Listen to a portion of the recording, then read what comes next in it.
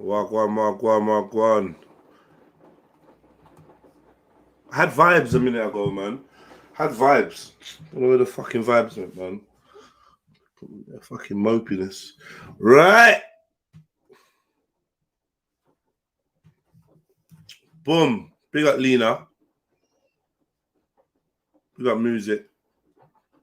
Sniper. RS Trill. Mills Tap. Big up yourself. Let me know the number of your like, man.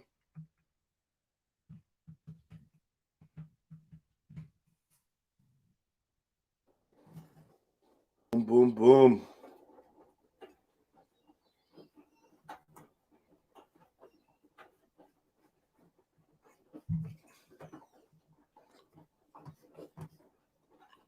Yeah. Sorry, you got the washing machine in the background as well. Yeah. Sorry, you got the should be a good show today, though. Big up everyone has completed their fasting, all the Muslim family. Eid Mubarak and all that. Yeah. Hope you lot celebrate, enjoy, eat food, and spend time with the fam. Even if that means just chilling with me.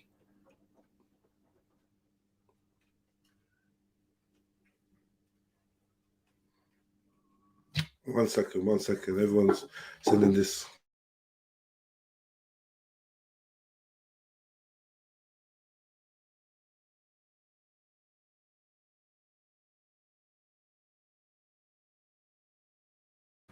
Yeah. What's everyone saying though? Enjoy your feasting. Exactly, music. Big up keeping it real. Scarlet Fox. Big up your chest. Trillo G. Oxo Beans. Big up.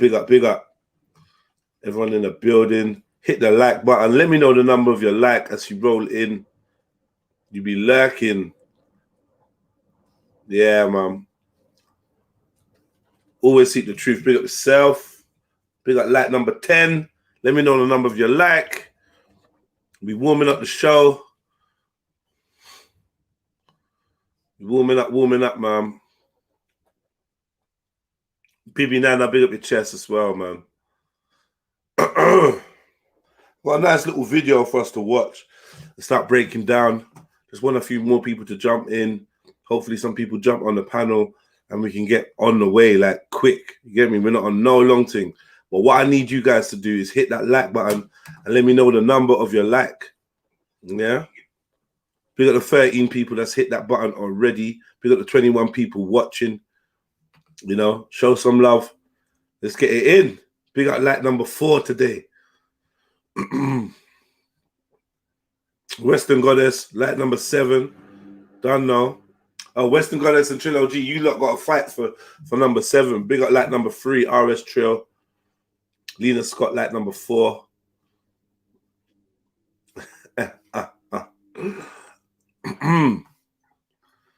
Yeah, boy. Should I play some music for you lot? A little beat or something.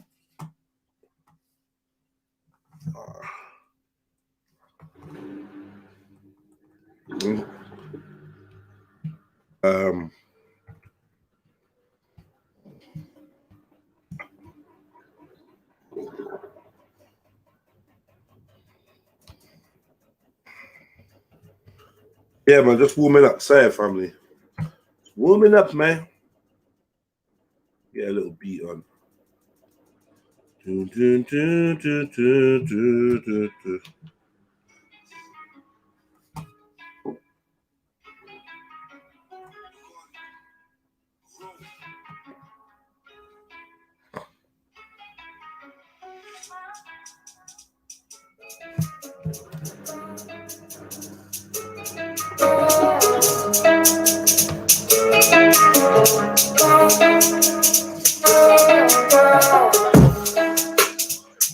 Hey, in the morning, while you're snoring and the rain is pouring, better go scoring.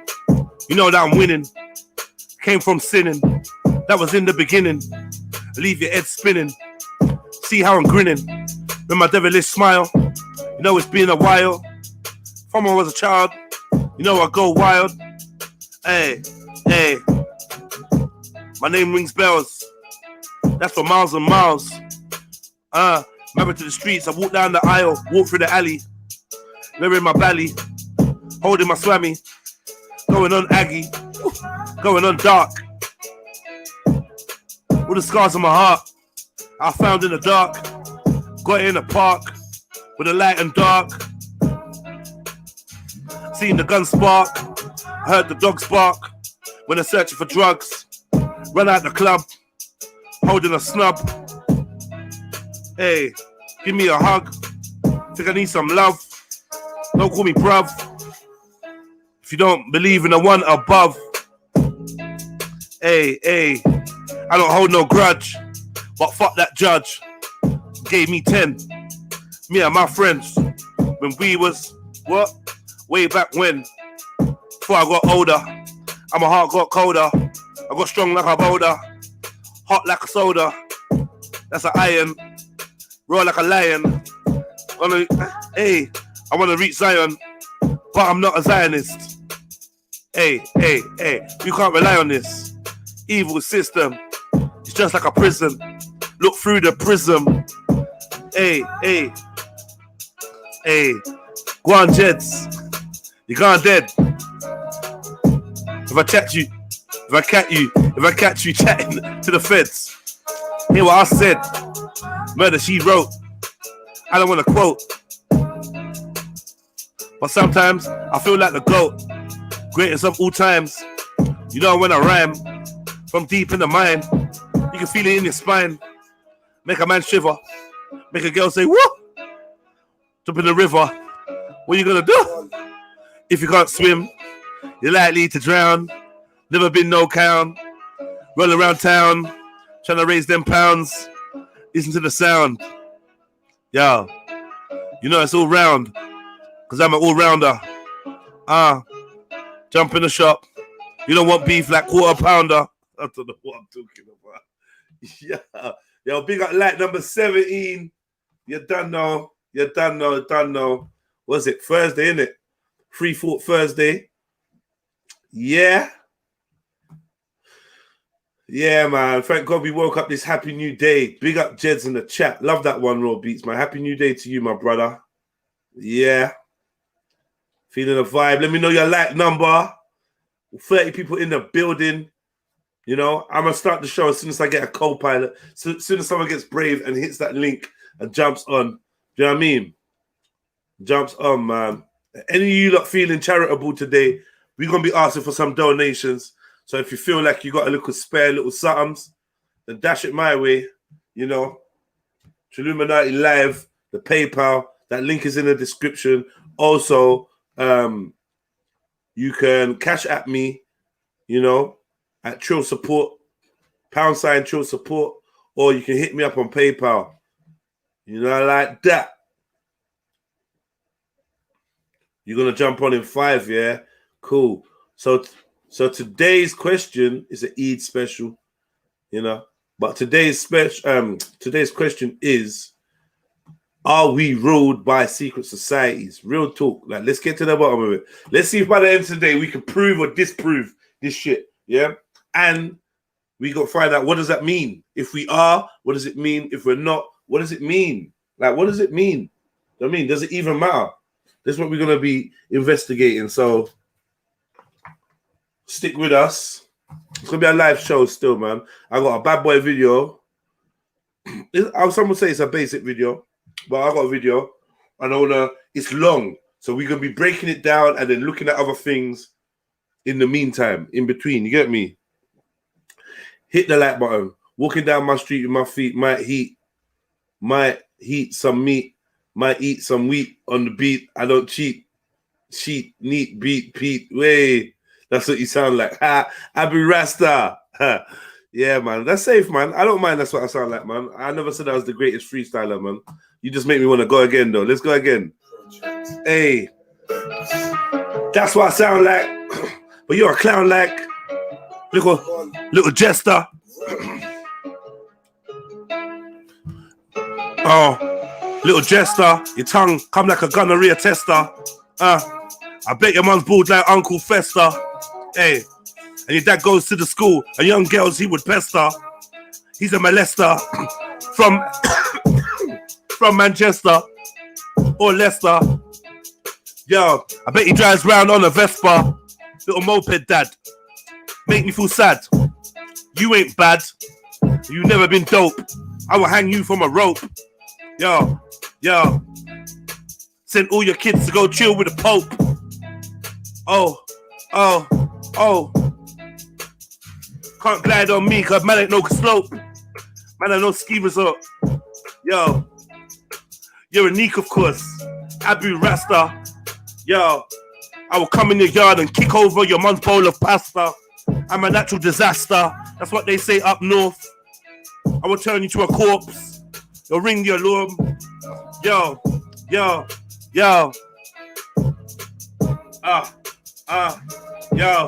Abu. Don't your name mean slave? Oh, please behave. I'll walk in a rave. Give your brethren a shave with a razor blade. Take him out. Yo, get in your bed. Yo, Abu. Don't make me have to grab you. If I saw you, I'd stab you. Hey, that's why you can't have no real name. You're just a real lane. Stay in your real lane. That's the slow one. Yo, your girl wanna rip my shirt like Hulk Hogan. You know the slogan. You're not the Shogun. Hey, got the juice. I got the sauce. Of course, just got the force. Hey, I don't care if you're driving a Porsche or a cart with a horse. I'll knock you off course. Yo, Abu Rasta. Hey. Yeah. All right, bro. All right, cool. Hold some of that, Abu. I'm waiting for you to come back again. Hold some of that, right? Your tongue's a gonorrhea tester. You right there, heathen? Happy New Day and that. Happy New Day, lad. You all right? Yeah, bro. Yeah. How's it going? Sound, mate. Sound, you? Yeah, man. So you got the answer to my question today. I was thinking about them when you said, lad, and we are proper. Yeah, we are. Well, society's definitely moulded by these people, isn't it? It depends how much you sort of indulge within society, isn't it? Like I'm trying. Let's start from the beginning, even. Yeah. What is a secret society to you? To me, it's the occult, isn't it? It's the old occults of the Masons, the Shriners, Skull and Bones. Mm.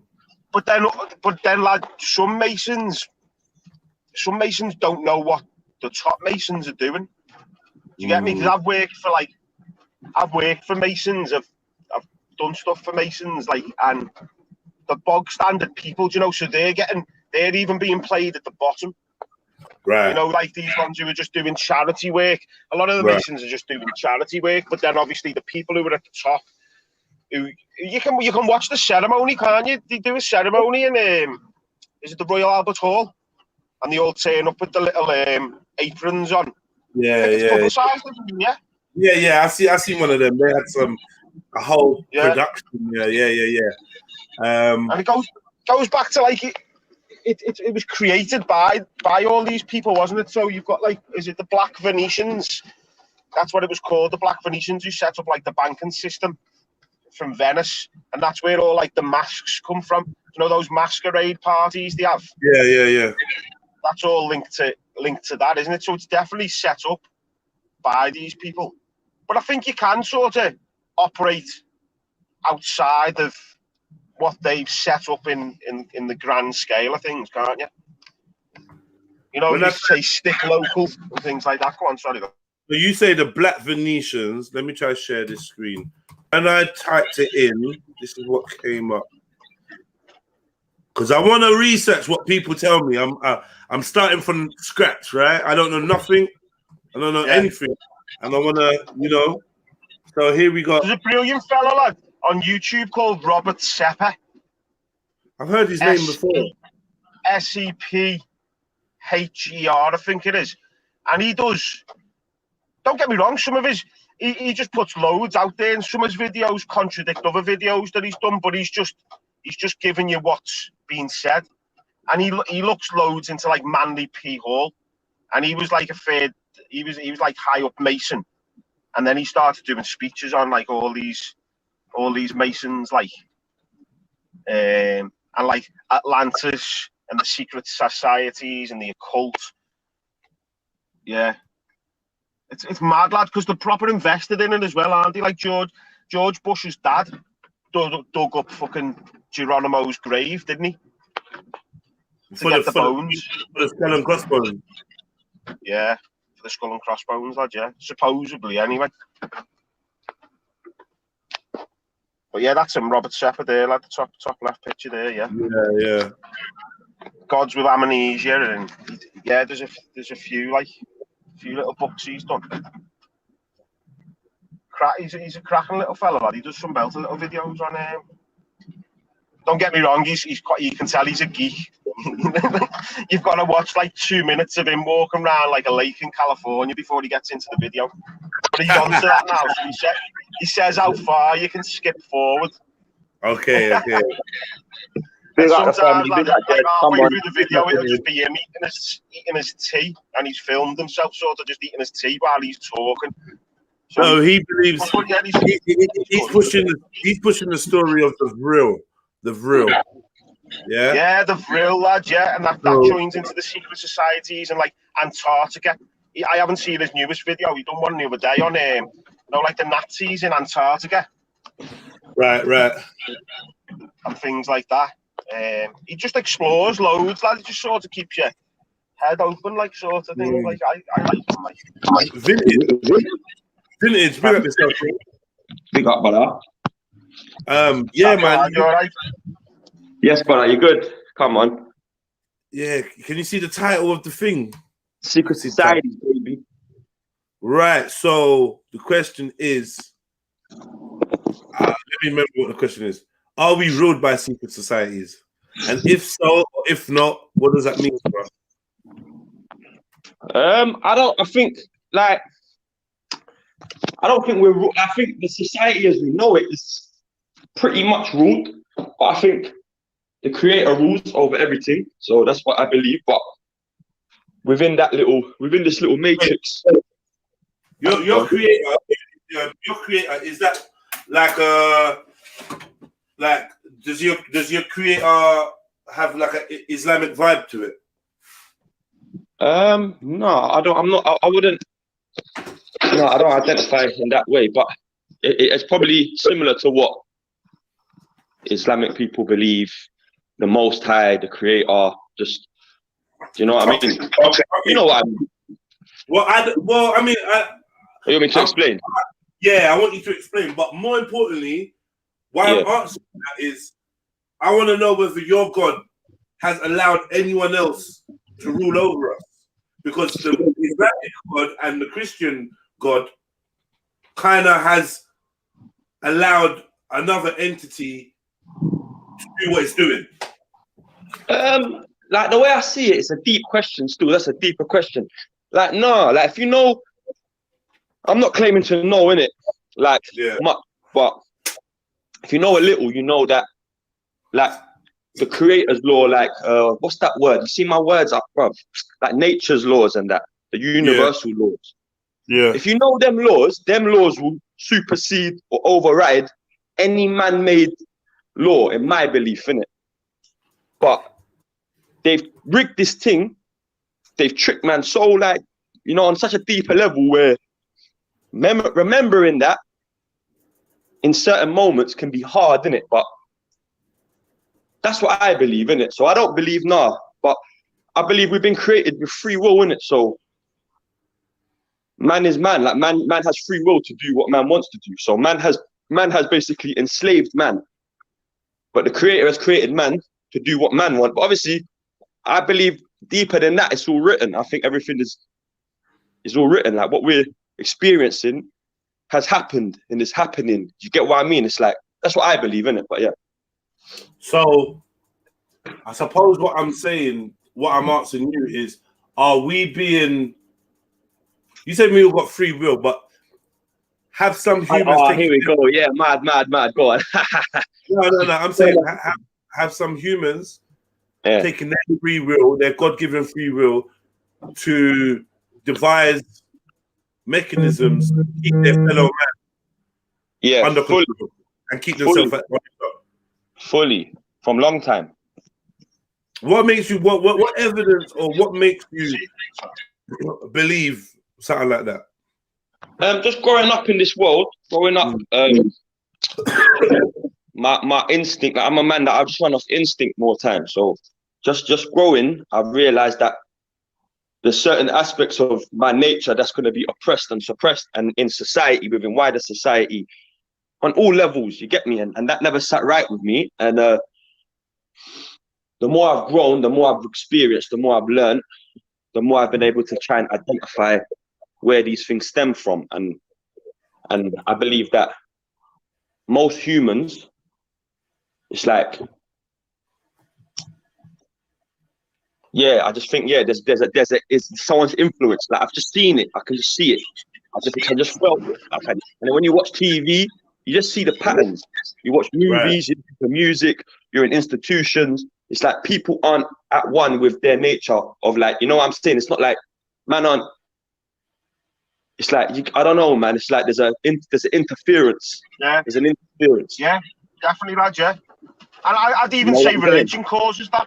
You know, I instead of reckon knowing religion's been hijacked. Sorry, yeah, go on, speak. I don't want to over. Yeah, I was going to say, instead of knowing the seasons, we're sort of pre-given other celebrations by other religions that don't correlate to where you actually live and the season that you live. So you could say you live out of the cycle of the actual living world, couldn't you? Do you get me? Kind of get you. Yeah. Kind of get you. What I was going to say there, like, my thing is this: have we got free will if everything's already determined? That's what I was going to say to you. Like, I'm not like disagreeing. Yeah, but you see that knowledge there. This is what I talk about this a lot. Yeah, you see that knowledge there. Yeah, to me, yeah, that has to be handled very carefully. Like, that has to be in the right hands, because no one shouldn't use that knowledge as an enabler to think yeah, because if it's already predetermined, so ultimately what I'm saying is, I can't be 100% of either or, but I know that there's something bigger than humans, bigger than man, higher than man, that is kind of orchestrating and dictating the play. And you know what I mean? That's what I believe. That's my faith. So okay, but that thing that's bigger than man, that's in contact with man. There's men that's in contact with that. I think if you seek it, yeah. And do you feel like the men that's in contact with that, the people in contact with that, are willing to be open and share the information that they get from contact with this force, or is it need to know basis? How are they working with it? I think again, I didn't can't quite grasp that one. I think so. Yo, morning everyone, man. Morning. Big up. Happy New Day, 90, man. Happy New Day, man. I think that as that in the ancient times, I think we were more connected maybe with something outwardly. And I think maybe they may have tried to put it this way, colonize us, or maybe we may have been made, and maybe we may have destroyed them. Maybe we've maybe overtaken them, or maybe we fought back, and through like teachings and books, we've tried to explain what these things were, and maybe that these things were hidden from us by let's say our leaders, because these things could give them wealth. Do you know what I mean? They could give them power. So maybe, also following on to that conclusion, maybe they're working on a way of getting back their asses back home. So they're using us to, let's say, to be the workers to build their spaceships, to build their technology, maybe to communicate. You know, like ET, call home. Yeah, yeah. Why wouldn't they be able to do it themselves? If it's so advanced. What's this? The alien thing? Is this the alien thing? It sounded a bit alien. Yeah. I'm not personally with that, but yeah, go on, Sandy. Well, sorry, say that again. Why would they what? I'm saying, first of all, where's that echo coming from? Is it me? I might have put the headphones in. It could be me. An echo there, like. Yo. It's not me. Go on mute. Yo. Yeah, it was slightly you vintage. I don't know what that was, bro. But yeah, what I'm saying to you, Natty, like, what is that? What is this? You're saying, like, what is this thing that you're talking? Well, I'm saying, like, maybe I'm gonna be blunt. Maybe extraterrestrials that have fallen here, and they need the power, or they need a way of getting back home. So they've had to obviously make their home here, and they've had to look at us and say, look at these dumb animals, but we're going to use their minerals, use their resources, and we're going to figure out a way of living here amongst them, but getting our asses back home. Okay, so where's this theory? Where are you getting this theory from? Like, as in, what's leaning you towards this, like, seeing the world like this? Because this is such a nice, perfect paradise, but it's not enough. It's not enough for man. And I mean, if you look at, like, not written in books, let's look at written in stone. Yeah, that's why I like history and stuff like that. When you got stuff written in stone that you can see, you know, hieroglyphics that show, you know, rockets, maybe spaceships, maybe lights, beings, bigger beings that are smaller than beings in pictures showing, you know, wisdom, like maybe have been taught, you know, everything focused on these stars, like from ancient times, and then boom, from now we're like, what? Like, I don't know. It seems like we're more thick. And like, it seems like the further away we're getting from the past, the further we're getting away from the truth. Ooh. Yeah, I can agree with that. I hear, yeah. I hear you. I've got there's a deep one, like, just to bring it back to, like, the secret societies and the aliens and that. There's a deep one there, and this links back to, like, what I was saying before with the Antarctica. There's a deep one there that says that the Nazis, basically, you heard about these aliens. There's different types of aliens, isn't it? And there's like a sort of like Aryan looking one where they're very pale, they have blue eyes, bright yellow hair. Yeah. And one of the theories behind that is that the Nazis have actually got a colony in Antarctica, and they're actually using some of the things that they were trying to perfect during World War II, like propulsion technology and like what we'd say flying saucers. And you could actually argue that that's another secret society that's trying to model Earth in a certain way, and they're gathering information by visiting certain people. And that's one of the theories that's out there, like that. Yeah, I mean, they're actually basically they've perfected the like Aryan sort of person, and now they're actually going around abducting people, doing tests on people and things like that. Because there's one of the old theories about the aliens is that the aliens are us from the future, and there's something wrong with us that's killing all of them off. So they're trying to fix the DNA now, so that basically in the future they don't all die off. Which is, there's a couple of little things there to talk about, but madness, mate. That's interesting. There's a book. There's a really good book called Angelology,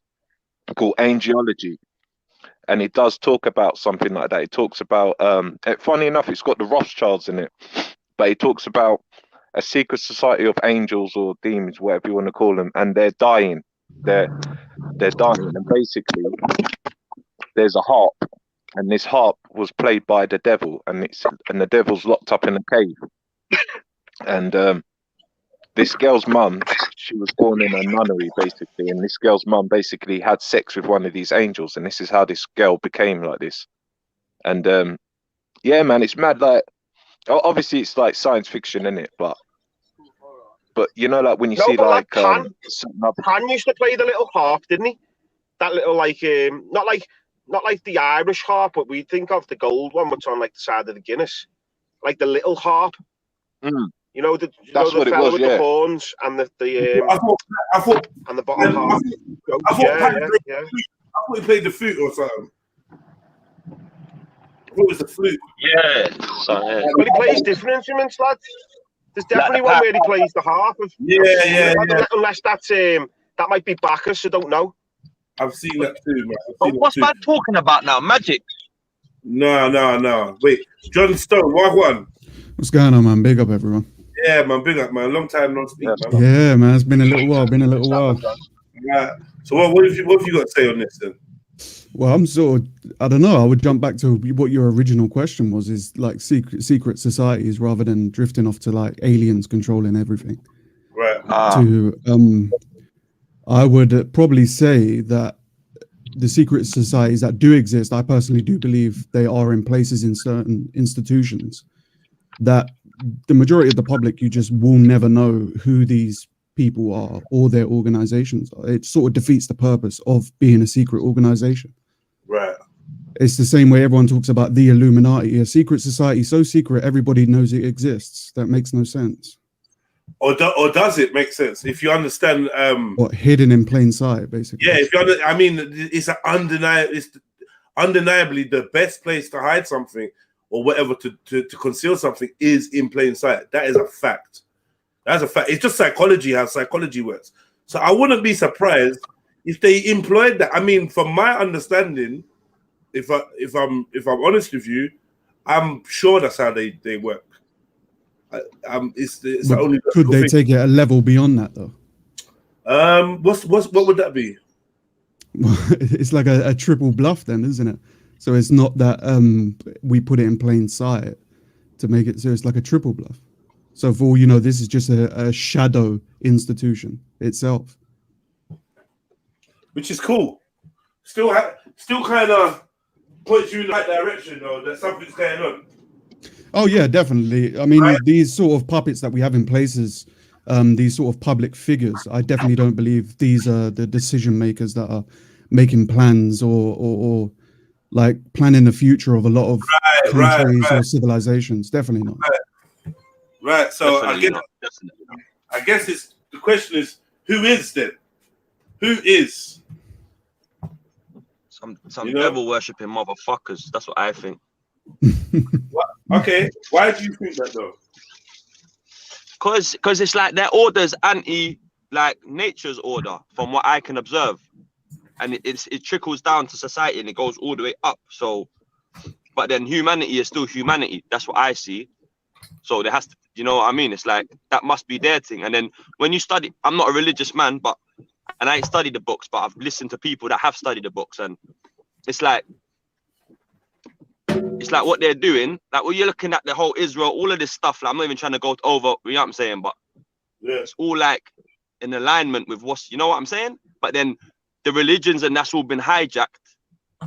So if you're born in of generations what we're born in, you may not. If you're a free thinker, you may not. You know what I mean? You may be led away from that because it's like the examples being set aren't certified. You get it? But yeah, I think that's what it is. I think these men are just trying to play God at the highest level, and then it's like trickling down in it. And that's what this world that we know it, like you're saying, are we being controlled? Yeah, to that extent we are in it. But this is just what it is, isn't it? You can only control, or you're only here to experience what you're born into, and you know what I'm saying, the circumstances you're in and the cards you've been dealt. So you got to play them as wisely as you believe. I've just reached a point personally where I feel like, I don't know, I think I'm doing this, but tomorrow I'll listen back and think, right, that was meant to be. You get it? So that's what I've reached, innit? But I don't know, man. I ain't got the answers. But yeah, secret societies, yeah, the Illuminati, the Masons, all of these motherfuckers, they probably got all kind of sex, like all kind of shit. Even on this panel right here, not even on this panel right now, maybe, but I don't know. But on this stream, definitely, I sense it. But maybe I'm tapped in it. I'm a madman, so it is what it is. What do you sense on this stream? Certain times I feel like certain characters, certain personalities, it's like, I don't know, brother. You know what I'm saying? I've said this before, Jeds. You know my angle, but fam, you know what I mean? It's like, yeah, you gotta move digital, innit? Exactly. More. Some people move like this. Some people move like what? Some people be moving like feds up in here. The amount of G-man up on this thing, man. Yeah. Everybody got better information about each other. So what? See, I was going to say, what allows them to hide in plain sight? And it's music and video, isn't it? You know, these tools that they use. Exactly, lad. And this allows them to hide in plain sight, because once you've seen it on a film, you'll discredit anything else that you sort of see along them lines, then, wouldn't you? I sort of see these though as tools to further their cause or the long game. So they're using them. That's their thing. So media, music, academia, even like most of these things are just they're just tools to further their agenda. Yeah. So don't you think there's a possibility that we could be used, for these? I'm gonna be blunt, innit? I definitely think that there's outworldly forces, that have been here for a while, very long time, and they've helped us. They've helped themselves get themselves in a situation where I think they're trying to, bring their boys here, or I think they're trying to get home. That's what I personally think, because even the Vatican's got a telescope, man. Like even they're up in the skies looking for stuff. Yeah, fuck the Vatican, lad. They've got half the fucking world's secrets in the vaults underneath. You know, all these things that the Templars and other. Well, wouldn't one of the? I would say, if we're talking about some form of society, and that wouldn't one of the secret societies revolve around religion? Yeah, I was going to say that, Jed. We see that religion does control a lot of like worldviews and the way people act and what people think is morally right or wrong. Religion has a huge part to play in that. That's what I'm saying. They still have knights, Jedi. They still have knights. So you have like the Knights of St. Columbus. You have different orders within the Roman Catholic Church. So you have like the Knights of St. Christopher, the Knights of Columbus, the Knights of St. Peter. The Rosicrucians and that. Yeah. Yeah, and you get your little certificate, lad. I know people of it who've got the little certificate on the wall that declares them as a Knight of St. Christopher, and then there's another one, Knight of St. Peter. And it's all to do with business. A lot of these people are business owners, you know what I mean, who are in these sort of knight fraternity sort of scenarios, So it's deeper than Masons. It does go into religions.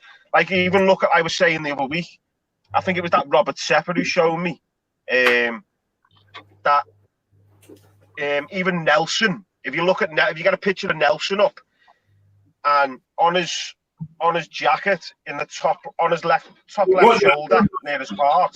Lord Nelson or Nelson Mandela? Who's Nelson? Yeah, Lord Nelson, lad. Lord Nelson. And you'll look, and he's actually got like the crescent moon and the star, because he was gifted by the Ottomans. So he was obviously written into something by the Ottomans. The Shriner. Yeah, Shriner, lad, yeah. And this was a man that basically commanded the whole Royal Navy. Right. Well, people do say the secret of masonry is Islam. But they also say, like, that Manly P.O. says it's to do with ships as well. I'm in the supermarket. Was it not Albert Pike? Did man say the secret of masonry is Islam? Yeah, well, one of them, yeah. No, I think religion's been hijacked. Yeah, I reckon Masonry they've hijacked religion, but you think? Yeah, I don't know, Cuz. I don't know. That's a mad statement, though. Yeah, listen. You could say Masonry set up religion, couldn't you? You could say Masonry is Exactly. older because it dates back to the Exactly. Egyptians. So you could say Masonry set up the religions. Exactly.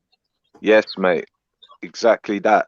And that's why I was saying why I think in places like England, yeah, is like Babylonian lands, because it brings all the religions into one and then it controls us all. Do you get what I'm trying to say? Doesn't matter if you're a Jew, doesn't matter if you're Muslim or whatever, everyone's following or everyone's forgetting about their faith and everything and answering to Big Daddy Boris Johnson and all that. And they're just bringing all their magic and trickery and fuckery into music, films, and they're changing people. When they come here, they change. They're not the same. They're not the same strict this or strict that. You know what I mean? They come here and they see I don't know what they see, man. They see a different life, man. And they come underneath that spell, in it, where they want they want gold, they want this, they want that, they want money, they want all this type of stuff. And these people are just sitting here rubbing their hands saying, yeah, abracadabra. But I see it, lad, there must have been a point in time when that sort of thing come. Many faiths of Freemasonry. There you go. There's the signal there. One world religion. Look at that. All in one.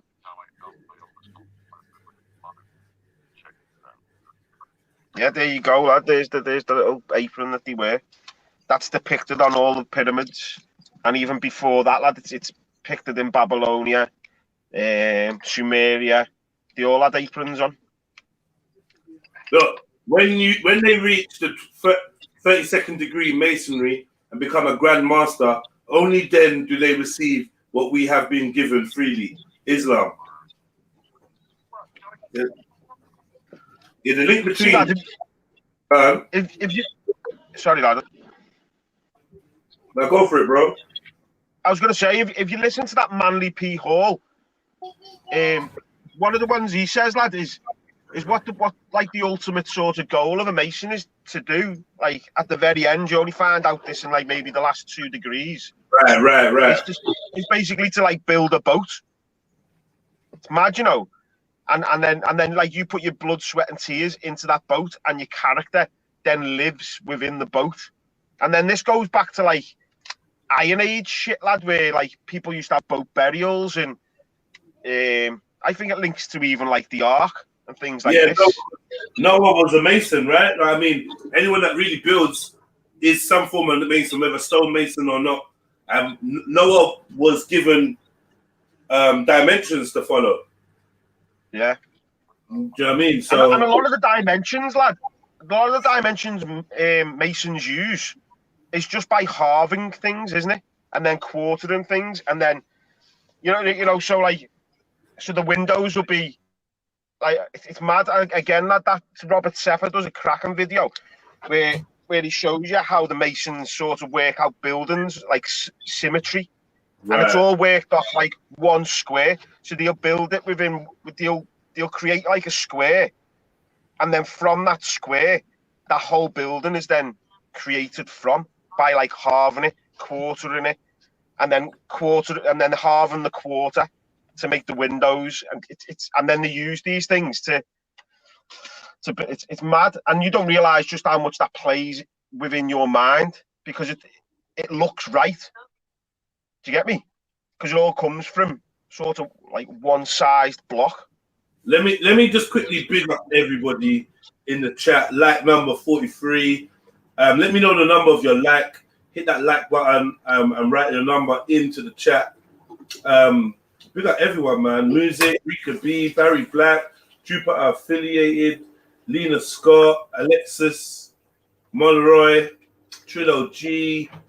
Loads and loads of you lot in the chat, man. Keep up the comments and that. Make sure you hit that like button. Ota Axon Queen, Fatal Tale, Mary Trilly Jen, Rafu Trill. Jump on. Please. Come and get involved in this conversation. Big up to a man like John Stone. Heathen, 92 Dread, and Vintage on the panel. Come on. The link is above the chat in blue. Just click that and it'll bring you over here. I'll type on code Barbar and everyone else. Oh, and big up Music for PayPaling. I'm gonna go check out that PayPal. Much love, man. Happy Thursday. Today we talking about, the topic is, are we ruled by secret societies? And if so, what? And if not, what? Like, what happens then? What? You know what I mean? Let's talk about it. Let's discuss it. We do some online research. We look into whatever we can, and hopefully by the end of the day, we're gonna have a comprehensive answer to this question. Right about now, we started looking at Freemasons, and I don't know how the link to Islam was being brought up, and the link to other world religions. We asking, I guess what we're asking is, are these religions gateways to the secret societies or tools of the secret societies, or do the secret societies use these religions to control man? If you feel controlled at all, some of you will argue that there is no secret boogeyman gang out there doing wink winks and nudge nudges and secret handshakes, and it's all in your minds. It's all in your minds. What do you lot say to that? Huh? I'd say bullshit, lad. Yeah. To be fair. Just straight. Just call it, lad. Yeah. Just call it, yeah. You could say that. You could say that with the corruption of obviously like TVs and movies and books and hearsay and nearsay. You could say that we might corrupt our own minds to the obvious fact that man can do some fuckery shit sometimes and can be very deceiving, and that could be the whole point of, you know, abracadabra. If you can bruck a trick and make people believe in aliens, and you know what I mean, and then make movies out of it and make t-shirts out of it, and you get what I'm trying to say. Like, I think that way there, I think definitely you can fool people. If you can fool people believing that you've been up into space just to make sure that Russia think that you've won it, and it's been filmed underneath a big studio in the desert, I think that's amazing. And I think obviously you need clever people to be doing that type of stuff as well. So yeah, I think we could be oblivious to the truth of the fact that it's us doing it all, man. Right. Yeah, but also, do we see the evidence of these institutions fighting each other with, like, such as wars and stuff like that, or companies attacking one another? Are those institutions against each other? I don't see the evidence of that. I mean, I see the suggestion of it, but it's hard to ignore, you know, the financiers of certain wars and how they finance both sides. It's hard to ignore that. These are things that are actually on paper and factual. So it's difficult when, like, you know, one of our favorite wars is World War II. We always love to quote it and talk about the history of it and celebrate it. Or, you know, we do Memorial Day, Poppy Day, and all these type of things. But the fact is that Hitler himself was more than likely of Jewish descent, right? From his mum working in the house of Rothschild. I believe this to be, there's anecdotal evidence, but I believe it to run kind of true. For a guy like Hitler to be hell-bent on assisting the Ashkenazis to settle in what we now know as Israel, which was then Palestine, I just think it kind of just shows you that motives are not always as transparent as they're given to you, like in your history class in secondary school. You know, it's a lot more murky. There's a lot more cross wires. There's a lot more people that you know have a vested interest in conflicts going in a certain direction. So it makes me think that majority of these conflicts are engineered, and they're engineered they're engineered to have a certain outcome, right? Definitely, yeah. 100%. I'd agree with that. Yeah, I'd agree And with the that. outcome is part of that Hegelian dialect. It's what they want. It's what they wanted in the beginning, and they've just found a process to manipulate the masses into either calling for this, begging for it, or watching it as it happens and being in silent agreement, silent consent with it. So, you know, like the Iraq war, this war, the whatever, bombing Syria, whatever it is, they seem to follow the same pattern. You give us an obvious bogeyman, obvious boogeyman, shall I say, the bad guy. The man like, oh my God, it's fucking terrible what they're doing down there, innit?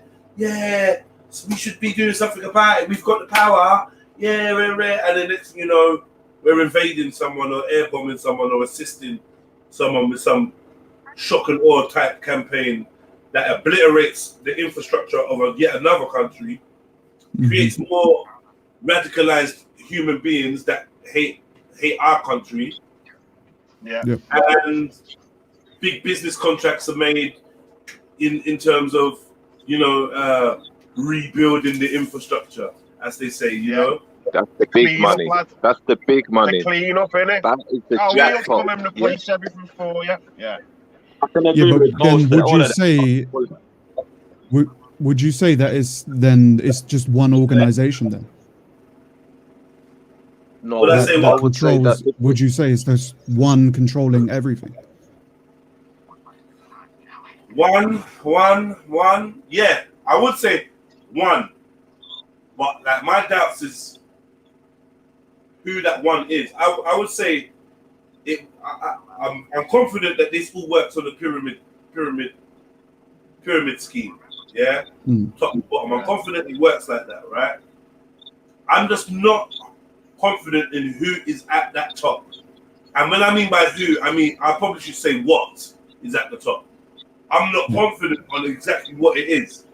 Is it an alien? Is it an interdimensional being? Is it the devil? Is it God? Statue, lad. Yeah, is it God? Is it a fucking is it a book? An ancient book or something? Is it is it a little girl whose eyes roll back in the back of her head and she speaks with a different voice, claiming that she's channeling some spirit or some shit? Like, what is it? I don't know. Jed, to go on to that, have you noticed that that's going on a lot in music videos? They stick the tongue out and roll their eyes back as well. Right. Yeah, but And that, they've also started doing it. I don't want to go on a sidetrack, but they've also started doing that in porn as well. Because I've looked at porn in the last year, and that's gone fucking weird. Porn's like proper shit, like sinister now. Like, I said to you, just be like a bit of music and that. But I said this not long ago. I see porn, and every actress is either wearing a pentagram or has got some kind of pentagram tattoo on her, or some all-seeing eye, or some shit. Yeah. That is coincidental. They got shit on the wall, some devil shit on the wall. Like, I've proper noticed it. Like, rah. You know, because I used to think that the horns on that was associated with, you know, like kinkiness, you know, like horns, naughty, devil, like kind of thing. yeah, But now I'm starting to take it a lot more literal. I'm starting to say, definitely. yeah, I'm starting to take it a lot more literal, man. Porn's just gone weird. Remember the elevator music it used to have in it, like yeah. You know, all that's gone. But yeah, but that's it's also, you could say that's changed with how easily accessible it is as well. Like, I remember seeing something ages ago and saying like the first ever texts was like porn, and then as soon as videos come out, the first videos were like porn. As soon as the internet came out, the first thing on the internet was porn. Yeah, it's porn. Yeah, porn, lad, yeah. What? Okay. What were we And that doing? allows you to control, doesn't it? It allows you to control high testosterone aspect of society, doesn't it? Right. Let me welcome Jupiter on, because hi Jupiter, happy new day. Big up, Jupiter. Are you there? She's probably just getting her Marmite on her toaster and she'll be back. Yeah, man. I don't know where I stand on that, because the religious aspects of it, obviously, you know how I feel towards religion. I'm agnostic myself, and I wouldn't lean towards an alien theory neither. I would probably say, if it was to be anything, I'd probably say it'd be a person like you or I, but with access to information that we don't. And like you said, to levels of masonry that they open certain doors as they go up this pyramid, basically, that they get access to a form of information. I mean, how deep could the information be? Is the information so deep that it would seem supernatural to us? Yeah, in a way, yeah. I don't know. I think in a way it could. Yeah. Do me a favor, Natty. It could be stuff.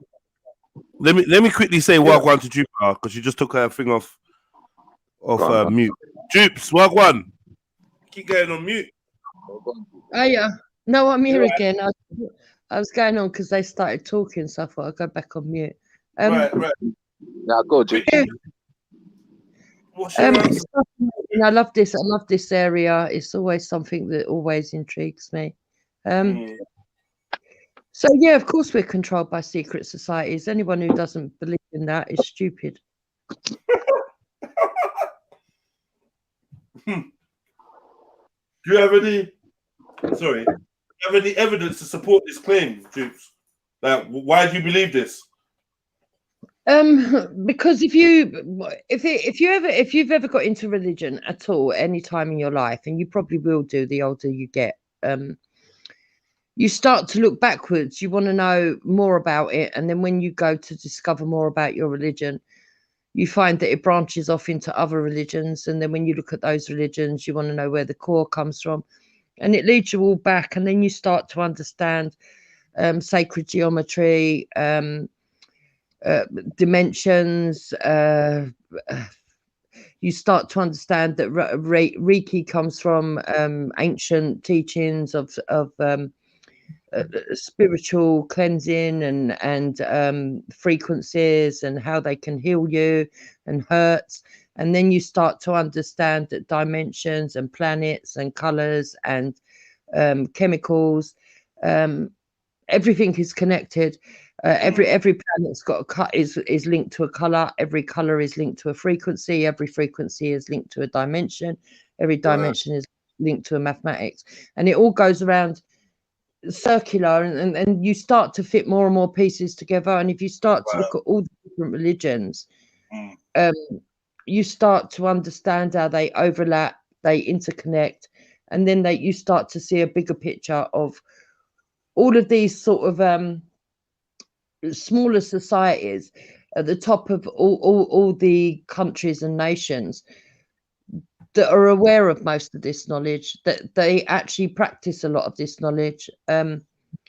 It's no coincidence, for example, that when we build houses in Britain, the roofs are pyramids, and things like that. So, yeah. Some would say that's just the smartest design for rain to run off your roof.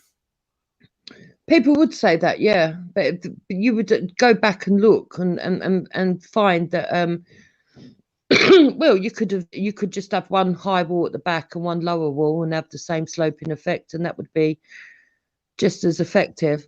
Right. The fact that you've got it sloping on two sides, All right, Illyri, jump on, because we really need some skeptics. These are all that in foil brigade. We need some skeptics. So jump on and be a skeptic, bro. We'd appreciate that. Who was that they said I believe? I believe in that as well. No. Yeah, Natty, man. Go on, Natty, bro. Yeah, I was saying I believe in what Jupiter was saying there as well. I think as well that the elements as well play a cool part. Shit. Yeah, I just got a question for Illyri. Yeah, people like Illyri that say stuff like that. Yeah, like how do you expect to find information or evidence of something that is claimed to be a secret? Like how can you find evidence of something that is meant to not exist?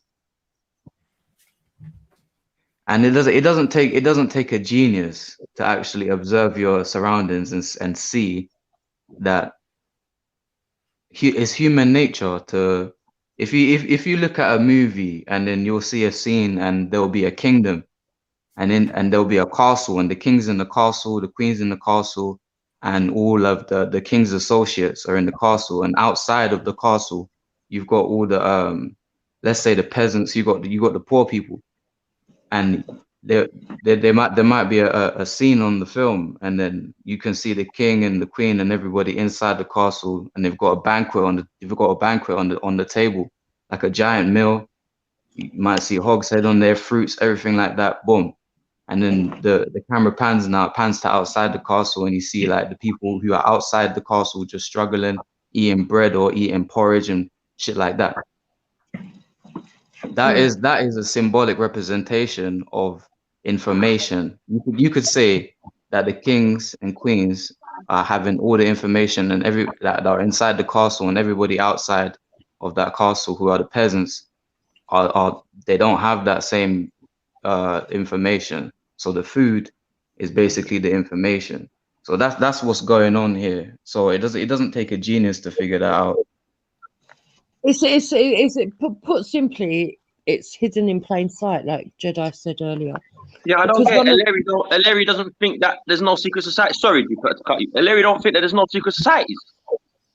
That's what he's saying, yeah. Yeah, but like Jedi said earlier, one of the laws is it has to be exposed. So you can't. This is what they call the double-edged sword. They have to reveal it. They have to share the knowledge. But it's whether you understand the knowledge that's being shared. Overstand it. But why do they have to share it? Why would they make that a rule amongst themselves? Because it's them that's making the rule. I believe. I think that's the technique. Is that they got to show you, it's like they need your, you know what I'm saying? They need the permission almost. They need that like spiritual. They got to show you what it is, and you can't. You don't resist it. You know what I'm saying? You've seen it. It's in your psyche. They do it. That's what I think. I don't know. I don't understand the inner workings of it because I'm not that, but that's what I think it is. So you're saying that if we go along with what they're presenting us with, then obviously it gives them the power to be able to do it. It's better that way, because somebody's got to take control. Somebody's got to take control of the earth, right? Because let's be honest, right? No, like we've got to share, and I reckon somebody said about we've done this before. Yeah, maybe we've done this before. Yeah, maybe they've got the knowledge that they have to treat us like ants. Yeah, so we have to work towards something in a way to understand that we need to live this way, because we can't just frequently share with each other. So I believe that they have to create a matrix, let's say, create a matrix world, create a system where, you know, we don't just, you know what I mean? We don't just chill out. We don't just understand that we don't have to fight each other for food and all this stuff, and that there's laws about taking a man and wife, why it's better to get married rather than just walking up to somebody. Do you know what I mean? Like, I think going from caveman to this way, I think they've learned not to go back to doing back. Yeah, hi guys. It's hi guys. Hi Jedi. It's Barry. I agree with you, man. That the guy that was just speaking, I can't see your name, but yeah, I mean, if it's just about who's strongest and who can take from other people, we can't have a society. And as we've bringing more people from different places with different ideas and different beliefs and standards, that gets even more important. But I just want to say quickly, I don't believe that there's been some sort of power in place since the pyramids. I believe there are lots of people in power, little groups with lots of money and lots of influence, but not some sort of holy power since year dot. Well, how did they get that money and influence?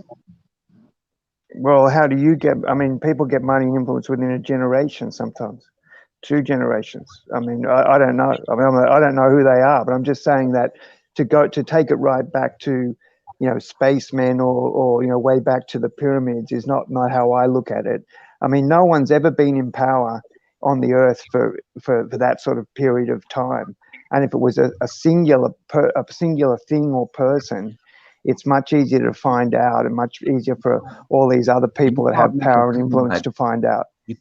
You can't make a claim that nobody's been on the earth for an extensive amount of time because you don't know that. That you're assuming I that. didn't make that claim. What claim are you talking about? I don't know what claim you're arguing against, Barry, actually, because nobody's saying that. What we're saying is knowledge is power. So if you have two groups of people wandering around the earth... No, all I'm saying, just Jupiter, all I'm saying is that I don't believe it went right back to... that one group has been in power since year dot. That's what I'm saying. No one said that. No, that's what I'm saying. I don't care what I'm just saying. I'm putting my two bobs We're worth talking in. about You know groups, we're talking about humans, like man, innit? That's what we're talking about, innit? That's right. Yeah. Well, some are. Yeah, because man, talking about all sorts of things. It's ultimately that's what it is. But yeah, but the ancient, the ancient societies, that's always been seized, hasn't it? So Caesar, he killed off, he had the last druid, found out what the druids knew, and wiped them out in one in Anglesey. Well, that's right. And in ancient Egypt, he done exactly the same, didn't he? Like, yeah, I mean, no one's been in power forever. You know, there's always been a takeover. What did they gain? What did he gain? He gained the knowledge and got rid of the people. It's the knowledge that's the power. It's the knowledge. But what is the knowledge, though? I've explained to you. It's all of the. It's the hidden language of mathematics. It's dimensions. It's understanding science on a quantum physics level, even further than that. That's so complex for just an average human being, though. That's where I get lost. Of course, it's complex, and that's why my thing is oneness. My thing is we're all one. Like everyone is. You know what I'm saying? Like that's how you got to look at humanity. When you look at a tree, yeah, you just call it a tree, but a tree is a sum of all its parts. You know what I'm trying to say? Every little thing on that tree makes up that tree. All the leaves, all the branches, all the little small little. So everything is connected, yes. Which is why the Bible and most religions will tell you. You might stub your toe, innit? You might stub your toe, and then bam, you get rotten. It starts rotting. You get gangrene, and it's like that shit starts spreading, and it's like, rah, you're gonna let that spread and kill off your whole body, or you gotta chop off the toe. Do you know what I mean? But I don't know, innit? I mean, no one seems to be, there hasn't seemed to be any power on earth, like any people or anything that's had complete control forever. It's cyclic, and to think that there could be some. Not true. Why man trying to control Earth? Like, you get it? Like, sorry? I think because that's not our design. It's like we're not here to control Earth. I don't believe. Do you know what I'm saying? So. No, but we're talking about having a power that has control of societies and the world, aren't we? But that's what I'm saying. I'm saying what we're discussing. I'm saying if you've been controlled, if you've been created to do what you want to do, I ain't been created to control you. So if I'm trying to control you, I'm going against my nature. Do you know what I mean? Yeah. You know what I'm trying to say? So then it's already you're going on it's an anti kind of, you know what I mean? So man shouldn't be trying to control each other. But when we try, but there are groups that want to control things for their own benefit, you know, to grab more of whatever and more to get you to do what they want. And there's no doubt about that. That happens. Our governments are that. You know, there's not one group. There's not one group. It's from the beginning. That's not true. So the religious and the elites, the most wise, have been in control from the beginning.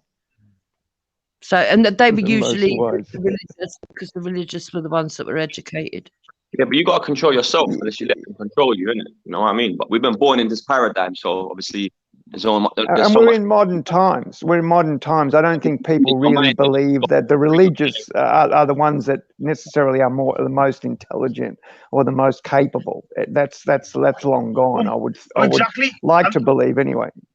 I don't think that's why I was saying before. That's why they like to keep us out of the cycle of nature, because this is the ancients observe nature, and nature gives you the answers. So you used to be able to, and that's why things used to be able to be predicted through nature, because nature was sort of predictable. Since we've started doing certain things to the earth, like things like cancers have come. But cancers also come into nature as well. So you'd have growths on trees that wouldn't have been there. And if they ever did arise, they'd be able to actually look at it there and then. And I think a lot of this what we're trying to say, a lot of this like society sort of thing is set up to keep us out of the cycles of nature, so that we don't actually fit in and relate to that sort of thing. And that's what makes... Yeah, that's interesting. That's interesting because, you know, like what the other fella said before about us being like little ants where they've got to sort of give us little jobs to do so we don't run around and club the neighbor and grab his food. You've got that aspect of it, which I can understand. And you've also got this thing about, you know, where there's some places on earth where you can go there, fish, you know, run around and find food for yourself and virtually live in a sort of natural type of way, which is a really good way. But, you know, not everybody can do that. Now that everyone runs into cities, we've got this other thing going on. The other guy was talking about the anti-type thing where if they're not doing jobs or getting them doing sort of stupid little things all the time, they'll put their minds to awful things or taken from somebody else. I think, yeah, them people are the type of people that deserve to be in a system like that, you know, because they're a liability, you know. But people, I think that, you know, these people who are in power, people who can kind of think for themselves and run their own kind of thing, they should just allow them to do that, or, you know, just move out of the way and stop trying to just, you know, control every single person. Yeah, I'd like that. That'd be great. Yeah, I'll vote for that one. Independence, you know what I'm saying? Like more independence, stuff like that. Yeah, but you could argue that a lot of these like Prince Philip, he argued a lot of this stuff that like there needs to be a great disease on Earth that wipes out like half the population. I'm not too disaligned with that sort of view. This like, because that also takes it away from nature and actually sort of, I don't know, it sort of keeps the cities going. Well, there's got to be an end point, like, doesn't it? I wouldn't mind having a simpler way of life, like, personally. You can only put so many ants on a block, you know. I mean, it's got to happen at some point because things just get out of hand, you know. It's a form of, yeah. Population control is just, you know, minimizing your liabilities at the end of the day. And you could argue that science is, like, we're doing unnatural things. Like, dying can be a beautiful thing, you know. Like, when people take their own lives, a lot of the time, like, I respect the decision that they made. They might not have been in the right frame of mind, but what is the right frame of mind? You know what I mean? Yeah, yeah. Well, that's the thing is even pain medication. Like, you go, if there are certain people that are in pain from various reasons, or like if you look at people that have been on like various drugs, if they want to get off them, the status quo in the hospitals is to let them suffer. It's not to sort of, there are things that they could do to sort of ease that. Now they've made there's always a sort of a big stick mentality. Like if they've done that, basically they're going to have to suffer. They're going to have to go through this long process of withdrawal. And there's this sort of thing with pain medication about sort of, it's weird the way it's done, with people dying, with people that have abused drugs, with all sorts of things. But anyway, that's a bit of an offshoot. No, but I think these are the things that are created to get us to look away from. You know what I mean? Masking again goes back to the Black Venetians with the mask. You know, the symbolic, the mask, being able to mask up problems instead, and it gives people, don't forget, it gives people a sense of comfort, being able not to worry about I'm a modernist, heathen. You know, when it comes down to sort of relating everything back to like, I know a lot of guys on these channels and that talk about, you know, the ancient this and that, and they've got sort of arguments that they run all the way through to from there. But I just don't believe that anything could be, or anyone can be, have that much control over people, all sorts of people in all sorts of places, to run the big picture. I think it's, you know, a whole lot of different groups with money and influence, influencing governments and all sorts. Don't get me wrong, I think there's all sorts of fuckery going on, and it will continue to go on. I think COVID, you know, in most part is just fuckery. You know, there may be a you know, a flu or something, but the rest of it is just complete. It's pushing people down a particular way to speed up a process they want to do. But you could argue like Jedi's point there before, couldn't you? Which what you've just said there. You could argue that wars are a seas of power. You know. Well, they are. Even talking of Britain, like I think we should only enter in wars that come our way. I don't think we should be meddling all over the world.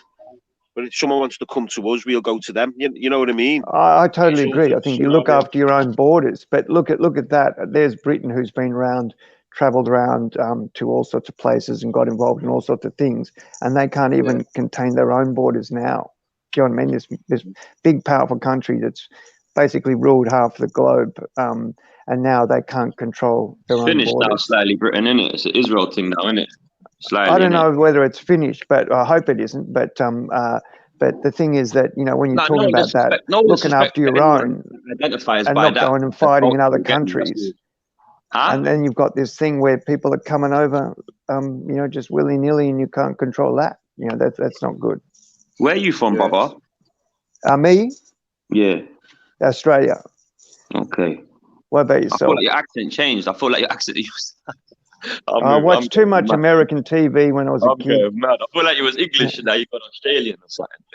Well, I used to like that cop show. What was that cop show? Which one? You guys with Reg Hollis? What was it called? The Bill. Yeah, maybe it's rubbed off on me. I could have sworn you was English. Yeah, I know. A lot of people out here ask me where I'm from. Jupiter, why did you jump off? Larry, you came on. I don't know if you spoke. I'm not sure what's going on, but like, I really wanted to hear you speak. Vintage wanted to hear you speak. Yeah, I wanted to hear him say what he was going to say about this. Here's a lesson. Yeah, some guys, when they jump on the panel, they kind of need you to open and invite them to speak. Otherwise, they feel like they can't find a window, and maybe their manners don't allow them to speak over people, so they just kind of just fall back. But Larry, if you could come back and give your 2 pence in, and Jupiter, I definitely want to hear from you as well. Right, so we're talking about secret societies and whether we as humans on Earth are ruled by secret societies. I've heard Barry's like not convinced that a plan could be carried through centuries, and this is what I'm getting from you, right? Yeah. I'm not really sure why we would deny the existence of this, because a lot of these things, for instance, a lot of the policies that we're going into have kind of been foretold, predicted by people in power, by I would say ruling classes have outlined a lot of their future predictions, and it seems like our politicians follow a roadmap that is ancient. We don't seem to have, we've not, like in England, over in Britain, we've not come out of the rulership of Rome. We still in that same paradigm where. But isn't Earth ancient? Haven't we had many societies that have built up and sort of been successful and then sort of failed? It's a cyclic thing, isn't it? So they would have. They would have the like. It's not unusual to think what you just said is happening. Right. The issue is like what I believe, from what I can see, is a lot of the information that you get from being part of a secret society is ancient information. So I think the transveyance of these ideas is what surmounts the power. Can I ask you one question, Jedi? Do you think there is a singular power, or do you think see this as some sort of singular, when I say singular, I mean like a singular group or whatever from way back to now that's controlling all this, or you think that's possible? Yes. Essentially I see the ruling system to work pretty much similar to But that's a system. I'm talking about people. Like he's talking about the ruling system. That these ruling systems keep getting used by lots of people. But do you see a singular group that's sort of pushing this thing from the year dot like to now? We can't. Yeah. I think what it is like Jupiter was saying. You follow the information, you follow the knowledge, and then you see who stays in power. Now, a funny thing is, our monarchy, the British monarchy, their genealogy is a lot of it is open, public access. It's all over the place, right? And what they do seem to show you is that they have an interest in tracing back historical figures, and they definitely keep their power within bloodlines. But even them, like, look how many Can we agree on? Can we? Yeah. But even them, look how many people from different ethnic groups and stuff they've brought into the mold. You know what I mean? They're not one particular people, are they? I mean, you could say they're elites. If me and you share a great grandfather, what does it matter? Well, that hasn't always been the case, though. This is what I'm trying to say. I'm trying to establish the fact that there seems to be quite a visible link between ruling parties and families that spans across the ages. Yeah, well, that's hard for the course of monarchy, isn't it?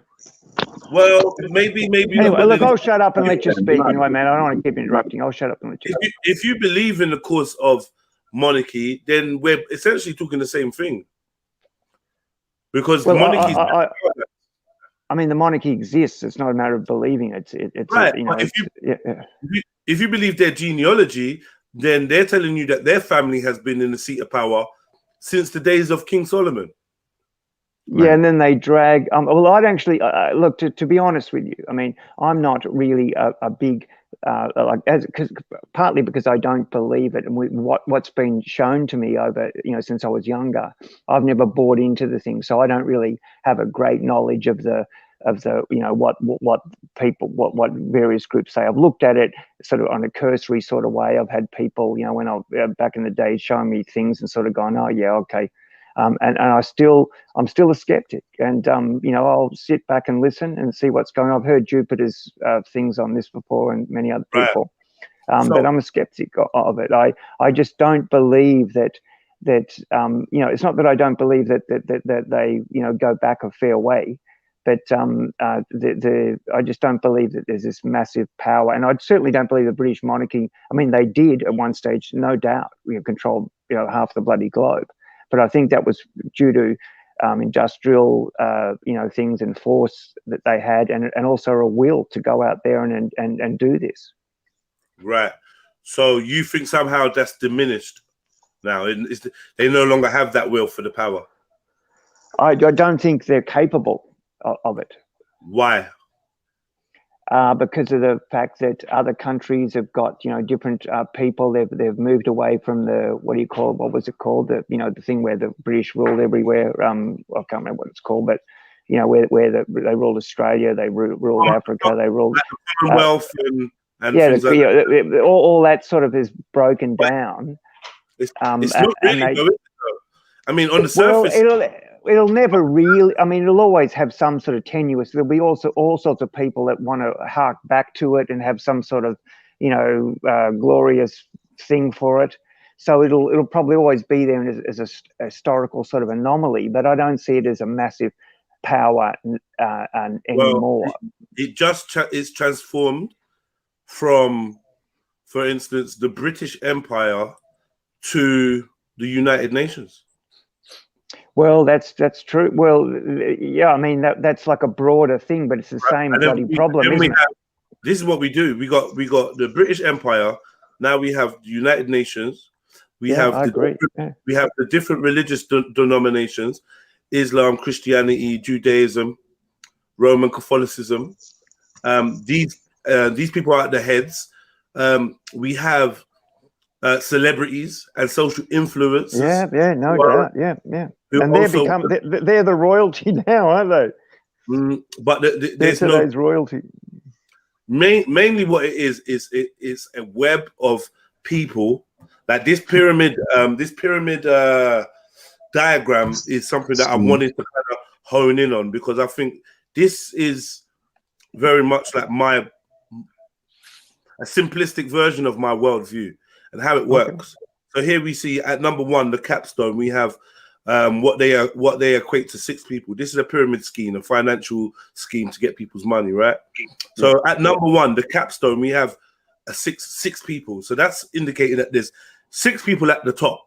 When we go all the way down to number 13, it's a number that I probably can't really pronounce, right? And I'll say the little people at the bottom on rung number 13, the ground floor, that represents you and I, the average Joe folk, right? All around the world. The people that are in power, it only takes 13 people, for instance, in this, to keep these people in check, right? So 13 people. And I can see what you're saying there and have some sort of agreement to it, but that's not a singular group, is it? Do you know what I mean? It's still floating down through, but I don't want to distract you, so you keep.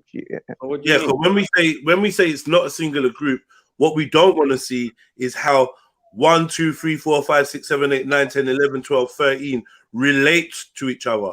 And some of their job is to make their relation ambiguous, right? Is to blur the lines and make it a little bit more difficult. In each one of these rungs, you're going to have people that claim to be in opposition.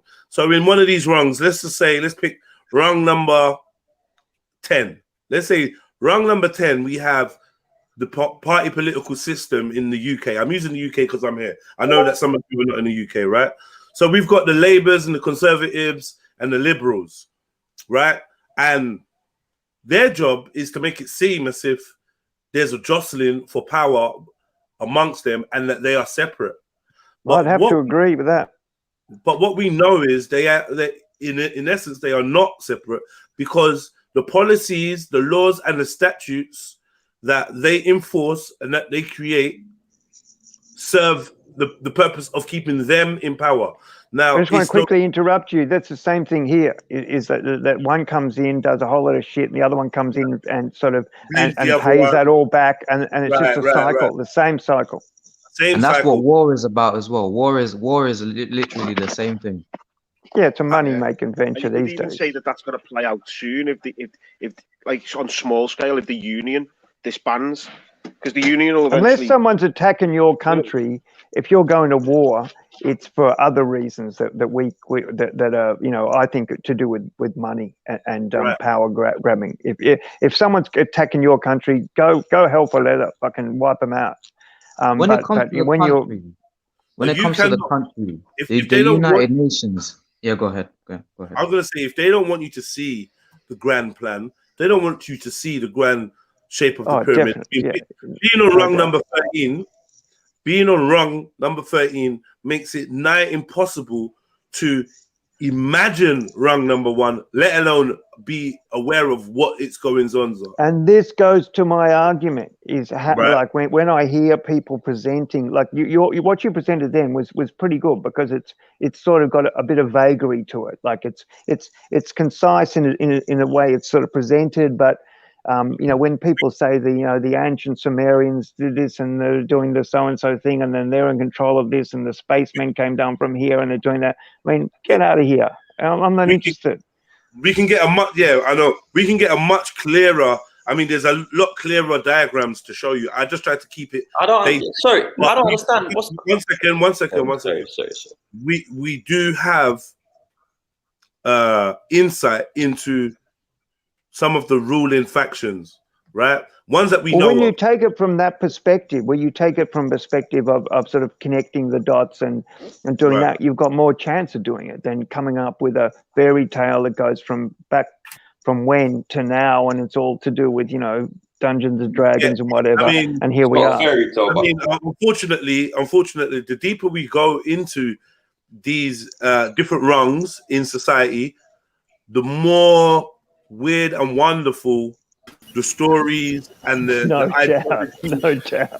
That's why I came on. Sorry, and the beliefs because what we have to remember is, what I'm trying to propose is that the higher up we get in the seat of power, the more it links back to ancient customs, ancient beliefs, ancient practices. And we see that those at the top openly highlight their relation in genealogy and ideology to the rulers of the past. So we see an inexplicable link between those that rule us today and those that rule our ancestors. I get what you're saying, but people often you know, like want to believe something, and even these people that are in power have all sorts of weird and wonderful things, a lot of time on their hands and a lot of things to think about. And just because they believe something or they want to push something or they want to tie themselves back to here, I don't necessarily always see it as a direct line. It may be what they're espousing and it may be what they're thinking, whatever, but actually a direct sort of lineage to a, you know, way back to then to now. Do you know what I mean? I know that several of these things like masonics and stuff have all sorts of stuff that they take back and all sorts of various groups do, but I'm still dubious of the sort of, you know, the grand plan back from the day, you know what I mean? Okay. Illyri, what did you want to say, bro? Welcome. Welcome. Most of what I have to say, I don't know if it even relates to the people on the panel now or the people in the chat, because it's changed since when I first came on. It was just that certain people will not believe you when you talk to them about politicians, multinationals, and the aristocracy secretly meeting up to implement neocolonialism. But they will gladly believe in people meeting up in log cabins to take part in secret societies and sex magic. And I just found that. Yeah, good point. Yeah. I found that hilarious. But what's strange is why are the two mutually exclusive? Why are the two mutually exclusive? That was the question I was gonna try and pose to those people, but the chat has changed since then, and the panel has changed, so they're not here. So it's really.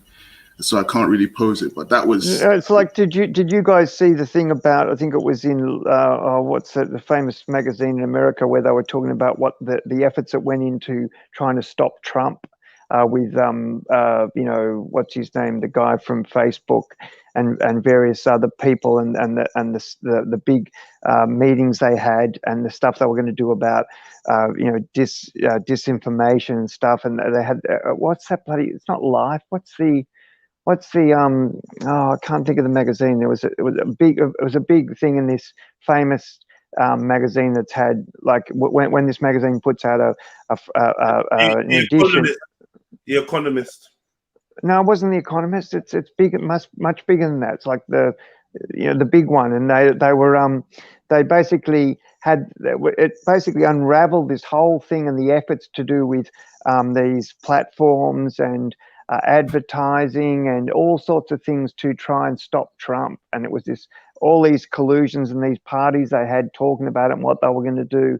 And if you don't see that as sort of collusion and corruption from, like, people were coming from all sorts of areas, industry and this and that, and they're all having these big sort of meetings to try and sort of stop this one guy. I'll remember the magazine and let you know. It's a famous. No. What's that bloody thing? It's sort of like it's got that sort of credibility, but it's also does a little bit of sort of like, you know, literature type stuff. You know, and they've always had this. Is it what's? Sorry guys, I can't remember what it's called, but it's the what? Sorry, no, probably not that. Yeah, like I don't know what it is. It's a magazine that it's a thing that comes out every year, and on the front of it is a big thing about who's on the cover of it. It's been going for bloody, you know, years and years and years. I don't read a lot of.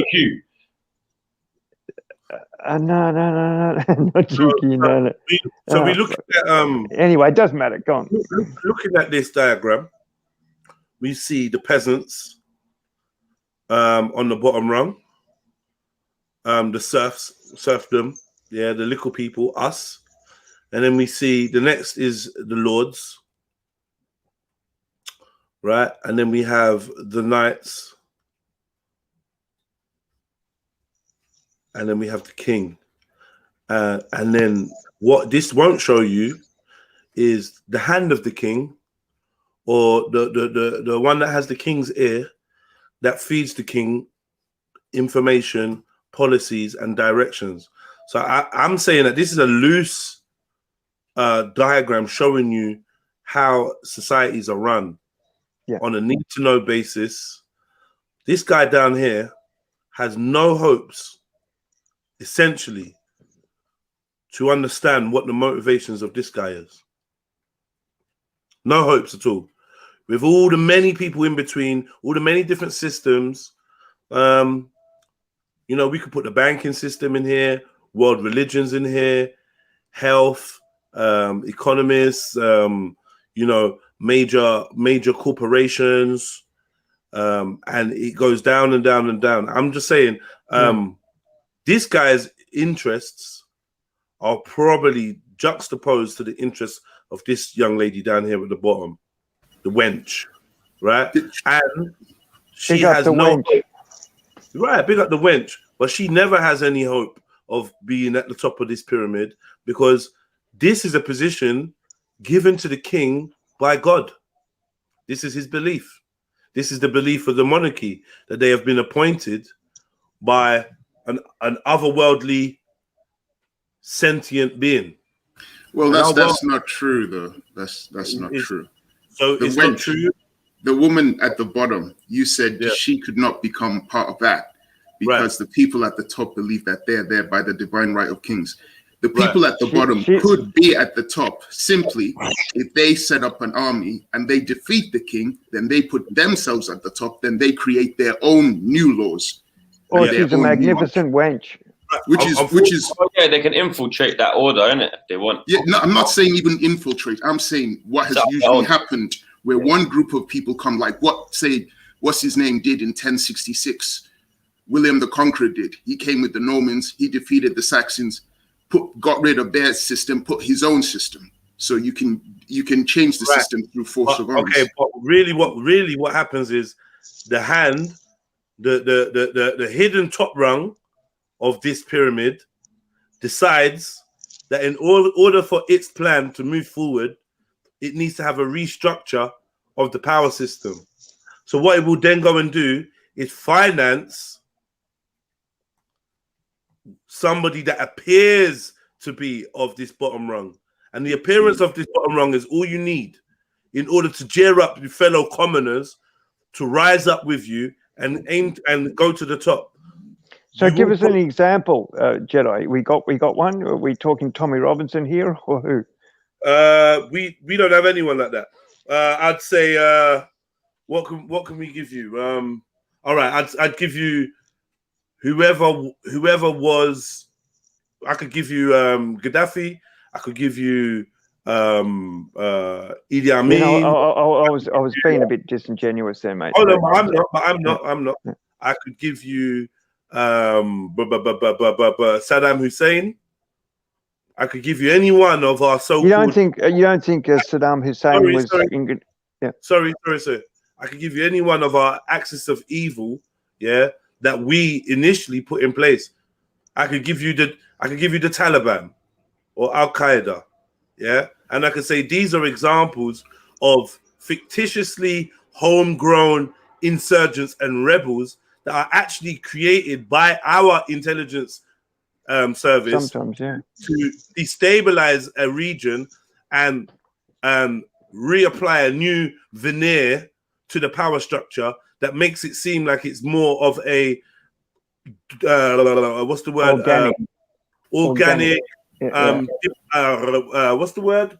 Like from the people, like it's come up naturally, sort of thing. Democratic, more of a democratic vibration. When essentially these are just it's happened many times. Stool pigeons that we've put in place. They keep the local man on the bottom rung docile, feeling like he does have an opportunity to affect change. Local politicians, local elections, voting for your mayor, voting for your prime minister are all basically microcosms of this very same thing that Illyri's describing. Oh, we got a new prime minister. Oh, our president is black. Oh, Trump's in power. Oh, Bush is in power. Oh, we got Tony Blair. We got Theresa May. Meanwhile, or the Obama. I mean, exactly, exactly. Meanwhile, the plan never changes, no matter who we vote for. Yeah. So what do we do? That's okay. What you're talking about is, to me, that's just basic normal politics that's been going on. You can even have a separate show on that, and you'd have to provide evidence that this person's actually a stool pigeon and they're not really part of some unique organization. Nowadays, it's very easy. That's fine. Nowadays, it's very easy to do, because usually the winner and the loser are part of the same secret society, and there's enough evidence to support that. Remember, that's the part that I wanted to ask you about, Jedi. The Mason's oath is, we are part of a country with no borders.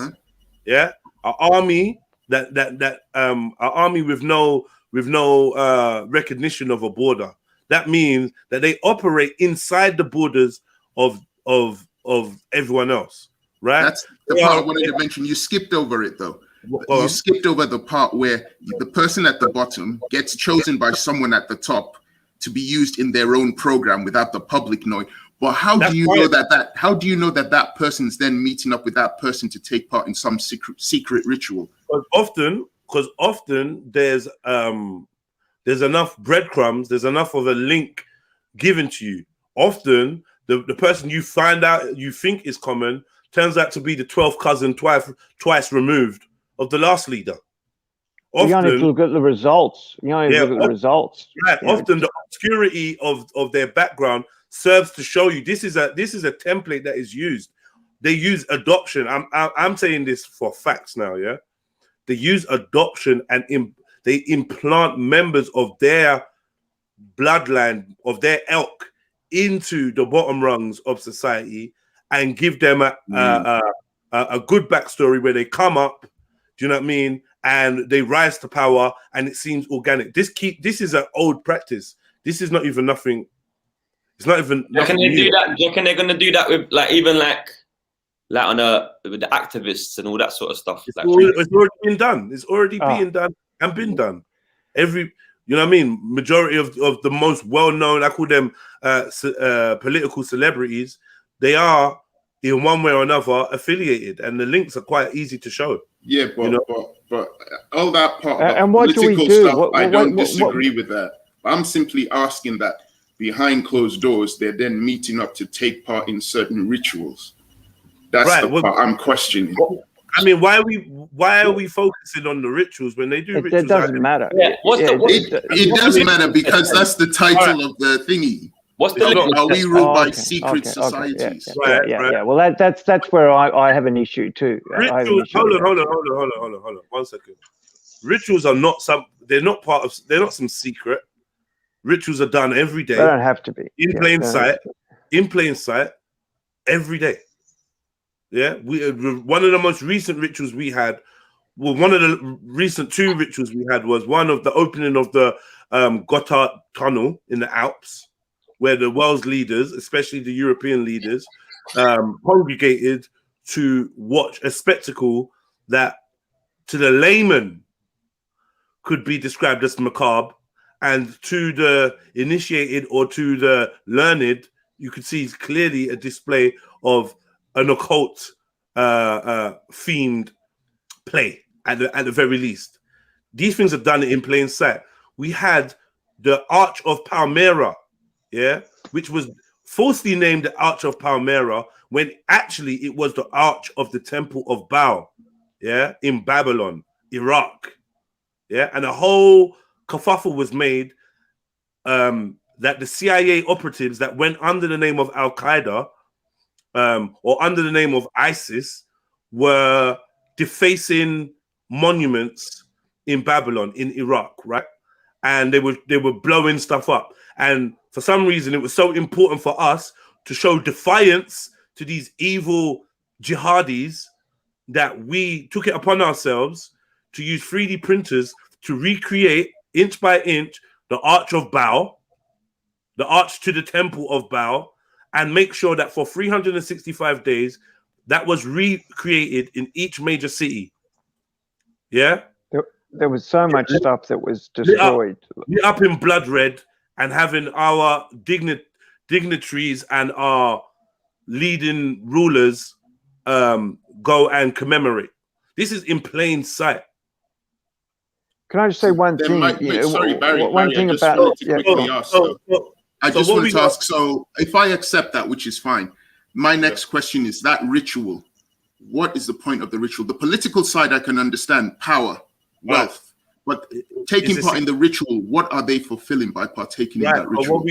So what we got to understand now is, or what we got to try and look into now is, who is Bao, and what is Bao's significance? Can I just say one thing? Can I just say one thing? This is where it all loses me. I see this as all minutiae to the big point. Where do you go? Where do we go with all this? What's the? Oh gosh. No. I'm just saying. What's the? Don't be impatient. We'll get there. You're trying to skip past the explanation to get to. All right, go on. And when we get, you need to hear. Like, this is the thing. Don't be closed-minded, Barry. Like, don't. I'm not, man. I'm not. Okay, just try and be a little bit patient, and I'm sure that we can. Okay. Right? So we gotta understand who Bao is and what role Bao plays in the mind of the ruling elite, right? And its historic significance. Once we start lining these things, how do we know that? How do we know that? Because it's documented. Because the history is documented. Bao is documented. But how do you know that that's what they're thinking? I mean, we don't even know who they are, let alone what they're thinking. Well, to be fair, we start with the puppets that we're given, and we can build up a pretty impressive picture using research like sonar to map out a vague body, and then we can build on that. Because unfortunately, or fortunately, rich, clever people like to write books and put their information in books. So a lot of this stuff is documented. Who Bao is, if we want to know who Bao is, then we can read from learned Freemasons that speak about the mythology of who Bao is. It's not a secret. Yeah, you can learn from many different scripts and many different artifacts of who Bao is and what took place at the temple of Bao. Then we would ask the question, well, why are our elites indulging in this type of worship or veneration of a long forgotten ancient deity that surely they don't believe in 2021? Then we start getting. You want me to stay my? You want me to give my opinion, don't you, or get involved, or because basically I just see a whole lot of tenuous lines. I mean, from the first thing you were saying, I agree that to actually contribute ideas and who's doing what and whatever, they're not. It loses me. Maybe I should drop out, but this is, I just I'll turn my mic off. Barry Black, like it's evident you have a closed mind. Like, I don't get it. It's not a closed mind, man. Just because I might not agree with you doesn't make me a closed mind. But I'll turn up my mic and listen. All right. I don't mind. Like, disagreeing is beautiful. That's fertilizer for a great conversation. Not agreeing on the same point, but it's how you listen shows me how genuine you are to actually hear the other person's perspective and grasp it. Now, that's what I'm saying. I'll turn it off. I'll listen. Right? Grasping my perspective and learning my perspective doesn't mean you have to agree with my perspective. But it also does, what it does do is arm you with information of, okay, this is how somebody else thinks. Then you can make an informed decision.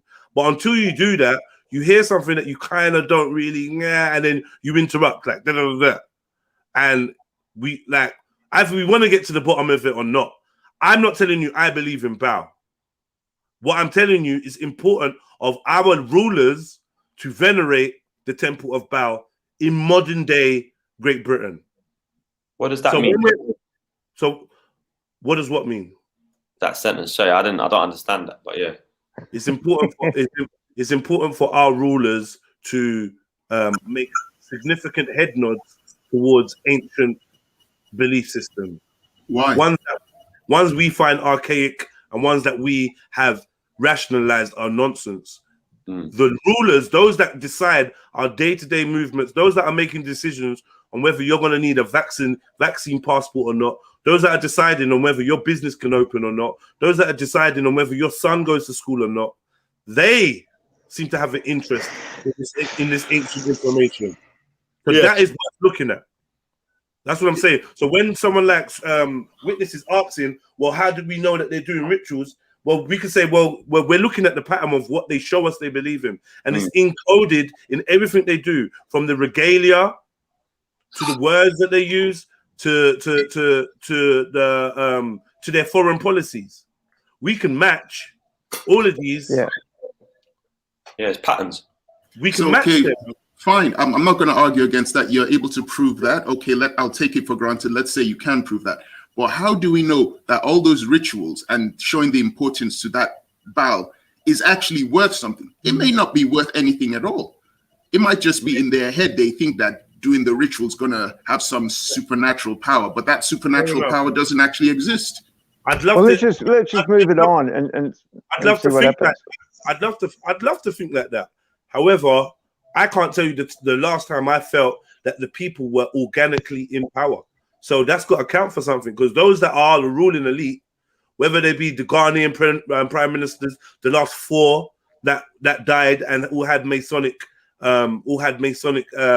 burials, or whether it be the leader or the creator, founder of the Jehovah's Witnesses, or whether it be Ellen G. White, or whether it be Jimmy Savile. Seems like all these people have extended interest. These people in positions of power, whether they choose to use that power to abuse us or to pose as philanthropists, it seems that they have a vested interest in this type of information. So whether or not it is true, whether or not they can conjure up a boogeyman or a specter, I'm just letting you know the information that they are dealing with, is of a highly esoteric nature, which refers back to occult practices and information. Now we can stand here and be like, well, how do we know that has anything that has any effect? No, well, let's move on. What we can't deny is that these people are in power. But Barry, that is the crux of this whole discussion, the supernatural. Yeah, I know, but he's sort of giving a presentation. Let's go with it, and then we'll talk about it. I'm sorry. That's how I'm impatient. Yeah, you are impatient, but I'm sorry. No, that's not the crux of the matter. It's not about the crux of the matter isn't about whether these people can levitate and speak to goats, interdimensional goats, or that's not what the crux of. No, we're getting sidetracked, aren't we? Talk to goats. I never said that. I never said that. Come on. I never said you said that. I'm just giving a facetious example. But what I am basically trying to say is, regardless, and I've said this in 50 different ways, regardless of what mumbo jumbo they believe in or they don't believe in, the fact is the people that practice these things or indulge in these things are in power and have remained in power via their bloodlines for minimum centuries. Facts. Right? So I'm just saying, if sorry, Barry, but I'm just saying. No, I'm with you, brother. Let's say all these rituals are taking place, then there must be an opposite to it. There must be people who are doing the same supernatural stuff for good. Where are they? As far as I'm concerned, that is a logical fallacy. Really? Yeah. You're doing that again. We've gone to the zoo. We're staring in the giraffe enclosure, and you're assuming you're a giraffe. I like the idea, though. No, I'm just saying. Yeah. I'm just saying. In society, you have good and you have bad. You have dark and you have light. You have happiness. You have sadness. That's what I'm saying. Okay. Let me finish my claim. That I believe that in society you have opposites. You have male. You have female. Good, bad, up, down, night, daytime. So if you have people who are using rituals and secret societies for evil to worship Baal, then you must have people who are following societies using supernatural stuff for good. And you don't believe that that's a logical fallacy? Why? So only the bad stuff exists. Why is that a fallacy, though? This the thing, yeah. Like you said, only the bad stuff. Did I say you can't use Baal for good? Whoa, this is new. I didn't know you could use. Okay, please tell me more. So you this is what I'm trying to say. Yeah, maybe we should let him go. Just go on, do your thing. I'm doing my thing, man. Yeah. You have presuppositions of the nature of how this shit works, which is like it's fine. You can highlight it, but I'm saying that they don't. It doesn't necessarily have to be like that. It doesn't have to be that. Oh, because you've got one group of people kidnapping kids for bad, that you must have someone on the other side rescuing kids for good. That's not. And as well, they are doing it for good, but it's not good for you. It's good for them. So if they were going to do it, that. I mean, good for us. Someone who's doing good for us. I kind of like the idea, though. I can't quite understand the fallacy part of the idea. I like the idea. Yeah, you like it doesn't make it fact. Hold on, you liking it don't make it fact. You just saying, oh well, if someone's doing this for bad, then there's got to be the opposite making it good. That's a fallacy. No, as in what I would say is then, like if that's my thing is, if that's going on there, then that's what we should be doing. If you consider yourself good, then go do that. Go combat the fuckery on that side. Do you have the knowledge? Do you have the knowledge? Well, this is it. Right. So you know what I'm saying? The only people that's gonna have the knowledge is to follow the agenda, because it's so tight. The circle is so tight. You can't get in the circle unless they know that you're gonna follow the agenda. Are you guys interested in moving it on to what you do about it, or how we deal with it in that's like man saying there's no hope. No, that's not one thing. No hope. I think like me personally, you know, like we're an hour and 56 minutes into the stream. Like you lot may have loads of things to do in the day. I'm streaming today, so I'm not necessarily in a rush to skim over important points. I want to kind of delve into each point that we can, and pull up information and have a good gander and a good discussion at any point. I don't want to dismiss anything, but I don't like the idea of just skipping to a certain point, because there's a lot of meat and potatoes that we're just gonna gloss over. And I think we have to have an eye for detail when we're talking about things like this. Yeah, so I don't want to miss anything. And what I want to do is paint the backdrop of, okay, regardless of what you believe in, you could be an atheist, I could be a Christian, you could be a Muslim. Regardless of what we believe in, yeah, if we can accept at least that there is a ruling elite, if we can accept at least that they have handed this power through their bloodlines to themselves and stayed there's in a power. lot in between that and what you're presenting, though. You know what I mean? There's a lot like that. I can agree with that much of it, but you're presenting a whole lot of other things as well that you want to tie in, and like as if it's just a given. I've not tied. But I'm not saying it's not right or it is right. I'm just saying that there's a lot of things we have to sort of just accept. What have I asked you to accept? Like this whole package you just poured out. Sorry, I'm not going to go over the whole thing because I didn't retain it. So and which one of you typed in the Arch of Palmyra or the Arch of Baal? I know where it is. It's in Syria. I know. Well, it's not in Syria because it's been destroyed. Now, which one of you typed it in and researched it, looked at it, and saw whether the world's major cities were all hosting this archway, and what was connected to it? What dates was it launched on? Are you going to look into it, or are you just going to? Jedi, that's why I was saying you should present it, because if we keep stopping it at every point, if we keep stopping at every point and arguing over it, that's what's going to happen. Well, let the man speak. Let the man speak, then, isn't it? Simple. No, I mean it's not a dictatorship. Definitely, I just want us to. Sorry, even there's that the G7 summit, the political people, they're doing a link up in Cornwall soon, near Stonehenge and all that shit. Okay, this is my point. I'm not denying any of that meeting up. I'm not denying that. I'm not denying the stuff about Palmyra meeting up. I'm not denying the Stonehenge thing. Fine, they can meet up. I'm going to the other side, which I know people that Barry doesn't want to go to. The other side, which is that they're doing it not just for the hell of it, but because it has spiritual, magical meaning. That's the part I'm going into. It's like, how do we know that? I'm like, this is the wicked thing. So I'm happy with that. What do you think spirit? What do you think magic is? Hold on. When I presented this, this is the thing. It's not my first tango in Paris.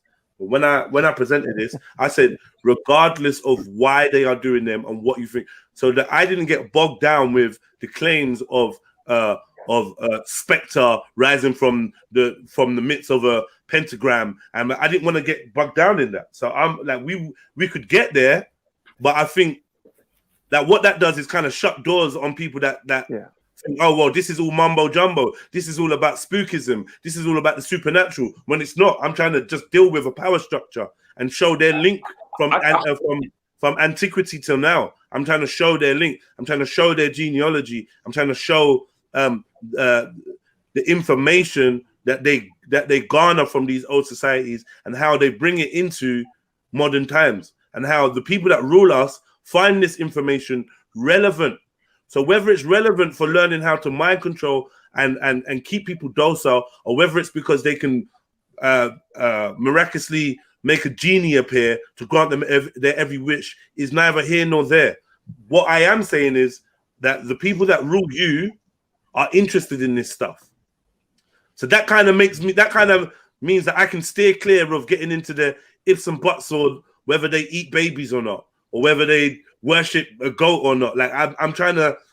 So are you saying like so sorry? My understanding of what you're saying is basically, so there's like the sacred knowledge that they've taken and they've hidden it from like the people, but they're using it for their own fuckery. But that knowledge and power can be used in any way, but they're using it for fuckery. Is that kind of what it is? Or am I going mad? I don't know. I don't want to get bogged down in whether they're using the power for this or that. I just want to know. I'm just saying that the people that rule us have access to information, right? And they have a lot more spare time than us, yeah. And they seem very much interested in the things that we cast off as simply mumbo jumbo or whatever it is. We're being ruled. I would agree with it. I mean, I would agree with that. They've always had, whether it's a Bible in their hand or a Ouija board or ET phone home mobile, yeah. Regardless of what it is, they are in power, and the people at the bottom rung are no closer to regaining power. And we were trying to understand, yeah, how these people have achieved ruling over everybody. We want to know how they've achieved this. We want to know whether they've even achieved it. We want to know whether they even exist.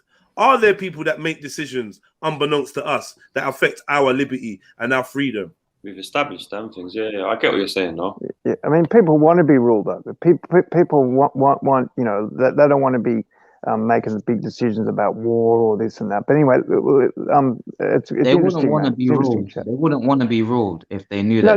Within. I mean, like at now, it seems really bad being ruled with the COVID shit and what's going on in all these countries and stuff. But when things are peaceful and everything's going on, and you can get your bread and you can get your bloody this and that, people just go along with it and they're happy.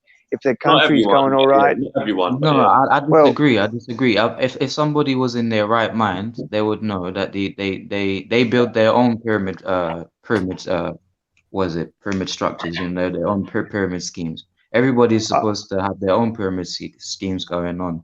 You know what I'm saying? Nobody's supposed to just be outright led like that. I mean, I don't see the people at the bottom ever going to be anything more than the people at the bottom. That's the way it is. I mean, if they're at the bottom, you know, that's just the way it is. The way the society's structured, they have to get themselves up to the next rung. Big up, everyone. Yo, can I say something quickly? Let me ask one question, MJ, and then get back to you. Barry, who structures society like that?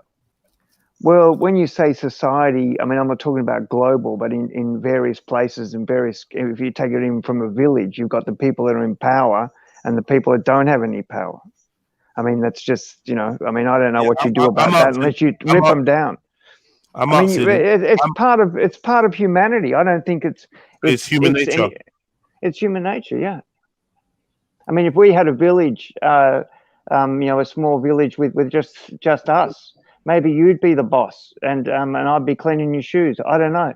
You know what I mean? Like that's just human nature. In natural settings, I think people just play to their strengths. Exactly, exactly. And if you can't make it, and that's what's wrong with this whole society. You know, we were sort of started before this started. I was talking to music about kids. You know, everyone getting an achievement award, everyone getting this, and just for breathing. There's nothing for excellence. Nothing about, you know, you've got to get better to get the top prize. We all get one. And this stupidity that's going on in modern culture. All right, Barry, what was you? Not Barry. Mary Jen, what was you gonna say? So looking at this image here, it reminded me of images that I've seen before that we used to sort of break down the structure of, let's say, the NHS and stuff like that. But what's missing when you get to the bottom, right, and the ones that we use for like the NHS, there's always like the people at the bottom feed back through their taxes, etc., back into that government system, and then that's what drips down to make the system carry on. Yeah. So I'm asking, in this, what are they feeding back to the top to make this be a continuous thing? Like, what's missing here? What they do in this, the lower people farm the land, yeah, and from the land, the next level up, they give their military service and they pay homage, yeah. So they give credence to the knights, who then pledge their aid and their loyalty to the king. This is the simplistic version. It's taxes. It's taxes from the bottom that go up to the top and are dribbled down through the other ones to pay for the military, to pay for everything, and it's a cycle. Right. Without the little people at the bottom, there'd be no food because they wouldn't be farming and nothing to tax. And there'd be nothing to tax. So okay, I'm sort of thinking on like a wider scale of, okay, forget like taxes and all of this, because this is obviously giving us an alternative to like different types of power. So I'm saying, you know, when like people pray and give in a nutshell, feeding that top entity by skipping the middle bit. In a nutshell, I know what Mary's saying. I know what Mary's saying. In a nutshell, Mary, it's permission, consent. That's what the people at the bottom rung give. Consent to be led and to be governed by complying. It's a contract.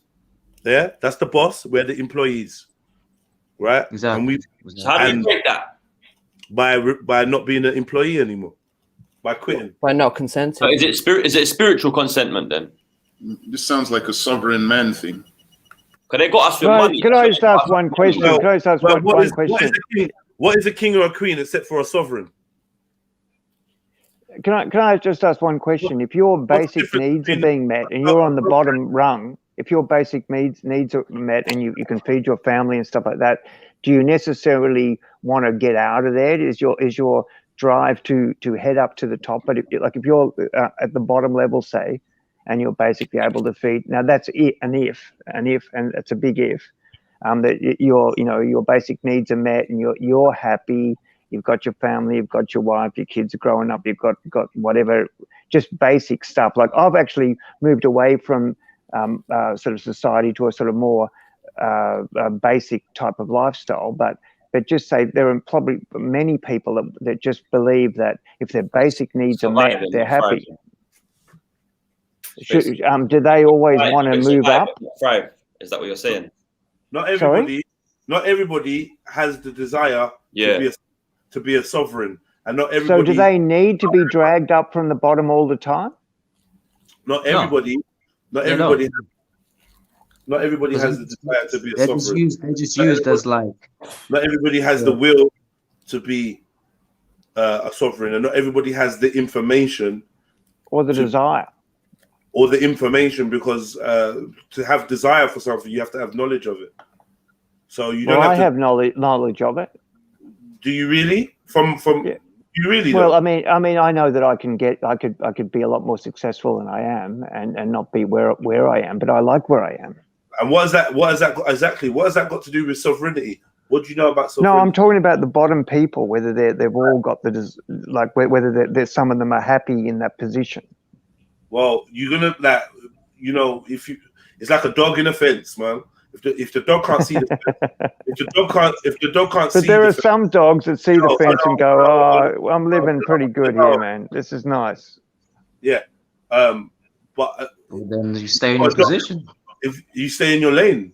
If you have, if you're a dog, if you're likened to a domesticated dog, that's very different from being a wild wolf. What is your true nature? Because dogs were bred to be domesticated and be like that. Well, that's true, but people are different throughout their lives, aren't they? I mean, you start off as a wild wolf. What we're looking at is a mass breeding program of docile sheep-like beings that Well, are I agree with you. Yeah, I agree. that are called peons and slaves and chattel and peasants and serfs and common and folk. those sheep are now not just the bottom rung; they're like right up, like the classes are now all sheep. Like from what I see of society, it's not just the bottom rung, like you could say the uneducated or whatever. The middle class and up to the lower levels of probably the upper class are all being played and are all going through the same motions with all the COVID, with all the various other things. Upper class people are not sheep. Being played, they are. But being played by who? But by the government. Right. And outside of the government, I don't even think it's the government of our countries. I think it's further afield from there. Sorry. And it's global interests. Sorry, like global interest? It doesn't change the formula. It doesn't change. No, it probably doesn't. No, probably right. Yeah. So however, whatever scale you're taking this formula on, it seems that you're saying that there's someone at the top calling the shots. Not as someone, but many. I'd say many groups with a similar idea. I don't believe in a singular. This is where we started. I don't believe in a singular thing. But I'm fitting into your thing. I'm fitting into your thing. I'm fitting into your thing. You're being a bit literal, yeah. I'm not claiming literal. I'm not claiming that the person at the capstone of the pyramid is. It wasn't related to what you're claiming, Jed. I was just a comment. Yeah, but I'm just highlighting that I'm not claiming that it's one person at the top. So if the way you see it is amalgamation of different groups that have a common interest, those serving that common interest are at the top. But now, as well, they think on this. Well, at various. Who dictates what that common interest is? Who sets that? They think the same. This is what I'm saying. It's a bit like a supreme. You know what I mean? Like a top, a supreme.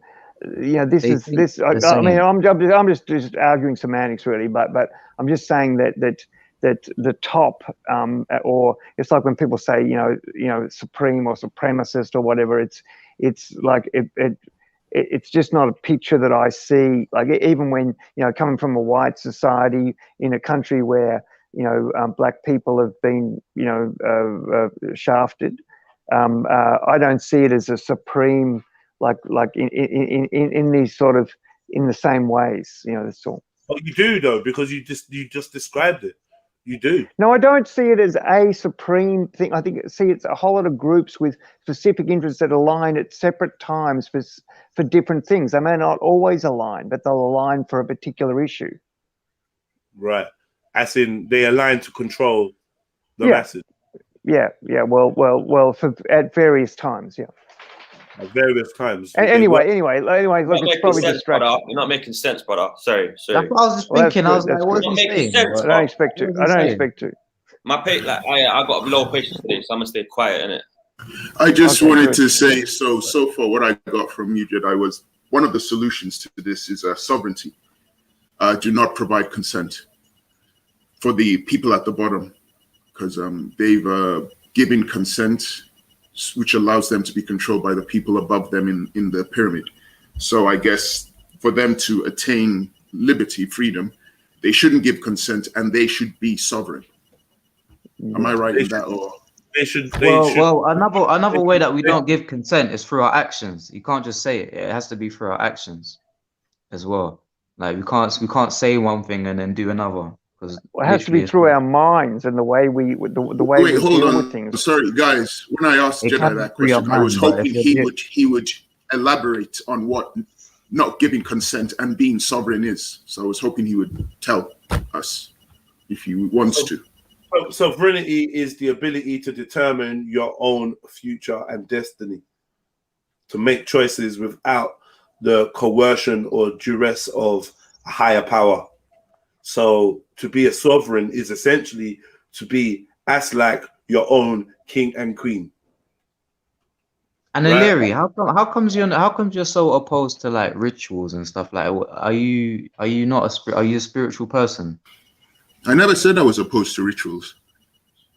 No, but you seem to be. Shit, that just blew my mind, that sovereign thing. Sorry, brother. That sovereign. No, I think you're confusing me with what Barry's saying, because a lot of people are talking over each other. So no. You were saying earlier that these politicians are basically not doing rituals. Is this is what you were saying? No, we clarified that though. No, I didn't say that. This is what I'm saying. You're confusing me with somebody else. I said I don't have a problem acknowledging that. I wanted to ask Jedi, those rituals, what were they in aid of? So I didn't say they didn't provide. Hey, but are you listening? Sorry, man. You see this word sovereign? Like, what's that word? You see me? Like, I'm with the Creator. I'm with the Most High. You get it? That's it, man. What the Most High wants is what will be. So sovereign, no sovereign. Sovereignty. You know what? Yeah. Yeah. What I'm saying is your actions have to match it, though. Supreme power or authority. Yeah, I don't want that. I don't want to be sovereign. You don't want supreme power or authority over yourself on earth? Over myself, yeah, but ultimately, what I believe is deeper than that, isn't it? Because where are you from, mate? Where are you from? Hey, where are you from? You mean where's this brother from? The guy that doesn't want to be sovereign. Where are you from? What do you mean? Where am I from? Where are you from? What's your nationality or your birth heritage? I'm born and raised here, but my heritage is Iranian. Iranian. Do you have anything about Iran being invaded by other people? Would that bother you? Yeah, obviously it bothers me. Yeah, I can't pretend it doesn't. Well, that's also part of sovereignty. So if you were living in Iran, or your family, or your say Afghanistan, I know it's unlikely, but say Afghanistan decided to raid and take over Iran, would that piss you off, or the Russians, or whatever? Like it will, not to the point where you could really be bothered. I don't really feel overly compelled to. You really. I don't feel compelled. You're for real. How long were your family been in Iran for? What do you mean, am I for real, bro? What do you mean, am I for real? So your family were your grandparents and your great grandparents. What about you? You're from Australia. No, I'm just talking about you and sovereignty. Yeah. So what then? Well, so you wouldn't care if the country of your I'm saying it's got nothing to do. This has got nothing to do with migration. This is talking about sovereignty. I'm saying I would care. But I wouldn't. You said you wouldn't be overly worried about it. I wouldn't be compelled to go to war for that. So you would just roll over and just let them come? Nah, because I don't identify. Well, you can't have both, man. Bruv, what are you talking about, bruv? Well, you can't have both. You can't have both. They're either coming in or they're not coming in. They're either invading your country and taking over your country, or they're not. But what do you mean my country? What do you mean my country? Well, we're talking about Iran, about your heritage. Yeah. So what are you talking You about? with me? Oh, fuck, do I have to keep repeating it? Say another country like Afghanistan comes in and raids a place. You're talking shit, Barry Black, bro. I'm asking you about sovereignty, about what you would feel. Bro, listen. What are you talking about, bro? What, you want me to get Don't worry about it. It's beyond you. Don't worry about it. Don't worry about it. I asked Jedi originally, we were talking about sovereign because it seemed the solution to the problem he was highlighting for the little people was sovereignty, not giving consent. And he's explaining what sovereignty is. And then I'm assuming, is there like rituals people have to go through to achieve sovereignty, or procedures that they go through? So I'm hoping Jedi will tell us more. I'm gonna go on mute. Yeah.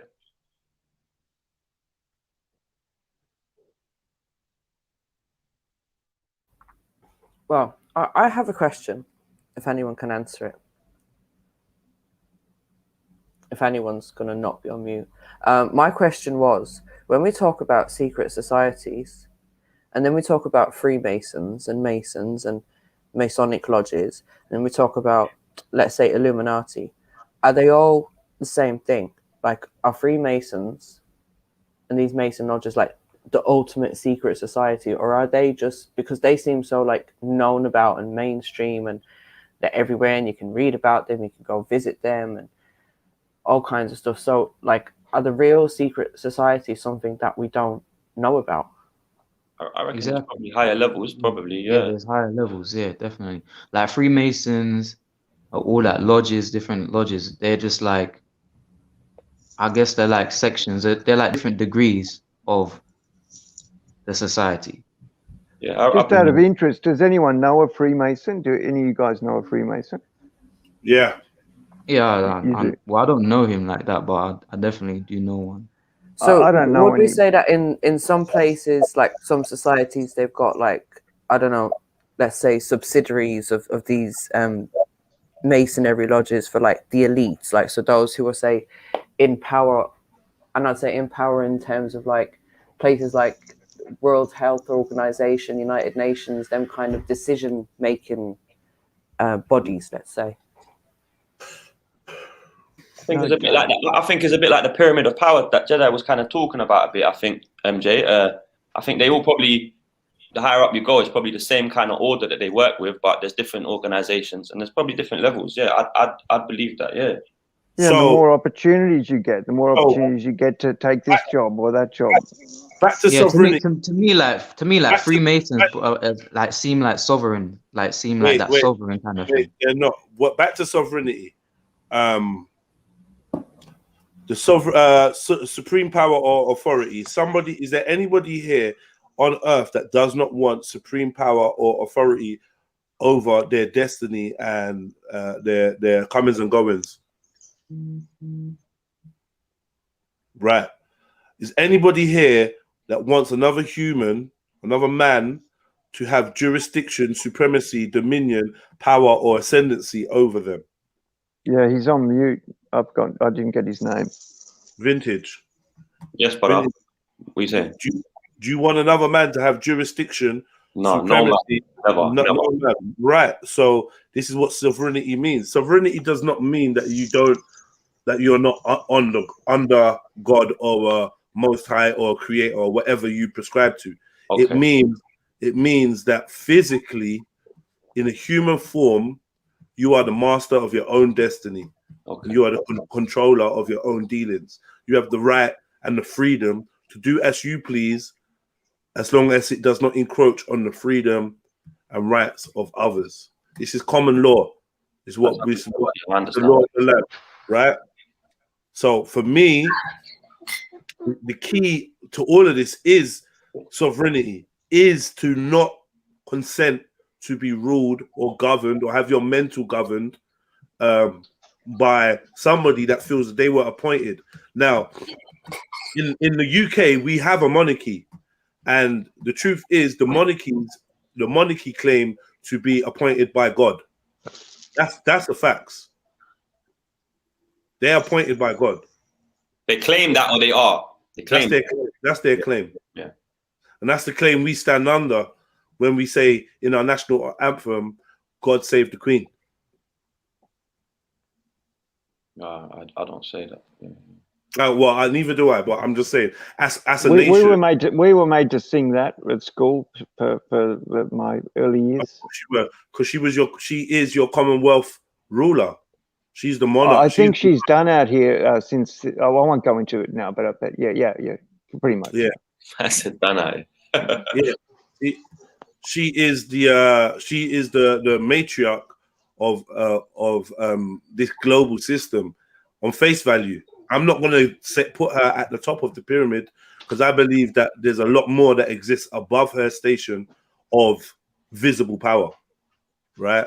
So, I think it's a lot deeper than the Queen ruling the world. I don't believe that for a second. But what I am saying is she serves as a proverbial chess piece, yeah? She doesn't denote the chess player. She denotes the chess piece. And she's got a high status on the board, right?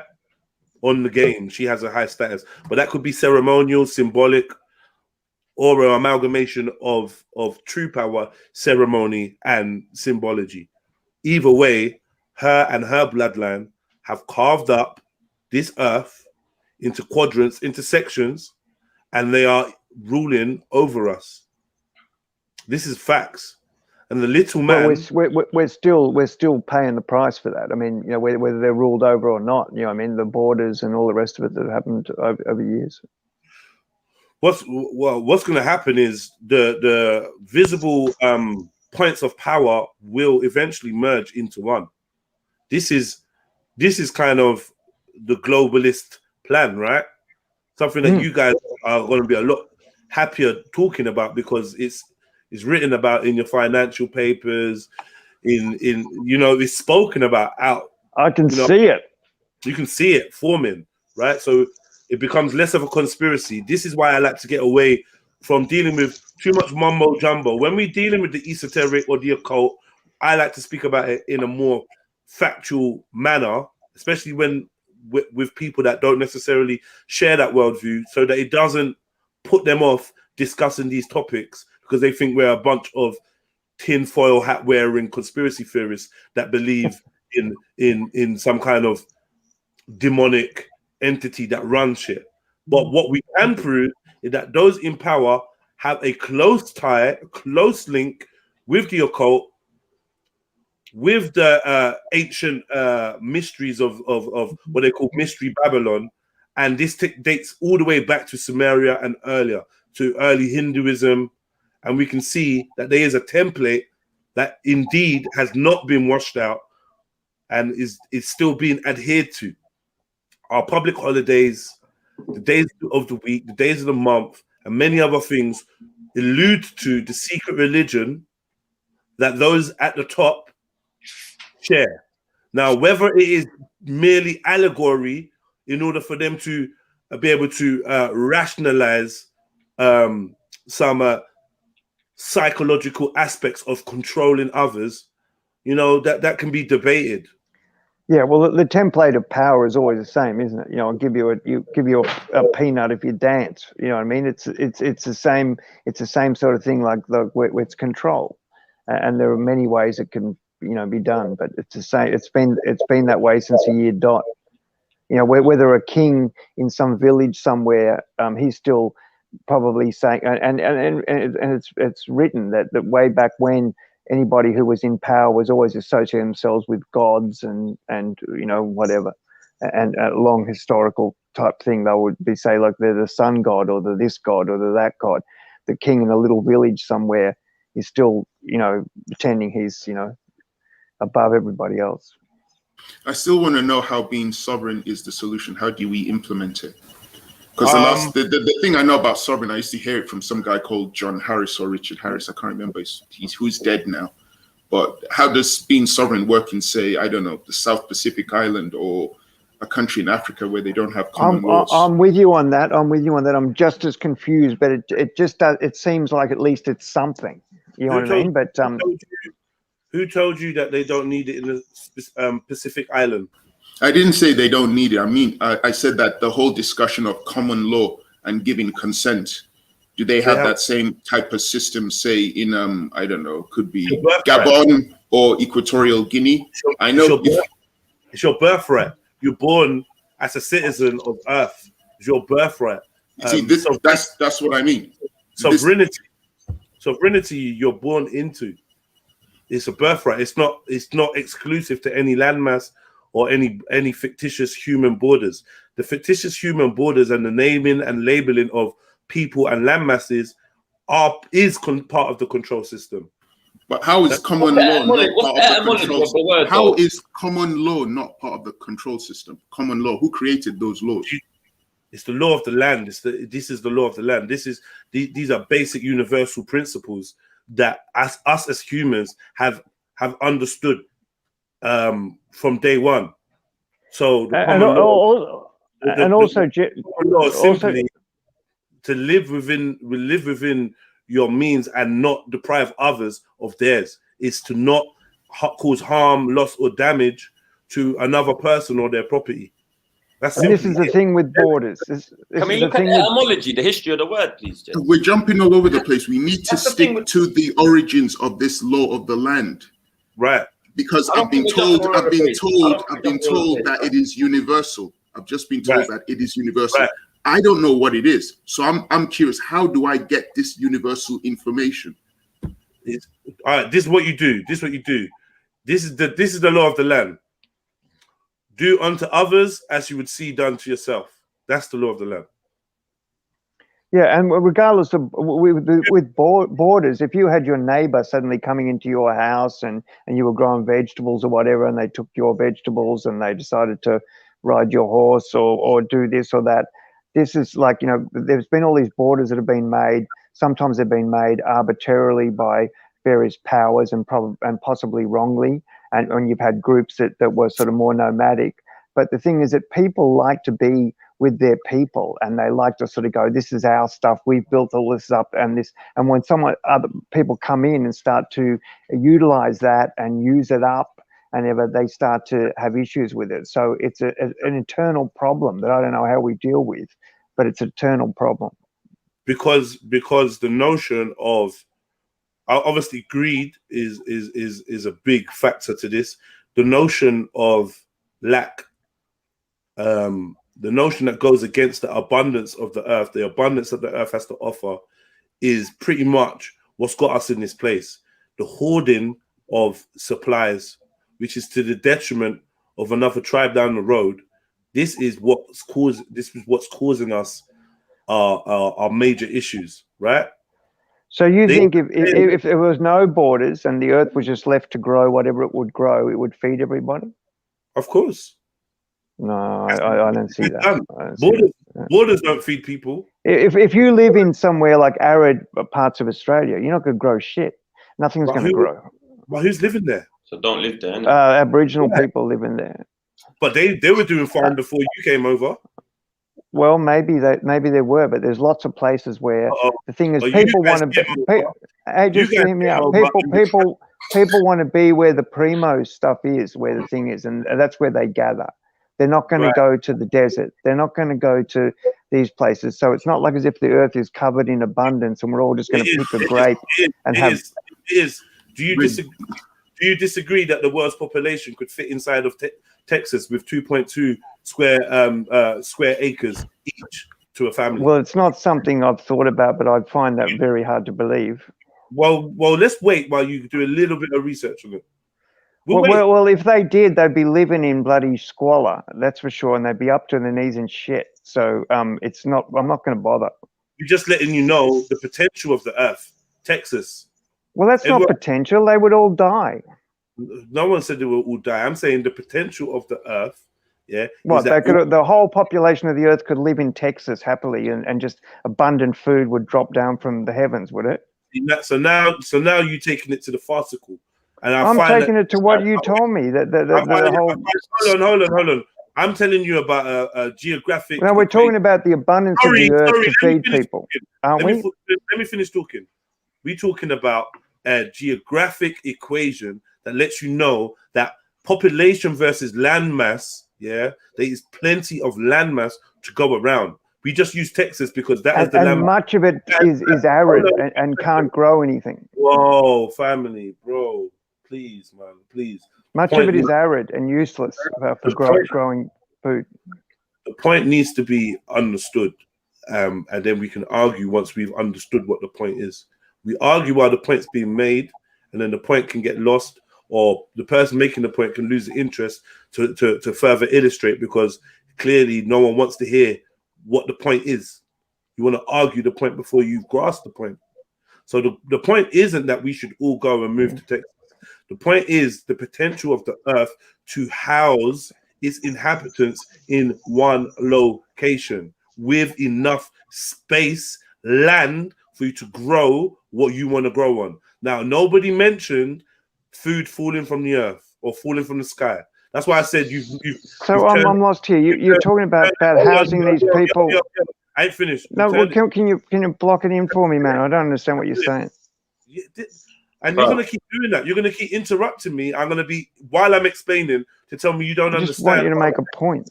Yeah, but you got to listen. Points, you're listening. You're listening is not as good as you're speaking, Barry. You're not hearing me. You're making me feel that. No, I am hearing you, man. I'm not understanding you is the problem. Right. So then while I'm explaining, it'd probably be pertinent to listen. Well, that's why I'm trying to get you to block it in me so I can understand it.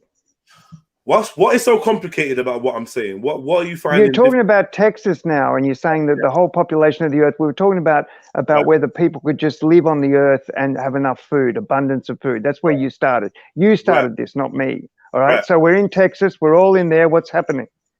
Right. So you're stopping me when I'm explaining what's happening. This is it's annoying me. I don't have unlimited patience. Barry Black, I'm sure you've heard me on it. Yeah. I'm all sure right. you've Go heard on. Do your thing. Do your thing. Don't be like, yeah, I'm gonna do my thing, and I was doing my thing. He interrupted me to tell me to do my thing. All right, I'll just shut up. That's becoming tedious. Like, I just respectfully, I'm just saying that's becoming tedious. Please, like, we must find a better mode of communicating for us to convey our I'm idea. trying to communicate, Jedi. I'm trust me. I'm really trying to communicate. I'm not trying to be an arsehole. I'm just trying to communicate and understand what you're saying. Okay, cool. What I'm saying is, if everyone could fit in Texas, I'm sure there's more than enough land, yeah, for us to be on where we can have what we need. That's all I'm trying to show you. When we have you been to Texas? When we have pockets of people, I've not been to Texas, no. Yeah, well, it's pretty bad, man. I mean, I'd be very surprised. I mean, unless you want to talk about bringing in hydroponics and stuff like that, and maybe with maybe, but I find that it doesn't relate to the abundance where we just let everyone roam and there's going to be food for everybody. Right. I mean, that's where my confusion is. It's not being angry. It's not being. You're too literal. You're not listening to. It was an example, right? It was an example of how the population of the earth can fit into a landmass to show you that there's more than enough earth, yeah, for us to live on. Where, like I'm saying, the earth is clearly abundant with life, with food, with resources. The way that we situate ourselves on this earth creates the issue. Is what I'm saying. The way that we have pocketed and collected resources in different areas of the earth is the issue. The distribution, yeah. And some places things don't grow though. Some places things don't grow. There's no fish. There's no. We don't have to live in places where things don't grow. It's what we're living in Texas. Is what I tried to demonstrate to you. Things grow in Texas. I don't know why you're trying to say things. I've been to Texas. I've traveled around Texas. It's like much of it's. Sorry. You're not going to tell people things don't grow. No, things grow, but I mean, we're talking about details here. I mean, it's okay to take broad things and just throw them out there. There's details. People need food. People, huh? What are you talking about, bro, man? What are you talking about? Like, what are you actually saying? I'm just going to go. I'll catch up with you another time. Well, I'll just mic up. So like you can say that you can put the population of bloody Texas in the population of the world in Texas, but you will not be able to grow. You will not be able to sustain it. You will not be able to have water. You will not be able for that population. There's a certain amount of population that can deal with an area based on reality. Based on what? So I'm telling you that everybody would have at least an acre to themselves. So you don't think you could grow anything to sustain you on an acre of land? Well, anything is. I mean, you might be able to grow something. Okay, well that's cool. And Texas is a big place. There's some places that things grow, and some places things don't grow. Some places it's just dust. That's not a problem. The thought exercise was just to highlight to you that we can all fit on one landmass and have space. Well, that's okay. I can believe that as far as we can fit bodily, but not survive. Not survive. We can't. Yes, survive, bro. I'm painting a picture of the size of the earth, yeah, and the size of land that's available to us as mankind, and exactly how much of the land we are taking up. Because in schools they're teaching that we are running out of resources, which is a false paradigm, yeah, and the illusion that things are finite helps to rack up prices, helps to keep the powerful in power. Yeah, and all the details about transporting the food to the areas where you can't grow shit, and you've got to take that food to. Like, trust me, I know where I live. Everyone lives around the area where you can grow shit. and stuff. The rest of it is dead land, and that basically we're trucking everything from one end of the place to the other. How did we get from talking about the ideology of sovereignty to food and acres of land? I don't know. I'm getting out of here. All right, look, listen, Barry, either you're going to get out of here or you're going to stick around and have a conversation. The constant threats of you leaving and getting out of here is no, man, look, no, I'll just shut up and listen to you. We're having a conversation, yeah, and now we're confused of how we got somewhere. And this is what I don't like, yeah? Well, I'm not confused about how we got here. Okay, so then why don't you explain to Illyri how we got here then? We got here because we were talking about stuff, and Jedi mentioned about the abundance of the earth and how we could all just, you know, we don't need to have these borders and sovereignty and stuff. We can just sort of run around and there'll be food and we'll do that. Or I'm not sure if that was exactly what he was saying. And then he was talking about that the whole population of the earth could fit on Texas. And that's how we. No, you made a mistake. You said that. He said we don't need sovereignty and stuff. That's the opposite. He's saying we do need sovereignty. That is the solution. I'm not. What, are you doing it on purpose, Barry? Like, so you're doing this on purpose or something? What's going on here, brother? What's going on here, my bro? Go away, man. You're really annoying. No, seriously, bro. I'm trying to help you, my bro. Honestly. Yeah, trying to help me. I don't think you could ever help me, man. But if I ever need help, you'll be the first person I'll come to. So can I ask you a question, Barry? Yeah. And we'll get back to you, Illyri, straight after this, yeah? Do you think that Texas is more arid than Dubai? No. Okay, rest my case then. Let's move forward. Illyri, well, what do you mean? They import everything. Regardless, I rest my case. That's not much of a case, but anyway, go on. My case is you was complaining about the barrenness and the aridness of the land, you know, desert-like fucking... Exactly, and I'm still complaining. You're talking about importing things. You're talking about using fossil fuels, trucks driving everywhere, planes coming in, and you start up talking about the abundance of the earth. We're all going to run around and grab fruit out of everywhere. Next minute, you want to put everyone in an arid area and bloody use up fossil fuels and go and have wars to grab oil and everything to drag everything there. It doesn't work. Simplistic details, mate. Details. Simplistic comprehension will lead to these type exactly. Simplistic explanations are the same. I was trying to give you a detailed one, but he gave you everything. You don't want to stop and start. No, I'm just going with what I'm getting, man. That's all. I'm just going with what I'm getting. Remember, we're talking about a geographic equation. That's all. I said this from the beginning. This is an equation to highlight how the Earth is set and the size of the Earth versus the population of the Earth. You don't seem to be grasping that. So you want to turn I'm not. We're having a discussion, man. Whether I agree with you or whether I grasp it or not is just part and parcel. All right, I won't. This leads to more confusion, the constant interruption, and then it leads me just chatting forever. No, I'm just trying to get you to go through points a bit more. You sort of anyway. You're dominating the convo with your lack of ability to comprehend what's being said.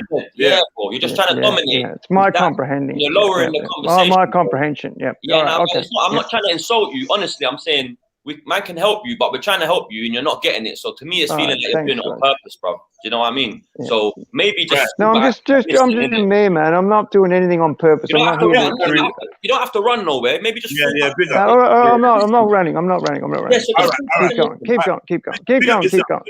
Let's get back to Illyri. All of you. Yeah. Go on. Illyri, brother. Let's get back to, because you're a dog with a bone. So let's see the bone. Because this is, I like to follow things logically. You've shown us the problems that exist in society. You gave us the clue with the pyramid, showing us those at the top and those at the bottom. And I was trying to find out what is the solution. So I thought, is there a group who do good? And you said, why does there have to be? Fine. You did mention that the solution is sovereignty. And you mentioned that through sovereignty, you would be following common laws. Right. You then went on to talk about universal law, the law of the land, which kind of got me confused, because when I think of common law, those are like, that's mainly within like Saxon angles and the Saxons talking about laws created by judges going all the way back to the time of the Saxons before the Normans came up. Is that what common law is to you? When I do the research on it, every time that's what I get hit with, common law. Okay. In this country, this is why I then brought the example. What is common law say in Gabon or Equatorial Guinea or Tonga? What is common law there? Sorry, so I think you've stumbled across the wrong definition for common law. Common law, aka the law of the land, aka God's law, aka the law of nature. Yeah, this is the law that our ancestors have lived by, which allows groups to coincide and be harmonious, right? And this is simply the law to not damage, to cause loss or death to your fellow man. Yeah, what I want for me, I want for you. It's very, very simplistic. I'm saying this law already exists in Gabon. There's a penalty for killing somebody or stealing from somebody, but they might not have a penalty for parking your car on this side of the road, because that is not a law. That is a legality. You understand the difference between these things, right? Yeah, because now we're going into the territory of John Harris and sovereign man. No, we're going into common sense. I don't know who. Yeah, but this is the reason why I don't know who John Harris is. This is the reason why I say we're talking about the world we were born into. Yeah, I don't dispute any of that, but this is where because when people say, when I look at common law and I'm looking at all these old Saxon laws, you can read them like the Textus Referensis. If we're throwing all of that out the window, fine, I'm cool with that. But then I have to understand, how do I get access to this knowledge of the universal laws? That's what I want. You're born into it. It's like you stretch your hand out in front of you, and it's as clear as day. It's as clear as your hand. The laws of the land, the law of commonality, of community. Yeah, these are basics.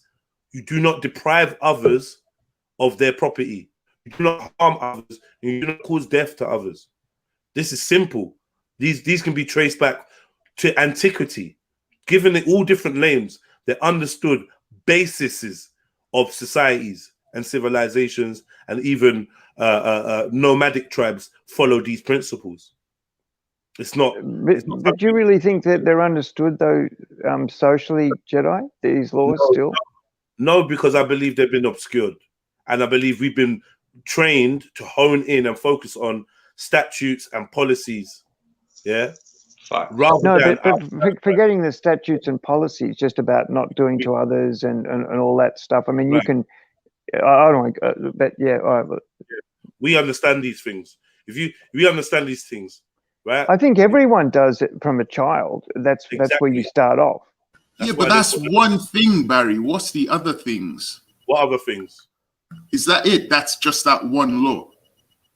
That's it. I gave you 3 laws. Do unto others as you have done unto yourselves. Talking about not stealing, right? Not causing harm and not causing the death of others. But how many people do this? How many people do this in modern society? We're going back around. A bit like a religion, though. But yeah. We're going back. It's not a religion. Like if you kill me, who's gonna feed my child? But you said it comes from God, though. Right. But I mean, this is what it's labeled as. You can call it the law of God. You can call it God's law. Yeah. God can be interchangeable with nature. But these are your natural senses that you're born with. Yeah. You know to steal or to take from somebody what is not yours is wrong. You know this. Now, if you choose to do it, that's up to you. You can make a million one excuses of why it's fair for you to do it. But we're saying as a basis, us human beings, we know that these core things are wrong and not conducive to a cohesive community. And now they're all being thrown out the window. I don't know who's throwing them out the window. Well, I'm just talking about in societies, about doing unto others, not stealing, not raping or pillaging and various things. They're like, do you think society is getting better or worse? I think society is not being allowed to gain the status of an adolescent or an adult in order to have its sovereignty restored so it can be culpable for its own behavior. I feel humanity's maturity socially is being retarded. I agree. I agree. Deliberately, and with the introduction of these law enforcement agencies and the judicial system, it has taken away the power of the common man to judge himself and his peer and come up with a community remedy for anybody that crosses these natural laws. So we're not in a position of even adjudicating our own issues. That's how far back we are. Well, the problem is our own is not our own anymore. Like to have our own, you're talking about a group, and unless you're talking about all of mankind, and not very many people of very different groups can really see that they tend to be group orientated. So they will go our own. This is our own. That's not yours. So what you're saying, when you're born as a baby, you have that knowledge of the common laws in you. Do unto others. You have all that. I don't think so. Your parents teach that. Your parents and society. Once you reach what is determined as the age of understanding, then yes, providing you have no severe mental issues incapacitating your ability to empathize or rationalize, yes, you are pretty much born with the ability to grasp these notions. Once you're born with the ability, but your parents and community can change that. Of course. That's not what I'm asking. I'm saying, are you born with that knowledge in you already of these laws? I believe that you are born with the ability to understand how best to be cohesive with your community. Yes, as a herd animal, as a pack animal. Yes, you are born with the ability to learn how to navigate within. And when all you got to do, I always tell people, if you want to learn about humans and their interaction, get a dog and get some puppies, and you see how social systems are put in place. You see how hierarchy is put in place. You see how commonality is dealt with. You see the pecking order forming before your very eyes. Animals are great at organizing themselves into a structure that is most efficient for their survival. But if one of those animals was not in that herd, would it still stick to those laws? What do you mean? I don't get what you mean. So basically, if you have a dog, if you have dogs, right, born a litter of puppies, you take that puppy away from all the other dogs and puppies. You then raise it amongst, I don't know, flipping cats or pigs or something. Is it going to understand how the dogs behave? It's going to perform to its nature, and its environment. Therefore, if it's in an unnatural environment or if it's around unlikened beings, then you may find some what's the word? Anomalies, like anomalies. If you now reintroduce that dog back to other dogs, it may act different because it has not socialized with its own natural peer group. Exactly. But that's not every day. So exactly. You're missing the point. But that's unnatural, right?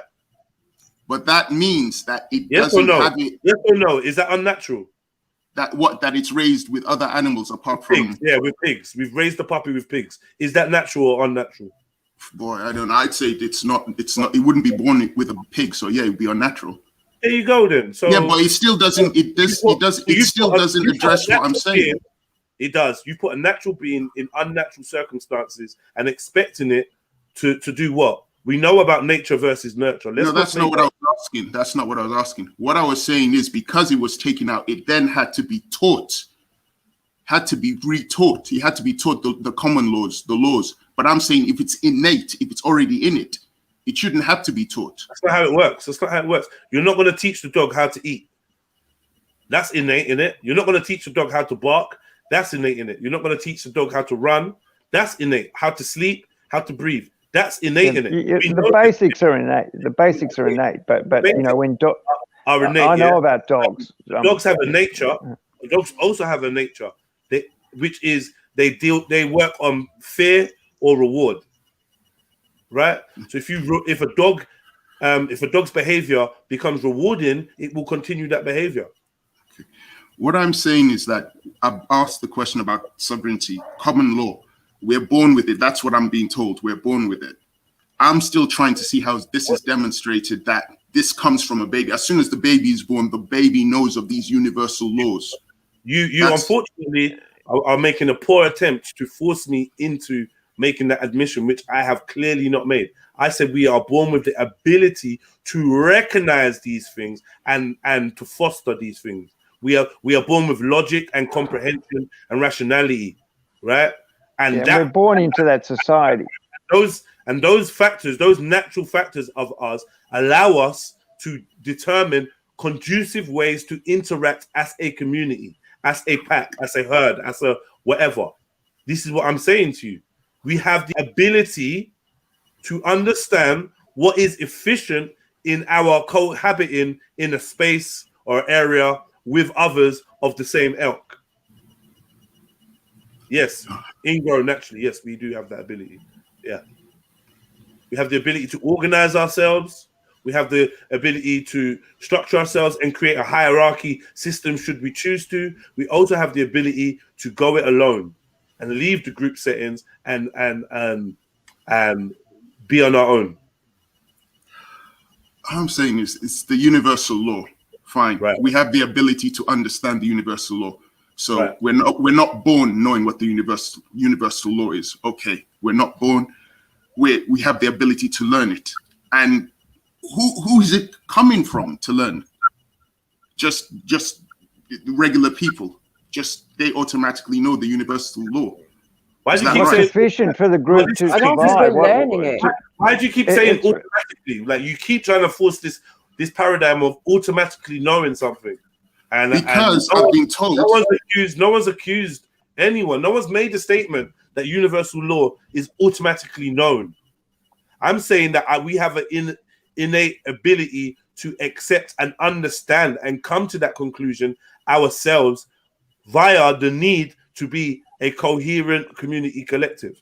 Is it through survival? Essentially, isn't it? Exactly. Yeah, as you survive and groups You're just giving me breed. subjective opinions, Barry. I just want to know simple. What are these universal laws? I don't want to go. I told you what the universal laws are already. The ones that survive and progress have those things. Yeah, but who decided that was the universal law? Circumnavigating it. You're circumnavigating. Who decided? Who do you want? Pope John? What name do you want? Whoever you believe in. Who decided? Who decided? It has to be objective. Hold on. Who decided that birds fly south for the winter? I don't know. That's why I'm asking. What do you believe in, Larry? We're creatures, isn't it? And I'm putting this down to instinctive understanding. Yeah, that we and a conclusion that we derive through experience and through trying to cohabit. We understand. We learn these things. So if you can't tell me why birds migrate south, why are you asking me who was the instigator of this? Like, I'm just telling you how us as beings cohabit. If I wanted to know why birds go south, I would ask somebody who studies birds, and they could tell me. They give me the details. They wouldn't tell you. If they wouldn't tell you who was the first bird to do this. But that's not what I asked them. That's That's what you're asking me by saying who put this universal law in place. I'll tell you exactly what I'm asking. Hold on. Whoever put that universal law in place is the same person that put in our ability to cohabit. You already gave me the answer to that. You said God, so I'm not asking that. I never once said God. You know, I said it's called God's laws. That's another name for them. Whatever you're comfortable with. I also said it's called the natural law of nature. Yeah. Somebody else put one in there. The law of preservation. It's up to you. I call it common law, law of the land, law of nature, God's law. You have many titles there. You can pick and choose what you want. The fact remains the same, bro. I am putting this. I'm not allowing you to have me put this down to some anomaly in the sky and be like, well, you just believe that some sky daddy put it there. No, I'm not saying that. I'm being very, very literal with the.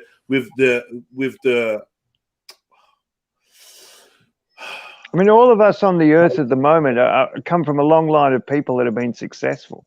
That's why we're here. And the things that they've learned, some of that comes through when you're born, and so that all of us that have actually survived and are here now have come from groups of people that were successful in just living. People are saying this is basic psychology. You know, I don't know what you lot say to that, but I kind of see it as being a kind of basic psychology, a basic preset. We obviously can go against it, but I think not many of us would argue that going against it was an efficient way of the human race moving forward.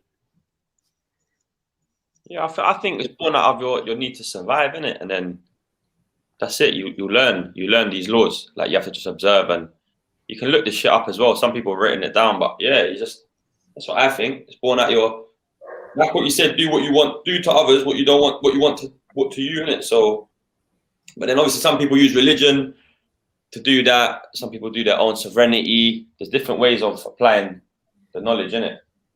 But MJ, what's this you put in there? The last link is just an explanation of natural law. I thought it might help Ellery to understand it. So I'm not quite sure where you can't grasp the concept of like things that are just like natural within us. Do you know what I mean? Here we go. What is natural law? Natural law is a theory in ethics and philosophy that says the human beings possess intrinsic values that govern our reasoning and behavior. Natural law maintains that the rules of right and wrong are inherent in people and are not created by society or court judges. Understanding natural law. Natural law holds that they are universal moral standards that are inherent to humankind throughout all time, and these standards should form the basis of a just society. Human beings are not taught natural law per se, but rather we discover it by constantly making choices for good instead of evil. Some schools of thought believe that natural law is passed to humans via a divine presence. Although natural law mainly applies to the realm of ethics and philosophy, it is also used extensively in theoretical economics. The theory of natural law believes that our civil laws should be based on morality, ethics, and what is inherently correct. This is in contrast to what is called positive law or man-made law, which is defined by statute and common law and may or may not reflect the natural law. Are you with me so far? Yeah, we've come a long way from that, though. Larry? Yep, I'm still here. I'm reading it.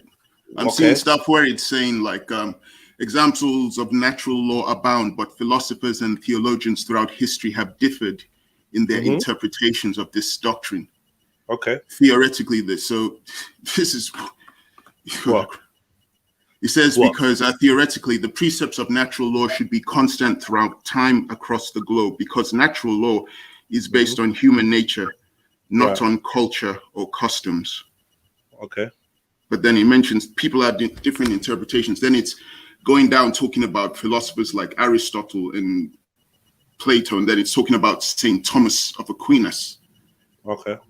You know, and then it goes on to it's talking about C.S. Lewis. It's okay. You mentioned all these other people, but is the people you're negating? Is the people that you're mentioning negating the premise of what natural law could or couldn't be? Are you choosing to like, because it's like you've seen Plato and then it seems like you're you're seeing Greek names and it seems like you're being stimulated in some way to investigate what the Greek names are saying rather than the concept that is being presented. This is what I'm saying, what I've been trying to say from the start. My concept of asking the question is natural law, common law becomes subjective. People start giving their own interpretations. Of course. This is what I was getting at. I wasn't saying it doesn't exist. Right. I'm not saying that it's good and I'm not saying it's bad. I was trying to highlight that you enter the realm of subjectivity. And this link that was produced gives these guys who are now giving their different interpretations of natural law. That's all I was trying to point out. Subjectivity. Everyone's got a different interpretation of light. does that mean that light does not exist and cannot be perceived naturally by a newborn baby? But that was never my argument in the first place. I'm asking you. No, but that was not my argument. So regardless of who puts their subjective spin, the concept still exists and can be viewed abstractly from these said philosophers. Because I never quoted one philosopher, right? So I'm not really sure what other people's subjective views has got to do with the understanding of this principle. Well, how do you know your view isn't subjective? Because I've not learned. You're not going down the subjective path.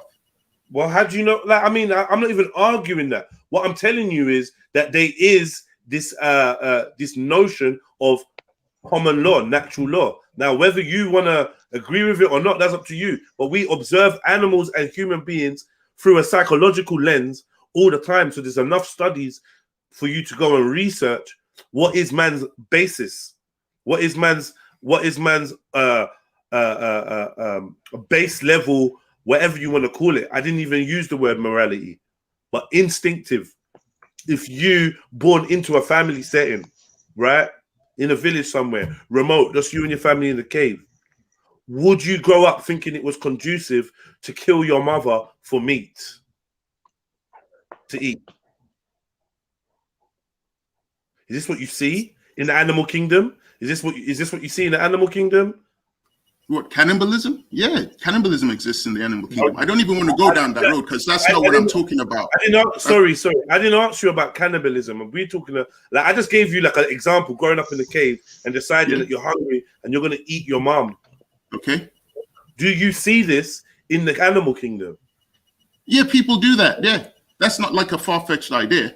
To survive, they would eat another person. That's not even a controversial. I don't understand. That's not even what I'm. It's like you're taking me down. You're taking me down something I'm not talking about. That's not what I'm talking about. I'm talking about it, but you're fixated on what you're talking because about. We're talking past each other. No. I'm talking to you, and you want to look past me and be like, "Well, that's not the point I'm making. This is my point." I'm like, "Okay, I've heard your point." But do you actually understand my point, though? Stop. I've heard your point. I'm trying to address your point, and now I'm giving you an illustration, and I'm saying to you, okay, so let's talk about in a cave, family. Is this the natural way that you see things going? You're like, well, yes, cannibalism exists. Cannibalism is not fun. I'm not asking you. I didn't ask you whether. Yeah, you got pork on the stove, Barry. Mute up, man. I didn't ask you whether cannibalism existed. I know that you know, and I know that cannibalism exists. What I said is, does this seem like the natural order to you that mom, father, and children in a cave, the child turns around and decides to kill and eat the mother for sustenance? Is this how you observe nature? The answer is no. That is not a typical. So have you guys eaten? That is not a typical natural. That's not a typical natural phenomenon. Yeah, but you want to go off into something else and say, "Oh well, yeah. Well, I mean, cannibalism exists." Yeah, that makes sense. That makes sense. That makes sense. What you're saying. I'm saying naturally, you see the mother and father either or going out to hunt to bring food back, while a mother and father either or protects the young and teaches them how to navigate in the outside world and how to hunt for themselves. This is what we see as a natural order. So an anomaly could be the father or the mother eats one of its young. This is a rareness. This is an exception, not necessarily the rule. So when we're dealing with the rule, we're saying, well, we can see nature moves in a certain way. Some like the praying mantis, the male praying mantis is used for food for his young. This is their system. That's how it's built. But that is an exception rather than a rule to how nature works. I'm saying if we got human beings, is it likely that the child in a natural setting is going to kill his mother to eat food? No. That's what I'm putting towards you, for you to try to get a grasp of how the natural laws maybe affect humans. This is what I'm trying to say. Yeah, so there's commons, isn't there? And then each species will have its own, like, sort of bylaws within the common naturist law. Yeah. Yeah. Lions kill other lion cubs that are not their cubs. Are you lot all right? Why are we just throwing in random examples? Lions kill lion cubs that are not their cubs. Yes. Even lionesses have been known to kill cubs that are not their cubs. What point are we making?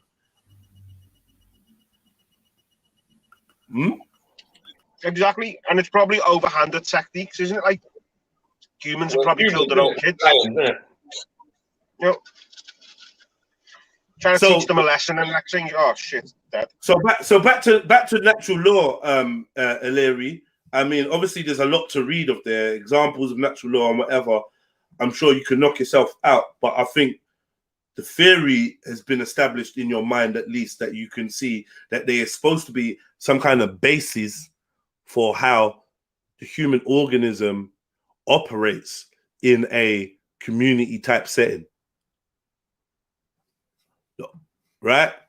So there's an argument here that there's a thread now you can follow. You can follow any one of these Greek philosophers, or you can go deeper and look past them, look before them, or just look into nature yourself. Because often, you know, I don't lean heavily on Plato or Aristotle or any of these dudes. You get me, Leary? Yeah, I'm looking at it. It's also the link also mentions Adam Smith and John Locke. That's like liberalism and stuff. Okay. Example of natural law in economics. So I don't know. I guess if somebody wanted to be swayed by their way of thinking, you would look at what they're saying. So it's given I think this is not really about who's written this and who they're mentioning or attributing this to. It's just about the actual concept of what natural law is. Yeah, I'm not disputing its existence. I'm trying to understand what it is. Do you not understand it, Larry, though? I don't get it. Because it's not something that's just that someone's come up with. This is the thing. It's not someone that a person has made up for everyone to follow. It's something that is natural within all of us. Yeah, you're demonstrating it, literally. Like, you're literally demonstrating it. Yeah, okay. Like, who teaches us to breathe? Who teaches us to breathe? Who teaches us to open our eyes? Who teaches us to sleep? Like, do you know what I mean? I think the abilities that we have as human beings are as natural as those abilities that we have to breathe. You asked who, so who, in your opinion, teaches us those things? No one teaches us. Okay, so it was a rhetorical question. All right. It's not, I don't think they're arguing. Breathe, Ellery. I don't think they're arguing the trust that it's a perfect law, lad. And I think that's why you're not possibly. I wouldn't even call it a law. That, like, I think this is where we get confused as calling it law, because it's not really a law. It's just natural abilities to be able to navigate our way through life. Thrive, exactly. Which is exactly what this virus is doing. If the virus is real, isn't it? It's just trying to survive, and that's what all these mutations are. Is it still trying to survive because it's seeing blocked roads now? But yeah, look, as much as you can say natural law, you could also say it's nature is unlawful in its own way as well, isn't it? It doesn't take no prisoners, does it? No, if an ivy wants to take over a tree, ivy will take over a tree. You know what I mean? Same with mistletoe, same with fungi. So there is unlawful actions within. No, I wouldn't call that unlawful. I wouldn't call that unlawful. Because I would say that's within the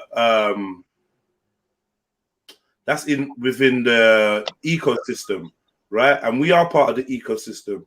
It's not unlawful for a lion to attack us and kill us. That's not unlawful. That's not out of natural law. It's not unlawful for you to see a lion and attack it and kill it, right? It's not outside of natural law. What would be outside of natural law is you seeing your mother and spearing her through the neck, and bringing her into the middle of the village and roasting her for you and your friends to eat, because you've drank some fermented fruit. That's outside of natural law. Each animal has their own natural laws that they can live within or deviate from. Well, essentially, as a third party, we would look and see the efficiency or the practicality of these behaviors in terms of the long-term survival of this species, right? Yeah. No, get it, lad. Yeah. Right. Just like certain species will exploit other certain species' natural weaknesses. You know, going back to fungi. You know, like there's a little cut on the tree. Spores will get in, and it'll take over the tree and start eating away at the tree. Right, and then the tree will die, and then the tree will die. And what happens to the tree when it dies? It will fall. Then what happens to the fallen tree? Yeah. It will disintegrate.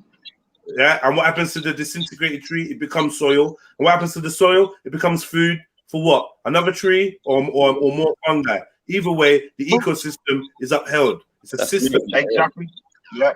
And then what happens is once all those trees go, then it actually becomes a grazing land. So then it'll become grass, which then attracts deer, which attracts small animals, which then fertilize the soil by shitting on it, again, introducing nitrogens, and then the cycle begins again, because then trees can now grow again in that soil, and then thrive in that soil. Pretty cool, isn't it? Really, isn't it? So that to me is a demonstration of living within nature, living within your natural laws, right? To find the most efficient way of survival and thriving, right? And the continuance of your species or your DNA, your bloodline, your family, as we naturally reproduce, unless you believe that they were somebody that taught us how to have sex, taught humans, the first humans, how to reproduce. Do you believe they were taught? Or is that an innate ability in humans? Larry, what do you think? How did we know first human beings? babies? Yeah, I don't know. I'm not gonna tend to let's know. speculate. Let's speculate though, because let's speculate. I'll say that like the first human beings, did they need help? Did they need guidance in how to reproduce? In your opinion? I don't know. I've thought about it. What were the first human beings? I don't know. I'm not gonna start guessing. I don't have that knowledge. I'm not that knowledgeable. So I admit to it, I don't know who taught them. Now that's great. That's great. So we can stick that next to the originator of these natural laws. We could stick that next to that. The originator of the natural laws may be responsible for teaching us how to cohabit and also teaching us how to copulate. Maybe. If not, possibly there's something instinctual within us, like other animals, because I've seen my dogs attempt to have sex, and I, for one, know for a fact that they were never taught that. Never taught that. So clearly, animals, creatures, sentient beings have some inbuilt understandings of how to further their lineage. Yeah, some animals are like that. Like you'll see a horse, baby horse gets born, and I think within like a few minutes it already knows how to stand and walk. Right. Whereas like with a human, it's going to take. How do they know to feed from their mum's tits as well? And like when a human baby is born, it doesn't know how to walk for like ages. So I don't know why that is. I can't explain why that is. Or like a human baby, some human babies won't know how to breastfeed. The mother will have to coax it towards its breast. Whereas with other animals, it will know. I don't know why they know. But babies never used to come out after 9 months, you know. They used to stay in there for like a year. It's only through modern, like back in like, I mean, like I can't even remember when, but they used to stay in the womb a lot longer than 9 months. 9 months is like the earliest. Obviously, with modern day medicine, we can get them out at like 4 months now, can't we? But originally, they did actually stay into up to a year, I think. I remember seeing it somewhere. I was just blew my mind, like. Yeah, babies turn around when it's time for them to be born. They understand this. There's some mechanics within us that we can't attribute to teaching or learning, and there's some that we can. So the mother is present enough, conscious enough to guide the teat of her, or to guide her nipple to the baby's mouth. Yeah. Right. This is something that we learn. But the maddest thing is when the nipples leak. You know, when the baby cries, the nipples leak, lad. It's like Right. So, and that in itself would be the natural occurrence that happens that tells the mom that, okay, this milk that's now leaking out of my breast must be to feed the child that's crying. Yeah, shuts that crying up. Yeah. right. So, you know, and the child's ability to cry, to request, or to appeal to its guardian for food or sustenance, which no doubt it probably doesn't understand in itself, is inbuilt. So I'm just saying that these are parts of our nature that seem to help us survive, and they seem to be inbuilt. And I'm suggesting that another part of our nature is the ability to grasp social constructs and context and to assimilate with our community in order for cohesion and the betterment of the group. I think these are aspects of humanity that are maybe unique to humans, but not exclusive in nature. So in nature, we find different variants of these inbuilt instructions or mechanics, these drives, as they call them, drives, right? So I feel like humans have a certain drive, and one of their drives is to exist within a community setting. And in order for them to exist within a community setting, just like all other creatures, ranks and positions and whatever have to be established. Codes have to be established, agreed upon. And they can vary from community to community. But we all have the majority of us have the ability to grasp them. And we also have the ability to denounce them and go outside of them, which may incur a punishment from the other humans we live with. You know, someone that's not coherent with our group, we may seek to expel them from the group, kill them, eat them, leave them, beat them, subjugate them, whatever. But it's there. This is what we're talking about. So hopefully, like, now we can get back to sovereignty. Now, like, so what I'm saying is the powers that be have woven the social identity to a point where we are born into a system where we are being taught from the beginning to give up our sovereignty, to give up our God-given right to determine our own futures, and we have been locked into a system of dominance, of subjugation, of servitude. So, in answer to your question, the sovereigns, the leading, the elites, the hierarchy, maintain their hierarchy by us consenting to continue to be governed by them. And sovereignty is an act that takes on all responsibility for your experience and your life and your destiny on yourself, and does not allow a second or third or fourth party to dictate to us how we must live and how we must exist. So sovereignty is key, is the only key to freedom. Because the only thing stopping us from living free and being free is our consent to be governed and to be ruled over. What are you thinking? I'm thinking you need power, not just free. Because if you believe in your natural law, that's good. But if you don't have the power to protect yourself, someone will take away your sovereignty. So you need sovereignty and power to maintain your sovereignty. That's what I believe. Right. So the power, you won't amass power without being a sovereign.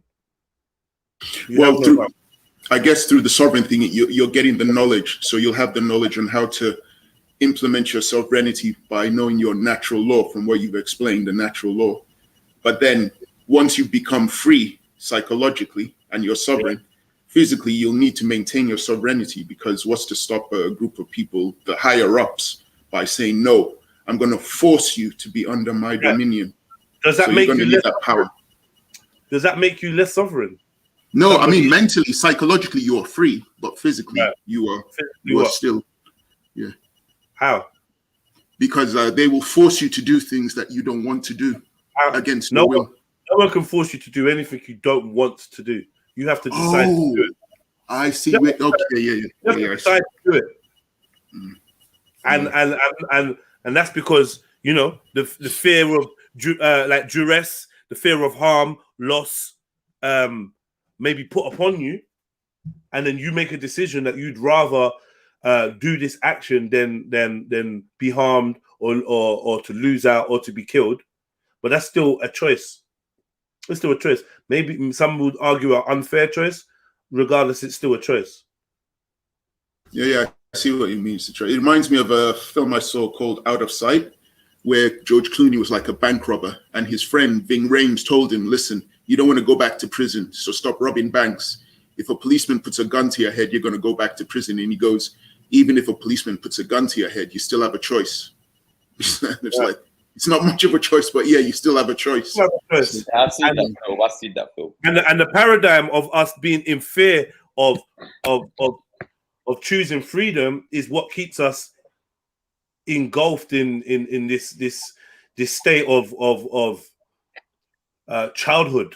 It keeps us as children unwilling to take responsibility for ourselves, unwilling to make the hard choices, unwilling to detach from the teat of the jackal that is feeding us, only to fatten us to eat us later. This fear of what they will do and how they will react is the subliminal threat that hangs over all our heads when we pretend to be free. We pretend that we have choice, but we know if we actually were to exercise our sovereignty, that it would be a problem and somebody would physically try to rule over you.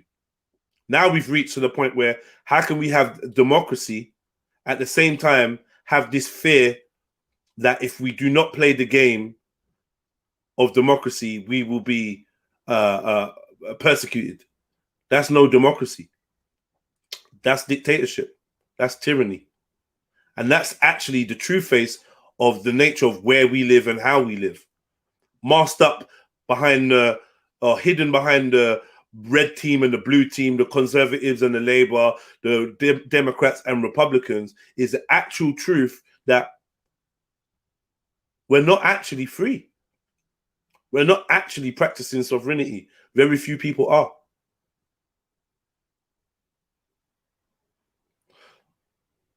Would anyone disagree with that?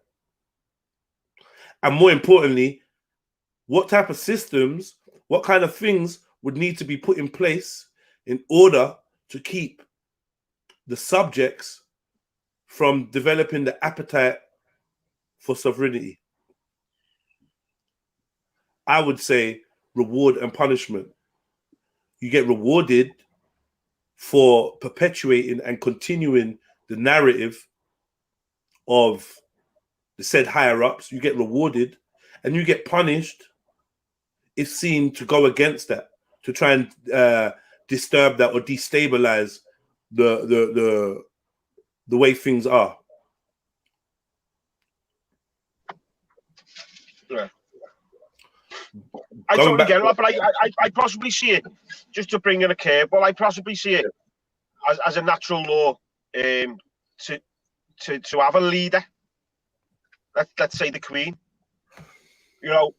But what I think the problem is that it's gone stale. Not only that there isn't that say, like, to be the leader of the pride. There's not that fight anymore. You know, it's been. I think this is many people's problem. It's been one family and one family only that have kept power, and nothing sort of changed in that way. And I think Parliament also that doesn't represent the people at all anymore. Like, it's inaccessible to most people. Lad, you know, they give us jobs. You can't go to all, like, council meetings, because that's what they'll argue. It's set up that you can go to council meetings and hear your views, but The time isn't the time isn't there to do that anymore, lad. You know, people Right, are because we're in the preoccupied. paradigm. You know what? I think we're on the wheel. We're in the paradigm. We're on the wheel.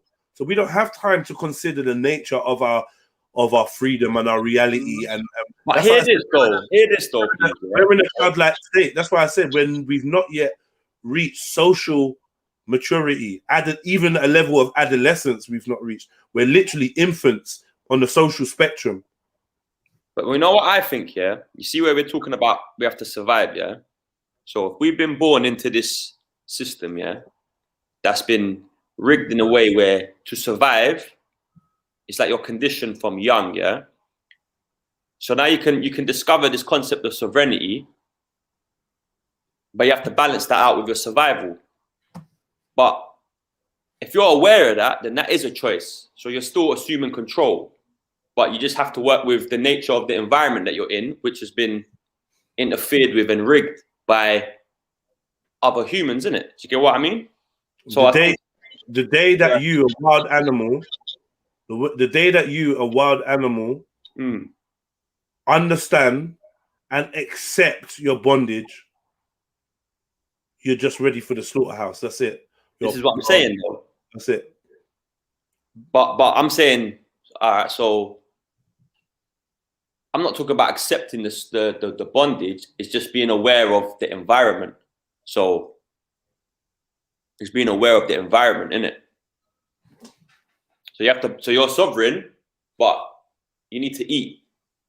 So you want to. You're striving to get to the point where you're self-sufficient and independent of the system, but you don't need to strive. We don't need to strive, vintage. We only need to be and accept that we are. I respect that, yeah, fully. Still, I know. It's all poetic in that. It's emotion, though, not. It's like you got to go through the motion, though, not like the physical realm. The more you interact with the system, the more you empower the system. The more consent and permission you give to the system to exist and to rule over you. This is slavery by consent. Yeah, I agree with that. Yeah. Right? So, like, as much as we want to use the system to get to a point where we are dependent enough, we're actually dealing with abusive parents that do not want us to reach an age of understanding where we can fend for ourselves and decide that we no longer want to be governed. That's right. The difference. We use the analogy of a family, but what we really should be calling it is an abusive family. So how do we flee? How do we flee the nest? You know what I mean? You just leave. You don't return. When you're out, you don't come back. You leave. You refuse. I'm not doing no mother, no father. I'm not doing that. That's what you do. That's how you no longer are ruled by your parents, by refusing to adhere. Now, some parents will kill you. Other parents will kick you out. Some parents would fucking chain you up and fucking keep you in bondage. So what I'm saying is, let's say this. Sorry. Let's say this. Yeah, so you're born into the enslavement. Yeah, essentially.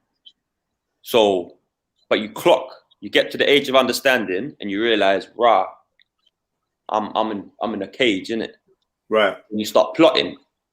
But you're in the cage. You can't just walk out of the cage because you've been born into that cage. So now you got to start plotting. So you say, all right, cool. There's my man's keys. He tends to go to sleep at this time because he has a drink. And then if I get the keys and then there's a couple guards there, but if I take that rope, you know what I'm saying? And you got to plot, execute that plan. But that may take some sort of time and planning is what I'm trying to say. Do you get what I mean? Yeah. So you're accepting the slavery, but you're saying like, rah, I'm here. I'm going to break free, but I have to, like I can't, if I just go run out, bam, the sniper's going to pop, pop man down like in Life, that movie. You know what I'm saying? And the problem is, as you sit there and you wait like a skipping rope, waiting for your time to jump, you grow old and you die. And your children grow old and die. And you wait, your waiting goes from an hour to a century to a millennia. Right. Waiting for the right time to be free. So let's say we're studying how to break free, but I've been here for 50 years. I've been here for however many years, 80 years. But I've studied, I've got all this knowledge. I'm gonna pass that down to the next ones, and hopefully at some point further down that line, we will be able to break free. The problem is, your son and your great grandson and your great great grandson, all they ever wanted to be was like the warden, not like you. I know, that's what I'm saying. Right? And they all of them know. And the longer that the more generations you have born into captivity, the more deeply domesticated they become. They lose certain skills. They lose the ability. Do you know what I mean? They lose the ability to even see that they're in a cage or fathom what a cage is. They've never seen freedom. Right, but we know though. I'm saying we as ourselves, us. We know, but we're chilling though. We know, but we're chilling. We know, but we ain't doing shit. We gotta do what we gotta do. You know what right, I mean? Right. And that's why being a freedom fighter is a very short career, and usually ends in death. And I think we need to re-educate ourselves and our children that's honorable. Yeah. Right. Exactly. We need to teach our children that is honorable, and living in captivity, living in bondage, living as an infant is dishonorable. And we dishonor ourselves by staying in the system once we can recognize it. And I'm number one in line for that. Trust me. I care. Yeah. That's why from last year till now, I've never placed a fucking mask over my face. That's why from last year till now, I've never adhered to any COVID regulations at all, ever. That's why from last year till now, I have not changed my mind on mass vaccinations and will not be coerced, even if it means never leaving these aisles. Trust me. Basics. There's basics in it. Ain't nothing. But that's why I have the mindset I do. Really and truly, what we need to do is stop deliberating, stop chatting, and we need to withdraw our consent. This will, we're not going to live forever, you know. Trust me. And I think the fear of dying has kept us in captivity. The fear of the unknown. Trust me. Yeah. Yeah, well, that's religion, lad, isn't it? You'll be rewarded at the end. Right. So love the struggle because you will be rewarded in the end. Martyrdom. Yeah. Yeah, basically, yeah, martyrdom, lad. That's what all the saints are, aren't they? A lot of the saints are martyrdoms. You know. But same way, yeah. And I would say a being that is willing to die for their freedom is not. There's no longevity in enslaving people like that. There's no benefit from that because they want to die now. You're depriving me of my life. Kill me. I want to die now, rather than. So then you have no. If you have no one agreeing to be ruled over, you've got no one to rule. Oof. And that's what they're trying to keep us away from recognizing. In my humble opinion. I agree with that. Yeah. Fully agree with that. Jedi, you got kids, they have a few days off school, clean COVID test, or I'll never give my child a COVID test. Not when our national website lets us know that there's carcinogenic materials on the end of the swabs. I would never give my child. And that's a surefire way to program their mind into what's the word? Compliant. My child will never see me walking around with a mask on my face. Never. I'm probably the freest person my child knows. Just the way I live, the way I interact. Like, I ain't going for it. We ain't doing it. So no, I wouldn't be giving my child a COVID test. And if that means my child's not going to school, fair dues, because I think most of us, we all should be homeschooling ourselves. We should be. Why are we letting our enemy, we've just described him as some kind of warden, some kind of prison warden. Why is a prison warden teaching your children? Is your prison warden going to teach your child to be a prison warden, to be a free man, or to be a prisoner?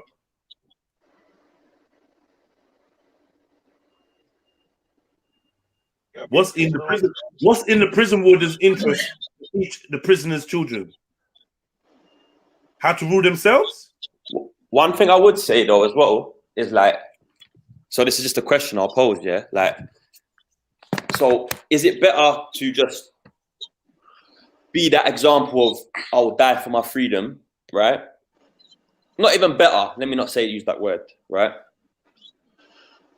But, or let's say you believe I can break free, yeah? And when I do, I'm gonna bust down the gate, I'm gone, I'm gonna come back, yeah? And free the rest of them, yeah? Is it better to then have that patience to execute that plan, or to say, you know what, nah, listen, I'll die for this thing now, today. Do you get what I mean? But like, I don't know, it's just a question. Honestly, and it sounds very dramatic, I think it's probably better to be willing to die today. The issue is that we don't have faith in our fellow man. So we believe that we die in vain, because if I die today, you lot are not gonna kick off forever. You're gonna get, do you know what I mean? I feel you. You know, look, like, let's look at Black Lives Matter, right? And how many people took to the streets for Black Lives Matter. Yeah. And then it just fizzled out. Wasn't a constant thing. Didn't stop. Didn't keep going. It should be going until now. People refusing to return to work. People refusing to pay their bills. People refusing to pay council tax. People refusing to pay into the system. People refusing, but we don't have that. We have, and we have, like, literally, we are domesticated animals for the most. And people like me are just talking about a throwback time when we were wild. It reminds me of Madagascar. I'm trying to convince all the rest of the animals that we lived free at one point. And everyone was like, nah, no way, man. What? But there is still, to this day, we still have an ability to realize our potential. And I'm concerned that day is closing. Yeah, that day is closing. The day where man actually has a chance to rebel or revolt or to withdraw consent is closing, because psychologically those diameters are being shut down. That ability to think in those angles, that mass is being diminished, and we're going to lose that information soon. Just like all the other information that we've lost on what being a human really is. And it's going to be dictated to us. And we're gonna love it. We're gonna lap it up in the name of inclusion, in the name of progression, in the name of modernization. We're gonna be lapping up all the poison given to us. And that poison is one that quells the spirit and keeps us docile, domesticated cattle.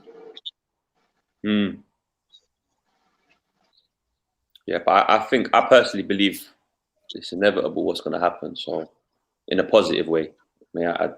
Well, it was only 100 years ago. The last sort of thing that you're describing there, the last general strike was what, 1919, wasn't it? Yeah, there you go. That's the last time the nation as a whole said, "No, fuck this." Yeah, and people died in there. I think there was 3 shots in Liverpool. I only know about Liverpool, but yeah, there was 3 shots in Liverpool in clashes with the army and the police on the general strike. I think that was to do with the transport, because the transport just refused to work. That's why sometimes I think sometimes, without, I don't want to sound horrible, but you like sometimes on these panels, it's quite like London centric. Do you get me? And that's why sometimes I might not sound like I'm in line with yourselves, because we like when you never used to be allowed to sing in pubs. We always did. You know what I mean? Again, with like even the Masks Jedi, you know, it's like community. Like in Liverpool, they just don't try and enforce it. Do you get me? If you put the mask on, you put the mask on. But if you don't, you very rarely ask to put the mask on, unless you're in some sort of governed area. Do you get me? Yeah. When the people stand together, they don't bother kicking a fuss up. Like, I know they were asking to put them on in pubs. Now, two doormen on a pub aren't going to try and enforce that. Right. You know what I mean? When there's a big group of lads coming in, You all literally it takes is one of the lads to say no. It's got to kick off, innit? The fact is, we're at a point where we got people sitting indoors wearing masks, lifting their mask up to sip their coffee or to eat their food, and then pulling the mask back down. That's the level of rationality we're at now. Like, we're literally like babies on our knees, begging to be ruled. In my opinion, begging to be ruled. Big up, Snipe. Big up, Sniper. There was even big up family. Big up everyone. Well, I was in a boozer the other day, lad, and no one was wearing masks. And then this sort of, I'd say, like, posh couple.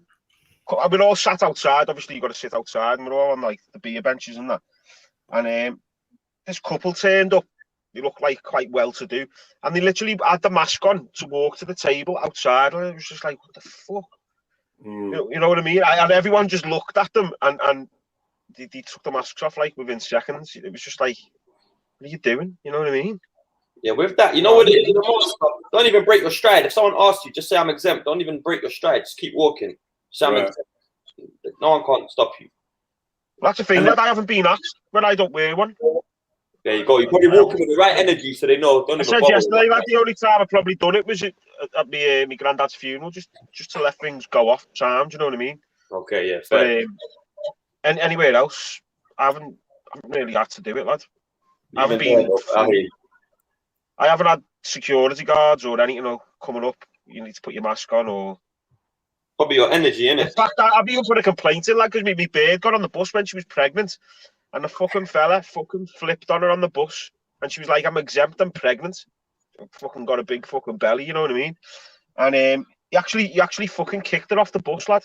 I was fuming. This was like, do you know when it was in the dark nights and all that, lad? And I rang up fucking Arriva and give them absolute murder, mate.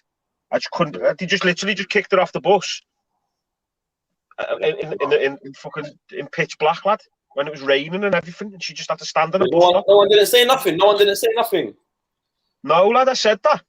Didn't anyone say? Everyone said. She said everyone put their head down on the bus. Yeah, that's fucked. That is fucked. Innit? Some like 50-odd-year-old fella, baldy fella. That's why you got to educate each other, man. So you're exempt. Illyri, help me bring it back to the point. Why are you on mute, man? Get off mute, man. I was gonna say, like, where's the secret society talk? Like, you get me? The Adam Weishops, the Albert Pikes, all of this business. Have we covered that already? Or? Nah, not even. We just starting with the basics. I'm talking about sovereignty, because, like, basically, I said the way to oppose dictatorship or government is to be a sovereign unto yourself. Refuse to withdraw consent and refuse to be governed. Yep. So we kind of went down that. Then we went into like all sorts of things. The abundance of the globe. Barry Black was struggling to understand why I told him that they say the world's population can fit into Texas. He was just like bringing all kinds of stuff. Oh, but it's arid there, it's this and that. I asked him whether Dubai was more arid than Texas. He said, yeah. I said, well, okay, it's closed then. You know what I mean? Oh, well, you didn't say this and you didn't. I was like, but we finally got back to sovereignty. Yeah. And now we're going to get back to the hierarchy. The black nobility was thrown up here. I just want to say, like, Larry, if you're there, jump off mute, man. Yeah, I'm still here. Yeah, man. So where's your mind taking you back? I was going to say, lad, you could. Oh, go on, sorry, Jed. Go for it. I was going to say, in this country, lad, you could probably say the big seas of power probably come when a lot of young men died during World War One, and there was a lot of women left behind. You know, not to sound disrespectful towards women, but women always think with the kids in mind, don't they? So I bet you if you look back, a major seas in power was probably around this time, and sort of a lot of laws have been changed where I'd say women are a lot more sovereign than probably men. Do you know? Especially when they own they basically own the kids, don't they? Especially when it's like a one-parent household. I blame the Queen for that, man. Do you get me? I know what you mean.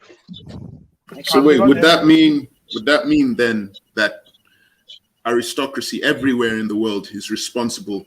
They're the ones at the top of that pyramid. So that would not just mean Europeans, that would mean Middle Eastern aristocracy, African aristocracy, Pacific Islanders aristocracy, all of them. They're all part of that. I would say so. Okay. Yeah, that's why it's called elite. Has no color, has no, you know. At the upper echelons, color doesn't mean anything. So then, Sniper, then we burn fire on the Obas.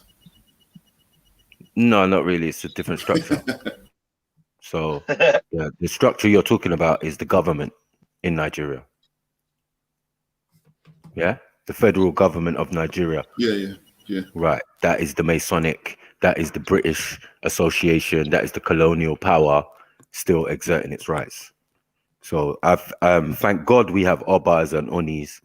Do you get what I'm saying? Because the rule of law and the rule of our society dictates that the power is not with the government. You get what I'm saying? They tend to encroach. Yeah, man, they tend to encroach on people's kingdoms and, you know, areas and all of that by placing a governor in your particular area. Do you get it? Like say Benin, where I'm from now, they place the governor there, but this governor obviously is part of the establishment.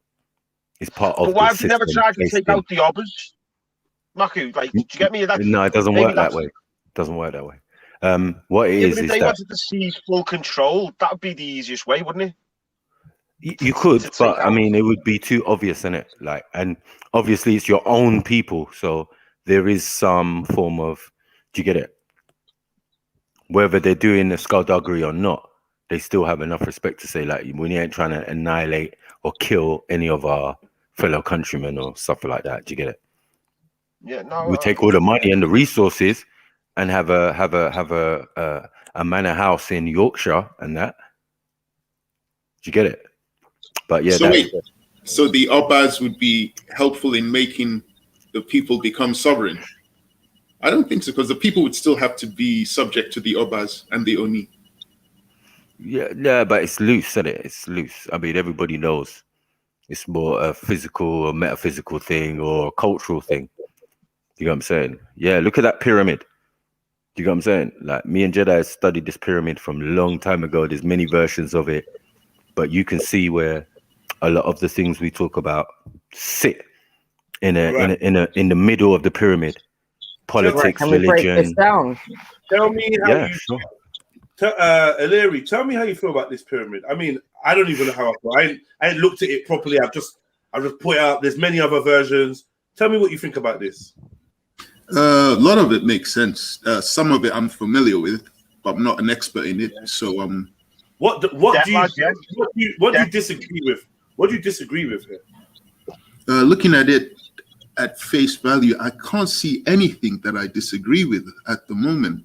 Well, the only thing I would say is that right at the top where it goes the Crown Council of 13 and the Committee of 300, those two sections, I wouldn't know anything on it. But from debt slave, population control, world resource control, then going to the financial control, that stuff is all familiar. And then the powerful families, that stuff is all familiar. But the ones at the top, Committee of 300 and the Council, I don't know anything about those. Right. We was the same in the beginning. You know what I mean? We were like, whoa, what do you mean the royal What's this? And now they've got an image of the Queen at the top, which is another lie. It's another lie. It's another lie. I was going to say, Larry, does it sing true to you though? Do you get me? You might not know who these people are. Well, he knows who the Queen is. He knows who the Queen is, and you know who the Queen is.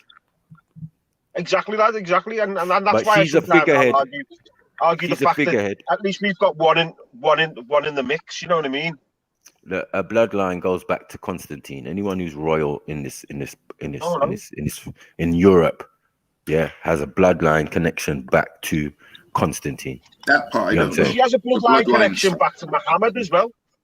No. Let's just deal with Constantine. Do you know what I'm saying? Because it makes more sense.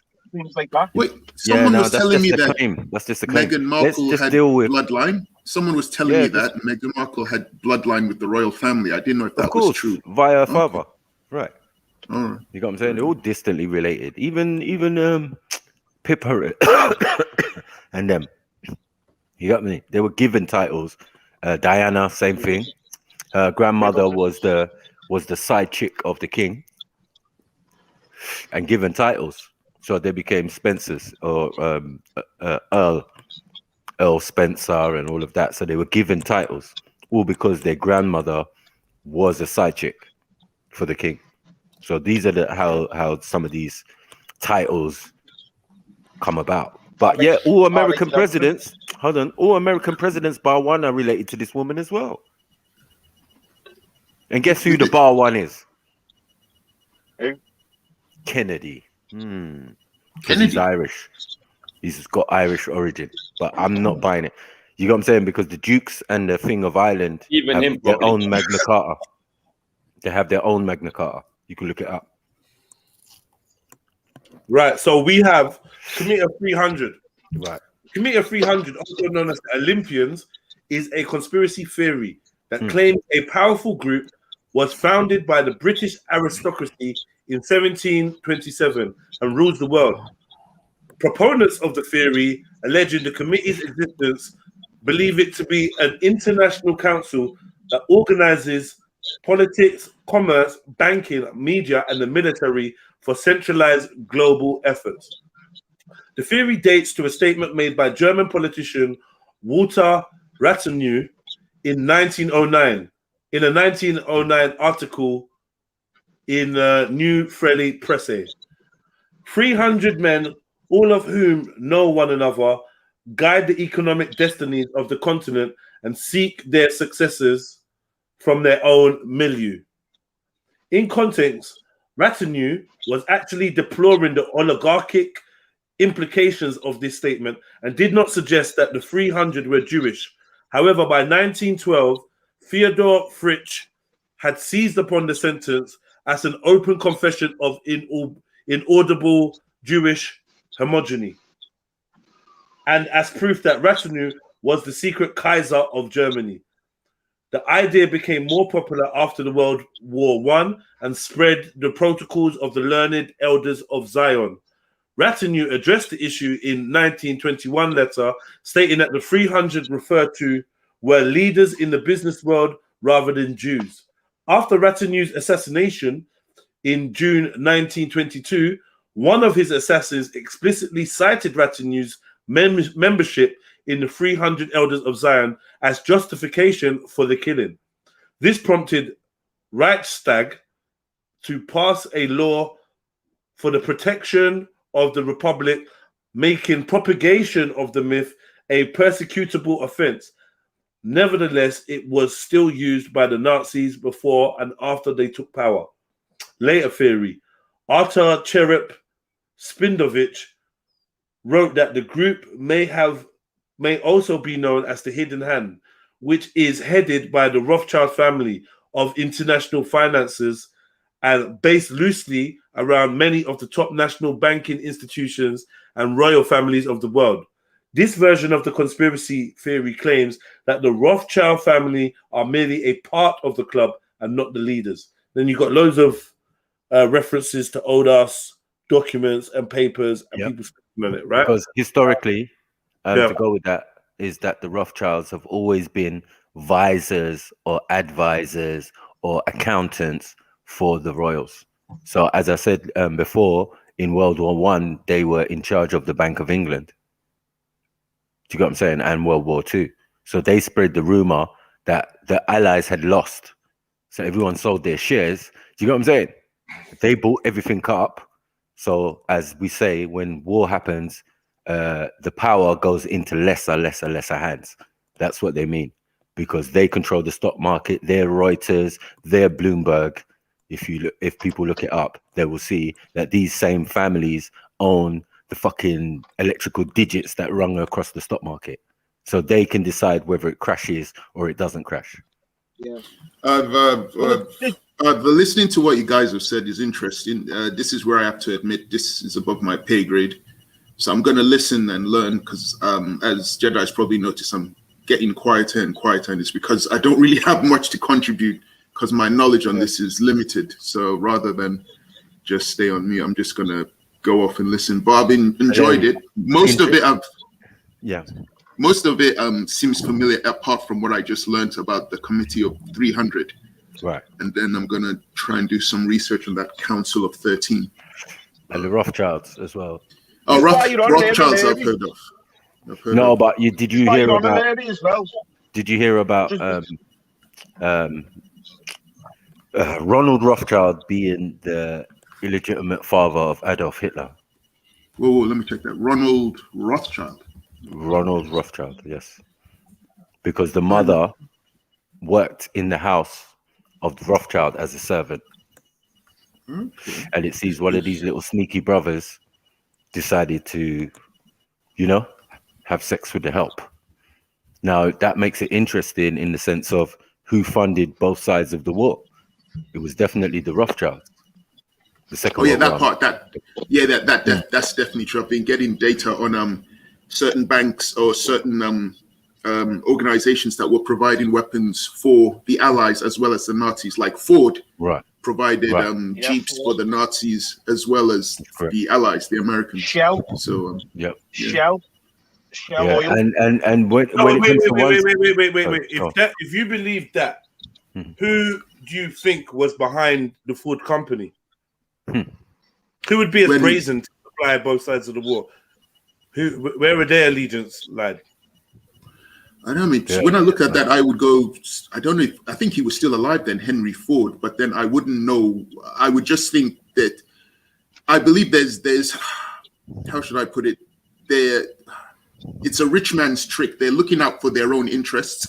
They're creating a situation in which they profit, and they're pulling the wool over people's eyes. But I don't know who he would be reporting to, Henry Ford. I respect that, but I would say, now you're aware of that template, what part of governance, society, hierarchy, or politics could you not apply that same template to?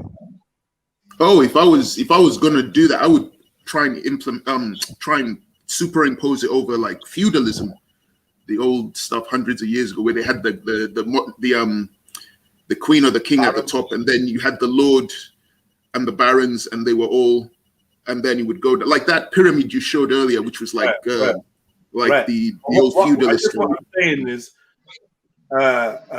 superimposing that on 2021, what part of our reality, our civilization, our world experience could you not superimpose that on? Is what I'm saying. Like that theory of rich people working towards their own agendas and using the little people as cannon fodder and confusing them with sleight of hand and illusions to keep them out of the loop. Oh yeah, I would say, me personally, with my limited knowledge, I would say that's what they're doing today. And if I wanted to look at something which could back up what I was saying, I might look at, like, say, the G7 summit or something, or when I see these powerful... You ever wondered, G18. Have you ever wondered who the most powerful... Have you ever wondered who the most powerful person in the world is? I've always thought the most powerful person in the world would be behind the scenes, would be one of these rich families with financial power, making decisions that we don't know about. So, I mean, you say financial power. Do you mean that the world's power lies in money? Yeah, I mean, my limited knowledge, that's what I would guess. Those who have stinking amounts of money are able to make politicians and even the aristocracy do what they want. Well, this makes no sense. If you're somebody like Jeff Bezos, you could spend a certain amount of millions a day for the rest of your life. What is your need for money? What's your need? What needs do you now have? I guess what I'm saying is, if the incentive behind the way the world is now is finances, then once these guys become rich beyond measure, what would be their what would fuel their drive? Knowledge. I guess power probably. It would be knowledge as well, but power, being able to control things, because you have the money. So we can differentiate power from money then. Yeah, I would. Yeah, I would say so. Yeah, exactly. It's like I remember years ago I asked a guy about Mobutu, who was like the dictator in Congo.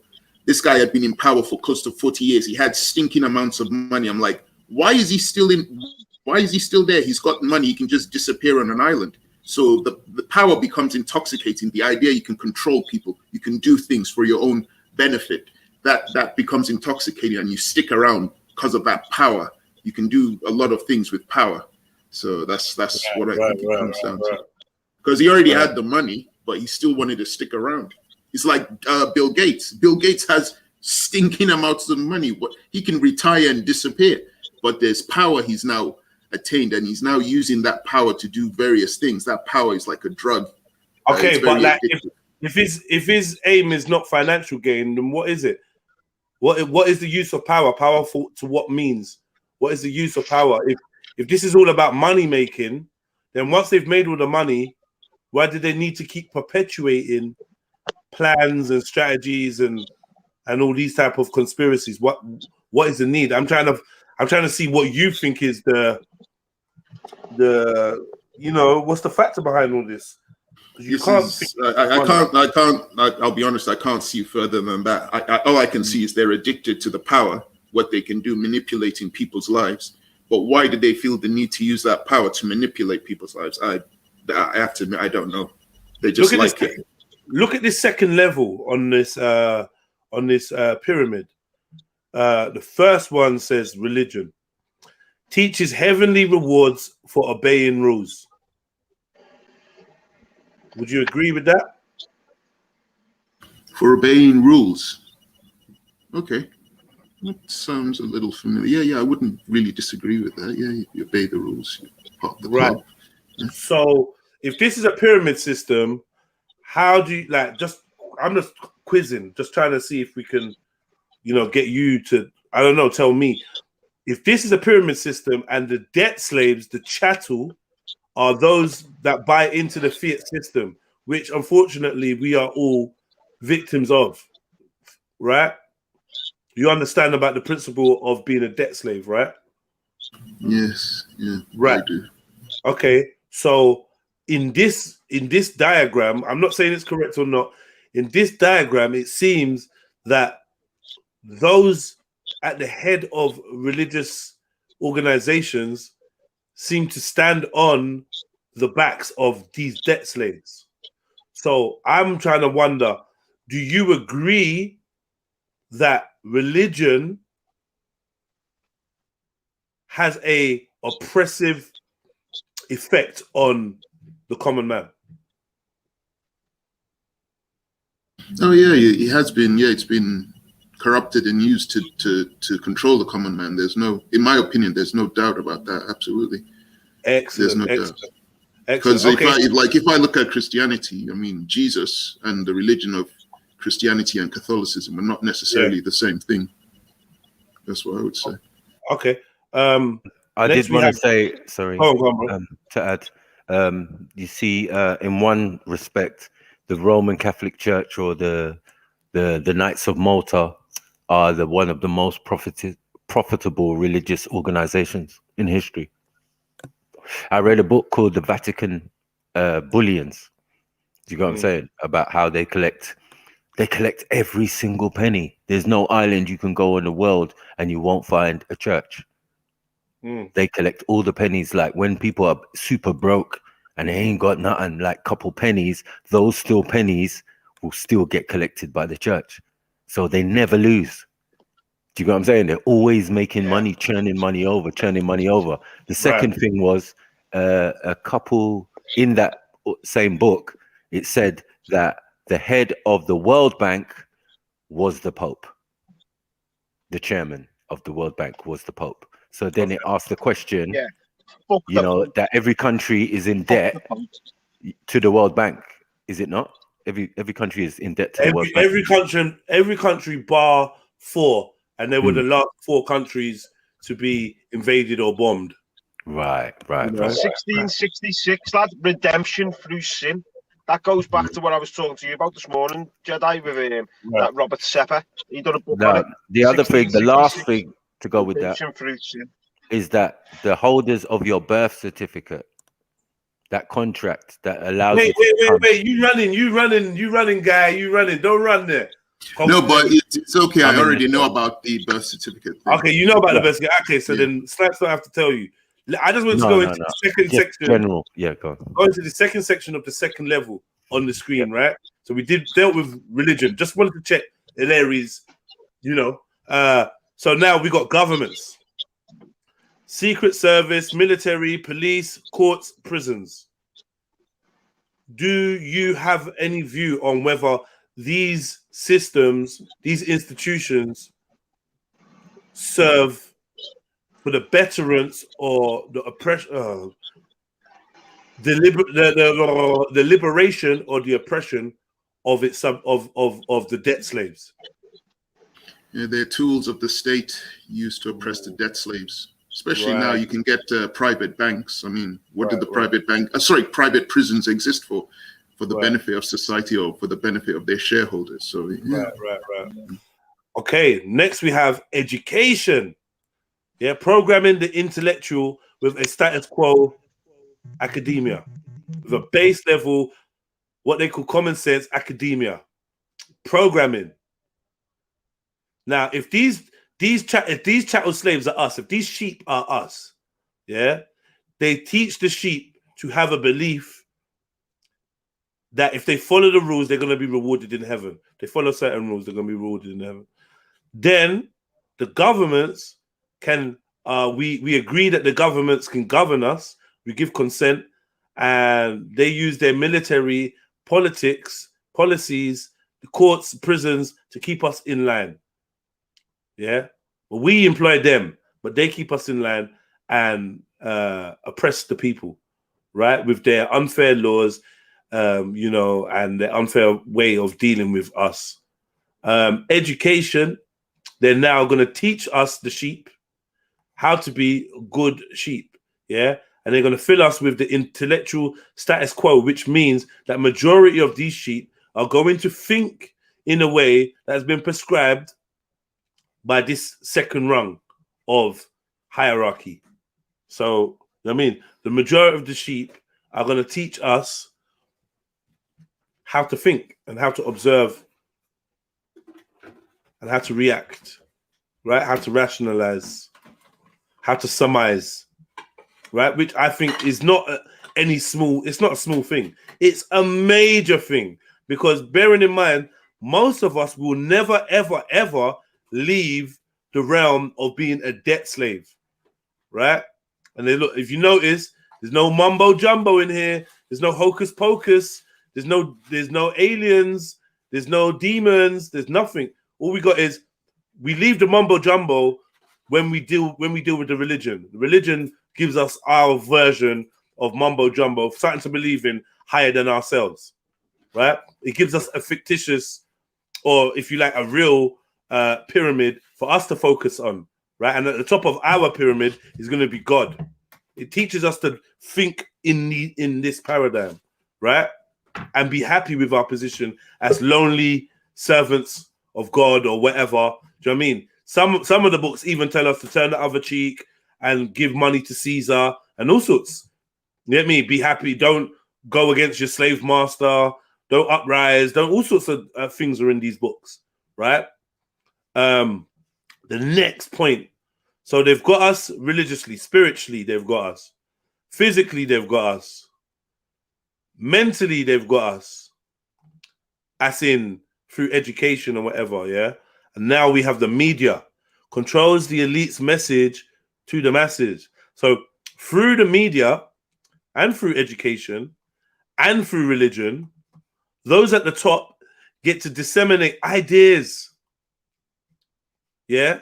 Ideas that keep them firmly fixed in their position of power, but also keeps us firmly fixed in staying on the bottom rung, even agreeing to be the foundation of which this whole system is rolled out. We agree to bend over and allow the board to be placed on our backs for them to play the game that entertains them.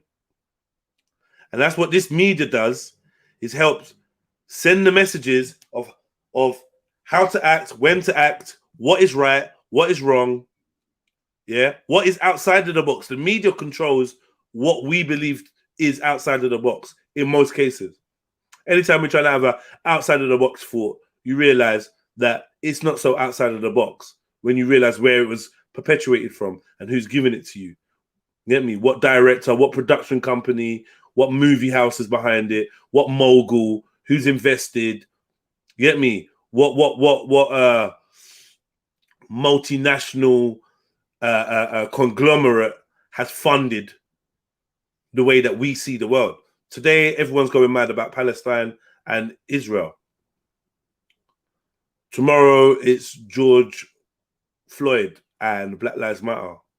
The day after that, it's forest fires in Australia, or global warming, or Elon Musk's, or COVID, or Elon Musk's intergalactic endeavors, or something, some other shit. Never is it about how we're going to get off our backs, off our knees, and stop these lot living off us. The parasites. These leeches have got themselves to such lofty positions that we can't tell when we start and end and when the leech begins and ends. It's become symbiotic. Right. Above that, we got, so that's our population for the resources, us, the people, education, government, law and order, religion, media. Next up, we have these conglomerates, yeah? MasterCard, Visa, Arco, Texaco. I can't really see that, but I'm guessing that these are massive corporations that wield inexplicable power and shape the goings-on and actually feed information down to the religious. Hence why your religious leaders are telling you to go and get the vaccine. That's why, because they're ruled by another layer on the pyramid. The average man, buy your electric cars, cars. Yeah. The average man will pull into a Texaco to fill up his car, but won't consider how Texaco and massive conglomerates like that affect our day-to-day paradigm, influence our day-to-day paradigm. It's just a small picture, man. I mean, I wish I could blow this up a little bit more. We could maybe go into bigger detail about some of these companies, but I don't think we should get caught up in the individual companies. Just know that Texaco and Shell are not enemies. Yeah? And the directors and the chiefs of these companies play golf together. Yeah. They go to each other's weddings and they sit and are privy to information that you are not. Well, I think when they get to that level, like, they describe each other as competitors, don't they? Yeah, you know what I mean? Yeah. Over lunch. Yeah. Over lunch, they're just John and Frank. Yeah. So not to jump to, but just I've been looking a lot at that pyramid whilst you were explaining a lot. And I see the people at the bottom, the debt slaves. And I see the image right at the top. So that would mean that everything underneath that image is basically just working to provide that thing at the top with whatever it requires. Right. Yeah, basically. Mm-hmm. Okay. Right. And based on the other model, with the king and the knights and the lords, everyone gets their rewards, even the man on the bottom. They get their rewards. They get their peanuts. So it's not a completely thankless job. I am taking up any position. And some people in this pyramid will be anomalies that actually know more information than their counterparts on the same level as them. It's a very complicated recruitment system. And you have stooges that may, like, for instance, like, this is just a dead example, but any one of the children or family members of these people at the top may be smuggled into lower society or higher society as a sleeper cell. The story of the story of Moses comes to mind, right? Moses was Moses was a Trojan horse whose destiny it was to undermine the authority of the Pharaoh. Yet he was brought in as a small, harmless baby and raised cheek by jowl with the elites in the royal palaces, right? So he got to an age where he can then be turned on as a Manchurian candidate. He can be turned on, the right words can be said to him, and then he now is the enemy from within. This is a model that is used on us time and time again. People that appear to be of the same standing as us, people that have quote unquote checkable history or backstory, often were put in place to seem humble, to seem good-natured, in order for them to effect the change that they set about. And the people, the sleeper cells, don't even have to know that they were sleeper cells. They don't even have to know.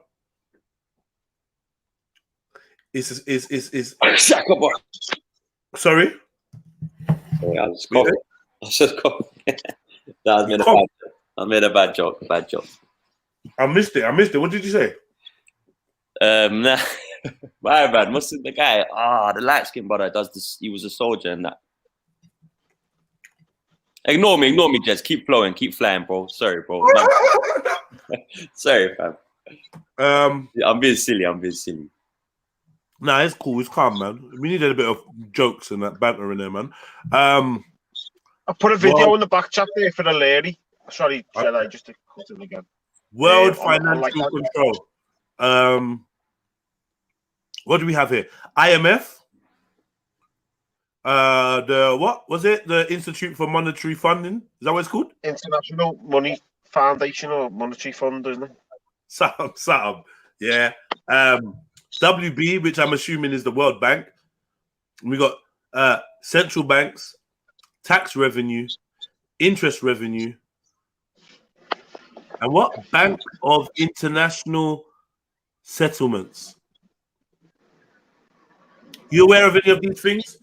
What's your thoughts on the World Bank and the IMF and their role in? Because what they say is world financial control. Do you think that these institutions have world financial control, Hilary? Yeah, definitely. World Bank and IMF, especially when it comes to certain countries in America and South America that take loans. They can't pay off those loans. They're then indebted to the World Bank and the IMF, and they get to stipulate that those countries' home policies. So yeah, definitely. Yeah. All right. I think this one is pretty self-explanatory. Now, my question is, would you be surprised to know that from the debt slaves all the way up to world financial control, we have what's the word? An over-representation of people that belong to a certain group. What, racially or culturally? You tell me. If you think any of them apply, let me know. I think maybe back in the day it was racial. I think now they all serve the same master, so it doesn't matter what skin color they are, I guess. Facts. I believe that too. I believe at the top, it's not so much about skin color or class. It's about bloodline and ability. Yeah. But I also say that in order for them to secure like a system of control, I think outwardly it's been important to maintain a European cosmetic, a European look, because this is one of the tricks of how they keep power is through the dividing and conquering of the people. So somebody had to be perceived as the top dogs, right? And I think posing as Europeans and perpetuating the beef between races, said loosely, has been one of their best magic tricks. Because what that's done is kept white and black and Asian people at loggerheads fighting for scraps of power, and also has kept a very influential section of society in this paradigm, which would be the white European male and the white European female, is kept them docile. Yeah? Remember, we talking about the reward system. So it has been rewarding for the white European and male to somewhat toe the line when it comes to this international conspiracy. Unbeknownst to them, they're just as dispensable as everyone else.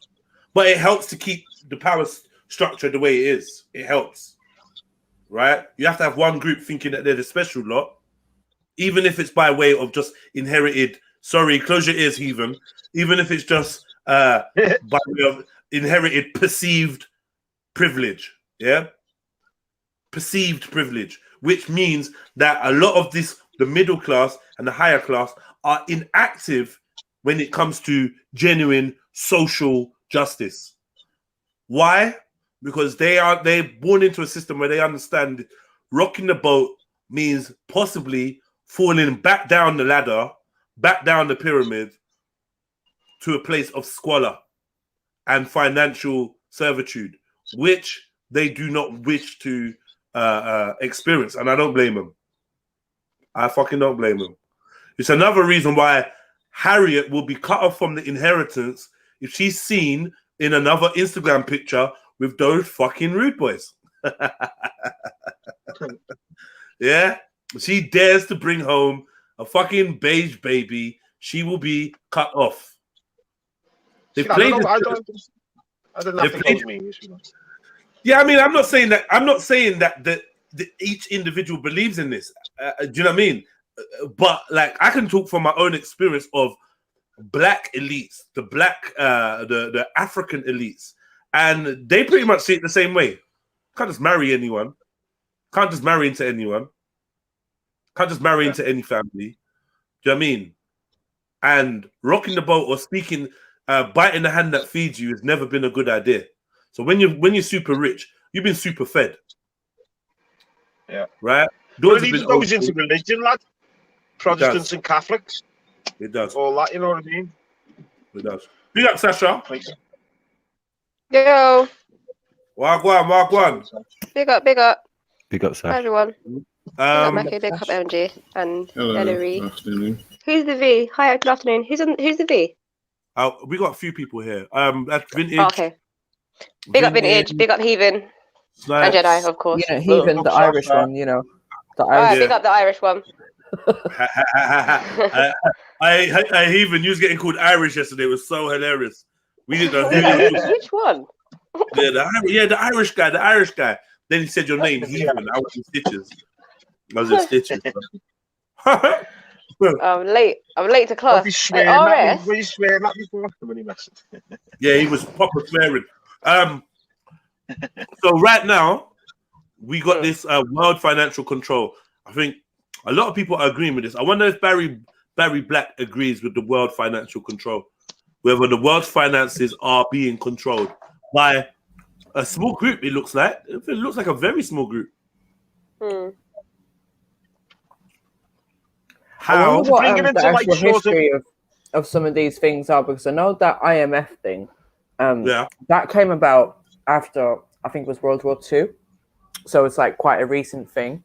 But obviously you always hear about them when it comes to like global disasters and all of these sort of things. And especially in the COVID thing, we're hearing a lot about IMF says this and IMF says that. So we know they have a lot of impact. But if they're only like, less than 100 years old, what was there before them?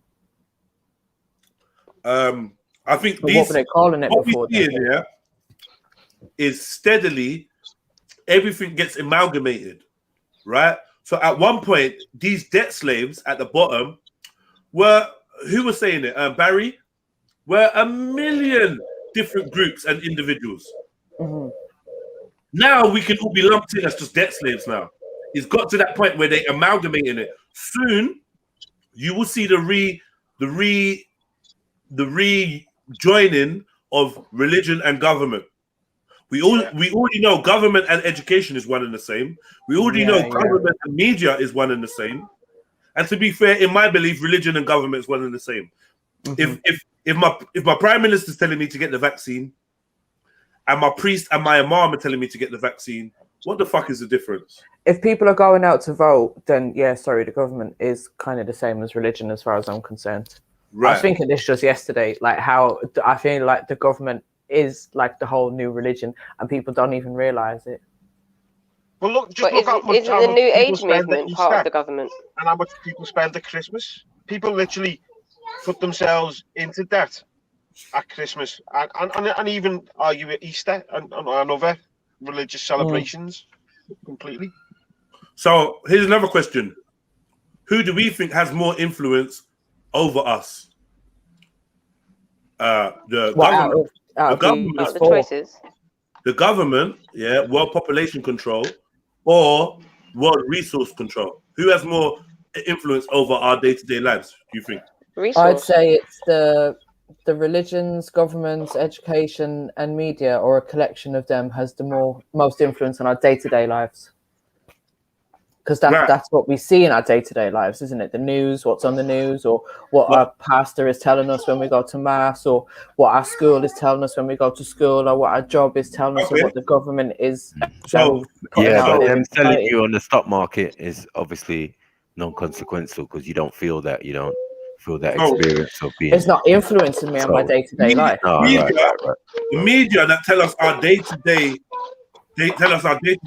reality is owned by the big families. Well, then, inevitably, the IMF.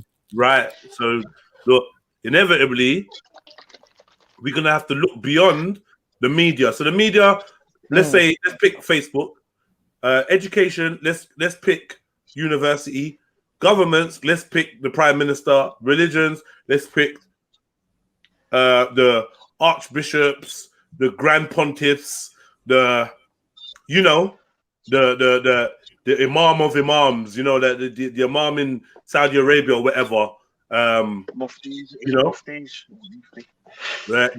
these top sheikhs and whatever. Boom, boom, boom. Deacons, like the deacons. Right. Deacons, that's it.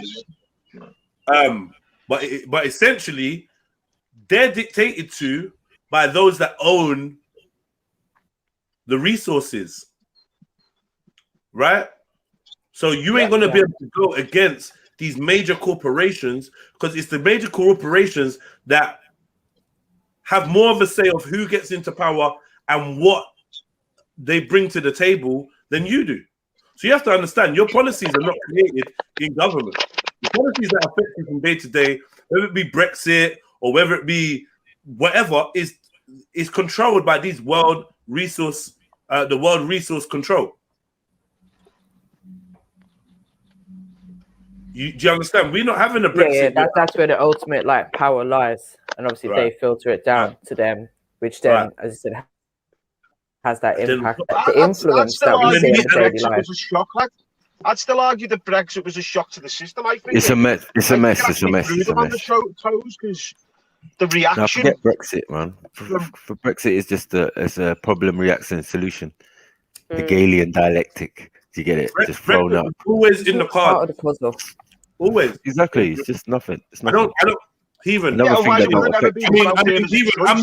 a Brexit. I'm not a Brexit expert, but I don't get the feeling like this shit was a shock to the powers that be. I don't. You have to break it down a little bit. Yeah, when it's mentioned and when they play the story that it becomes a shock to the system. It's when they start playing the story. When it was mentioned, and no one gave a shit. What do you mean? What story? When it was mentioned, no one really cared. And then as soon as they started running the stories to go with it, the propaganda surrounding it is when people's emotions got riled up. No, but can I butt in?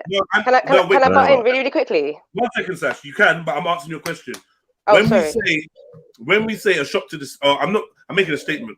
When he even says a shock to the system, he's saying for them, as in for the government, not the people. Oh. Right. Oh, okay. No, sorry. I mean, I'm on about like the IMF and that, like. They didn't see it coming. I Even though they do 70-year projections. Yeah, this is a game, Heathen. Remember I that we think they came out. always knew how it was going to pan out. One second. We were coming out. We're coming into the emerging markets, so they want to just do what Russia's doing. You get me? Because Russia's not in Europe, which was an amazing discovery. Because I was thinking, right, you're the major part of Europe, yeah, but you're not in Europe. You don't deal your dealings, your financial, the markets. You know what I mean? America tried to do the same thing with Trump. He came in. He said, yeah. We dashing out all the trade deals. We want new trade deals because everyone wants to do what Russia is doing, basically, and dealing with the Far East because those are the emerging markets. Do you get it? Malaysia, China, India, all of these places. So they don't need Europe because you don't have that much more raw materials like that. Now China's got oil. Do you get what I'm saying? So like there's certain things that the East don't even need from the West no more. Do you know what I'm saying? But the only people who have anything of value is the Russians again, because they've got frozen oil and all of that. You know what I mean? Yeah, for me, it's all about money. What I would say, I mean, not money. But, I want Sash to speak now. Yeah, but Okay, what I quickly wanted to say was, I feel like when you come out of one paradigm and you obsess about the paradigm you're coming out of, you lose sight of the paradigm that we're walking into, right? So if those that think that Brexit was not part of a plan, you're maybe not looking forward to see what we're about to go into. Because if what we're about to go into sews the world up even more, and the word that they will use for sewing up the world will be interconnectivity, interactivity, yeah, interlinking, yeah. So it sounds all good and cozy, but really they're sewing up the pockets that, you know, they're closing it down. What you're going to end up with, remember, keep the pyramid in your head, even as a way of forward motion. If you're thinking about moving forward, say you're moving forward as a debt slave, you know that the path is going to get thinner and thinner, and there's going to be less and less. It's going to be less densely populated the further up or forward you go, right? It's like perspective, yeah? It's like perspective. So you standing on a debt slave, looking forward, you might not even be able to see that queen or that eye, because perspective is only going to let you see a little bit in front of you, right? But if you separate from it, if you take a bird's eye view, you come to realize, okay, so we're moving from being part of the European Union to what? We've been to what? What's the next union? Oh, the North Atlantic, Before you know it, the North Atlantic, Australia, and this and that country are part of this new union. And then ones on that side are part of another union. And it gets smaller and smaller and smaller. Before you know it, it's a world union. You have to destroy some systems in order to allow the new ones to flourish. This is the same thing that's happening. The same thing that's happening with your currency, your paper money. It started with the bullion, the money not being backed by bullion, not being backed by sterling, and now we're moving to a point where you can be at your computer mining a currency, right? What happens is all this information has to go through computer systems, servers, computer systems, whatever. So it's actually homogenizing world currency, and it's not creating separate ones. Even though it looks like everyone's going to have a coin, that's the look of it. But essentially, we all working off the same system, which then means that we're not moving off resources. We're not basing it off gold, silver, diamonds, oil. No, we're basing it off mining on the internet that is already heavily policed and owned. So we get the semblance of moving into something different, but really we're just moving into the one world currency that has been predicted from 50, 60, 80 years ago. It's been predicted. So we're not moving away from world government. We're moving towards world government, and every aspect of our life is showing you how we are now becoming homogenized. That's my point I was trying to make. Go on, Sash. All right, cool. I'm going to try and bring this muddle together that's in my head, yeah? RS asked a really good question, and he said, are the people, if they are there, at the top, are they free, right? I thought that was a sick question, really, because I'm thinking, okay, cool, because by our, like, the masses understanding of free, then yeah, they are. But then... Yeah, they're freer than you. Yeah. Yeah, but then are they free? Because... Ooh, that's a deeper question, though. Yeah. It's a big question, isn't it? It's a big question. I would say no. I would say no. I haven't. Okay, wait, Jez, because I've been sitting here with my notes. I'm a weirdo. Yeah. Right, and he said, RS also said, which was really good. That's what I'm understanding. What is the point? Because I was saying, okay, maybe, like, are they free on their level of each pyramid? I'd say no to that, and he said that's what he understands. So, what is the point? There must be another level to freedom, something beyond what anyone below the top level can comprehend. Exactly. And I thought that was sick, yeah. But listen, so now I'm as you lot were talking, I'm looking at the pyramid, and all I can see, yeah, I'm not looking at any of the middle. Like all I can see is the top and the bottom. Like that's all I can see, and all the middle does is connect the bottom to the top. Why? Like, the middle is are they important. bound by us? No, but yeah, but I get the middle's important for what it does to the bottom, but the only, like, without the bottom, the debt slaves, the middle wouldn't even be necessary. So all I see is that they're just connecting the bottom to the top of the pyramid. So in some ways, I think, is the top of the pyramid, are they bound by us? Is that why they have to keep us trapped? Because they can't. Does that make any sense to anyone? They're not bound there. They're owning you. Yeah, they're not bound by us. Yeah, Maku, they do own you, but essentially, being owned makes you more important than the owner. Yeah, exactly. I mean, you're the raw material, you're the commodity. Right.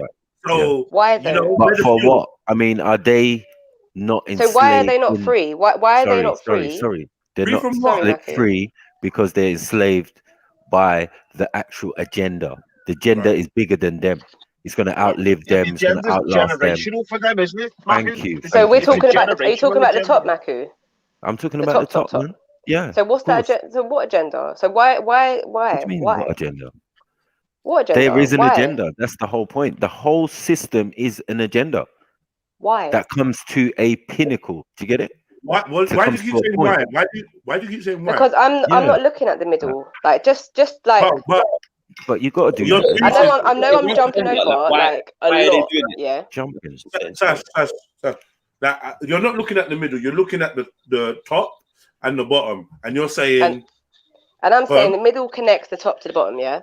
Like without the bottom, you wouldn't even need the middle. Like it's set up. Without the bottom, there's no pyramid. Basically, yeah. So it's all there. It's all there for us. Why? Okay, there's the agenda. But if the top, no, that doesn't make sense. Not for us, as in the benefit of us. No, obviously detrimental to us. No. The pyramid is built on your back for them to reach the heights that they reach at the capstone. Yep. The pyramid essentially is everything below that bottom level. It's because you and I have not decided to be the top of our own pyramids. We've not chosen that. We've chosen to let others rule us. So the whole pyramid is one of consent, right? And it's all built to. It's a leech. It's drinking your blood to get fatter to live off you. So they it's not can't for your live without us. Exactly. That's what I'm getting at. Like they can't live without us. We know this. But like, what I'm saying is they don't want you to know that. Okay, but what I'm saying is the ones at the top here, kind of going back to what RS is saying, what are they not why are they not free? Because they got someone on top of them. Yeah, the agenda is bigger than them. They're not the top of their pyramid. Ultimate goal, like. They're not the top of their pyramid. They're not the top of their pyramid. That's they got another pyramid within a pyramid. Oh my god, my head. Not another pyramid within a pyramid. What it's like they're following orders. Okay, so what's somebody has got this period together? One second, everyone. If you're following orders and you're working for someone, you're not sovereign. That's right. So they may have the appearance of more resources, more information, more mobility or whatever. But essentially, these are all illusions, because if anything, this is why this is a spiritual kind of thing now, yeah, because the man at the bottom essentially is more free and more powerful than the person at the top. The only difference is acknowledgement.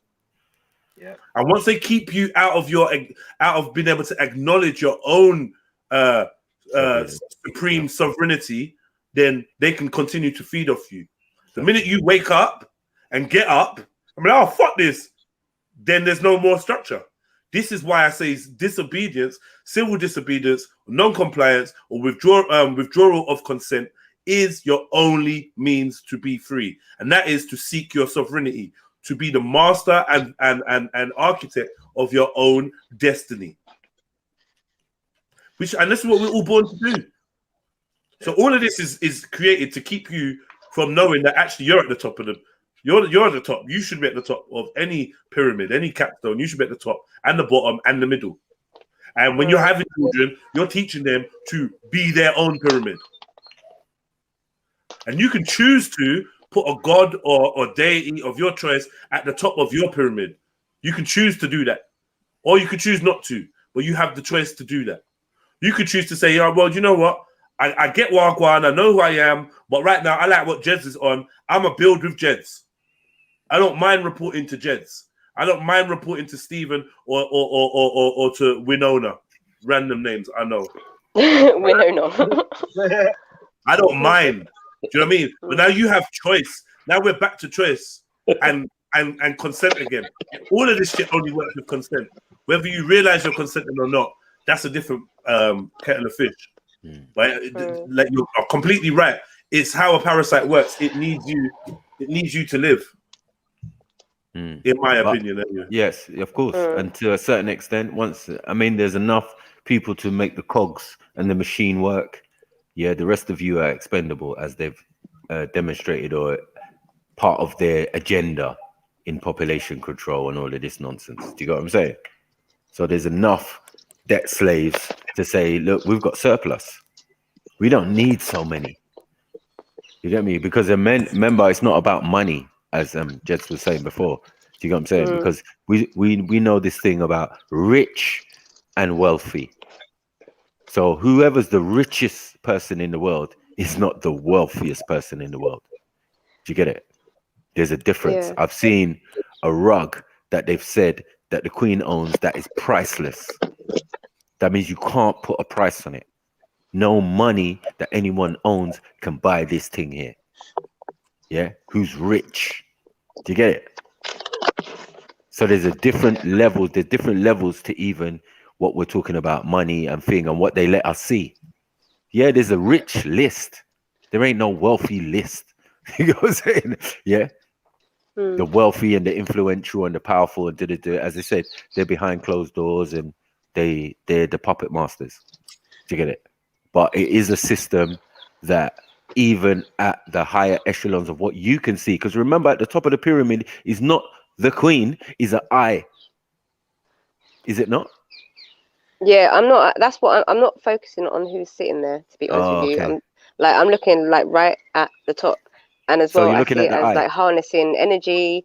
Like I'm obviously there's all the all the bits that go into it and the controlling. Yeah, but what's and the this, eye that. business? Eye. Listen, Sash, I would say, sis, yeah, let's take our time and break this down. Like every little bit that you bring up, let's discuss it. Like I'm personally not in a rush, right? I personally don't have nothing to do today. I know. I'm running forward. I know. Right now, but there's no need to. Especially if you got notes, yeah. Let's take it slow. You know. And Jeds, I know you don't want to like go into each individual bit in too much depth, but I do think because I hear a lot of interesting things about the IMF, which I think might be just, I don't know, there's a quick like history maybe that we could look into, because things like them stopping the trade of gold and stuff like that back in the days. And you were just talking about cryptocurrency and right, let me find that page. Well, These Like Masonic. I bought my first cryptocurrency last week or whatever. Looks like it's doing pretty bad right now. When the day I bought it, both the cryptocurrencies I bought into were at an all-time high, and now they're just going backwards. You buy the dip, Jeds, man. We told you this. Buy the dip. I know. Yeah. I know, but I know. Buying the dip. Yeah, I get it. But at the same time, I'm hoping that this is a dip, and I can ride that out and see where it goes, right? Because you can do that too. But when I look at it on a yearly thing, then it's on a rise still, compared to where it was, right? 0.000 pence or cents or whatever. You get me? So I'm assuming if I chill with that for a while, the possibility of it raising back up and becoming more, do you know what I mean? It's going to be a good look. I'm going to try and long term it. I think long term makes a little bit more sense. If I had big capital, I think I would put big capital on quick flips, right? So, like for instance, don't laugh at me. I put £20 on one, £10 on the other, right? Yeah. Why would I laugh at you? Just because you said that, I want to laugh. Now I'm just saying, by the end of the week, it was like £48. So I'm like, okay, nice. I kind of nearly doubled my shit. Now it's back down to 30, like what I originally paid for. Cool. But I'm assuming at some point next year or late this year, whatever, it may go up to £100. It could happen in a month. In a month. But now now that £30 that I put down, if I had put down 30 grand, I would have took that money out because that would have been a massive flip. Because I would have just made close to 20 grand.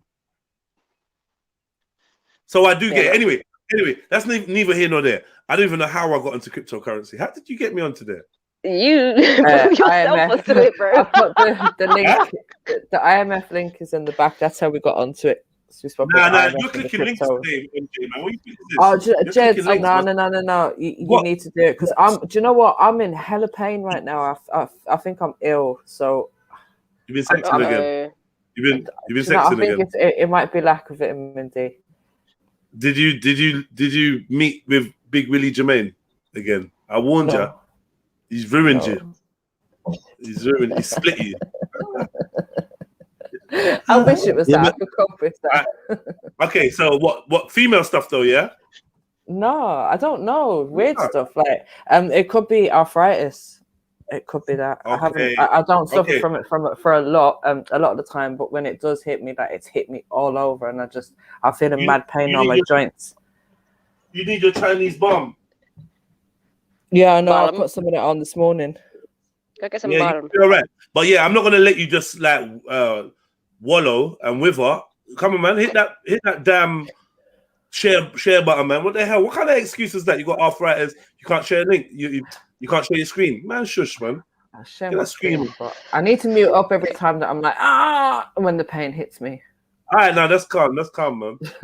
It might sound like I'm doing something funny. What was the noise? What was the noise? Oh, MJ, why did you fall for that? I don't care. The first one was laughing helps. The first one was more in it. There was more oomph in that one. It depends where the pain is because it's in a few places. Like there's a pain in my side and there's a pain in my elbows and my knees and my ankles and my fingers. So I'm ouchy all over. Is this just happened overnight? Yeah, literally. Yesterday, I started feeling a bit weird, like my ankles and that. And then this morning, I woke up and I was just like, "Wow, what is going on?" Right. All right. Well, yeah. Share up your screen. Let's see what you got for us to do with the IMF. Let's see. Go for it. See. Oh, is that there? Okay. Yeah. Let me get there. It's waiting, bro. I'm waiting. Yeah, it's up. The IMF in history. What site are you on, by the way, just for anyone that wants to check it out themselves? IMF.org, the actual IMF website. So this is from the horse's mouth. So 1940s, this is when it began. World War II draws to a close. Allied leaders draft plans for a post-war economic order. So this is what I'm saying. Like, why did they start this after? Like, and I can't remember too much about like the world war and I what told you. countries exactly It were was this in the involved. the stock UK? market. It was the stock market crash. This is Because- international. Yeah, the stock market crash. Do you get what I'm saying? If you're making an economic order, that's to do with the stock market. Do you get it?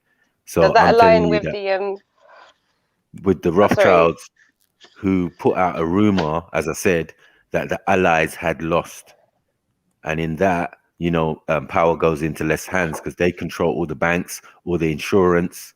So even though people's money was insured or they lost out, these same people still made money on losses. Do you get it? And managed to buy up every single thing they could. Do you get what I'm saying? Because it was going for cheap. That's why I say they control the market. They control the stock market. So yeah, the IMF, they would be part of that as well. Crazy.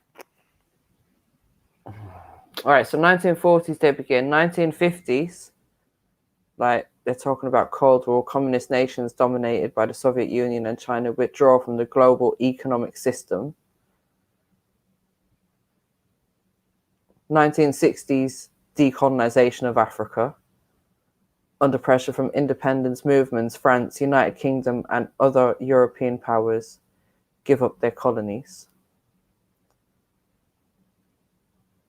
1970s, Vietnam War and oil stocks. US spending on Vietnam War and domestic social programs leads to inflation and overvaluation of dollar. Oh, where's the bit about the yeah, that was it. 1971, gold convertibility ends. US President Richard Nixon suspends convertibility of dollar into gold, ending system of fixed exchange rates created at Bretton Woods.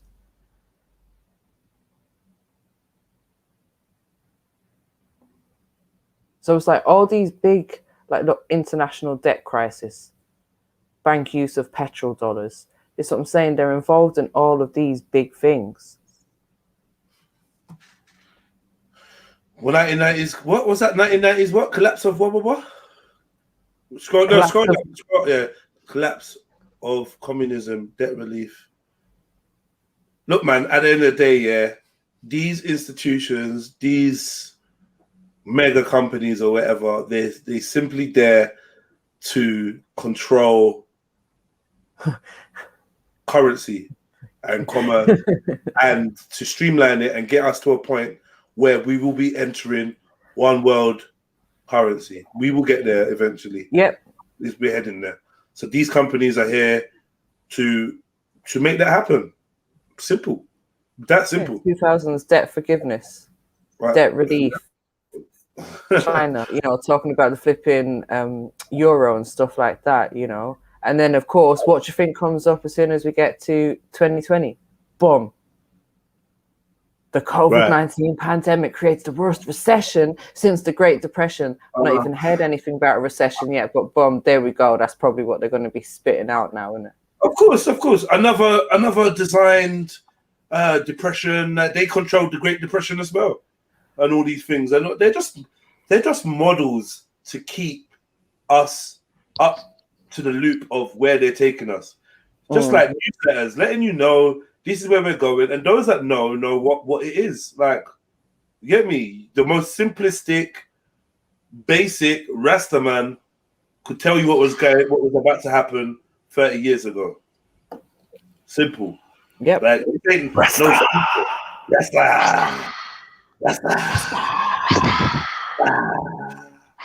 Why did you not jump on? But yeah, there you go. Not jump on after 3 hours. I'm here battling with Barry Black about what fucking. Sorry. You lot just left me, man. Sorry. Who was that? Guys. I went gym, man. Come on, man. Yeah. I had visitors, man. Early. You had what? Visitors. My family came over. Big up. For a bit. Big up, family. Cool. Anyway, so I can't hug them until tomorrow. Sorry. Free glass. Right. So where are we now? Because really and truly, we need some. We were going up the pyramids, weren't we? We are. We need some naysayers. Yeah. This pyramid ain't even the pyramid that we're using. That's how bad it is. It's not even a good pyramid. But it's not, is it? It's all right. It's all right. But you know, the other one had more detail. The one you used to use. Yeah. Anyone that's got the queen at the top, it's shit. It's shit, Yeah. man. But hold on, I no, want to get to the no. spiritual Can we talk to the point. eye, please? Can we talk about the eye? Yeah, thank you, Maku. Bam. No. Do it go, slowly, Stop otherwise. rushing. Yeah. Why? Because the thing is, what we have to remember as well is not Yeah, but everyone Sash said- understands Sash said- everything. one So we're second. breaking it down Sash for the said- audience as well. Yeah, but I'm saying Sash said, let's start at the top, right? And she Exactly. can only see the top, right? And the bottom. So I'm saying, can you see the eye? That's the eye. That's what I'm talking about. I don't care who's in I the can top. see many like eyes. a little bit. Okay. Nah, we're not. Not many eyes. Hold on, personally, yeah. The reason All why. right, leave it. Let's leave it, Jed. Yeah, explaining. Like, Okay. all right, but this is Let not that be how the let that be the how cherry. you learn. You don't say, "Oh, I want to learn how to drive." Oh, take me to a motorway. I do. don't work like that. Jump head first, man. That's how you learn. I'm joking. No, it's how you drive. Yes. How you drive. It's how you I don't drive. suggest anyone does that, by the way. Please. Right. Or So go to the forest by themselves. Shut up. yeah. Oh, so anyway, just like I feel like we've got enough issues here in the world financial control and above for us to be dealing with for the next couple fucking hours. It's not no light thing, yeah. So I don't think we should ignore, even though deep down inside, I think we should ignore.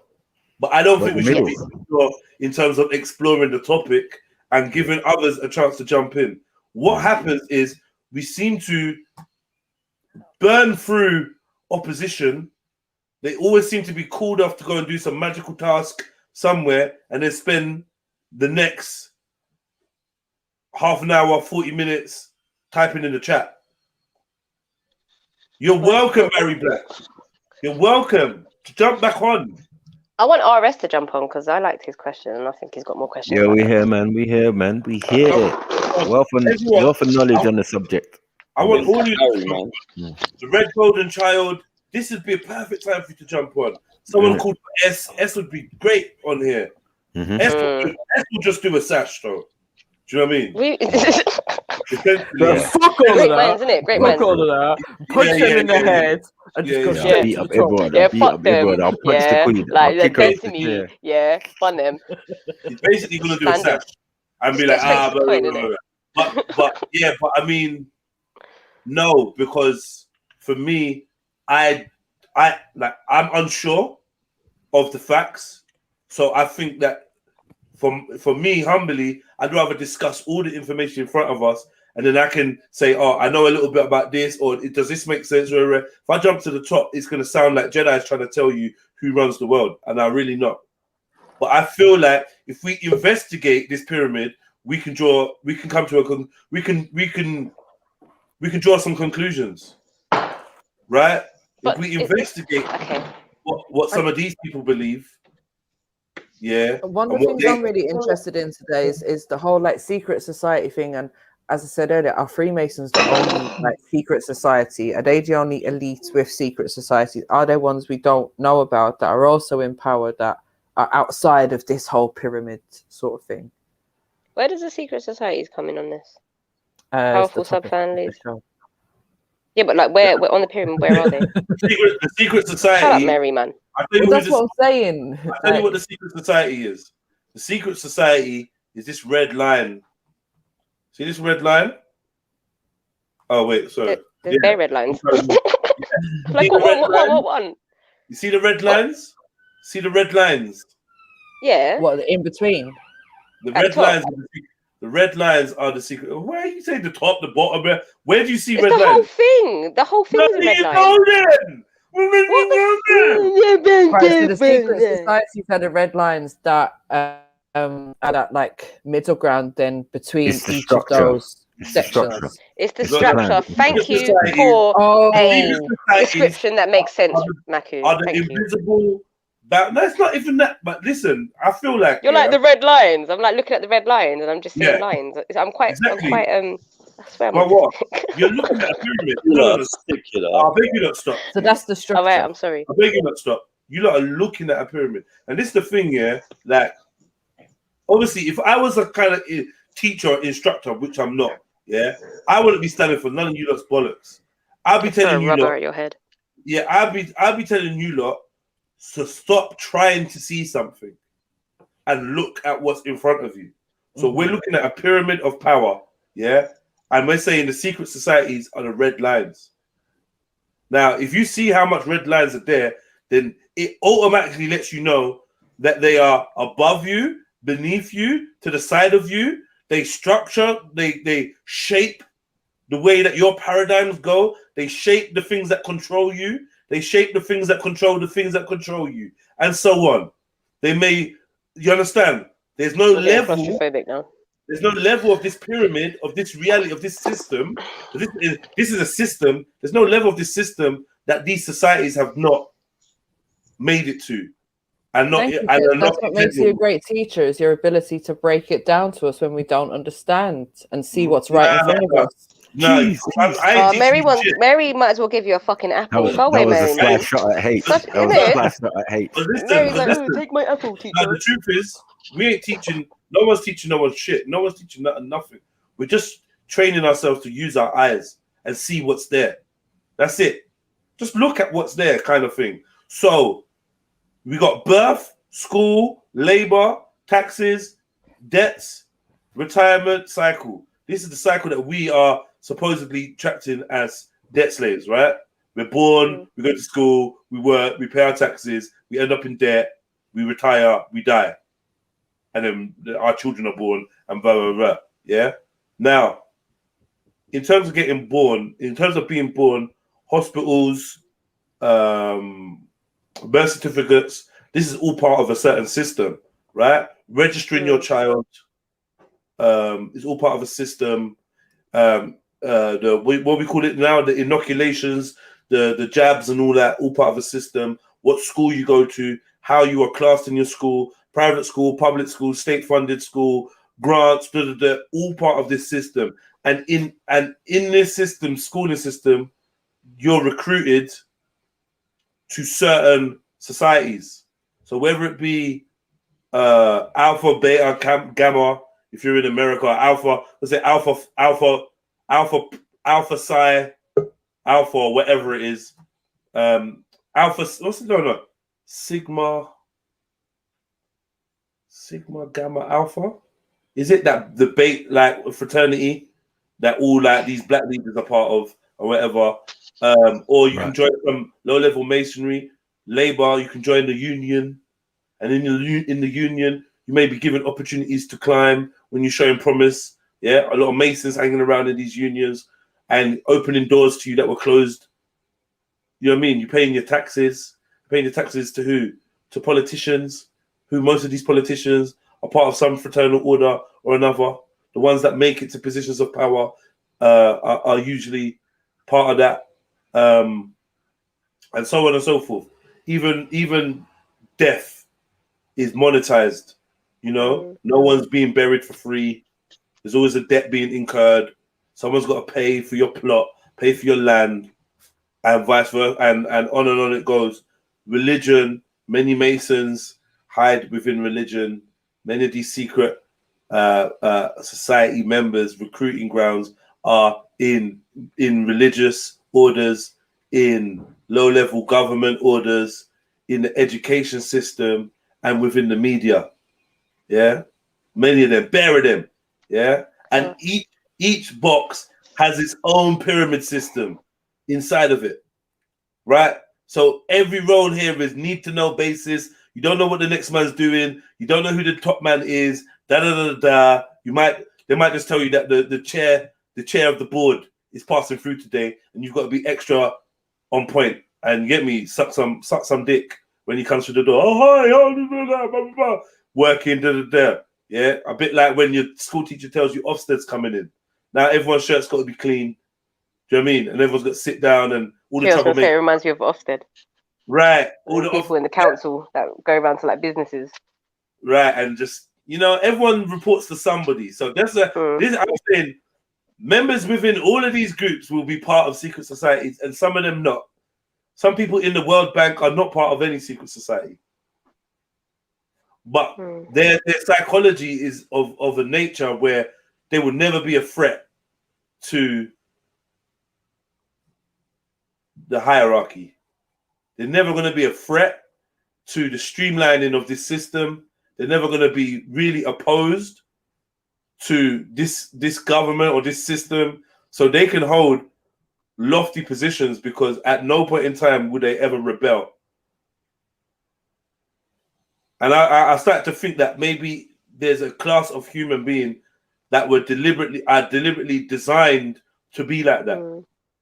And this is why I wonder whether everyone has the same like history.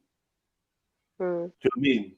Because I feel like some people are designed to entertain these thoughts and think. Some people are so intelligent, so smart, and then when it comes to simple ideas, their brain just doesn't seem built to be able to grasp it, and their uncomfortability is palpable. You can feel it in the air, how uncomfortable, how much they wiggle and squirm.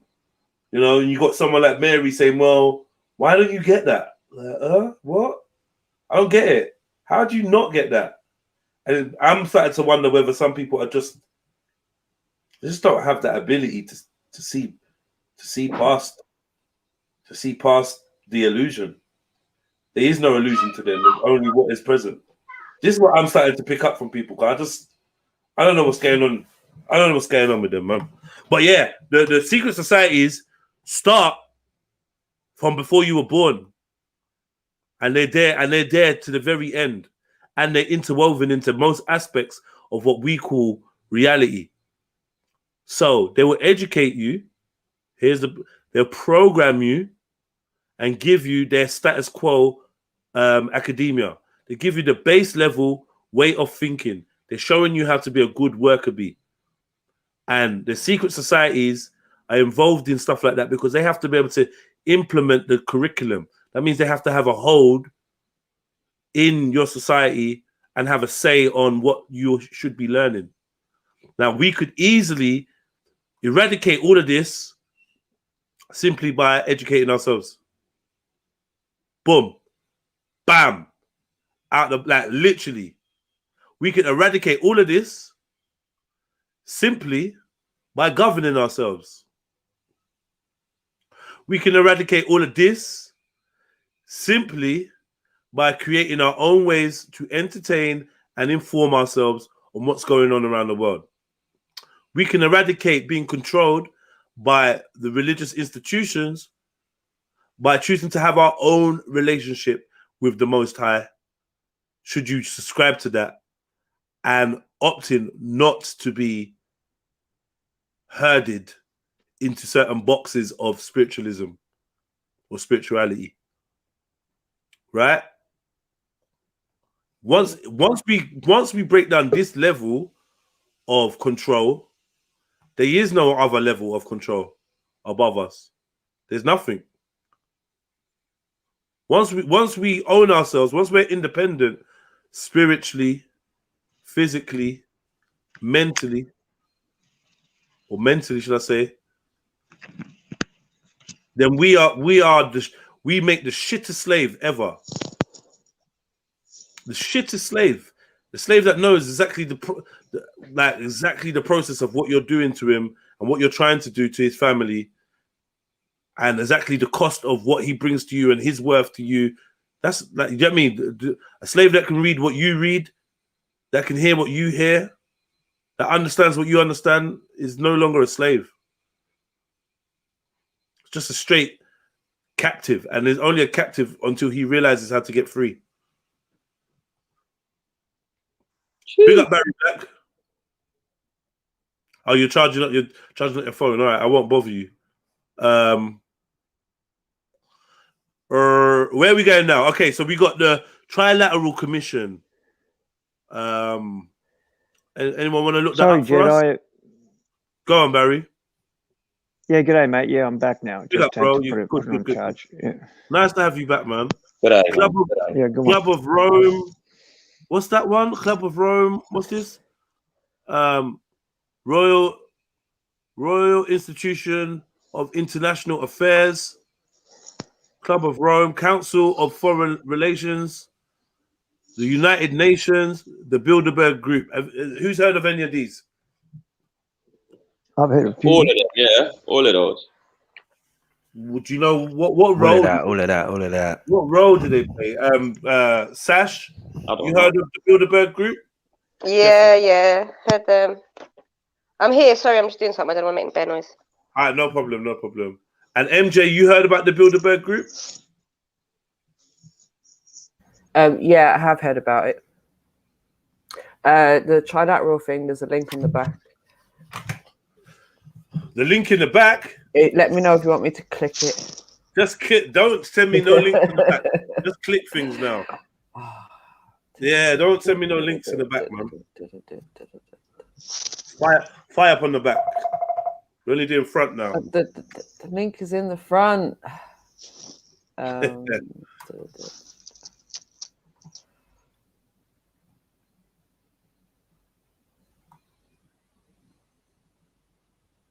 What's going on, man? Where's my fucking screen, man?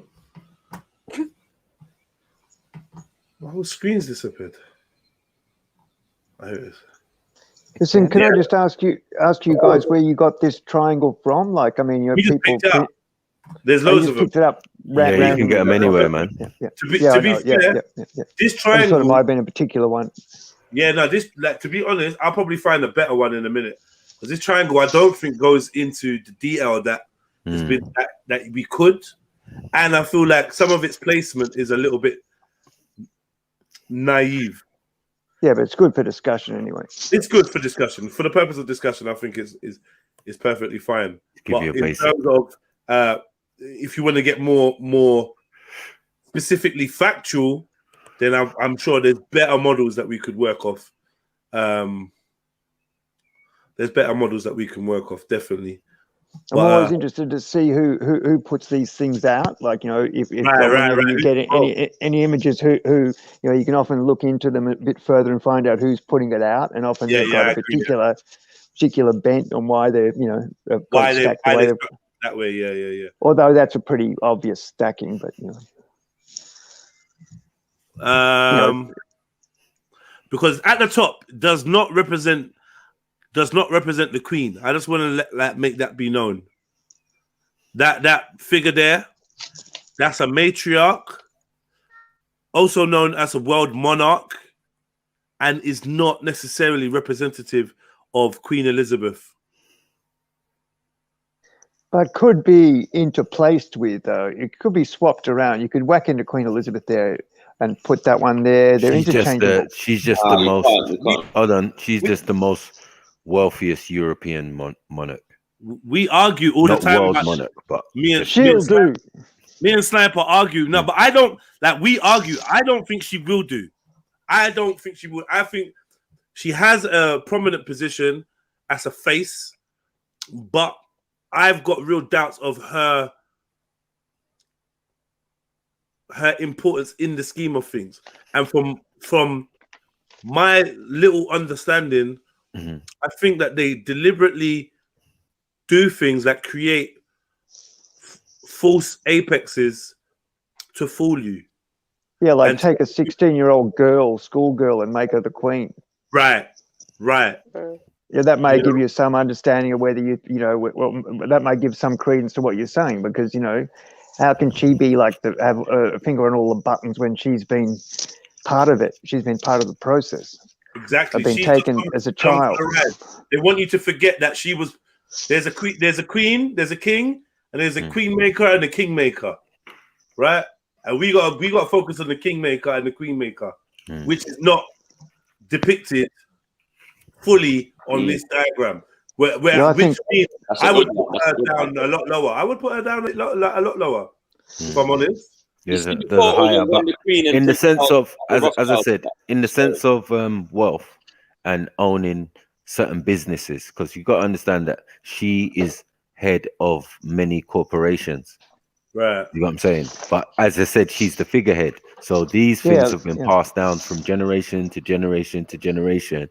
And this family has usurped that wealth and that thing, you know, like there's certain things that she cannot even she owns in thing, but she's just holding it basically. Yeah, so it's You know almost what I'm like it's almost ceremonial as far as like when you look at her as a person, she appears for all from what I've seen of her over the years to be sort of a decent sort of person. But I know you can go into the the whole history of the monarchy and see the indecency in it. But just saying that particular person, and when you take it that she's come from a schoolgirl, and I've got no love for the monarchy or anything, but it's just interesting the way the whole thing works, and I don't see her as the whip master of all this. You know what I mean? Well, I mean, she's in partnership. As I said, the Roman Catholic Church is holds a lot of powers also. She's a victim of circumstance, Barry. That's what you're saying, isn't it?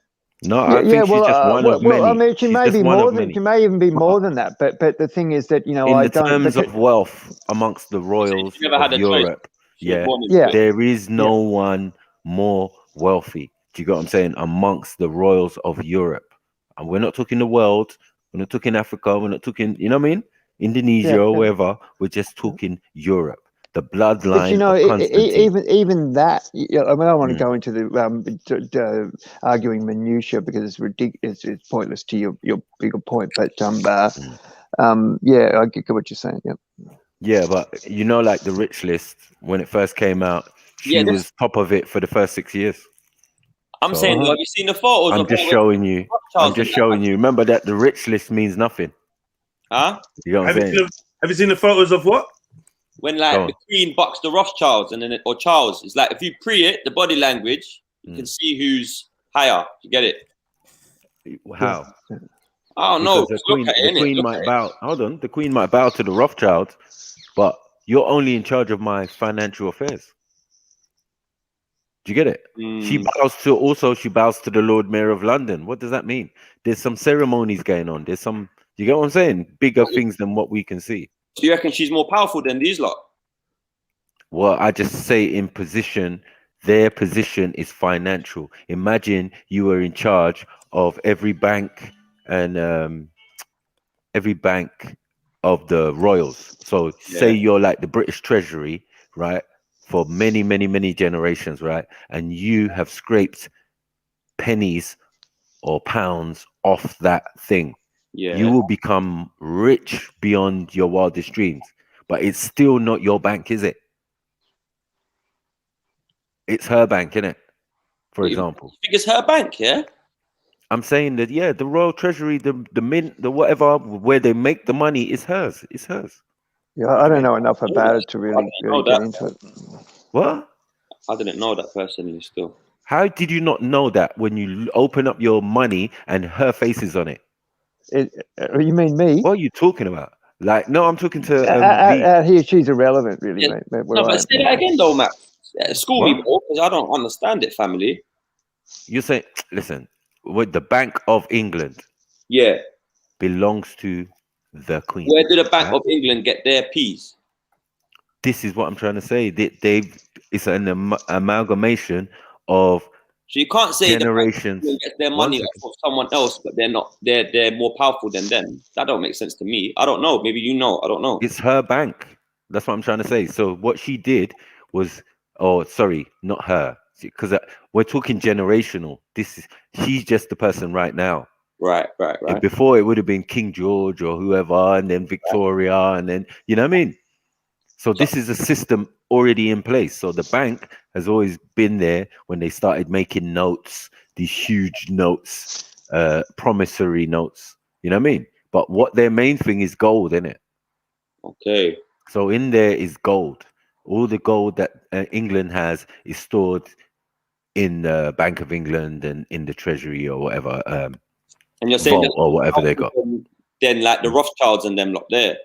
Right. So if I'm the royal, right, and you're my accountant, right, that's all it is.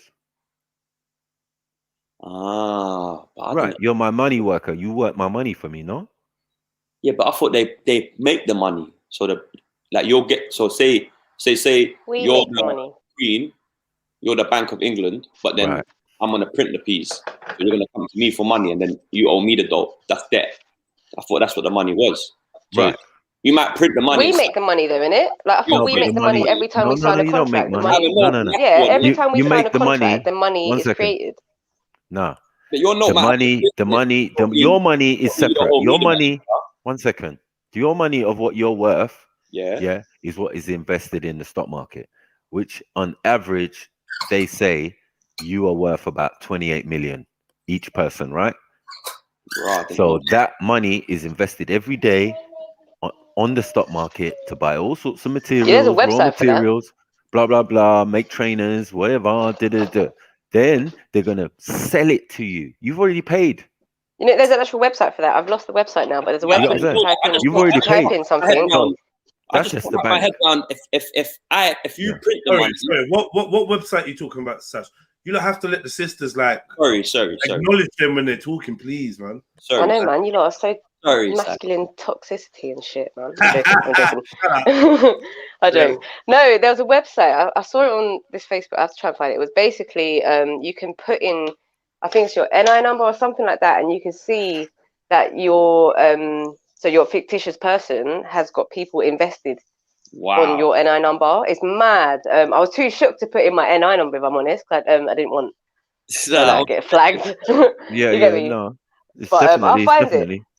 What is your definitely NI a number? cover-up. Is that like a national insurance? identity? National insurance. So, like, if you get a job insurance, and you write down your national, like your slave shit. number, I guess. Right. So now back to the Rothschilds now, as in being thing. So what they did, the father of Rothschild made a system that they would always make wealth from whatever monarchy or government or country they were running the finances for. Do you get it? They would always scrape some off the top. It would be invisible because the economy is based on that. You know what I mean? That bank there. Yeah, like or royalties, right. sort of thing. Yeah. So they just taking a little, scraping a little, and that has made them extremely rich. Remember the words I'm using? Rich, not wealthy, because that money's debt, and that money was originally based on gold. I feel you. And now it's on thin air. Do you get what I'm saying? But it's still got a hurt face. It's based on every time we sign a contract. Right. That's what changed. It's every time you sign a mortgage, a credit card, anything along the lines. Anytime you sign any form of agreement to pay something back, you create money out of thin air. It's created. I hear you. Yeah. So we create it. It's not money. It's debt. Money is debt. That's what I'm saying. It's debt. It's debt. It's not money. It's debt. Yeah, it's debt, but the concept of what that money is that, and it's a fictitious agreement which we create. It was meant to be when based. we sign. It was meant to be based on gold, but they took away the gold backing. It's based on nothing. Exactly. It's based on your agreement. Sash is right. Yeah. Right. This is why when you go for your sovereignty, you appeal to the Treasury. You go to the Bank of England and tell them your circumstances and let them know the jig is up, because this is all it's about. Once you know that they know that you know the jig, you got what I'm saying? You're supposed to keep it on a hush hush as well, still. But in your personal space and how you deal with your day to day. The Queen is as big as you're saying it, though, Matthew. Sorry, I'm not saying she's big. I'm not saying she's big. I'm saying she's part of a larger thing. Do you get what I'm saying? She's only the person who's there right now. Do you get it? So it's showing because her face is on the money. So this is a business. Yeah, and she owns several business. No one owns more land per square mile on the planet than this woman. The face girl. The face woman. Do you get what I'm saying? So we've got to take these things into consideration. Her books were only opened when Windsor Castle burnt down. Do you get it? Okay. To see how much she earns. Because prior to that, you never used to know. Yeah. Right. And that's what they're showing you. We're not showing you. They're not showing you generational wealth. They're just saying what she actually earns. So when I went and looked into it and looked into all the royal families of Europe, fuck's sake, do you know the brokest one? Spain. They're worth about 10 million. 10 I'd million. like to be that broke. No. For a whole royal family, Charles has got more than that. Let me tell you that. There's individuals with billions. You know what I'm saying? There's individuals, thank you, with billions. So to be 10 million up as a royal family, you're not doing that great. You are just a figurehead. So you reckon don't go in for as a career sniper? Sorry? You reckon don't go into the Royals as a career? No, choice? I just think that look at the situation of England being great. It's usurping other people's raw materials and everything, which has made them wealthy. But made who wealthy? Only the hierarchy and the people that, do you get what I'm saying? Yeah. Seek to benefit. But Now, we made what we're them calling wealthy. companies, corporations, and governments. Remember, government is a business also. The U.S. government is a co-op. What's the word? Yeah, it's an organization. It's not even. It's a corporation. foreign, You mean? Or? Yeah, it's a Government foreign is a corporation. corporation. Hold on, it's a foreign corporation posing as the U.S. government. Now, the thing about being a company is you're not controlled by any rule of law. Do you get it? You're controlled by codes and all of these type of things. So their rulings are different.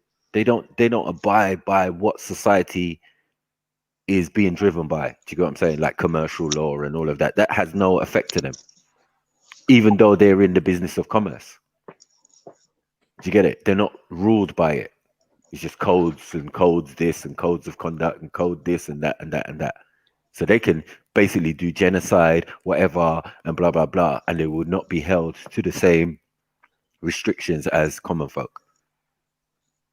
So there are people what we call above the law, because the law That's why you that they don't see rich people created, in prison. right, doesn't apply to them. We've never seen a Mason on trial. I've never seen a Mason. Not in Right, person, anyway. right. Some people have never It's seen like a someone Mason. was saying before that they knew You some. have, And but I you thought that just was the whole deal. You didn't know them, and that no. they had You know secret. them. Go and join them on the No, website. you know them. Family. You know I'm them. sure The I've Queen's bumped into one. I'm sure I've bumped. no. No, I'm not talking. I don't know the Queen. The I don't know Queen. the Queen. But the Queen is a Mason. Yeah, Yes I or know no? it. I'm talking about literally, like actually, like Okay. you know, like And then the Queen anybody who speaks. admits to being one or to, you know what I mean. They've got secrets. Okay, so if the Queen shakes, is they've a got this. Mason, can she be a Mason by herself? No, I'm not saying there isn't Masons. I'm just saying I don't know any or any of my. When I asked other people, like we were talking on the chat before, and All someone right, said but what they about knew your someone. local politician? I think that's the point, is that you're not supposed to know. No, Exactly, I that's don't what I'm think it's saying. done like that. I'm No. not doubting they're around, but they don't go around saying I'm a Mason, or you're not going to There's one have person on someone here, come though. up to you. Yeah, they do know. Some do. There's one on here that does. It depends on what Yeah, level. In this country, it's like you've got the police, right, which is an institution on its own, right, and within that, they're Masons at different levels and blah blah blah. You go to I've court. actually thought about trying to come one and seeing just out of You've gone interest. to court now, bro. You've gone to court, right? And the judge is a Mason. Yeah. So Do you know how every you become single a Mason, Matt? Do you know how you become one? Of course, yeah. There's many different ways and many Go on their different website and apply. organizations and I institutions. know someone like, who's like married to one, education. Sorry. and I Because was all their shocked when I heard buildings it. out, they've got these massive buildings out here, and they're all like many of them are derelict, like really expensive, fantastic looking things, and they're full of like rats and birds and squatters, and these are the most amazing things. Even when I was a kid, I used to see them, and no one would ever be there. Like you would never Sorry, see what anyone country there. are you in, bro? What In country are you Australia. Okay, in Australia. Yeah. Wow, yeah. And you would see these things, and we would be running around at all times of night and jumping all over the roofs and stuff, and never see anyone there. And they've got these properties that are just dotted around, and they're just derelict. You see, I don't know why. With Australia being a British colony, and the structure of masonry will be there, but it won't be the same way. Just as in America is a British colony, also the masonry there is also not in the same way. Yeah, I think it's not as strong here or something, or it maybe it's gone out of maybe it's fashion not or as something. visible, but as the moment you have politicians and elect someone as president or prime minister or anything like that, that's it. So And there's people that actually, like these politicians. I mean, I've never noticed them. Maybe it's just my ignorance. But is there like politicians that actually spout their Masons, like on their things, and that's part of their act? I think. I mean, Yeah. When they get sworn in to be president or whatever, yeah, you're seeing masonry there in your eyes. I mean, I've seen people dipping lids to all sorts of other what do you call them, like dignitaries. But to actually, has anyone actually said? I'm not doubting that they're there, but I'm just saying, do they openly say, I'm a Mason. Thank you for Bruv, we said already, yes, bruv. To a certain extent, and Ask some him will the same be question. in their actions. 1 second, bro. Some would be in their actions, as in handshakes, greetings, and slogans that they say to each other when they. Well, that's what meet I've each other. known as it. Yeah, it's more private, more sort of secretive. Well, they can do that in public still.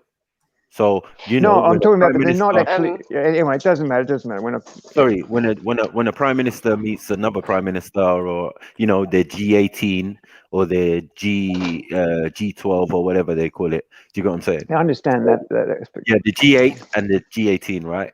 So when they have those conventions and they greet each other, Merkel will greet. You got what I'm saying? Another prime minister. Yeah. Here we go. Have some of this. Simple, sir. Freemasons in Australia, notable members, Daily Telegraph. Let's go and have a look. But but are they actually espousing it themselves, or is it the Daily Telegraph? Here we go. Freemasons in the Daily Telegraph, right? Sydney, right? Freemasons in Australia, notable members include Sir Donald Bradman, Sir Edmund Barton, and Graham Kennedy, right? You're asking if it's a secret, so I'm saying no. I'm just asking whether you've seen any of them. I'm not doubting that they're there, but what I'm saying is, because it's a society that's supposed to be secretive, and they're not, even though other people might find them out and they might know other people, that might get revealed to the press. People aren't openly saying it, are they? They're not going, I'm a Mason. What they do is more secret. Right. So what they say is we're not a secret society. Yeah. We are a society with secrets. Mm-hmm. So the existence but of they're not going, I'm a Mason and I'm going to be your mayor. I'll vote for me for your mayor, are they? They're not doing it that way. They're not that open about it. Wait. Well, this is the problem. This is how masonry works. If you're a Mason, low-level Mason, your lodge you'd be aware that the local candidate for mayor was a brother of the lodge. You'd be made aware, and therefore, so they're still not openly saying it. Well, what is open? Well, about me saying, like, if I'm a Mason and I run down doing my tricky little handshake and all my mates know I'm a Mason, I'm still not like espousing it, saying to the world, like, I'm a Mason and I'm going to do this and I'm going to do that. Maybe it's the equivalent of like websites like World Health, who show things in a positive light, but it's not. It doesn't have to be. Let's not call masonry negative or positive. Let's just say that it's a club. I'm just discussing it. I don't care about it at all, either way. No, I know. Let's just say it's a club that you can belong to. You can let people know. Often, in terms of politics, you probably got to be mindful of who you are letting know, because not everybody is comfortable with the idea of you being part of a club that they don't fully understand, right? Yeah. So you use that information as and when it benefited you. Now, in some nations, it may benefit you to be open about your fraternal allegiances, and in other circumstances, it's better just to keep it under your hat, right? And just let know people, right? Well, that's like the people you mentioned from Australia, like they were like big in the 40s and 50s out here. You know what I mean? Like I was just wondering about it, like, because out here it doesn't seem to have any relevance anymore, and that was what I was sort of trying to get at. Even the people you're mentioning, Don Bradman was a cricketer, way back.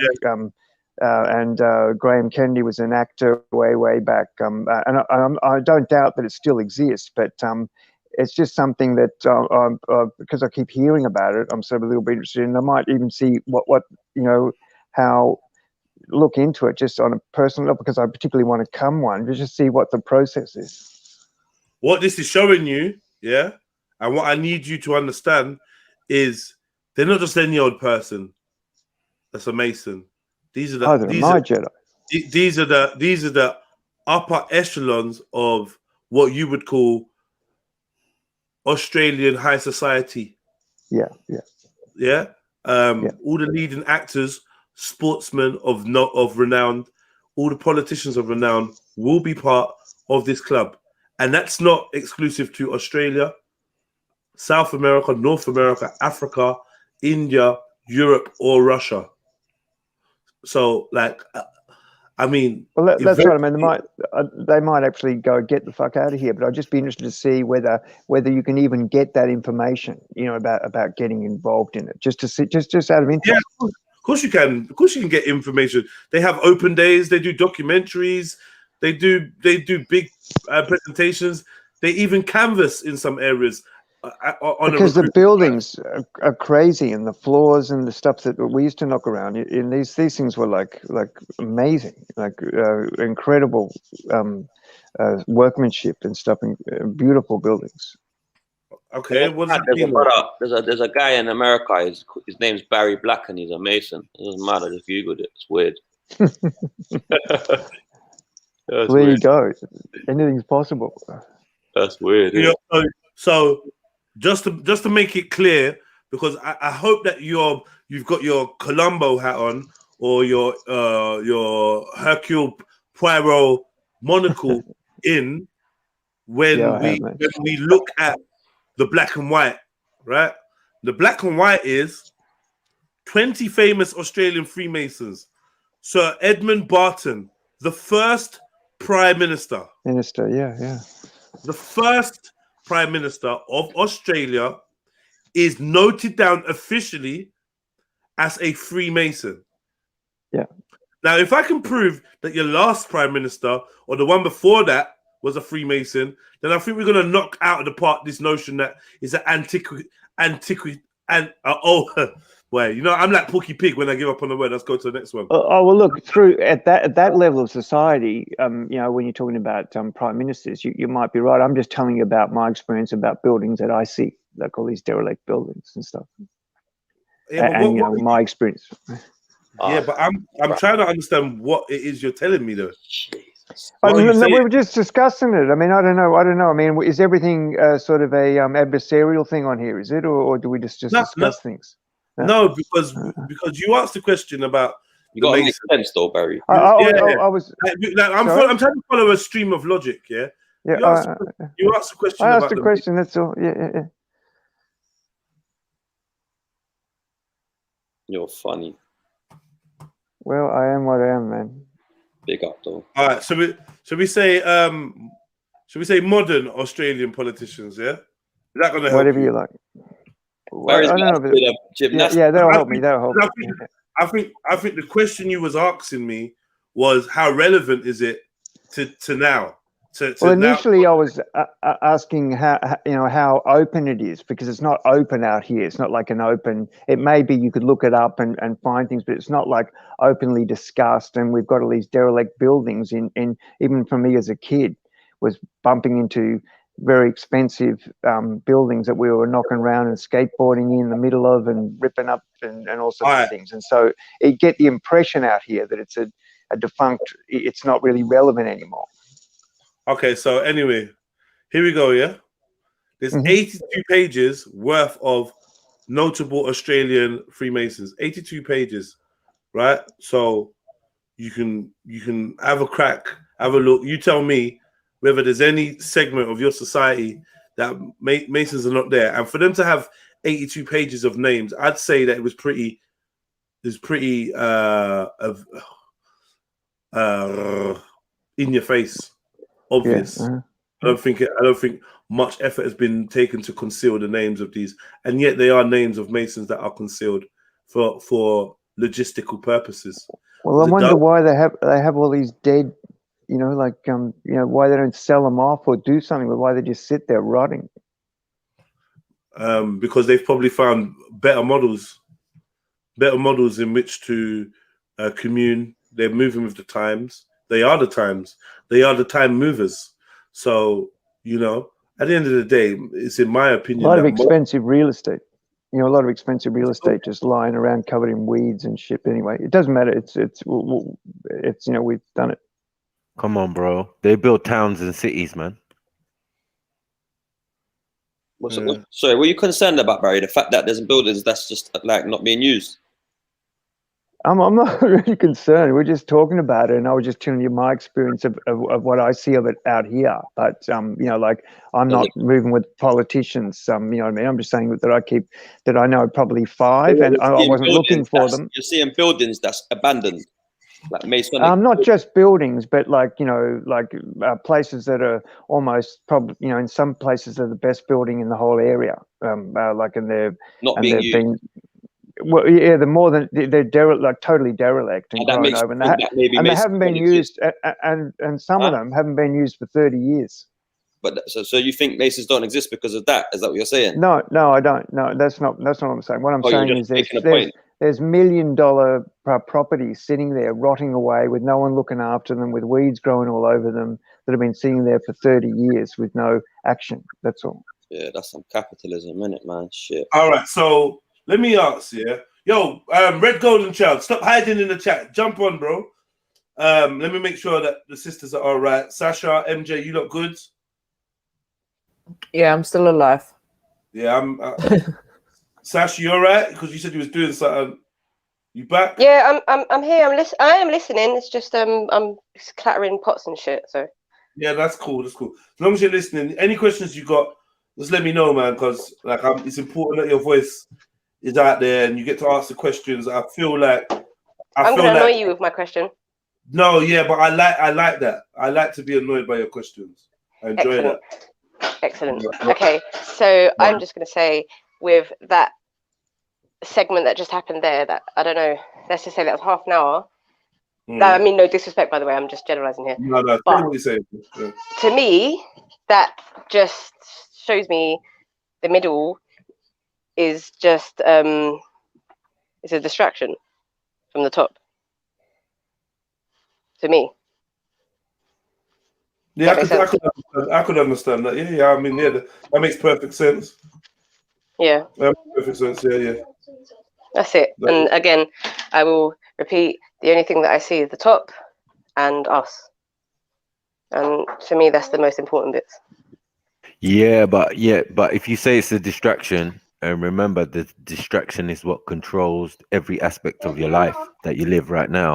Yeah, it would be incumbent on you to look into that and see, like, okay, so you're controlling me through this and this and this and this. No, do you know what? I completely get you, Maku. I do understand that. It's just because remember, they're all cogs in the machine. Yeah, 100%. It's a cog. Yeah, everything is a cog. So education is a cog. I think I'm just impatient because in terms of personal growth, because it does relate to that. Yes. I'm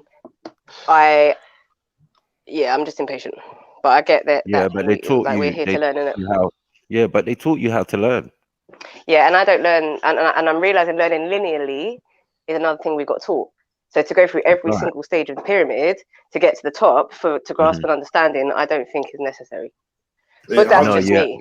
Yeah, you have to open your mind, though. As I said, you can't just think linear now. You have to think broad and things that you wouldn't normally think, because now you know that even your thought process is part of that pyramid. And you know what? To say, oh, we've been taught in the linear mind, blah blah. So I feel like just going to the top is the key.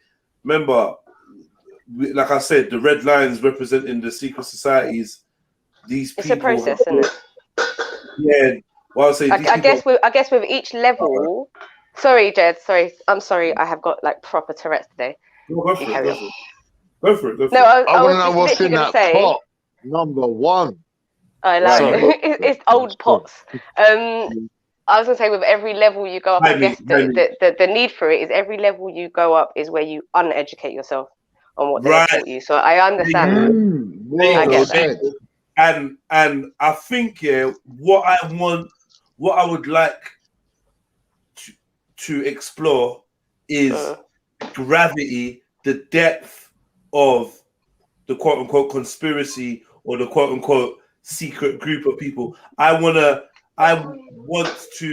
demonstrate how far-reaching and how interwoven these concepts are with who we think we are and where we think we are and why we think we are. Yeah. So like why, what, where, and when. Right. So that being said, big up Facts as well. That being Big up said, Facts.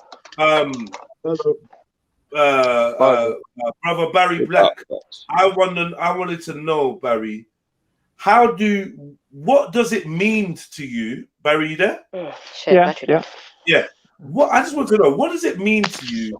These following set of names, yeah. A list of famous Freemasons. Now I have no idea who's in the list except for Benjamin Franklin.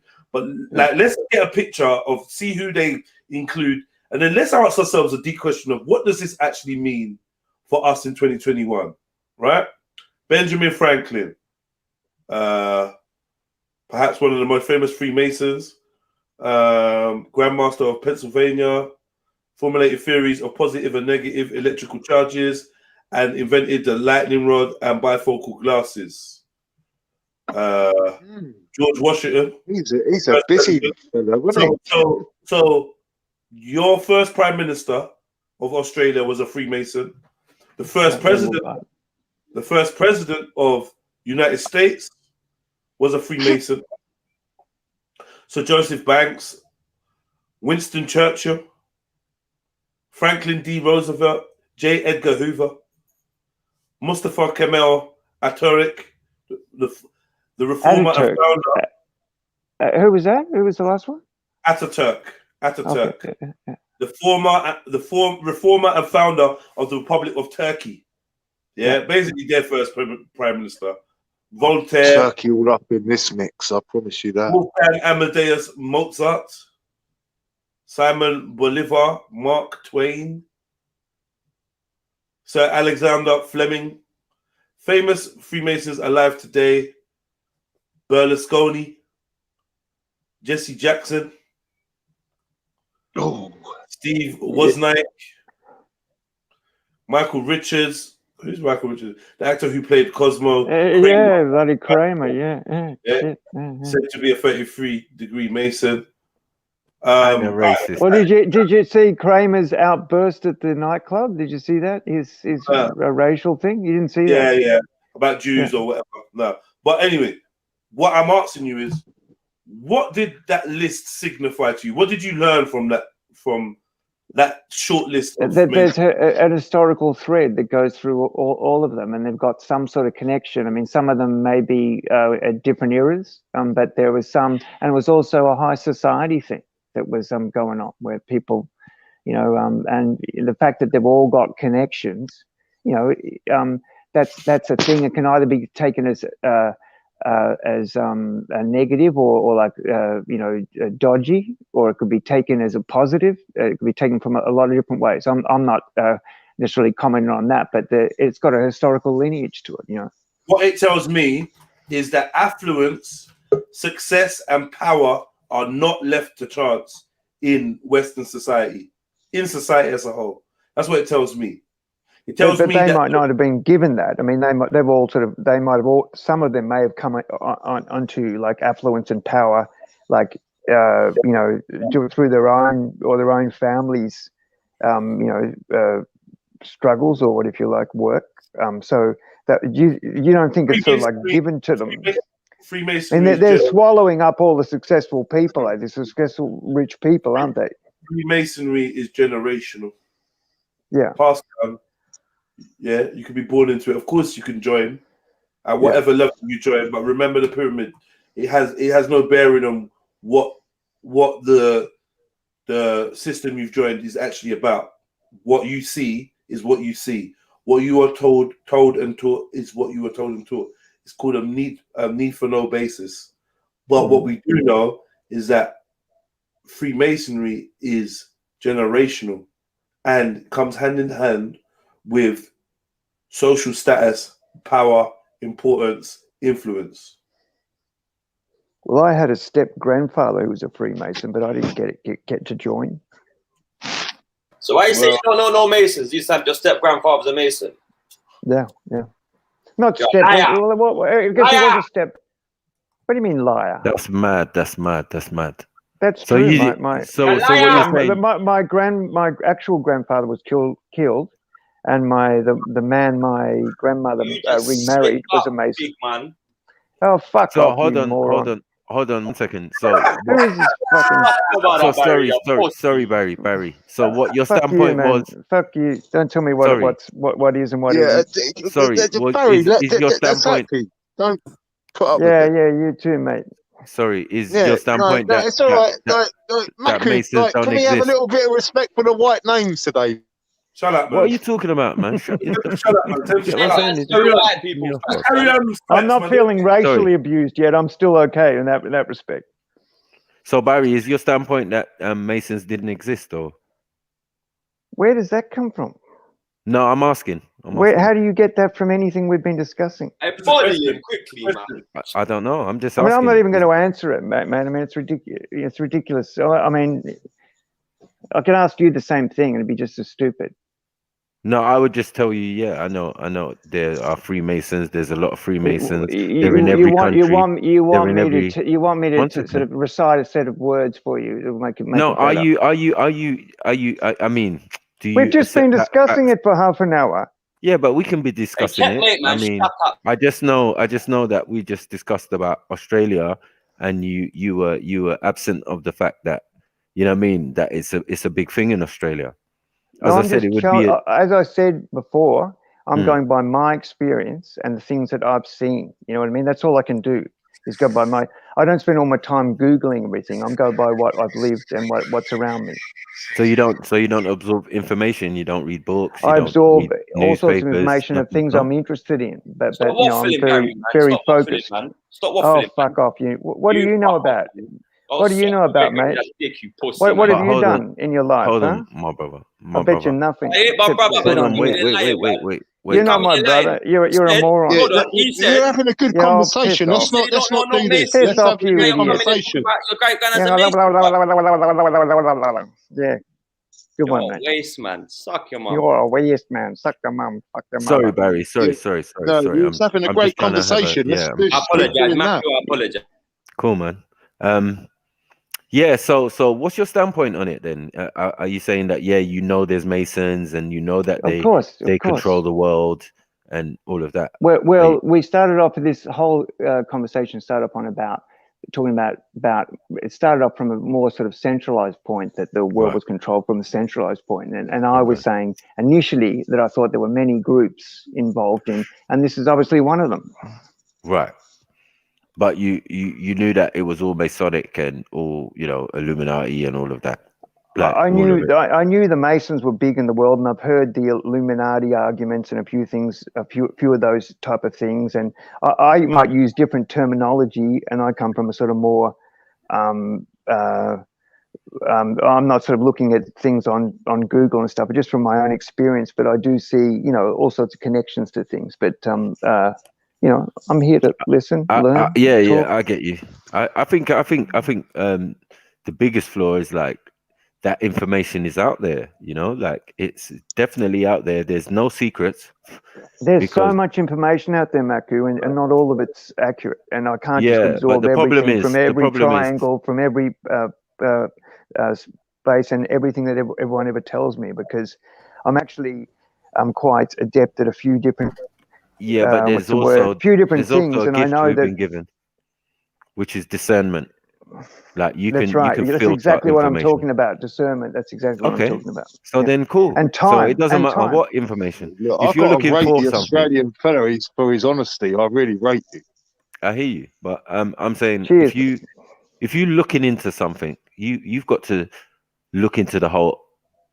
That's exactly my point, and that's what I do. The things that I profess to be my areas, I'm totally all over. But this is not an area I'm necessarily in. We start off as this sort of broad-based discussion. It's getting sort of more pinpointed now, and let's. So keep going. do you see where we are in the pyramid though structure? Yeah. Do you see what governs us and what they deem as a step in the pyramid? Do you see that? I see the way religion, things are going now.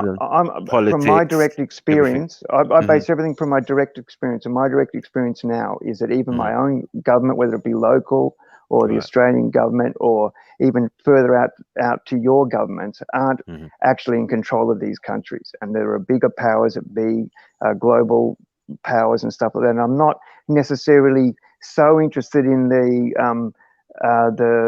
history of it, but to more about sort of, I see it all coming down very quickly upon us, these places, and I'm sort of impatient to move on to how to best deal with them. Even in my own life, like, you know, my kid's been off school for a week, and now she has to have a bloody COVID test to go back, and that takes, you know, 48 hours, and so even if you don't want to get involved in it and you're as isolated as I am, it still keeps dragging you back in.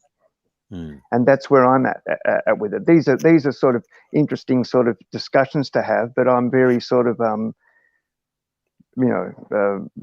direct.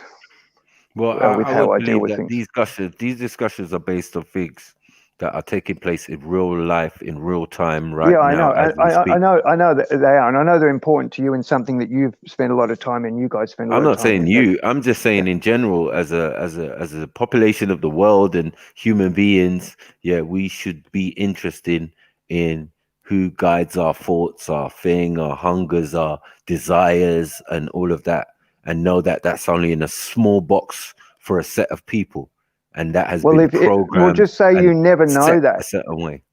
Say you never know that, and Well, your it's too life late. is being I mean, affected. you're on. But hang You're on, on and red your pill. life's being affected by it, and your world's being affected by it. You know, then I mean, you start to think everybody's about world is actions. affected by it. Yeah, and then you start to think about actions and ways you'll set yourself up to try and combat it as best you can, so that might be coming at you quick enough that you don't have the time or even the interest, and even to really tap it down to one particular group. You're sort of coming from the Masonics, the Illuminati and stuff like that. There are so many theories on all this stuff. For me to pinpoint it, and for me to think anyone's actually really got it triggered down to the very starting core, is just a distraction to me. Well, we can just get it down to the basics. I mean, we like to make things simple. Do you get what I'm saying? And concise. Same and here. we can prove to you that you're Australian. Remember, I said that Australia is a British colony.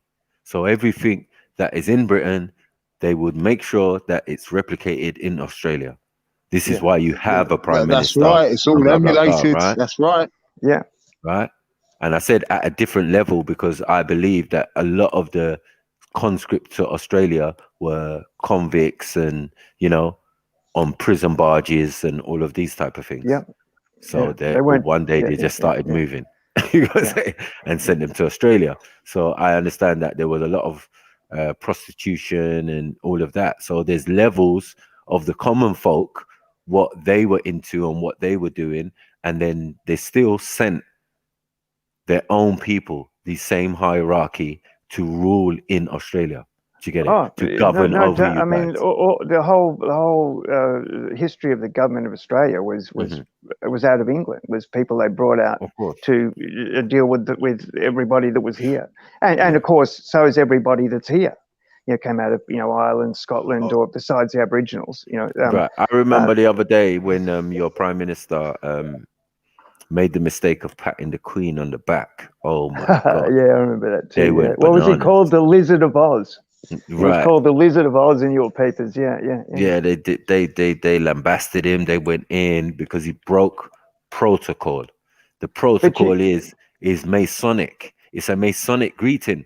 But handshake. you know the interesting You get thing, it? there's another, and there's another part of that too. It's partly because out here people are fairly sort of informal, and not only that, but before him, a couple of Labor governments before him, there was a big issue out here where the Queen actually counselled the government, actually said, no, that government can't come in. Can't work, And it was called, and it was a big stink up. It was like in the 70s. And since then, the Queen has basically only been ceremonial here because she, through the Governor General, tried to dismiss the government out here, and there was a big outcry, and it really pushed back royalty a long way out here. Yeah, that would be in respect, but in actuality, it means nothing to her. Her government, your government she's is her ceremonial government. now. No, your government is her government.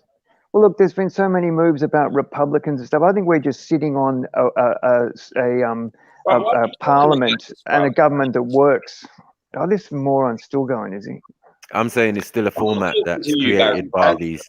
What are they sitting on though? Like, I said, can we get rid of the? Well, a working system, you know, a working system. It's just like people, you know, people don't like change. People don't like change. You come in here and you come in here, you come into our country, and you're blah, blah, blah, blah.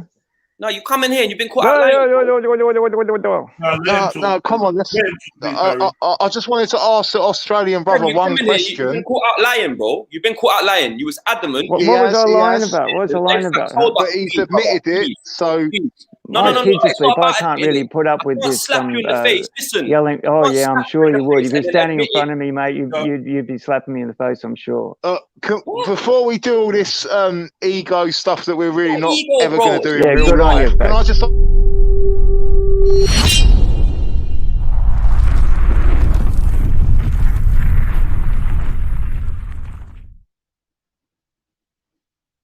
Right, first one speaking is Vintage. Next is some of the stuff you see around you. Could we talk on that? Okay? Are you all right? First one speaking is Vintage. Next, after that will be Barry Black answering Vintage if he chooses, and then after that will be Fact. Then after that will be Fact. Okay, if you choose not to respond, that's up to you. But I'd like to hear the question, Vintage. Thank you. All I'm saying is, respectfully, it's not an ego thing, bro. It's just I find it hard to entertain lies and whatnot and disingenuity, if that's even a word. But a man came here and for a whole, I don't even know, good hour or two, was steering the conversation away of saying he don't know nothing about masonry and he don't know anyone on his level and it's all higher ups, and he was doing that convo, right? And then he slips up and tells us his granddad, his great granddad is a mason, bro. You get it? And then my step granddad was a mason. Yeah, either way. Apparently, that's what he says. I don't know any more about it than that. What do you expect? I was going to get a special brand. Let me make my point. Yeah, so for a couple of hours, you've been saying that, and then now you're saying this, and you expect man to take it seriously, bro. Like, I don't care what you take, mate. I'm not here to argue. Don't take it seriously. That's all right. That's all right. I'm a liar. All right, whatever. Maybe I'm being impatient. I don't care what you think, man. I don't care what you think. Anyone that I've offended, you get it. I'm sorry if my tone comes across a bit raw or whatever. I apologize, innit? I do apologize, and I know the stream's not about that. But at the end, I don't know why you're bothering accusing me of lying when you don't know anything about me or my integrity or anything. But you're coming on just telling me. Then you catch me out, yeah? I'm expected to get hotted up, bro. You caught me out, did you? Is that what you think it is? No, but he's actually apologizing now, so he's actually trying to squash it. Yeah, you caught yourself out, Barry, bro. It's not me. I didn't. Did I? All right. Well, all right. I've caught myself out. Let's move on. Yeah, all right. I've been found out. Great. Let's move on. Okay, Barry. So you're not going to respond to that. Okay, I'm not going to try and convince this guy. He's got his thing. Let him go for it. You know. Fair enough. All right. Facts. Okay, Barry. Or before I even ask the question, I'm not coming at anyone with an Australian accent. I'm just saying the origins of Australia and what Maku and yourself was talking about. I've just joined the stream only 20 minutes ago, but but what I'm saying is, how could you explain some of the buildings that you have in Australia in what you're in the same breath as what you're saying about Commonwealth and all that? Like, I'm asking you that. Have you gone a bit deeper to, if you're going to talk about the Commonwealth, you've got to talk about where it all come from and the buildings and everything. Have you thought about anything like that before? That was my question. That was it. It's pretty broad facts what you're asking me, but yeah. I mean, I've thought about it. I'm not trying to trick you. I'm just no. It's just very broad what you're asking me. I mean, were you talking about what I was going on about the Masonic thing, or just in general? Just the Commonwealth. One of my friends, Dad's was a Mason, but he was just a humble carpenter, and he was a Mason, but that's neither here nor there. Like, he was just a regular guy that got. Well, that's like my step grandfather who was who was deaf by the time I met him. He was about fucking 86. and I was like much younger. I hardly had anything to do with him. That was just one of the, and you know, occasionally I would go and pat him on the head when he was watching cricket in a blanket, you know. Yeah, of course. But Mr. V thinks I got branded with the Masonic thing, and I'm sitting here in my penthouse or something. I don't know. Every time everyone hears this word Mason, everyone starts to like duck and cover or have some perception of it. It might have been some family bullshit for all I know. I haven't. It was only just because of this topic that I actually thought of it, and maybe I'll go. I'm a bit sort of estranged from that side of my family, so it might be a bit difficult. But I might try and look into it and see what, you know, whether it was just something or whether it's got any you know, validity. Because if you actually look into the origins of when Australia and the narrative and when it was founded and how long it was all built up in, and you know, I would implore anyone to just go and do their homework and look when apparently the ships were sent out from the Europes to the Australia with the convicts, and then after that, the first buildings they built was churches and this, that, and the third, and they do the same thing everywhere, man. Look into it. Yeah, they build a couple of government buildings. They build a, you know, a little fort. They build, you know, it's the same. No, I'm just saying when they go into a country, and to conquer a country, you know, they build little government buildings, build a jail. Shut them build up. this. They don't even do that, bro. Come on, they build the whole city. Like they build the town. No, but I'm just saying that the order of the way they build things up here. They build a couple of administrative buildings and jails everywhere they went. I'm saying they build a whole city. Your roads, even to have a road, is built by them. That's right. But the starting point was to you know, have a little place to stick this little bloke and a jail to put other people in, and then off they go. All right, I get you. But it's still going to be built by them. This is the whole point. The masons, or of different levels, stone masons, you know, as Fact said, chippies and all of that, carpenters. Yeah, you know what I mean? Yeah, no, all of these laborers and all of that are needed in that's masonry. like the buildings here. They're all covered in carpentry and you know, mason type tools, and in their iconic what do you call it? Iconography, whatever it's called. Right. You know, there's like great big sort of black and white, sort of weird looking pattern things on the floors, and you know, I can't remember what you call those things. I think look a bit like a school compass, you know, from 100 years ago, where you had yes, a little V thing that you spin around, and yeah. So those are Masonic buildings. So I mean, what Vintage is trying to say that is he thinks that you claimed oblivion to knowing anything about masonry. Well, I don't consider that. That's cursory knowledge. That's not deep knowledge. To me, that is fluff. That is absolute fluff. And he told me to go fuck that is not. That is not knowledge. I'm the bad guy. If you consider that knowledge, knowledge, man, you've never studied anything, because that's just cursory, basic things. I've stumbled onto a couple of buildings. And I had a grandfather who mentioned this, and I've got some basic information. That's not bloody knowledge of masonry or any depth to it. Okay, so prior to today, it wasn't really a subject that you was really interested in. Is that what you're saying, or you really? No, I've always had. I have not researched it, but from a kid seeing those buildings and hearing this stuff, I've had an interest in it. But I've had other things to do, you know. Barry, can I ask you one thing quickly? Why do you think they call it free masonry? I've got no idea. No, I haven't either. I was just putting it out. Yeah. I hadn't thought about that, but it is Freemasonry, isn't it? Not just Masons, they're Freemasons. Maybe they're free men, they're the free men, and we're the what do you call them, the serfs? Because that would seem to be the case. Literally, they love words and numerology, so maybe it would be as it looks as it's written. Can you see it? Can you see the business? Can you see the business? The idea of building a road is to transport goods. Do you know what I'm saying? Doubt. It's not for necessarily for people to live.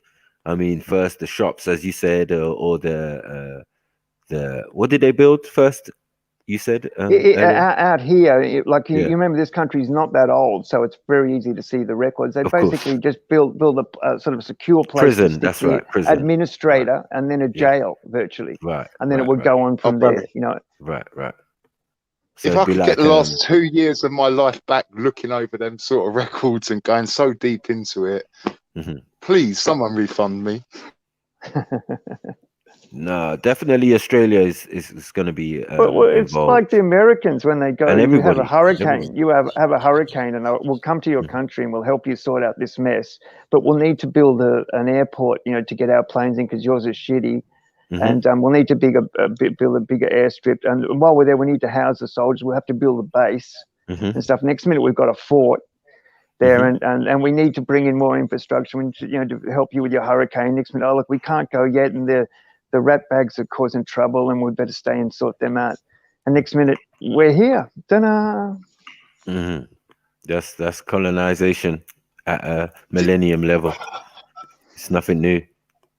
Do you know what I'm saying? They can No, colonize. it's an age old thing, you know.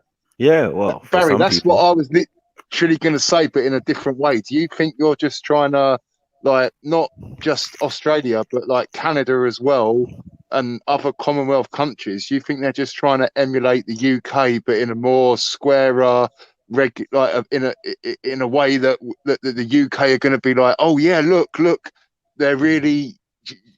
Does that make any sense? Yeah, or I think we were heading down a really bad path, and I think they've sort of pulled up a little bit. Yes. But I don't know whether it's because of humanitarian reasons or China. Right But now, they've pulled up a two little bit. questions. Two questions for Australian. Are you still part of the Commonwealth? I think so, but I don't. Outside of, you know, these sort of, we are, because we do the Commonwealth, whatever the heads of government thing, CHOGM, whatever it is, yeah. Right. And the Queen still comes round, and right. No, she hasn't been here for a while, but she sends, you know, someone out, like, you know, occasionally. Yeah, Guess who's head of the Commonwealth? You know who's head of the Commonwealth, isn't it? it's still Lizzie, isn't it? Right. Yeah. So the other question I was going to say is, so if that's the case, Come on, don't focus on me. Get back onto the Masons. yeah, let's get back to the Masons. You know, it's independence. That's what I was going to ask. Is independence? Do you think? Because Australia is supposedly independent, isn't it? Had its independence. I think for all intensive purposes, you know, a lot of the Queen stuff is ceremonial, and there was a very big push here 20 years ago to become a republic. But you know, I think people are lazy, and that it sort of works, and you know, it's sort of working. So I think it's sort of off the agenda at the moment.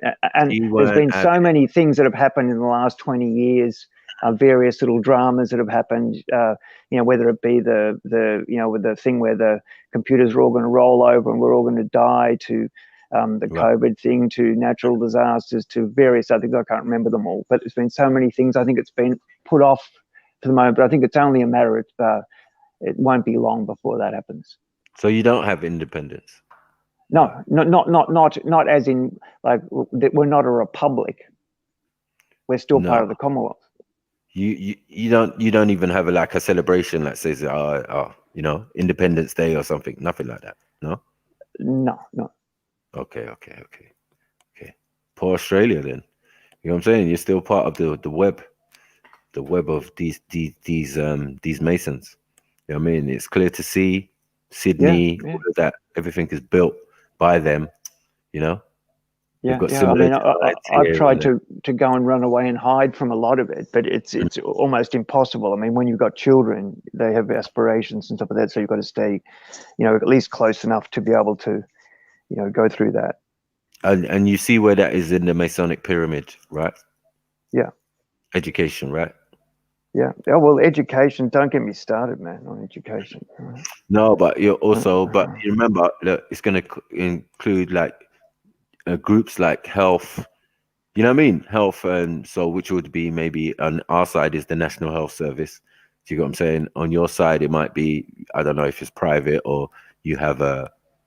Now we've got a sort of we've got a two-tiered thing where we've got private if you really want sort of the best of things, but if you're prepared to wait, you can go into public a Barry, public thing. And do you know what it is? Yeah, you adopt some of your stuff from America too. Australia is like in my think opinion, so, just yeah. a mix.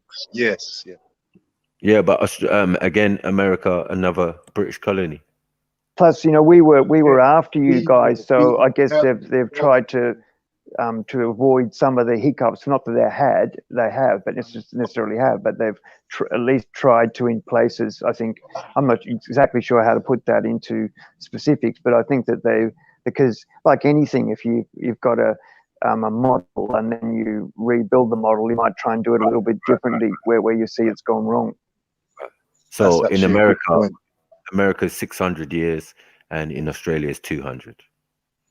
Yeah, I think we're heading closer to 3, but we could see which one came first. They done it in the Americas.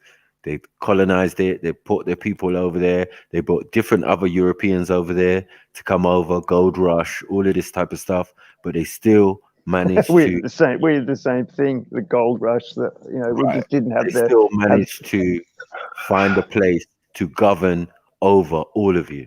Do you get it? Yeah. They still set Barry, do you remember? Sorry, Maku. Do you remember that film Far and Away with Tom Cruise and Nicole Kidman?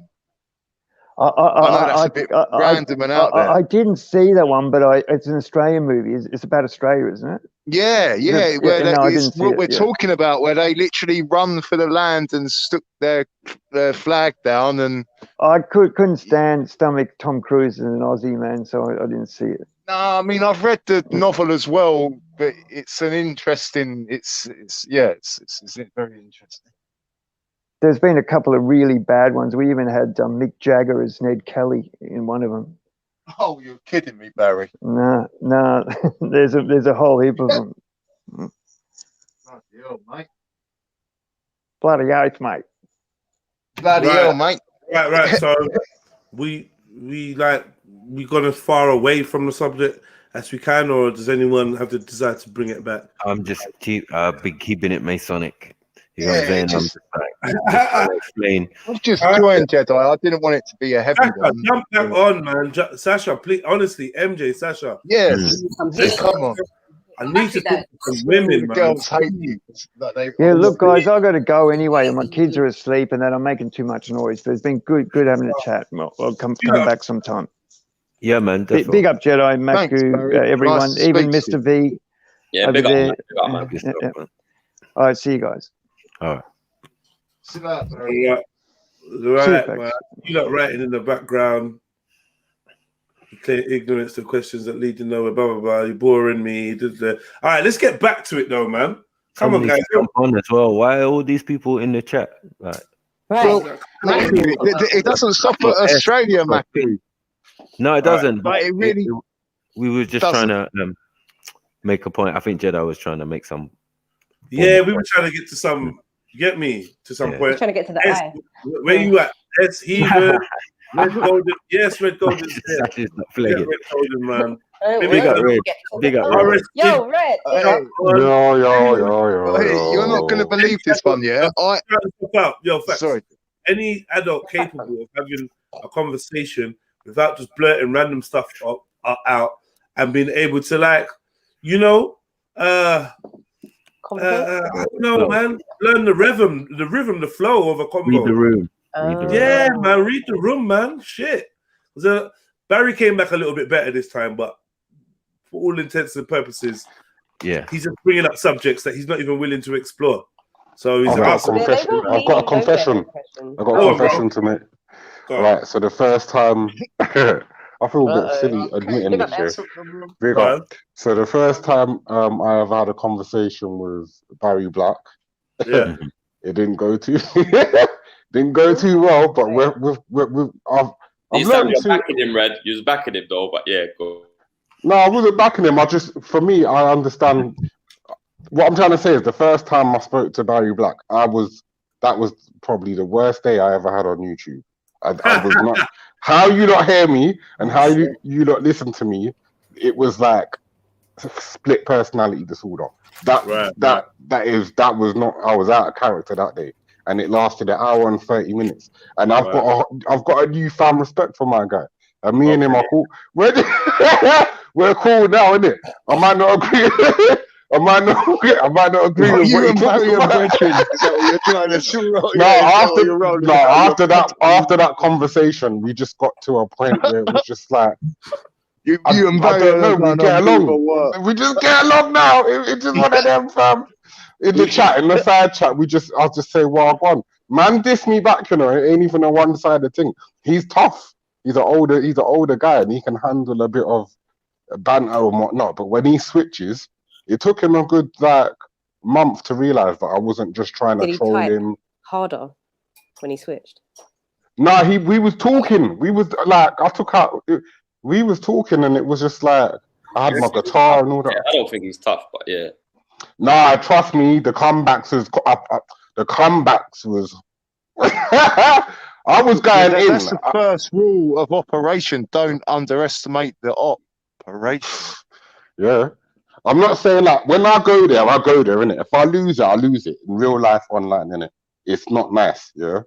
But like he was calmly just he was just calmly saying little things in the background, and obviously my voice was louder, innit? But he just held it. He was resilient. He just held it, innit? So if I battle someone, if I don't respect you after the battle, then that says a lot. But if man's saying what I go on to you after the battle, and we can just move on, civilized, that says a lot. Do you know what I'm saying? That's what I've got to say. That says a lot. Do you know what I'm saying? So I've been there, worn the t-shirt, whatever. And now it's just calm, innit? It's not no drama. It's not ugly. I can talk to man in the side chat. I can sit on panel with man. And there's certain things he will say that I don't agree with, but I won't be as triggered as I was the first conversation we had. I'm saying, so it's matured me on these panels because I've learned how to conduct myself in a way where I can come offline and I can feel proud of myself. You know what I'm saying? Because that day, I think I reacted and I didn't expect to react in the way I did. And I didn't really feel, although in my head I won the argument, or, you know, I was the most funny one. I did a freestyle. Like I went up, it was an hour and 30 minutes. It was just like, I was cussing, rapping. All right, Red. Like, yeah. Sorry, fam. Reminiscing over your meeting with Barry. You know the one. That's how you ended up here. We know. We get it. You just had to be there, I suppose. You just had to be there. Naki, you take the piss. Sniper's always gunning me all the time. I'm used to it. Oh, stop. Sash, I actually find it funny. I actually find it funny as well, but I'm not gonna I don't laugh. No, because it's like one of them ones where I want to just go but then I just silently laugh to myself, innit? You know what I mean? Okay, well, your laughter should be shared. It's amazing. Sash, it's good to hear your voice.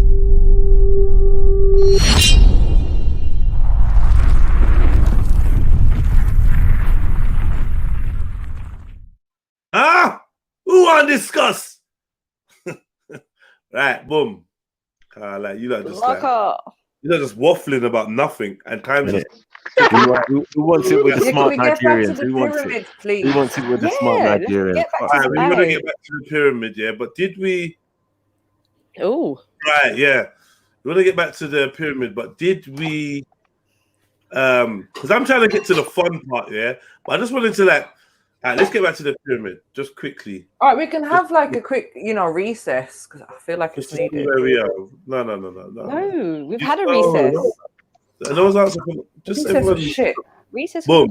So I had to go to the medical room. Fuck's sake. So you brought up the Trilateral Commission and didn't read one iota of it. Didn't say to anyone, "Can I read this?" Hello, guys. Nothing. You just left it on the screen, just lay there. Are you one of them women that just lay there? Oh, listen, Jeds, I told you I'm sick today. Yeah, right. no. Do you just lay there? I'm getting. No. You sure? You move a bit. You jiggle. You buck. None of your business. How about that? All right. Just don't be a plank. Yeah. Don't make me be rolling with you. I'm detecting. Don't make me be rolling with you. don't make me be rolling with you. And next man's like, yeah, that's the girl. I just laid there like a plank. I won't be impressed. Piece of board. You that's know funny. what, Jed? Just time yourself out and go. No, on. Selfish. I'll get me down No, we're not picking up beat today. All right, cool, man. Just make sure you writhe a little bit, wiggle a bit, butt back. Jedi, you can't help it, you know. You're funny, you know. Jedi's always fucking jokes every day. I just love jokes, man. I love jokes. Right, boom, big up S, wagwan. Cool, man. I mean, still doing a little bit of DIY. Yeah. I know you and your DIY. Look, you know, I'll get my phone and show the state in this fucking house. It's got worse since you lost, so it ain't got no better. So let me ask you a question, S. Have you been? How long you been tuned in for? How long you been listening? When I first sent the first message in the chat, like when Vintage was calling Barry a liar, where he's talking about having a step granddad. Yeah, that wasn't even that long ago. Yeah. I'm still upset. All right, so we're breaking down this pyramid. I am not saying that this pyramid represents the truth, the whole truth, and nothing but the truth, but I think it's a realistic-ish template for the power structure of the world. I don't know how you lot feel about it. Red Golden Child, I don't know what that like. It'd be so interesting to know, what does this pyramid bring to your mind when you're looking at the different departments and names and stuff? So basically, this pyramid brings to mind how with the within the subsections you've got like in capital text. So you've got well, obviously you've got the population resource in capital text, equals labor units. You've got world population control in capital text, along with world resource control, world financial control. Then within that circle, you've got the round table, and then above that, you've got the powerful sub families. So those were the bits that I didn't really acknowledge or see straight away when you pull it up on your chart. Then you actually broke down your terminology into like you said you're going to take off the top. You said you referred to a tin for a hat, and I was so when you was talking earlier, you broke it down in so many different strategies that I actually respect the way you made it into a conversation you can have in two realms. Almost. I could, if I wanted to just get like into the spiritual realm, I could listen to you. This is why I didn't really want to jump on, because like sometimes I literally enjoy listening to your panel, who's had longer time than me. Remember, I'm new to your panel, innit? Most of your panel members have had such a longer head start than me to get onto that spiritual kind of Illuminati side. I remember YouTube did ban a lot of the videos I used to watch, so I'm kind of out. I'm off sync. Can you not hear this drill?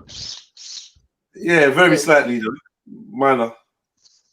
You're not actually drilling that, I know you. No, but noise cancelling's not working again. Proper sneaky fucking MI6 bullshit, bro. Man says you ain't drilling that, I know you. Sorry, Jed. My phone rang and then it makes my mic dip. I just want to quickly round up what I was saying quickly. That when I think there was a point when you tried to address this pyramid system in a different way that I'm not used to hearing you address it, and it kind of opened up my mind, and I was just like, not open up my mind. That's the wrong way to explain it.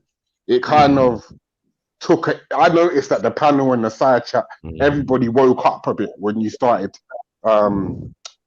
You kind of spoke about it differently in a different way, and you did talk about the IMF, and then you did talk about like different realistic bodies. Do you know what I'm saying? And you started going in on them.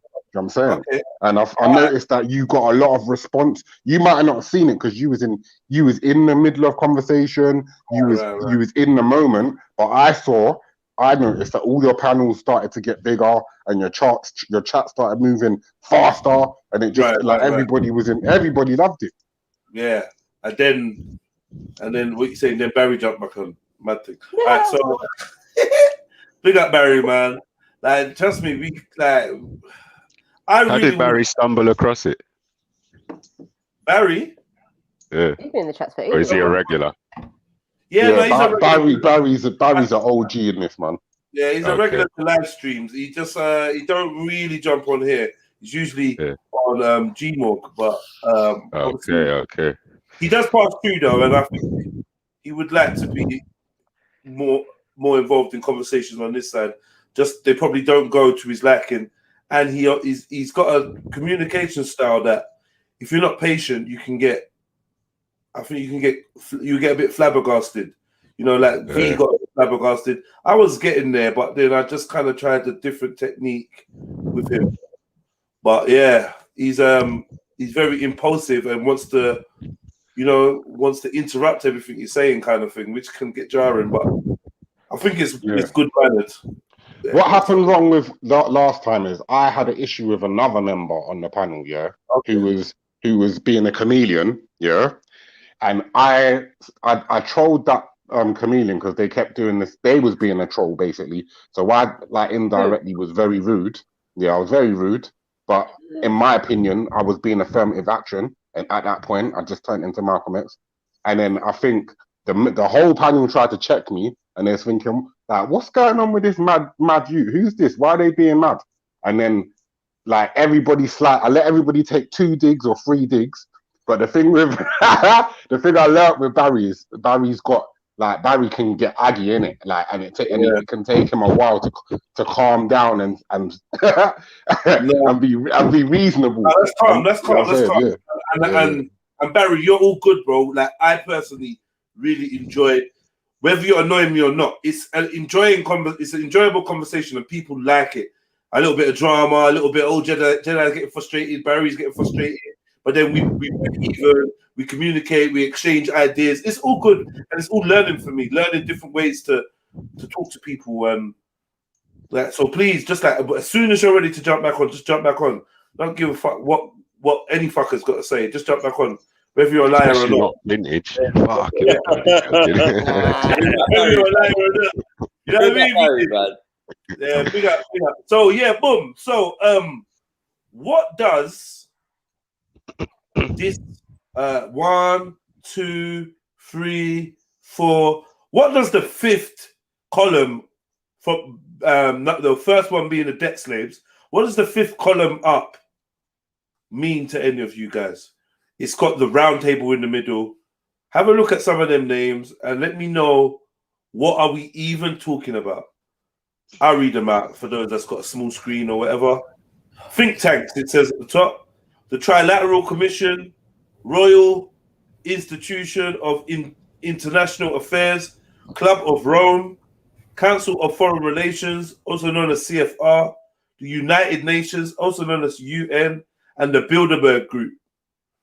Direction. Yeah, these are the publicly exposed directors or directional organizations, I guess. Because you see all of these on the news. Well, you see these are like spokes organizations, like spokespersons. So you see the Royal Institute of International Affairs and the Trilateral Commission. They will always have someone pop up and speak in any major event, and they always speak with an authoritative tone. So I would say I've never seen Committee of 300 mentioned on TV on the news. Never seen Council of 13.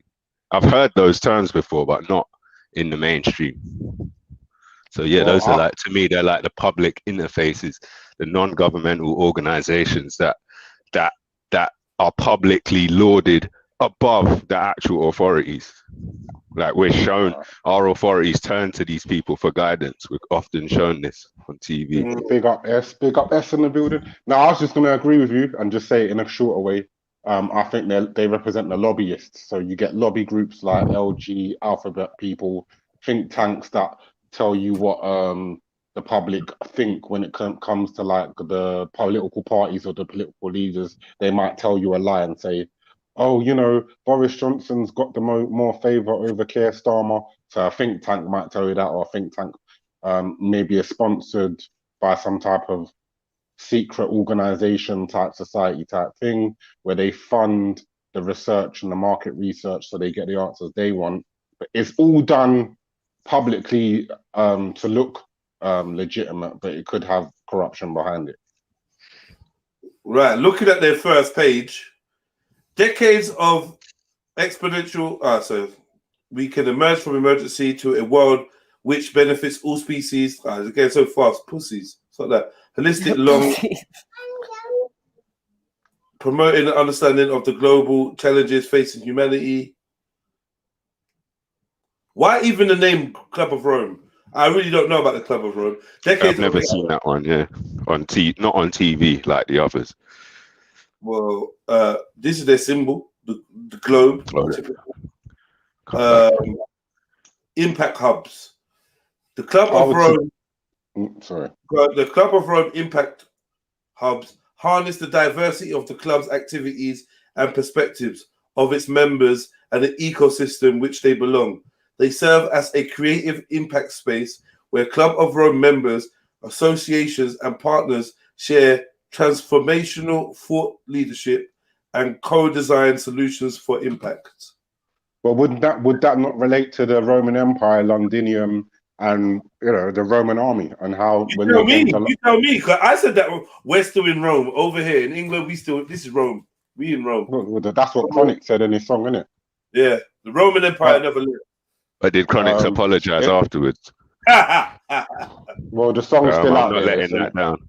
How if you trust them, man? I mean, that's certain. You know what I'm saying? But basically, that's what they say, innit? Rome is the origin of Latin, which is this is where I'm going to sound very thick, and someone in the side chat can correct me, innit? I'm sorry on this point.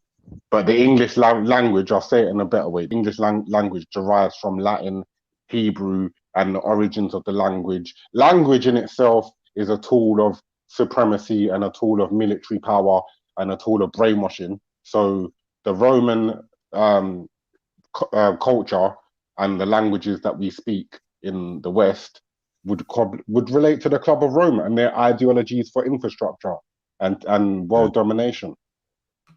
Right. So they got their hubs are climate planetary emergency. So it was called climate change, global warming, the ozone layer, and they you see the terminology starts shifting so that it can mean more or less than what they said initially. That's how I see it. Climate change to me, man-made climate change is a hoax, in my opinion. Right? Yeah. In my opinion. So they create the distractions. Sorry? They create the distractions. They decide what distractions. That level. This Club of Rome? No, just the level in general, because they will do it. And the United Nations do it as well, yeah. So they create distractions. That could make sense. Creating them. I mean, Well, I hear because they have. They rationalize them. They rationalize them in the public. Yeah, so they have a goal which they're going to head for. They have to, like what I said, rationalize it. So they will create the distractions, or the call them distractions from the ultimate of what they're trying to achieve. All right, let me just say this from now. I would say that this 1, 2, 3, 4, 5, whatever they're called, hubs, impact hubs, represent, just like the logo tells you, I think this represents an international club of those with a vested interest in shaping and being part of the New World Order. And each hub shows you a different department of the world that they have focused on in order to bring about change in line with the rest of the international bodies, right? So the reason why I say that is obviously climate change. That's a big clue. But here we have the emerging new civilization. New civilization, new world, Bob's your uncle, right? What is the emerging new civilization? And how much control do us on the bottom rung have over that emerging civilization?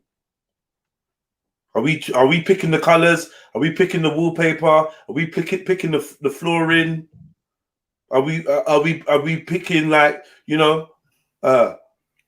whether we got a south facing or north facing garden, or are we just getting numbered? We're not involved in the process. Right. That's how it feels to me. Yeah, we're not involved in this process. No. It feels to me we're not involved in the process, but we will be informed, and it will be pitched to our children. Oh yeah, or just enforced. Or just enforced. Yeah. Just reframing economics, reframing it, which means what? What's that mean? Reframe is to restructure. Restructure. Yeah. Well, to business and trade. Put it in I guess restructure. Put it in a whole different paradigm, different infrastructure.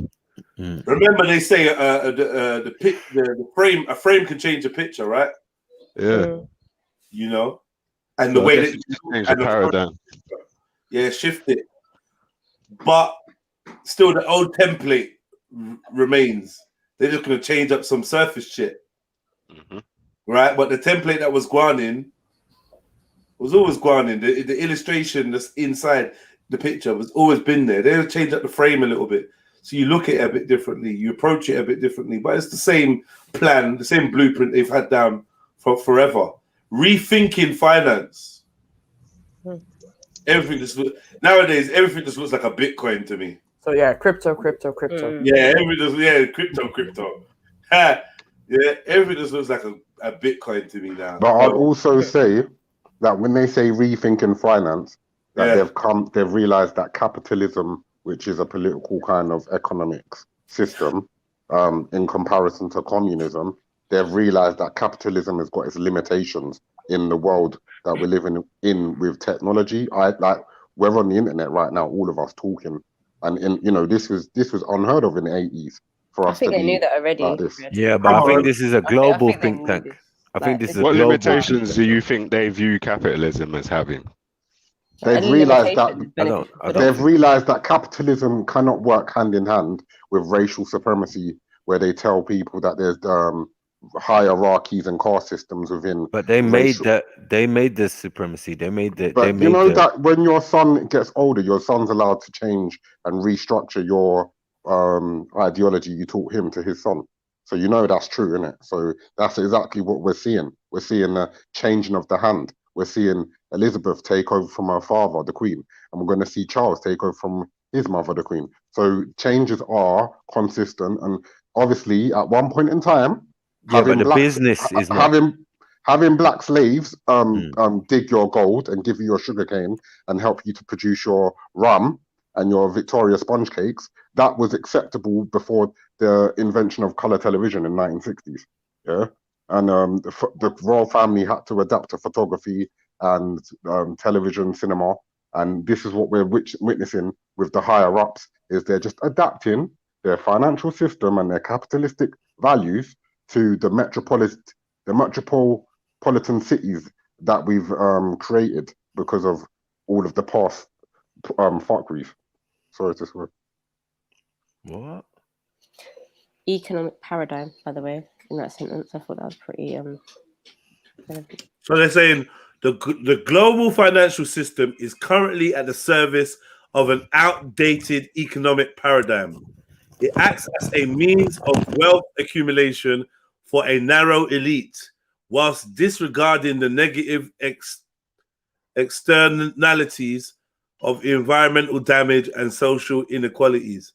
A new sustainable finance system will be a core pillar of a new economy which serves both humanity and the planet. Anytime when they try to tie you into saving the planet, they're tying you into this fake moral thing of, oh, we're destroying the planet, so we must save it. And it's a whole another industry to get you sucked into, and it's going to explain a lot of inexplicable taxes and hikes in, these lot work off the premise that there's a scarcity. That's the word I've been looking for all day. Scarcity. Yeah. They want to convince you that things are running out and things are finite. Right? And the world's getting mashed up. Man, it's so big and so powerful. We're mashing up the world. I don't believe that. Not even close. But I think as well, they're making people hate themselves. Right. Definitely. They're actually made. Yeah, things like recycling and all that bullshit comes Yeah. into this climate change thing. Like, and then they wanted to try and like fine you. Oh, you're not recycling properly. You're killing the planet. but I've seen like on some vegan platforms where people are like, "Oh, it'll be better if like the humans died instead of the animals." Like, just mad shit like that. You know what I mean? Or like, "Oh, humans are this and da da da." Like, all humans. Ask those same vegans what they would do with the commercial cattle herds. Oh, yeah. They'd have to slaughter them, right? Certain level of logic would stop. Okay. They'd have to slaughter them. So they're just fucking hypocrites. There's literally I'm talking vegan lifestyle, not vegan eating. There's a handful of vegans that Like are super vegans. that are nice, that are good people. Vegan warriors. We need to find another word for those people because there's a lifestyle and a diet. Good people. Bro. Yeah, fully. Just good people. Simple. That's why But I yeah. prefer to say I just don't eat meat rather than I'm vegan, because vegan comes with that whole connotation of like, you know, oh, you're some warrior of some kind. Like, no, I just don't. Oh yeah. But then this also links into Jedi, what you were saying the other day when Shani was talking about the documentary she watched, and how they will drip feed this kind of information. Yeah. Yeah, And you can hear it. Let's be real. You can hear it in Shani's voice, right? You can hear it, man. Like, oh, I've just discovered this new bit of information. It's so important. I want to tell the world. Yeah. If you watch this documentary, you'll never eat fish again. Wait, was this a documentary on Netflix? Yeah. Yeah. As soon as you said Netflix, I was out. Yeah. Oh yeah, everyone's watching it. Like everyone's watching it. Sure, you can't hear that drill. No, we can't hear shit, bro. Oh, It's a shit drill, that lad. Yeah, you little Like shit. 5 volts. You little Fisher Price drill. You little Fisher Price drill. We can't hear that shit. Get a drill with some bass in it, bro. Bob the Builder drill. Yeah. Yeah, 18 volts. Boom. Come off the panel with your little bitch boy drill. Is that what you're saying? Yeah, with your little pink drill. What the fuck is this? Pink and lilac. Drill. Yeah. Rainbow drill. Rainbow, you know. No, bro, my drill's yellow and black. Rainbow. Who said man's Black and yellow. He called it rainbow. That ain't got a rainbow drill, man. Oh, no. You've never seen a smile on a man's face until you see your apprentice with a new drill. Lad. Yeah, man. I'm just guessing. I'm just guessing, MJ. You know what I'm saying? Man is vouching for next man's drill. You know? Nah, don't read into it. Don't read into it like that. No, man ain't got no rainbow drill. Oh, that's fucking. That's not what he said. All right. I think MJ, that one was too foul. What's on the pictures, Jedi? How come this shit ain't even English no more? What's on the pictures? Hold on. More importantly, why is this not English anymore? Because it's Roman. What? That's Latin. Huh? What's going on? It's Latin. It's language. But the next paragraph is English. The emerging new civilizations is English. Google Translate that, man. Yeah, that's great. But where's the fucking? But they want you to learn Latin. They want to remind you of your Latin. They want you to be part of their society, innit? Their secret society. Right. Fuck's sake, bro. Translate. Oh, I hate You're the funny. drill. Man said translate. Oh god. Yeah, man. We need some translations up in there. Where is the translation? You got to See, like they used to teach Latin to the older generations, though, didn't he? Type in The older translator first. generations used to know what all this meant. Jed, type in Google Translator and then copy and paste what you. Yeah, but I will do. Yeah. Mm. Let me say something though. Yeah. Yes. Lorem ipsum is a phrase that I've been getting haunted by ever since I bought the new version of Photoshop, right? So since I go to Photoshop and I try to type something, hang on a second. this is what comes up: Lorem ipsum. That's the default. Then It's I type. It's a common piece of text that's used as like filler text. So if you're designing pages, you can get this lorem ipsum text. I don't know what it translates into, but it's a common piece of text. You can just get it to just fill up space where text would be, so you can get an idea of layouts and that. But I've never translated it. But I think it's about 40 words long, and then it just starts repeating. So Ipsum, IPS. Found out you get programmed, lad.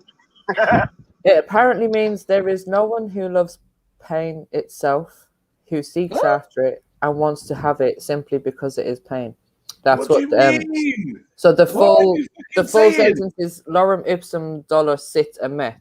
But Yeah. translated into That's English, right. Yeah. there is no one who loves pain itself, who seeks after it and wants to have it simply because it is pain. And who decided that this was going to be the generic? The generic placeholder text. What is this, bro? Yeah, it's everywhere, bro. Everywhere. Like literally everywhere. But I've only noticed it this year, bro. Yeah, I Like, noticed it when I got into web design. When you're building web pages, Yeah, that's needs the to do standard marketing pillar and text. stuff. I remember seeing it. Yeah, reading on. All it. right, well, Jedi, I'm gonna have to get you an orange flag soon, lad. The more you delve into Rome, lad. You know, Keep your orange flag. yeah, nah. Big up, Yeah, I baby, would Jed. agree, I was man. only, I said, Yeah, well, I come on the march with you, man. I come on the march with you, man. Me What? and Mary will come. What? I'm not allowed to go on the orange march? No. Why?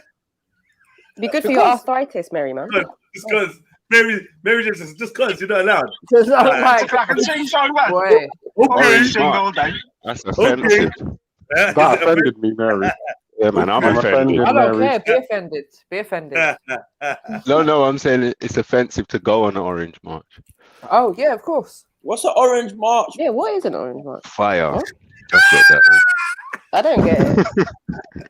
See what happens when this year's orange march season. This year's one is going to be interesting. So best of luck, bro. Bring your protection. Dude, what if I go on one, it's going to be interesting, you say. Ubuntu. Why are they talking about Ubuntu in that paragraph? They like to draw for little African traditional sayings. All right, let's read this. I Let's read a am bit of because you are. The Club of Rome is repositioning itself to challenge humanity to rise to its full potential and become good stewards of the Earth's limited resources. What I tell you, they're working on scarcity, not scarcity. Yeah, like, comment, share, subscribe. Our call is anchored on the need for a paradigm shift in our fundamental belief matrix and the complex economic, financial, social systems underpinning our daily interactions. We are determined to identify and mobilize those already engaged in the quest for a new civilization, New World Order, to become part of a network of networks to pursue this vision. A network of networks, right? The exploration of a new civilization is being enriched by the responses of many fellow explorers who are engaged in asking tough questions of humanity in a variety of spaces. Common threads are emerging that affirm what we already know. We are living beings who are inherently relational. Wisdom of ancients tells us that I am because you are. The African Ubuntu philosophy over there is know me without we. Buddhist and other indigenous knowledge systems also have similar orientations. This wisdom enabled humanity to evolve into the intelligent species it is today, and we would be remiss not to tap into it. The emergence of the need for a new civilization is a manifestation of a rising consciousness of who we are as humans and what values would best shape our relationships to one another and to nature. New paradigms are needed to foster core values that promote human dignity, respect for nature, and the protection of the commons beyond current. So it's more esoteric language.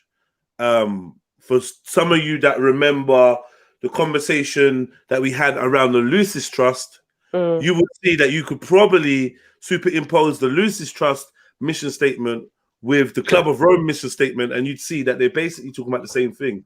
Preparing the world for the reset or the new world order or the coming New Age. Jedi. Right? Yeah. Are they based in Rome or New York? And is the membership over £100? No, but it says about us at the top, and it says members at the top, and it says contact. So where it says contact, it will tell you if they're based in Rome. If they're based in Rome, that's gonna freak me out. And if the membership's over like an average person's monthly earnings, that's gonna freak me out as well. Guess where they're based. Guess where they're based. Guess where they're based. Guess where they're based. Westminster. No. China. It's quite easy. It's easy. No, none of that. Israel. No. Think of it in terms of like the UN. Oh, Switzerland are one of them places. Brussels. Right. Zurich. That's tax free. That's tax free. They don't pay tax. Oh, fucking cunts. Tax gets paid to repay the national debt, which is owed to them, bro. Of course, they don't pay tax. The national debt is owed to them. They're foreign investors in the UK. They're not taxpayers. Yeah, but if you look at all the pictures, like they're the rising sun. The sun's rising on every single one of them pictures where it's saying, yeah, we need to mold this, we need to do this. That was a good point. In the first page, he was on Jedi. To be fair, lad, it looked like when I read, I thought it was one of your pictures, lad. Your avatar. Who are these people? Witches and warlocks, mate. Oh, nice. These are all the pedos in charge. Yeah, that's what I was gonna say. Even when I saw my guy's Elton John glasses. What, the glasses? Yeah, you can't see where his eyes is looking. Oh my god, Michael K. Dorsey just looks nuts. Where? Where you see Michael? He looks like he's part from the part of the Boule movement. And Callan Joe Gassy looks like he cheats on his wife. He literally looks like he's looking up some woman's skirt. Looks like, oh, they just all look weird. Look like typical politicians, police officers, sort of bullshit. Gerardo Gil Valvida looks like he's laughing at a dirty joke. They all look like they're just crazy. Are they all Catholics? They've got to be. No, because they're doing the New Age religion, isn't it? They're pushing for the New Age religion. You don't smell like it, like they can't smell them. They are just random, innit? She's even got a witch's hat on. Fuck's sake. Fuck's sake. Lovin's Hunter. You know what time it is, man. Onia. Smell the incense from here. Onia Chidi. You hear me? He even said he could smell the incense from here. Ndidi Unoli Edozien.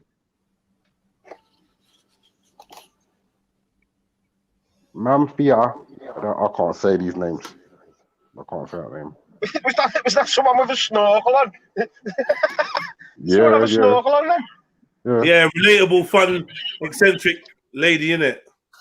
Relatable and fun. Efima Williams. How many of us would get a flipping high-paid job if we sent in a picture of ourselves with a snorkel on?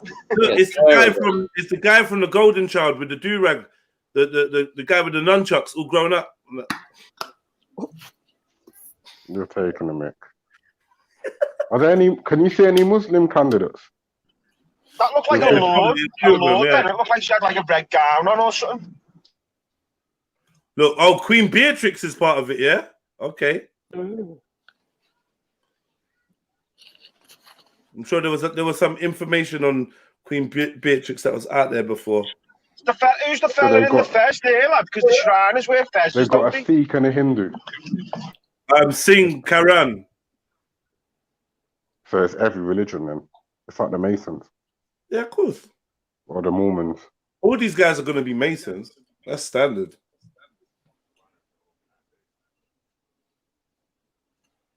Probably wouldn't even be a secret, like in any way, shape, or form. How many of them do you reckon are alive? We will never know. Because when they die, they hide it. Oh, what is that, please? Hello. Echo. Echo. Jedi, you're funny, you know. Did it go away? Was it me? You, Sash? All right, try now. Ah. It was still there. Sash. It's Sash, man. Hello. We got it. It's Sash. It's Sash. Yeah. We found that. It's like that game, Murder in the Dark. Oh, I used to hate that game. I used to hate that game. Fix up. On purpose. I'm coming. Purpose that. On purpose that. You don't know what you're doing in your private life. Mad.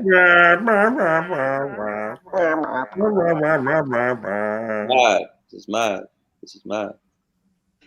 Blue and green there Mason colours, aren't they, as well? Blue and green. That's what I got told years ago by a Mason. Yeah, more importantly, blue and white. Yeah, and white lads, yeah.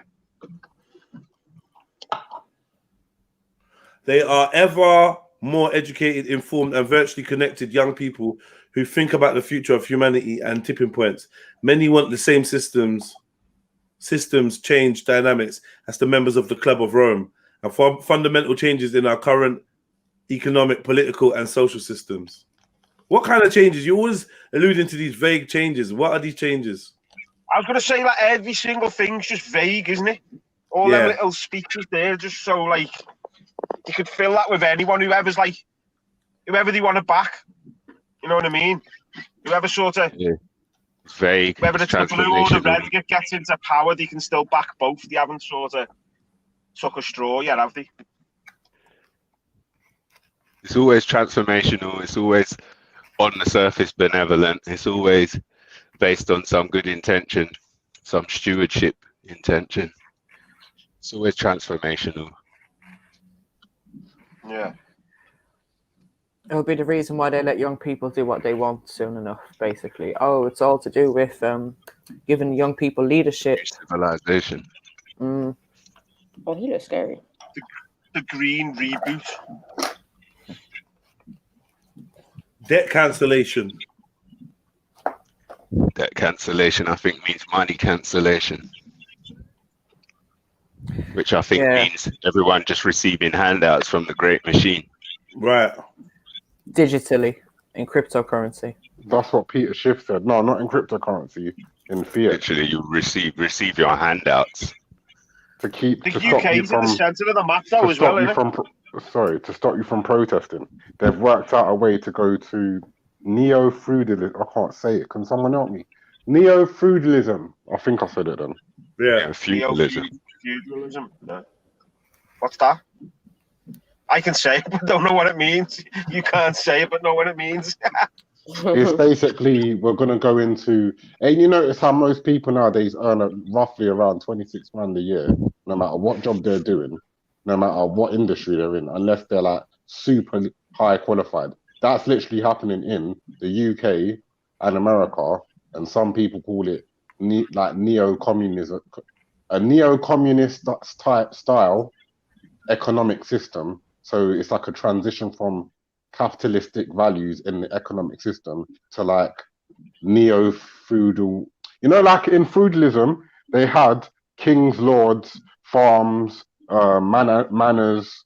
You know, a bit like Game of Thrones, a bit like kind of. Well, that's why they brought out Game of Thrones, isn't it? Yeah, Robin Hood, like Robin Hood days, Friar Tuck. You know what I'm saying? So all of us are gonna be.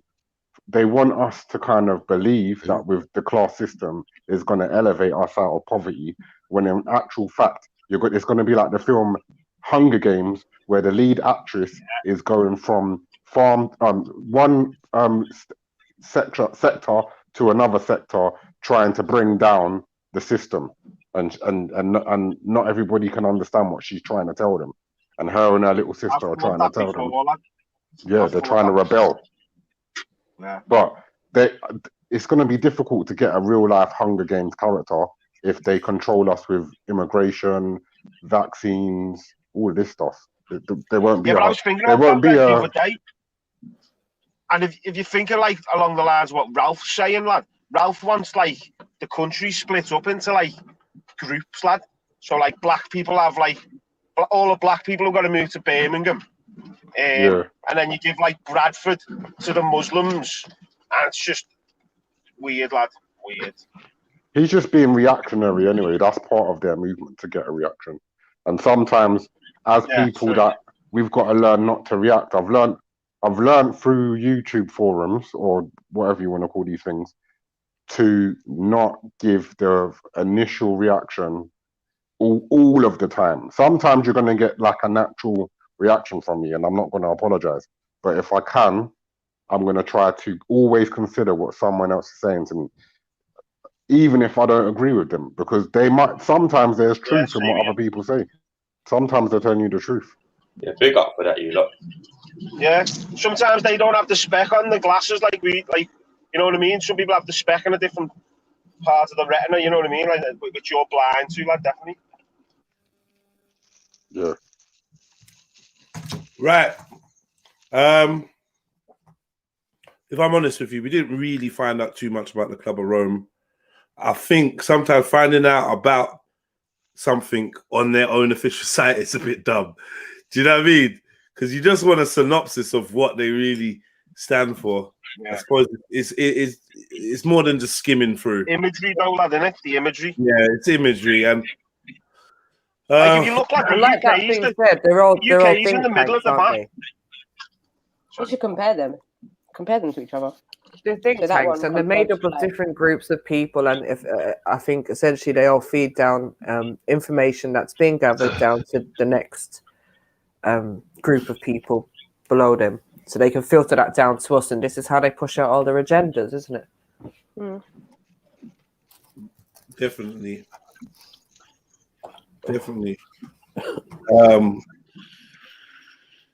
Who else did we have on there? Trilateral Commission. Anyone know what the Trilateral Commission is? Nope. It's a similar organization to the Council of Foreign Relations. Again, it's one of those big three-letter organizations that sits above the government, that the government seems to turn to in times of need, and present to us on the TV as these higher level people who just echelons above. The old East India Trading Company, lad, yeah. So One of those ones. The Trilateral Outside the Commission law.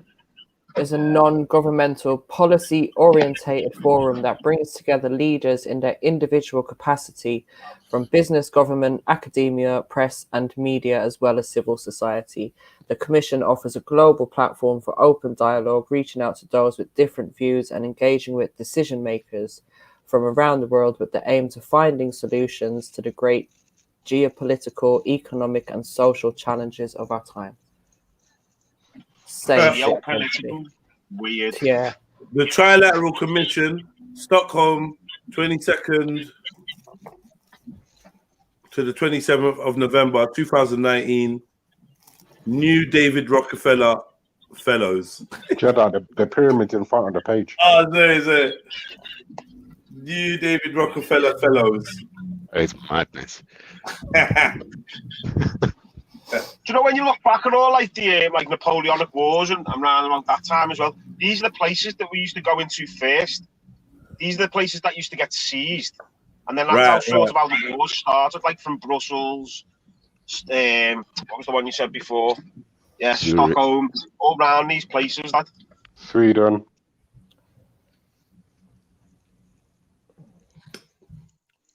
Don't they have their own website? Well, I thought I'd hit that. This is trilateral.org. The link is in the back, Jets. Well, I'm just looking at this, yeah, stop sending me links. Sorry, it was the one I sent earlier on when you said stop sending me links. It was the last one. Jean-Claude. I mean, Jedi signed up here. This is my membership page. So, yeah, I mean, my documentation. So membership in January 2020. Executive committee.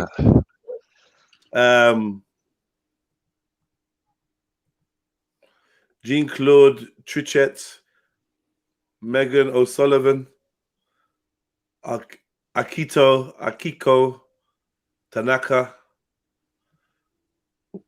this one, Alexandra Papalex Polu, which is this name here is serious.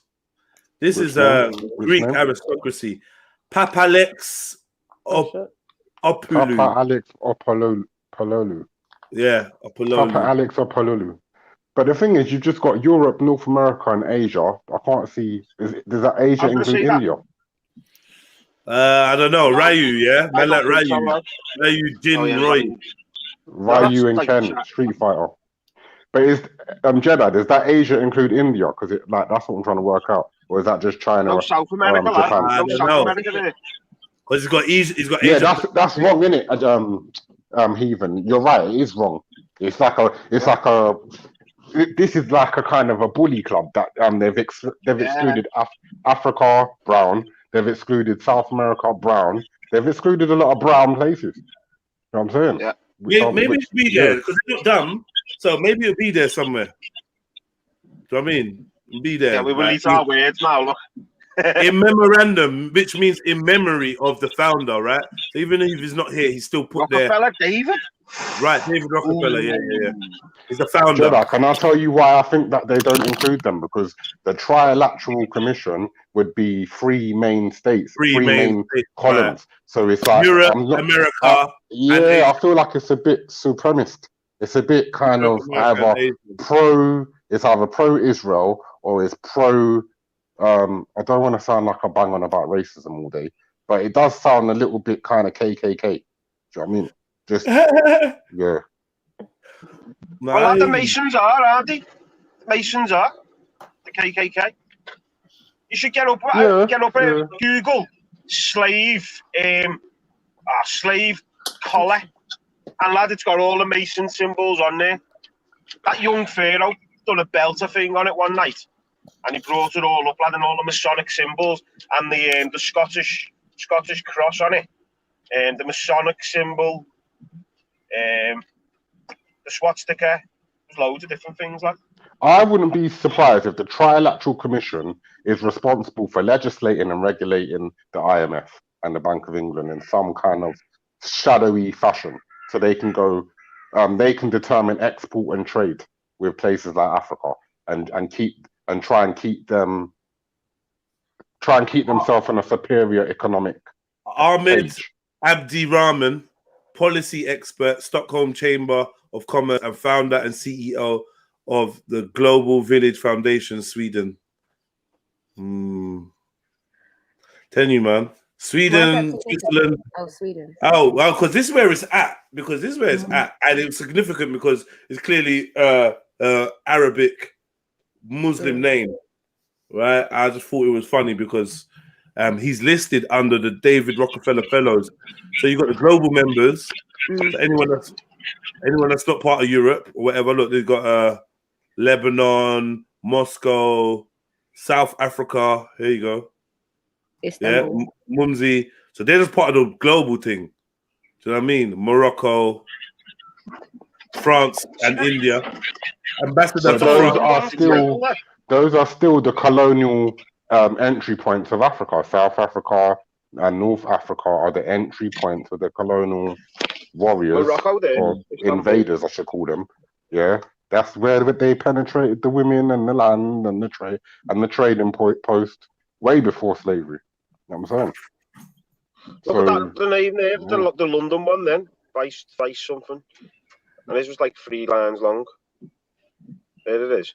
Vice President of Systematic Macro Trading, Quantitative Research, JP Morgan, and JP Morgan chasing. Look how long that one is. I think that the Bitcoin was created in response machine to learning.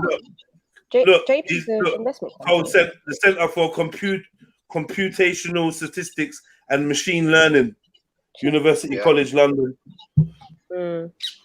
Jedi, I looked on their Wikipedia page. Bitcoin was created because of like institutions like this that are low key KKK. It says it was informed in 1970. They're not Bitcoin. They're not Bitcoin. Yeah, they are, bruv. This is the point Sash, we're getting at. I'm telling you. This is what they're pushing. No, because you're not listening. You're not seeing it from my dilemma. You're not seeing it from my angle as someone who feels oppressed by looking at this paper. Yeah, I feel oppressed because this is Japanese people, North American people, yeah, and Western European people, which I am not naturally of that remit, yeah, trying to redo what they've already done. Do you know what I'm trying to say? And what they're trying to do is foster substantive political and economic dialogue across the world by excluding Africa, which has got all the minerals, India, and other places that have got fantastic opportunities to develop, even the Philippines and the Caribbean and South America. So they're trying to. The problem, Red. What do you mean? Okay. Here we go. Here we go. We've got their mission statement or whatever. Trilateral Commission, organization of private citizens, founded in 1973, principally by American banker David Rockefeller, to confront challenges posed by the growing interdependence of the United States and its principal allies, Canada, Japan, and the countries of Western Europe. So maybe that'll make more sense to you now, bro. What it was founded for, their principal allies. It's anti-black. Canada, Japan, and the countries of Western Europe, not even Eastern Europe, Western Europe. And to encourage greater cooperation between them. The Trilateral Commission. Civilians, what did it say? Private civilians. The Trilateral Commission is headed by 3 regional chairs for Europe, North America, and the Asia-Pacific region, who are assisted by several deputies and an executive committee. The entire membership meets annually, the location rotating among the 3 regions, to consider reports and debate strategy. Regional and national meetings are held throughout the year. Regional headquarters are in Paris, Washington, D.C., and Tokyo. The Trilateral Commission principles of representation are economic weight and political influence, and are reflected in the varying membership quotas assigned to each country. The Trilateral Commission reflects powerful commercial and political interests committed to private enterprise and stronger collective management of global problems. Its membership, more than 400 in the early 21st century, are influential politicians, bankers, and business executives, media, civic, and intellectual leaders, and a few trade union chiefs. Told you about the unions. Membership is by invitation only. Well said, Jedi. I think that was the only one that was missed out on that pyramid, was the unions, lad. The unions, right, exactly. They hold sway, and that's why they were created, unfortunately. Yeah. Makes you wonder about the miners' strikes and exactly what goes down, what actually goes down, because a lot of the time we remember the reaction, but not. Yeah, we remember the reaction, but we don't really go back and analyze the action that caused the reaction. As in, was it organic or was it designed to elicit the reaction that we gave it? You should have done more, lad. You should have fucking burned some cities down, I tell you. You literally just uprooted fucking embedded industry. And just, that's what they're going to do with exactly what they're going to do with these electric cars, lad. You know, you go and tell a mum of 6 in fucking Crocky in Liverpool or Norris Green, listen, girl, you're going to have a flipping Lecky car in a couple of years. You know, you can't have that diesel one you bought last year. You're going to have to buy a new one. Right. And they'll just steamroll it through again. The EULA, isn't it? They're pushing it out. That is some demonic. That's a demonic organization. Remind my brothers and sisters it might be a good idea to try our best to refrain from using their little bitchy terms, especially shit like EULAs. Do you know what I mean? Like, I know it seems difficult, but using those terms is propagating the fucking thing. You know what I mean? You can be the opposite, you can do the opposite, you can live the opposite, you can speak about what it is, you can call it unfair levies, unlawful levies, you can call it whatever you want, but if you call it what they call it, you give credence to it. You can call it this new bullshit. Call it whatever you want. We got words to describe it. These are the people that need resetting, lad. These are the people that need This is genuine these fucking people. coming together of the Even. people. You're right. You're kind of right, but you gotta watch that kind of talk on YouTube live streams because you just find strange stuff happening in your life when you start getting to the heart of it like that. Oh, lad, they wouldn't come Trust to me. Liverpool. Lad. We blow up the 5G masks and they've done fuck all, lad. You can't even fit a 5G mask for you, lad. We blew up all the 5G Hear masks. what I found, brother. Hear what I found. You're gonna like this, yeah. So basically, this movement's demonic. I've done a couple of clicks and a little background research. I wasn't too far off when I said KKK.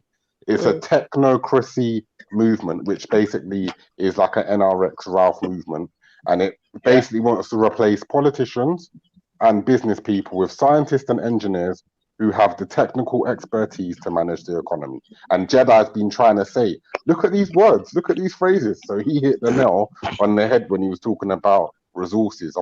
Jedi, what did you say again? Resources or scarcity? Scarcity and stewardship.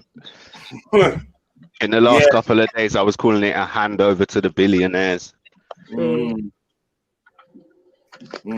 Try as well, From innit? government to billionaires, private interest. Like KKK 666. And if I wasn't listening to this show, I wouldn't really have to. If I weren't listening to this, if I weren't in this conversation, or if I wasn't listening to the show, I would not have gone and looked for that jump. Or maybe I would have, but like, oh no, man, it's mad. This is mad. You know what I'm saying? Anyone overdosing on red pills, man? Sorry, man. Like, look, we're lighting it up for you a little bit, man. No, it's cool. No. To the left, everything you own in a box. To the left, in the closet, that's my stuff. Yes, if I bought it, say, don't touch. Don't touch. If you're that mess, that's fine. Could you walk and talk at the same time? And it is my name that is on that mess. So remove your bag so I can call you a cab. I'm standing in the yard, see, and he's telling me how I'm. Right, yeah. So, hope you enjoyed that. To the left. Yeah. That was a piece, that one. I love it. Oh, boss. Big up, Mag. Yo, big up, everybody. How you doing? Big up, man. Big up. And for anyone that's concerned, Mag is not H. Mag is not H. Yeah, that's what you think. Yeah,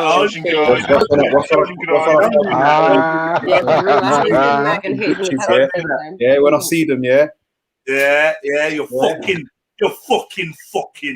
Wait, don't start with the Yorkshire thing, please. Chips and curry. Yorkshire. Chicken curry. Mad people. Fucking mad people. Whoever said chicken curry, that sounded proper Newcastle. He didn't say chicken curry. He said chips and curry. Oh, chips and curry. Chips and curry. I was going brummy. Yeah, that sounded a bit like Dudley still. Fairy tales. Don't believe in the fairy tales, you know. Chips and curry, you know, they don't respect you, man. What's this, man? All right, so Trilateral Commission. The next one was what? CFR, right? Council on Foreign Relations, yeah.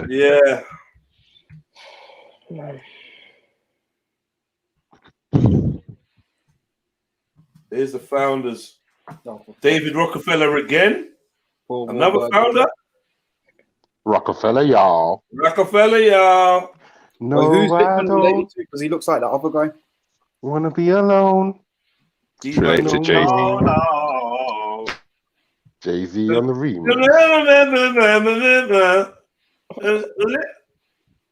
What's that bit Yeah, there? he's in the remix. He was in the remix, fam. Another level remix. I don't know. Whatever. Do you know I found out last year that Dane Bowers has got a mixed dad? Yeah, you didn't know. I never knew that. No, I never knew that. I used to think, why does this guy act like this?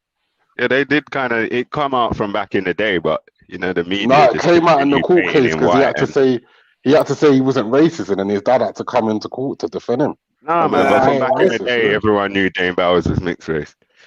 Yeah, it wasn't. Being mixed race don't make you not racist. He didn't say. No, I know that, but he said the court case that's when it officially came out in my eyes, isn't it? Because I bumped into the guy once or twice, but that was before the days of I used to That hang was in around the with, old days, man. If you could pass for white, you could pass, and it might make you rich. I used to hang around with Dame Bauer's little brother, and I went to a pupil referral unit with him. So that's how Was I it? knew. Yeah, I Didn't knew know his he had a brother. little brother. Yeah, he's got a little brother, man. His little brother's proper cool as well, man.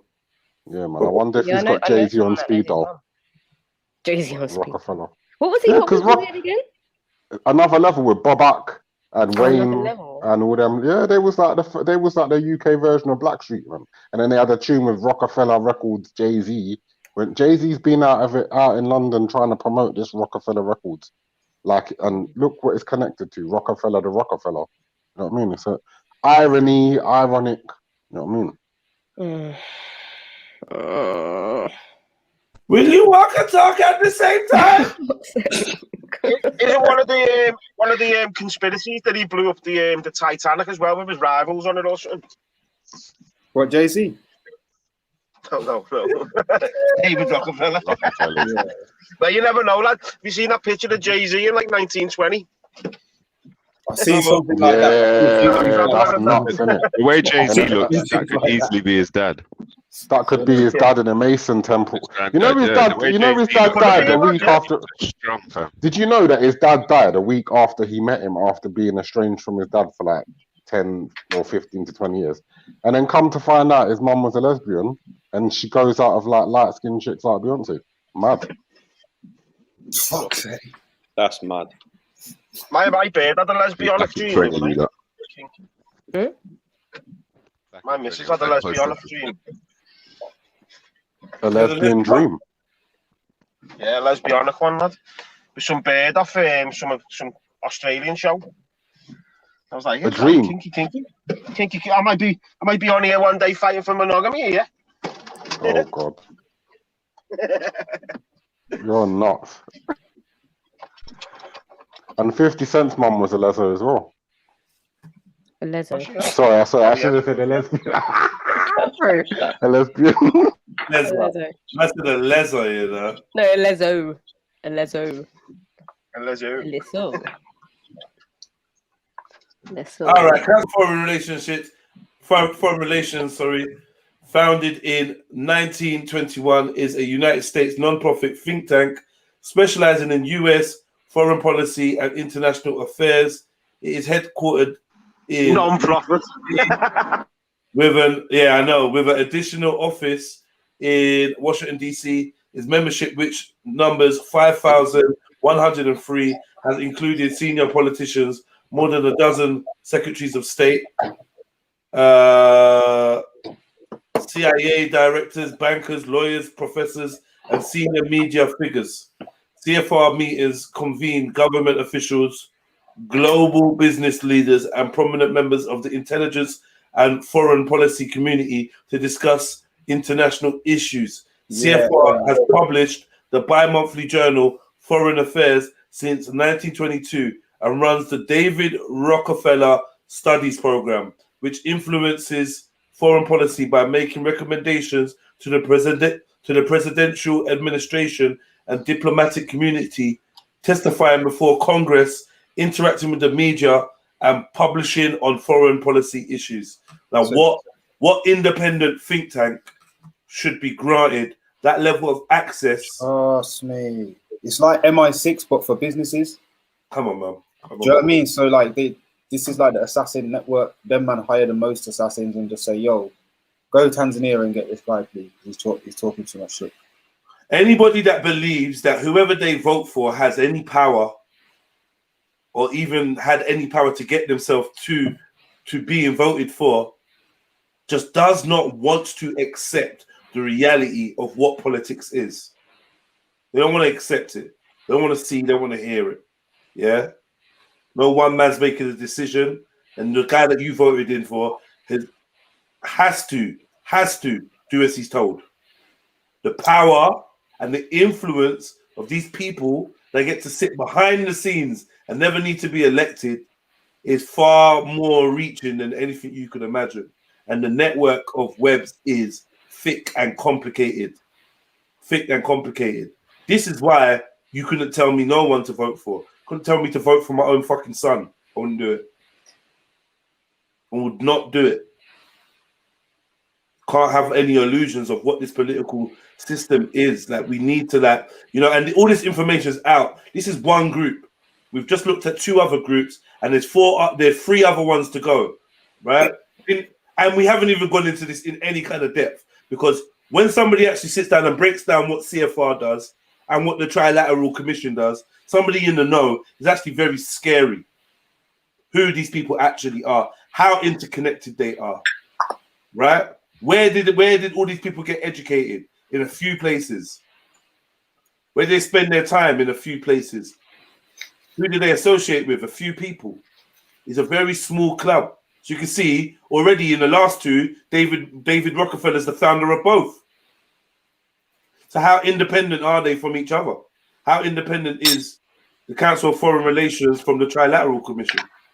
Did you know that there's 2 types of membership? One's lifetime and one's term membership for 5 years, but you can only be between ages of 30 and 36 to be a term membership, and you can only be a US citizen, native born or naturalized. Okay. Well, we learned that. We learned something new, man. We got everyone hit that haven't already, your little blood clots. And if you're feeling like you've learned something today, you've enjoyed the show, then drop a donation in the PayPal. The link is in the description, and it will be doing me a great favor, because I'm running out of electric, innit? So yeah, I mean, the show might just die. I don't get some electric. You know, it's my peak times. Peak.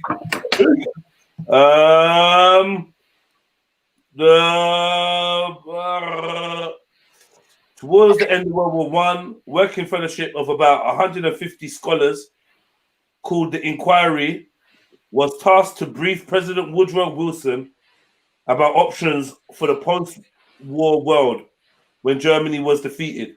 The academic band, including Wilson's closest advisor and long-term friend, Colonel Edward M. House, as well as Walter Lippmann, met to assemble the strategy for the post-war world.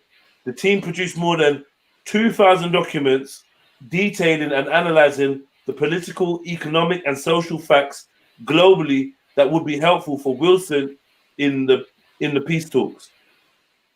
Their reports form the basis of the 14 points, which outlined Wilson's strategy for peace after war's end.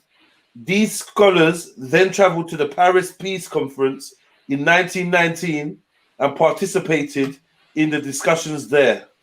As a result of discussions at the Peace Conference, a small group of British and American diplomats and scholars met on May 30th, 1990 at the Hotel Majestic in Paris and decided to create an Anglo-American organization called the Institute of International Affairs, which would have offices in London and New York. Ultimately, the British and American delegates formed separate institutes, with the British developing the Royal Institute of International Affairs, or Chatham House in London. Due to the isolationist views prevalent in American society at the time, the scholars had difficulty gaining traction with their plan and turned their focus instead to a set of discrete meetings which had been taking place since June 1918 in New York City under the name Council of Foreign Relations. The meetings were headed by the corporate lawyer Elihu Root, who had served as Secretary of State under President Theodore Roosevelt, and attended by 108 high-ranking officers of banking, manufacturing, trading, and finance companies, together with many lawyers. The members were proponents of Wilson's internationalism, but were particularly concerned about the effect that the war and the Treaty of Peace might have to post-war business. Yada, yada, yada, yada, yada, yada. Secret meetings, buddy clubs, all Masons, all initiated. No room for you, the common man, to get in, mate. That last bit though was quite interesting. Do you know what? Sorry to cut him, Mag. Did you know the Great Depression took place in the 1930s? So these motherfuckers are sitting there planning that shit in France, it's drinking literally red wine, going to the Moulin Rouge, and whatever nasty other nastiness they was doing in Paris, because Paris is very liberal in them times, and absinthe. Disgusting. Yeah, I was saying, like, that thing you mentioned about war and profit. Do you know what I mean? So they looked at First World War and thought, how are we going to keep these profits rolling? They're evil people. Yeah. And yet again, this little old boys club, it always neglects to look at other countries that they don't see as on their level, which, you know what I mean? Now, in the year 2021, you'll go on a website and be like, oh, we love Africa, we love Africans, we love all brown people, Black Lives Matter. And it's just like, this is the roots, these are the origins of the same websites that you'll be looking at in 2021. Like the political belief systems and all that. I mean, at one point, they weren't checking for no one.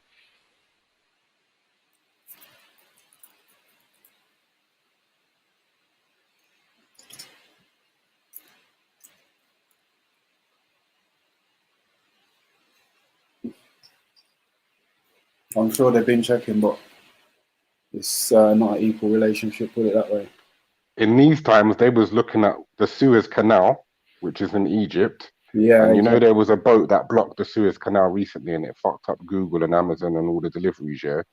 Before the First World War, they was trying, the scramble for Africa is a real thing. It's old, it's ancient, and it's modern. And it's now, innit? It's like, they don't want to leave. They don't want to peacefully leave. You know what I mean? So at these times, man, Germany, Italy, France, and England, with the help of America, was looking at the great economic wealth, forecasting opportunities from not having to sail all the way to Rhodesia, South Africa, around Nigeria, all the way around Africa. When you just cut through the Suez Canal, go to China, go to India, Hong Kong, bam, make the money, come back quick. You know what I'm saying? So everybody's sitting down around tables talking about world domination, neglecting to pay, because capitalism is supposed, if capitalism's supposed to be run properly, ain't everybody supposed to get paid? Including the people that are not your kinfolk.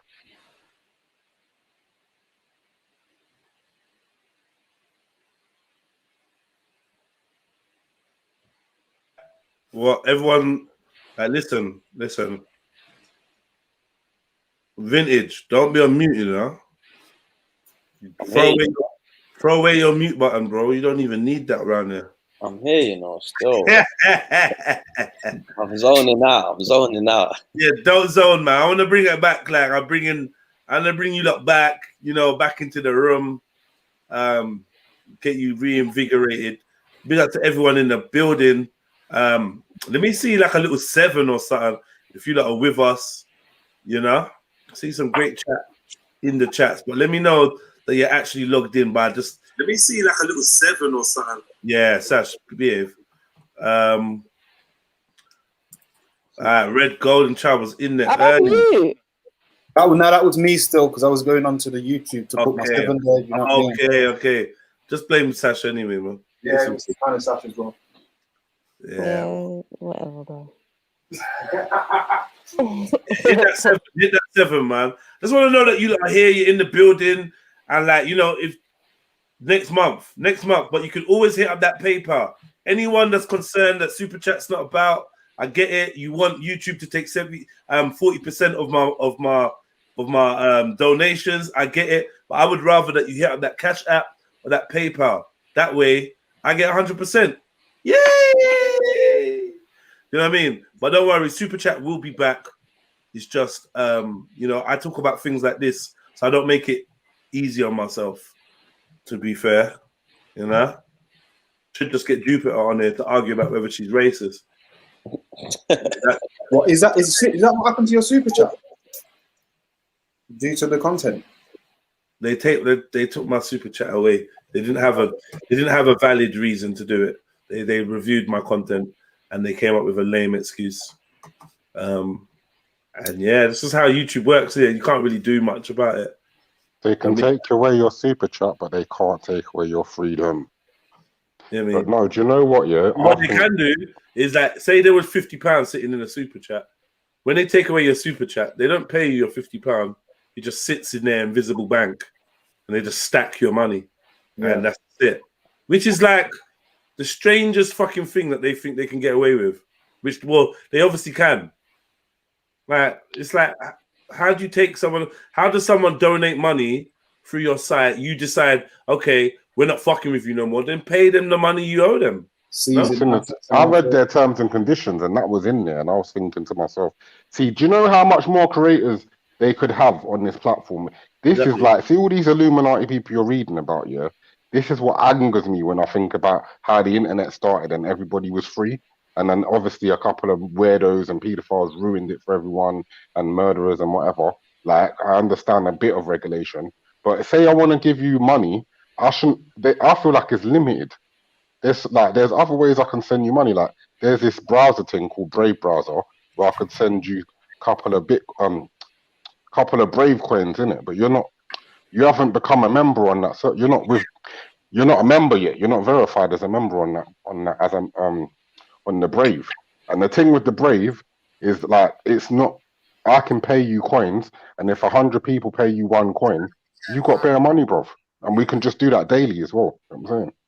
And it's like you could be on low income and still send man a brave coin a week or whatever, or one basic attention token a month, which would add up, and then you could make interest on your basic attention token. You know what I mean?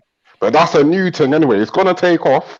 It's gonna take off. But man like you, man like you that's been in the game for years, needs to be jumping on all platforms and just getting paid every way possible, bro. Like, you shouldn't you're too good for just giving YouTube all your hype and all your name. Like, you got to spread it out, fam. You know what I'm saying? Otherwise, they're going to fuck with your head. Hey, Jez, bro, I'm trying to send you something now. It's not even letting me, bro.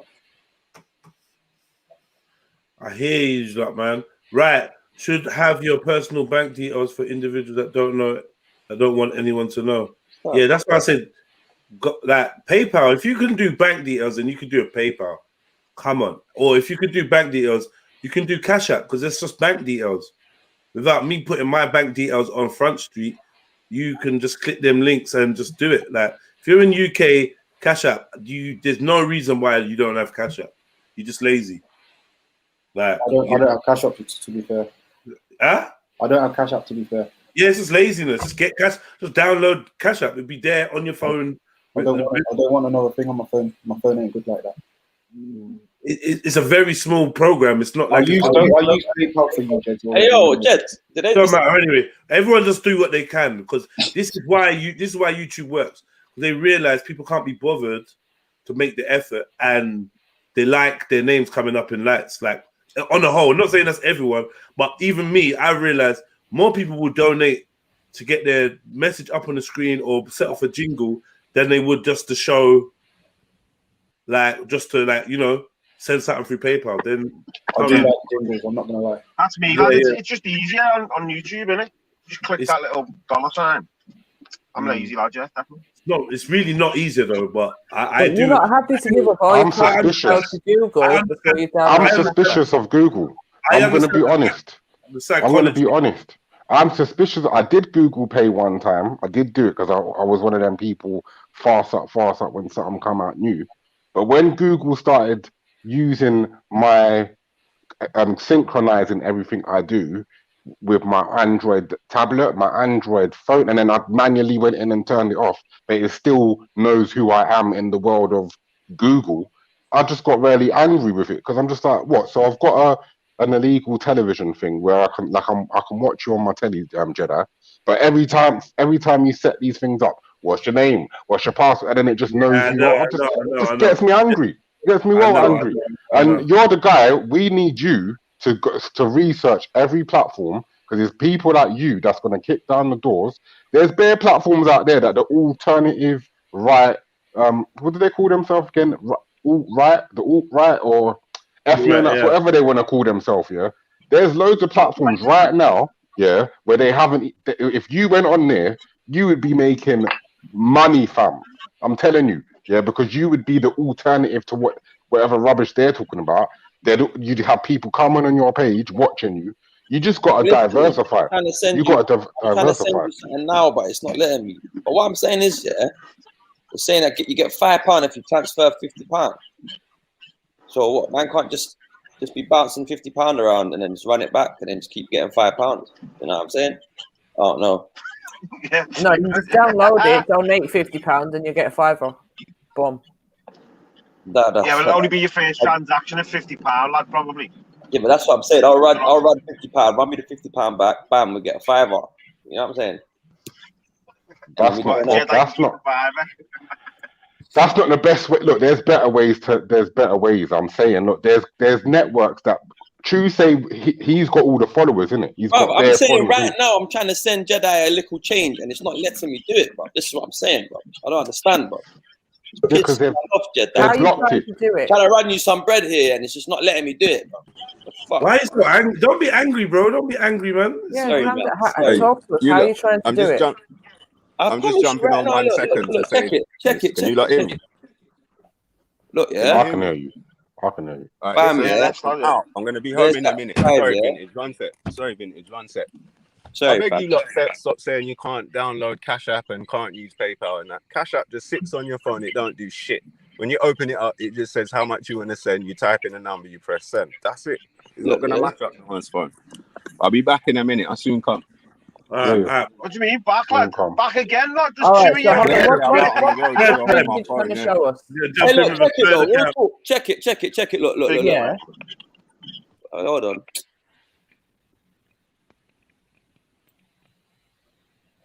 What's that? What's Cash App that say? fucking around. Your payment couldn't be sent. Yeah, what did you type in? That did that to me the other day as well, you know. I had to uninstall it and reinstall it and refreshing. Oh yeah. Check your bank balance. Not really, I'm joking. You're silly. You're silly. Calm down now. Or check it. Check it starting App Store. problems. 1 second, Vintage. Check your App Store and see if it needs an update. An update. Yeah. Just check the Cash App on your App Store and see if it needs an update. Long. It's not long. It'll take 5 seconds. I'm doing it. See, I get where S's frustration is coming from. You lot are lazy, man. Fucking hell. I'm doing it, man. This is just men, Nish. That's just men. All right. Yeah, we are. What's that, Red? Can you see my thing? Is that Red Donation? You're silly. Yeah. This thing here, yeah, is telling me that you're not verified. So when you do verify, yeah, we don't even need to have a bank card once you sign up to this thing, yeah. What is this? This is the Brave browser. Yeah. I'm on it now, watching your channel. I get paid free money just for watching your show online or just reading the news or whatever. Let me turn this camera off now, yeah. But this thing here is where I'd send you a tip. Can you see where it says send a tip? Oh, I've got a delay on my camera. Can you see where it says? I'm a mason, whatever. Can you see where it says send tip? Yeah. That's where I can give you a monthly contribution here above it, or I can send you the tip. Yeah. And this is what I'm trying to say. You're the future. You're young. Yeah. You're in this IT world or YouTube, whatever you want to call it. Yeah. Not that young. He's still a millennial, isn't it? It's like whether you like it or not. I don't even know how it is. Yeah. Yeah. That's so basically, yeah. This is what I'm trying to say, yeah. In my point of view, what I'm saying, Jedi is the leader in terms of if he goes onto other social media networks, he's able to. He's what they want, someone with a reach and an audience, yeah. Because the new networks, your everyday listener is not going to go, oh, let me download that one. But if Jedi's putting on his page, available here, available there, available here, available there, available here, guess what's going to happen? Naturally, it's going to grow. And then naturally, more people of his audience type are going to go into these platforms. And then we're going to be able to donate him money easier at the same time without being constrained by Google. Yeah, he's not going to get bans because nothing he says would get him banned on these other channels where people are talking the whole heap of madness. And then when his audience goes into these new channels, they get a whole new audience, and it's basically it's the wave that if he doesn't jump on it, someone else will. And he right now he's in the perfect position in the game of chess to make the transition to other platforms and still be on YouTube. Like not leave YouTube, still do it, still show YouTube love, but grow. You know what I mean? Because it's gonna happen. It's gonna happen. I fully hear you, bro. I fully hear you, and I'm gonna look into all of that. That looks good. You know what I mean? That looks good.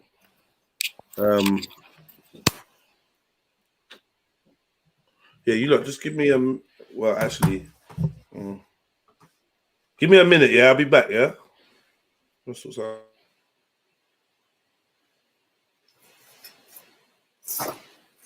MJ, where did you say was that link? Yeah, that allowed you to the Monzo one. Where did you say you found it? Yeah, this still ain't working though, but yeah. The Monzo one for me, when I go to when you're on your homepage, top left, you've got your little profile thing. And then settings, personal details. And then under my name, it's got my Monzo link.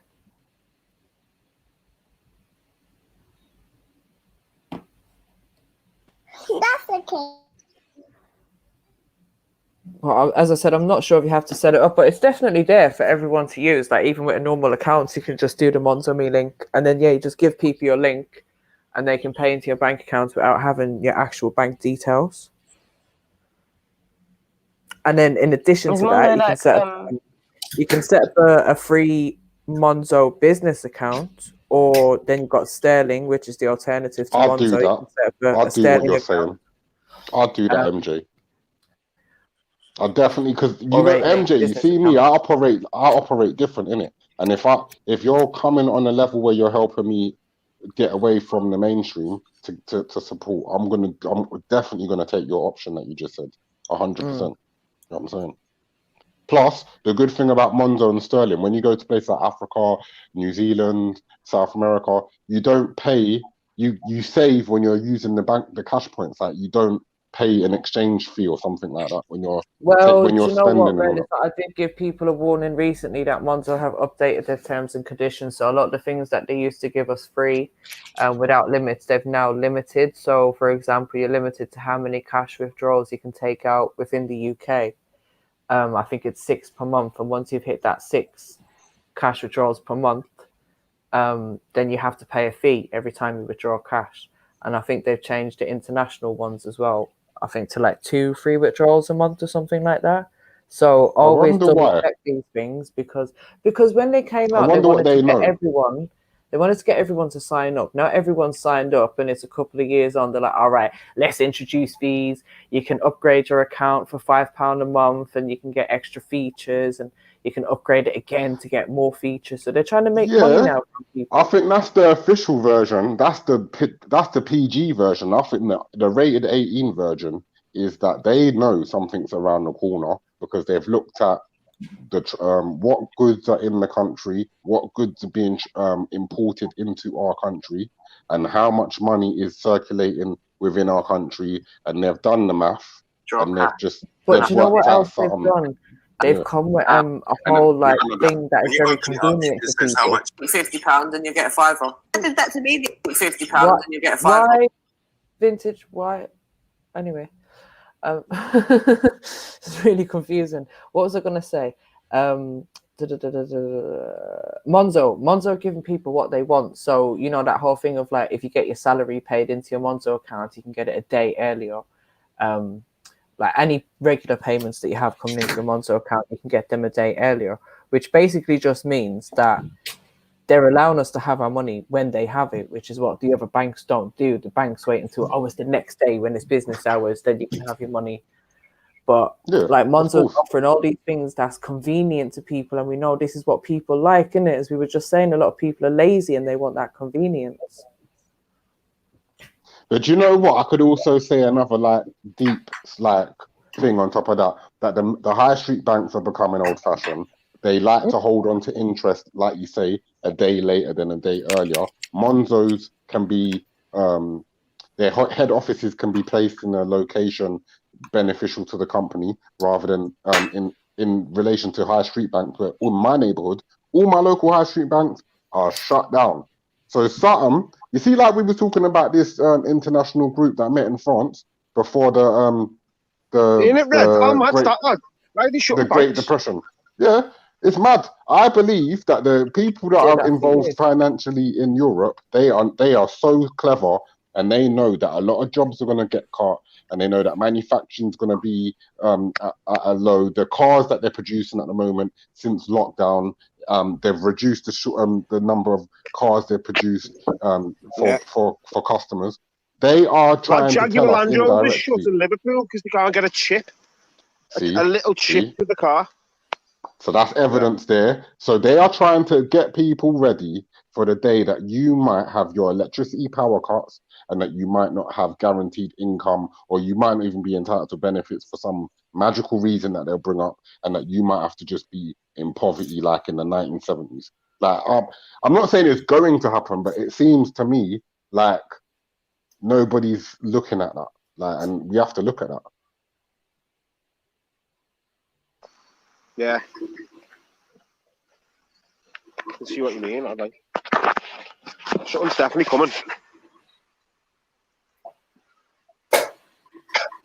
War with China. YouTube, are they bracing us for a war with China? Like, that's another thing. You know, like all that stuff that you've just described there can come from a war with China. And Russia. You're forgetting Russia, fam. None of us, not many of us speak Mandarin, and not many of us speak Russian. So if we get conquered by them, we'll have to learn a whole new language, a whole new way of life, a whole new way of trading. You know what I mean? But all I'm saying is, even YouTube, if you just base it down to this bloody website, yeah, in 2005, there was more freedom. I could do a video in response to this video, and the person that did this video would see my video, and it was a bit more like liberated. Now it's just constraining. Like, it's just mad. It's just like the rules around having your own channel. It's like, it's not, they're taking away everything from the creators, and the creators is what makes the channel. The creators are the channel. Do you know what I'm saying? Fuck Google. You know what I'm saying? And fuck, sorry to swear, like, and get like, but fuck the algorithm, fuck it all. Do you know what I'm saying? Because it's like they just want to self-destruct so they can go along and buy another bloody platform out. That's all they want to do, buy out other platforms. Yeah, cover the next base, lad, innit? Get the next base covered. Real freedom is real freedom of speech, and the real and you know what I noticed that makes me sick about YouTube, yeah, is that they can report you to the tax, the chancellor, like the tax man. They're basically in cahoots, yeah. So when you start like making too much money, yeah, they're just gonna snitch you out. They're basically fucking with your money, innit?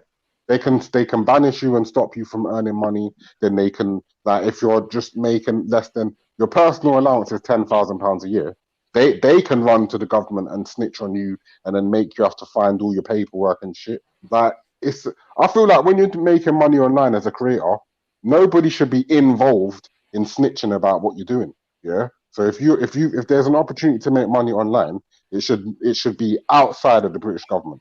Like, and if you make a lot, then fair enough, pay your taxes, innit? But if you're just a beginner, or you're not like on the high levels of making grands and grands a day, then why should anyone care if you're making below your personal allowance? Exactly. No one should be trying to snitch on you. If anything, they should be trying to help you make more money. You know what I'm saying, because they're gonna get their money.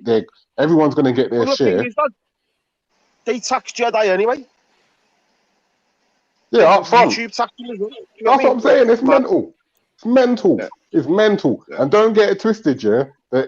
Like the British tax people, they're evil, and they overtax people that are doing good stuff. And then the millionaires like Google don't.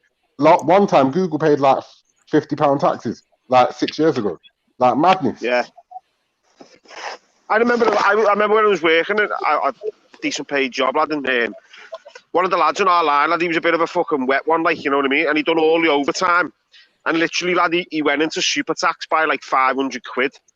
And it worked out that we all made more than him because we just done the overtime that we were meant to.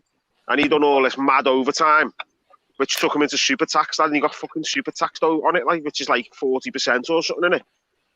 I just remember them just fucking gutted down the bottom where we worked anyway. Like, but yeah, mad. Madness. Like, don't footballers pay like 60% tax or something stupid like that as well, or 40% tax. I can't remember. But Yeah. Now all I know is that when it comes to creating channels, yeah, it's a lot of like Jedi's a bad man. Do you know why? Because man wakes up early in the morning, yeah, and shuts down late in the evening, yeah. That's his thing. He enjoys it. That's his life. He chose to do. But you have to respect it because not all of us could handle that. You know, it's a big commitment, and I feel that YouTube. Come on. Yeah, but YouTube should respect it. He's generating traffic to their fucking website, comments on their website. He's like if he was part of a salesman team, he'd be like their #1 salesman in a certain demographic of the UK. Like YouTube doesn't even give you enough creators from the UK. If I'm gonna be real, YouTube, like, fuckery. All these platforms. It's all Americanized, yeah. And we live in the United Kingdom, so we should be able to have access to as many UK creators as possible, and it not be an issue. Do you know what I'm saying? Like YouTube they've got us all brainwashed. We need to all know that they're brainwashing us. Yeah, lad, it's like this is like the original globalization, isn't it? Yeah. And then the thing that I don't like about YouTube, see, this is where people gonna switch off. Yeah, allow me to land on my point before anyone that's a hip hop fan switches on me. Yeah, YouTube to me represents Silicon Valley, which represents the nerdy, you know, IT crowd, which also has got strong links to Israel. Yeah, I'm gonna move on from YouTube, which is predominantly Silicon Valley Israeli link circle of nerds. Yeah, they will allow. Yeah. And you've got to bear in mind when I land that we've got something called YouTube, yeah? We've got a platform called YouTube. Is it a short flight or a long flight, though, my brother? This is a short flight, but I'm just remember I said YouTube, yeah? So YouTube's about, yeah, we know that, yeah. I'm not a member, yeah, but it's for Hasidic Jews, nerds. They allowed in 09, was it 09 when Nicki Minaj and Young Man? They allowed like a whole proliferation of hip hop videos with the N-word. Like back in the day, MTV used to edit out all the swear words. You know what I'm saying? Back in the day, your MTV raps used to, as soon as Tupac or Biggie went to swear, you'd hear a record scratch and that. MCs act like they don't. You know what I mean? Not on YouTube. We don't even get edited versions. You don't even have to be over 18 half the time to hear all the negative stereotypes of Afro-Caribbean, African-American people. You know what I mean? There's no censorship on like that genre, yeah? But as soon as someone wants to be a truther or someone wants to talk the reality about politics or the reality of the Illuminati or the reality of whatever, lock off the channel, lock off this, take away the money, keep the £50, don't pay him. Stop, you know what I mean? End the super chat. What kind of madness? Jolting. It's a joke thing, really, isn't it? It puts you off, innit? But boy, you gotta keep going, keep working.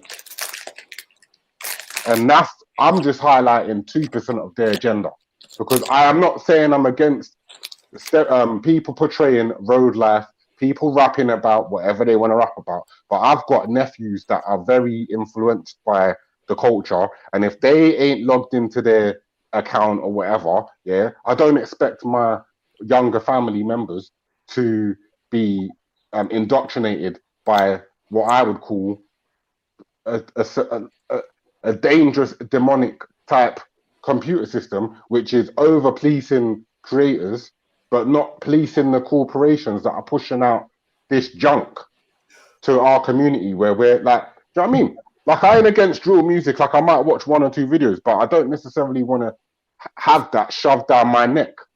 You know what I mean? Especially if I'm under the age to. Yeah, they push the fuckery in it. They encourage all the fuckery. They put that at the forefront, and then all the other conscious, more educational stuff. They oppress it in it. Been doing this. Right. They've been doing this. Even Netflix and that. When you look into Netflix, it's fuckery. update me on what's going on there, because I'm more on the other one. I use another one. Tell me what's going. Let me know what I need to know. I'm not here to like. I don't really know to be. But if you just look into it, innit, just look at the guy who runs it, innit, or the guy who started it, the founder, and what he links back to. He links back to Freud. Yeah. And what's the other guy? Is it Robert Bernays? He wrote the book about population control. Well, not population. What's it called? The propaganda. Need some energy up on here, innit? Yeah. What up on the panel? What are you gonna say? Yeah, nah, quiet. I'm just lacking. I'm all eating pumpkin seeds and that. Pumpkin seeds. Sometimes you need to have like some fluid, some water, or something like a smoothie with some kind of maca powder. That's got bare energy. Do you know what I mean? Nah, trust me. I think I had a coffee and that. The coffee come down. You know that ones? I don't really drink it, you know. Yeah, nah, it's not good really. But today I thought fuck it.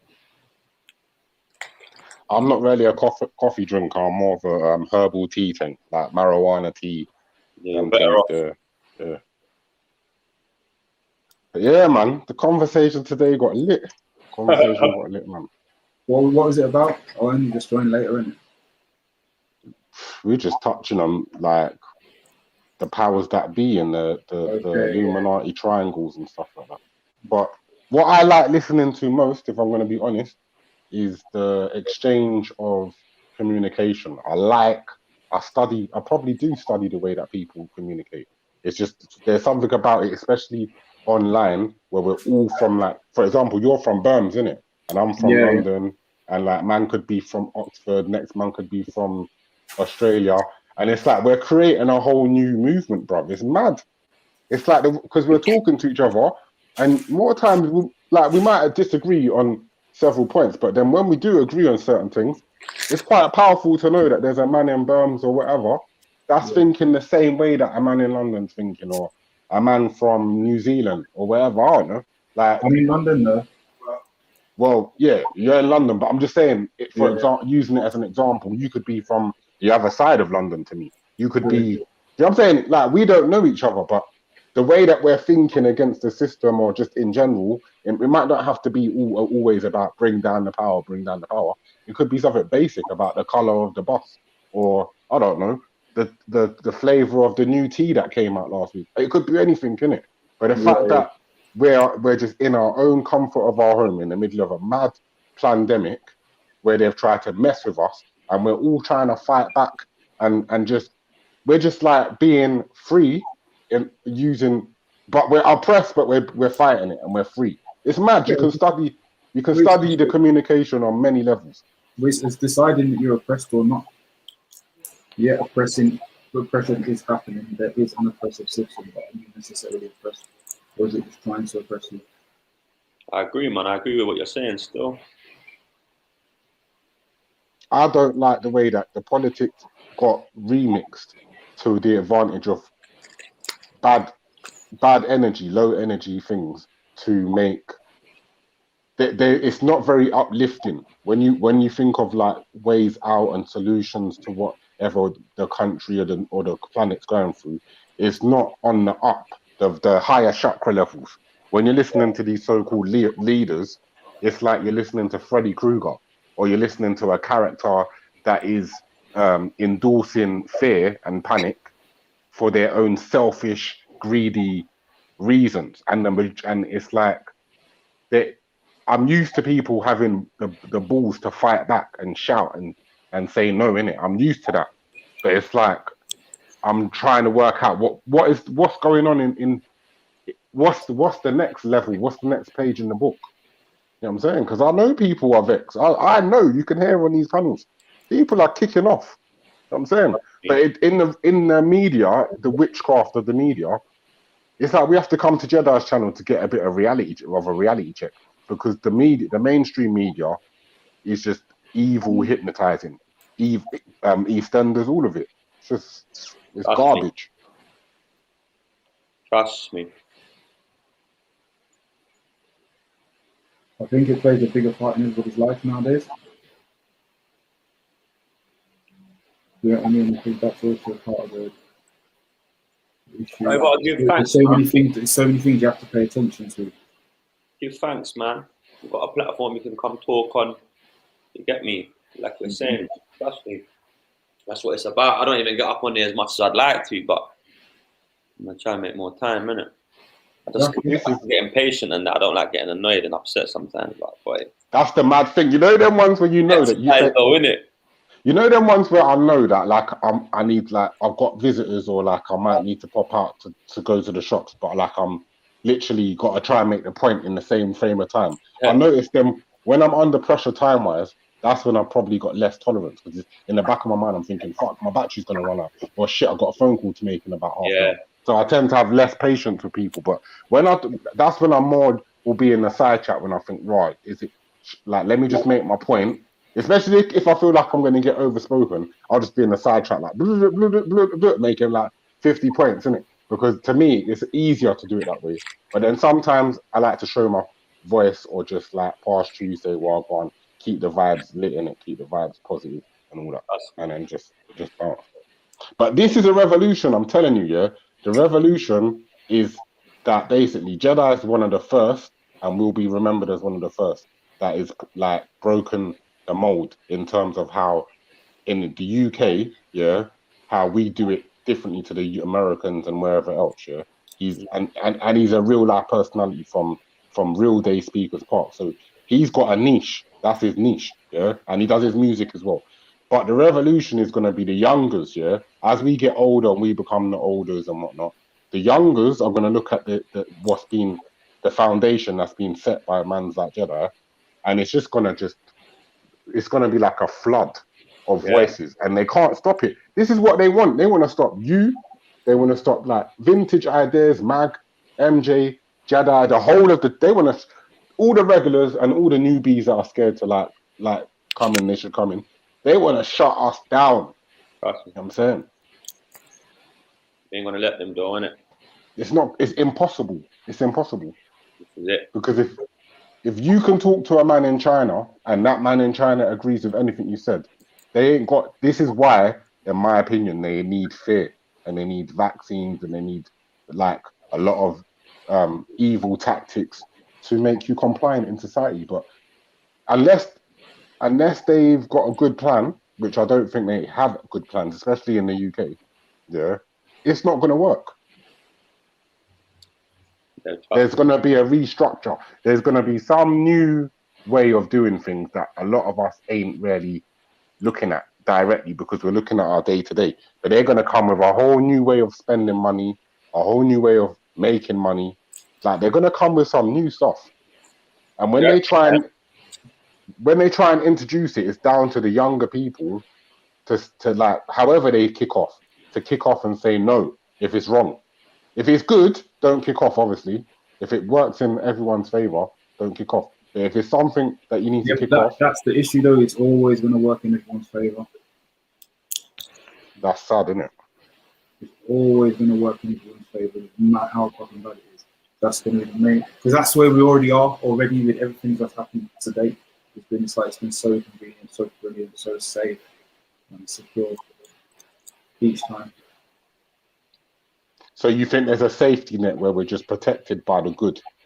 Nah, I feel like it's the trickery of it is that it's something that we always thought we decided that we needed, because it's like it's presented as attractive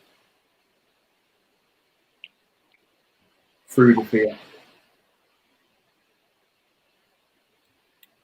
Well, then that means listening to you, then I have to obviously teach myself not to buy into the fear unless it's necessary, like unless it's natural fear or authentic to my life, but try not to become a consumer of fear for the sake of it. Easier said than done, though. Yeah, do you know what I mean? Shit's happening all the time, real or fake.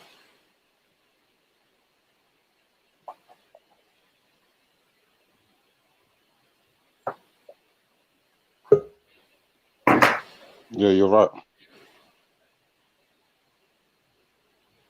But what would you say was the fear though, in all this stuff? That's there? I would say that a lot of people feared getting older. A lot of men and women are vain, and one grey hair, they're literally having a midlife crisis. One wrinkle, they might be running to get a bit of Botox or get their lips done. People don't want to live like how the traditional grandparents kind of let themselves go and kicked back a little bit and enjoyed their retirement. Now, women want to take HRT, hormone replacement therapy, so they can still enjoy sex. Men want to take Viagra till they're 80. And I'm not a hater. If people want to do that because they literally don't want to go mad or they don't want to, I don't know. Every person's got their own choice to make, innit? But it'd be nice if we wasn't so artificial as a society because we're scared of the real us, or scared of dying, scared of aging, scared of being looked at as more experienced. You know what I mean? You can't be the young buck forever and ever and ever. Amen. It's just not going to happen. You're going to have your time in life where you're throwing your weight around, you're going clubbing, you're the new, yeah. And then you're going to have your time in life where you're going to have to just kick back a bit and watch the show. No, it's true. It's true. I believe that. People lost track of that a bit. It's not in fashion to be like what you're selling, in my opinion, is being more natural, being more kind of authentic, innit? But sadly, it's not in fashion, innit? So the more that people buy into what you're saying, then there'll be more good energy, good higher chakra, higher vibrations going around. In a city like London, London is in desperate need of what you're talking about. Maybe one day people will just become more real, innit? And less fake. You gotta lead by example, don't you? Mm. You know what I mean? You gotta be the real one. But how many people are willing to follow a man like you and listen to someone like you without? It's not about telling people what to do. It's literally by leading by example. Yeah, but if someone say you're living by example, and let's give you an imaginary family member. Yeah, I'm going to give you an imaginary family member that's based on a lady that I've met in my life. She's not evil. She just had a different way of growing up. She's not. I'm not clowning her. Yeah. So this imaginary family member is gonna be your cousin. Yeah. She is very glamorous. She believes in feminism to a point. She's like a moderate feminist, and she's got a son who she likes you to be around as a role model. But then at some point, she's changed her idea, and she just thinks that you're not fashionable anymore. So you're doing everything right. You're leading by example. The son respects you. The son thinks you're, a really good role model. But now, all of a sudden, maybe it's a new boyfriend that the mum's got. Now, all of a sudden, it's like they're kind of mocking you a little bit. You know what I'm saying? So, you know what I'm saying? Yeah, again, okay, so it's difficult for policies the youngsters involved. But it's not your youngster. You don't own any of the people in this situation. You're right. They're your relatives. They're your relatives, but they're not your family like that. Wow. You're deep, blood. But you know how you said that? No, it's true. Like, and then again, like, I'm the big whole world, one family thing. But obviously, when things start happening between people, anybody who wants to demonstrate behavior, like, you're shifting yourself away. Now, the son, he's the new chance. So say he's 13, 12, even 10, and he's textable age. Do you know what I mean? He's becoming to be Instagrammable age.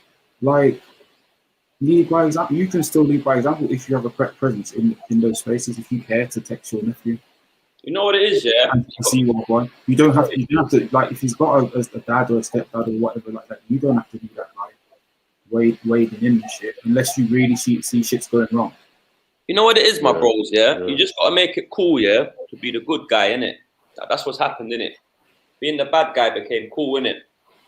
So, you know what I'm saying? You gotta make it fashionable to be Yeah, you know what I'm saying? Be righteous and have integrity and all them sorts of things. But I think, yeah, with the way that it is out there. Also show people that you don't actually have to have too much. Say that again, bro. We all do fucked up stuff. We all make mistakes. This is it, yeah. This is it. That's part of it, yeah. We all get a bit like, that's the realness, yeah. Do you know what I mean? I think that's the reality. It's knowing that there's a time for everything, a time to fix up and say sorry and well. It's everybody's like, it's not about like one still statue thing. If you rate somebody, you rate their process of how they get into where they're going. It's not, I just rate because they did this album or this idea or this book or whatever. It's like it's the whole story, isn't it? Yeah, you lot are on point. You lot are on point. Just remember that every time you lot are being on point, though, that there are some very organized, bad mind, money influenced agencies. I call them agents of Satan, yeah, just to make it easier, yeah, that are gonna try to work against your movement there, you know. So I'm just letting you know that it's a good, what you're doing is based on higher chakras and truth and honesty and righteousness, and that's the best way. That is the best example. That is a wicked thing. Good thing. Sorry, not wicked. It's a very, very good thing. But every time you're doing that, just remember there's some really messed up people, groups of people that are heavily invested in trying to target that. The people you are positively influencing, and that's what gets me mad. It gets me so annoyed. Yeah, Rad. I'm the same with that, lad. Definitely. Boom. So yeah, I'm back from my break. Yeah, I mean, I wanted to start with this video. So the last 8 hours has been an intro to this video. I watched about 5-10 minutes of it, and I thought, you know what? Whether I agree with what's been said or not, whether you lot know this information or not, I thought it might be interesting to go through it. It's a long ass video, so we'll see what we can get out of it, what we can't. And when I see that people's attention spans or whatever are like drifting off, then I'll lock it off or whatever, innit? We can talk through it as well. So this is it was sent to me this morning or last night, and it's called X Factor Winner Reveals World's Secret Religion. All right, so let's see what's said here. Maybe we can get a more in-depth view on what's going on here. Well, I need to tell you all something, and it's the most important thing I could ever say to you. In a little while, you'll know for certain that I'm putting my very life on the line and the safety of my family. So I don't know what X Factor he won. Yeah, he sounds Australian. Anyone know this guy? Sharing this with you. No. Yeah. Maybe he's Australian or whatever. It'd be interesting to find out what X Factor he won. But yeah. What's his name? Just Google his name and see, innit? Yeah, has it got a name or no? No.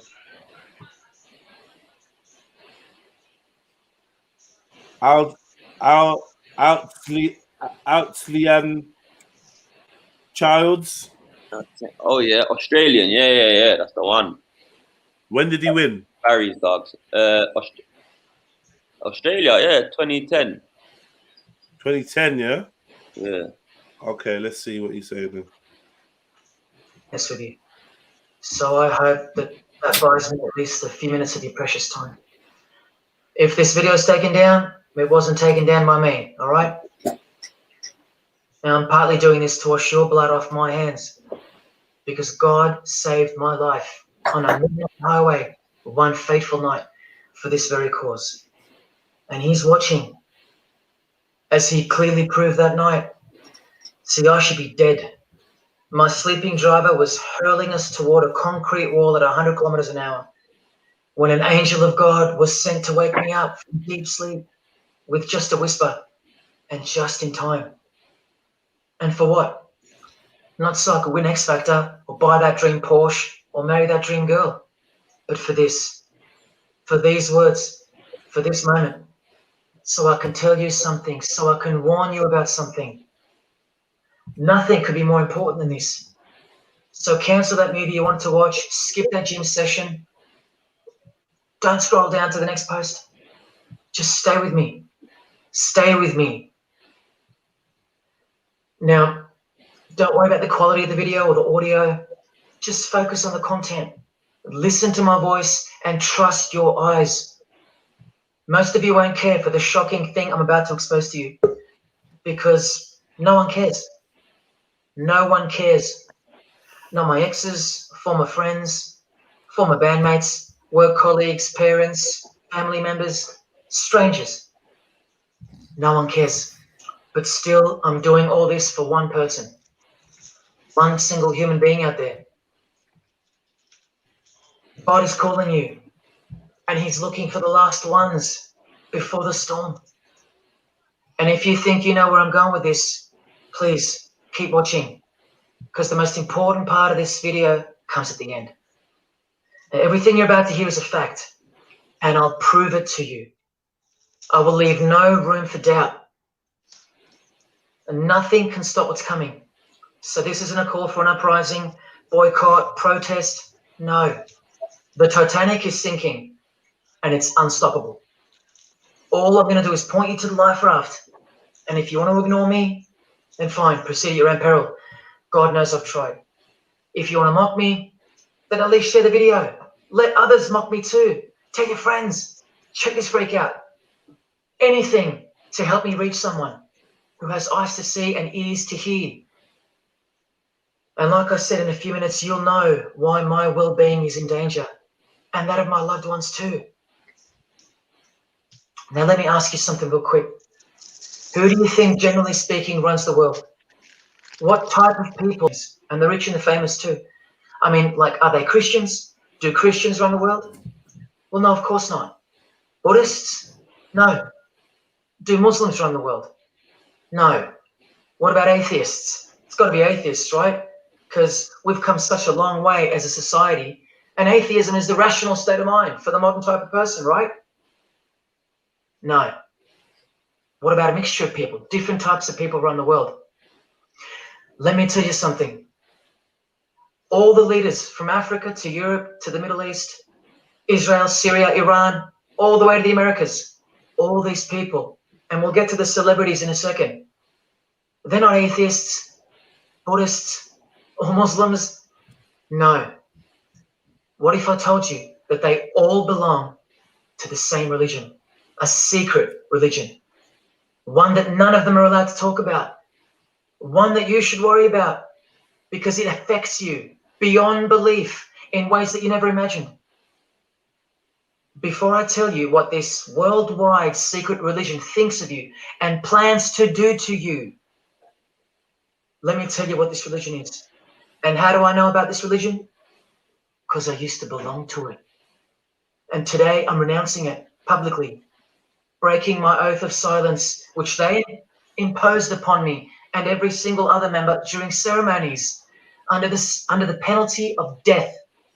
That's why my life is in danger.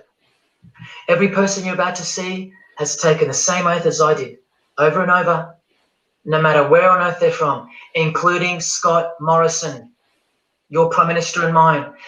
But see, I was plucked from it, saved from its camouflaged clamps, from its extravagant deception and its spiritual corpse, by none other than God Almighty. No one else is going to tell you this. Not your favorite singer or politician, who more than likely also belong to this hidden religion. Nowhere will they speak because they love it. They love their lives. They love their success, the money, the worship they receive. And then there are those who have left but have never broken their oath out of fear. Trust me, you don't know who you're messing with here.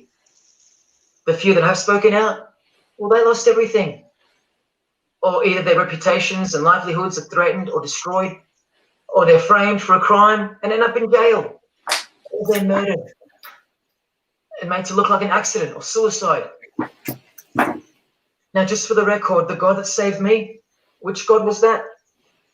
Jesus Christ, of course, the one and only. And he's the only one they hate, along with his disciples. So I'm invincible until he's done with me. That's why I don't fear him. Now, please don't let the name of Jesus scare you off just yet. Because if you're an atheist, you're especially going to want to hear this. Christians and atheists are the most pathetic bunch in the eyes of this ancient religion, the one that rules them all. And I'm only going to show you the tip of the iceberg. And just like an iceberg, the full body of this secret religion continues down past the line of sight, beneath the ocean. It widens in mass and scope until it continues further into the depths, into ever-increasing darkness and invisibility, until it reaches its foundations, which is firmly established in thick blackness, completely unimaginable and not perceived at all to those who only ever get to see its tip peeking out of the ocean top, including most of its members. At least 75%, 80%. And unless you're a member of this religion and this secret society, as they call it, you won't be granted access to the world stage or a position of influence. It's become a prerequisite for success now. Now that they've gained pretty much full control and their members own every place of prominence and power. So brace yourself for the truth that has been hiding in plain sight every day of your life, and for the mind-blowing, out-of-this-world climax to this video. Now look at this. There's a few different ways they display their allegiance. They don't do it often, and some don't do it at all. But most of them can't help themselves, because when they do it in public, it's a hidden statement. And that statement gives them a lot of satisfaction. The celebrities usually cover one eye, or hide it in some way, and obscure it, or emphasize it, this. Or they close one eye, or peek through it, through this hand gesture, or to highlight one single eye. It's called the all-seeing eye. Other times they'll just display a drawn eye somewhere, or a tattoo of it. The other method they use is what's commonly known as the hidden hand. Here, for example, River Phoenix is doing both, the hidden hand and the all-seeing eye. So you can see the direct connection between the two. But in the political world, usually it's done with the hidden hand. And of course, this. That's a secret handshake for the members of this secret one-eyed religion. We'll start with Scott Morrison here, hidden in plain sight as usual, for everyone to not see as usual. Look at the handshake. I was taught this very handshake, or grip as they call it, during my time in this great school of deception. Here's a picture of a normal handshake, and here's the secret handshake. Normal, secret. Now here's Scott Morrison with Daniel Andrews. Normal handshake, secret handshake. All of them are sworn to secrecy under the penalty of death. And remember, I'll prove it to you very soon. Here's former Prime Minister John Howard giving the secret handshake, and Kevin Rudd bowing down to this bloke in front of Julia Gillard. All of whom are members of the religion. And Tony Abbott, you'll see in a second, and here's Julia again. Now, I once heard Julia being asked in a brief interview on TV while she was the Prime Minister. The interviewer asked her, "What religion are you?" My ears pricked up as I was eating breakfast and I froze to hear the answer. And she actually said, with a sinister smirk, "I'm a member of a secret society. Next question, please." And what happened? Nothing. No one cared. No one cared that the person who represents them just confessed that she's a member of a secret society. When the Australian society is at large, the only society should matter. And why is it a secret in the first place? I'll show you. Very soon you'll know their beliefs, and you'll know their master plan, and you'll know why they take such extreme precautions with such hideous oaths of silence under the unbelievable penalties, including death, to stay hidden from the public. So what's the name of this religion? Well, I'll tell you right now.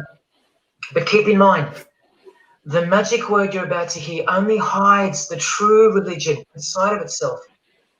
That's how it's secretly flourished to spread like a cancer around the world. It's a religion within a fraternity.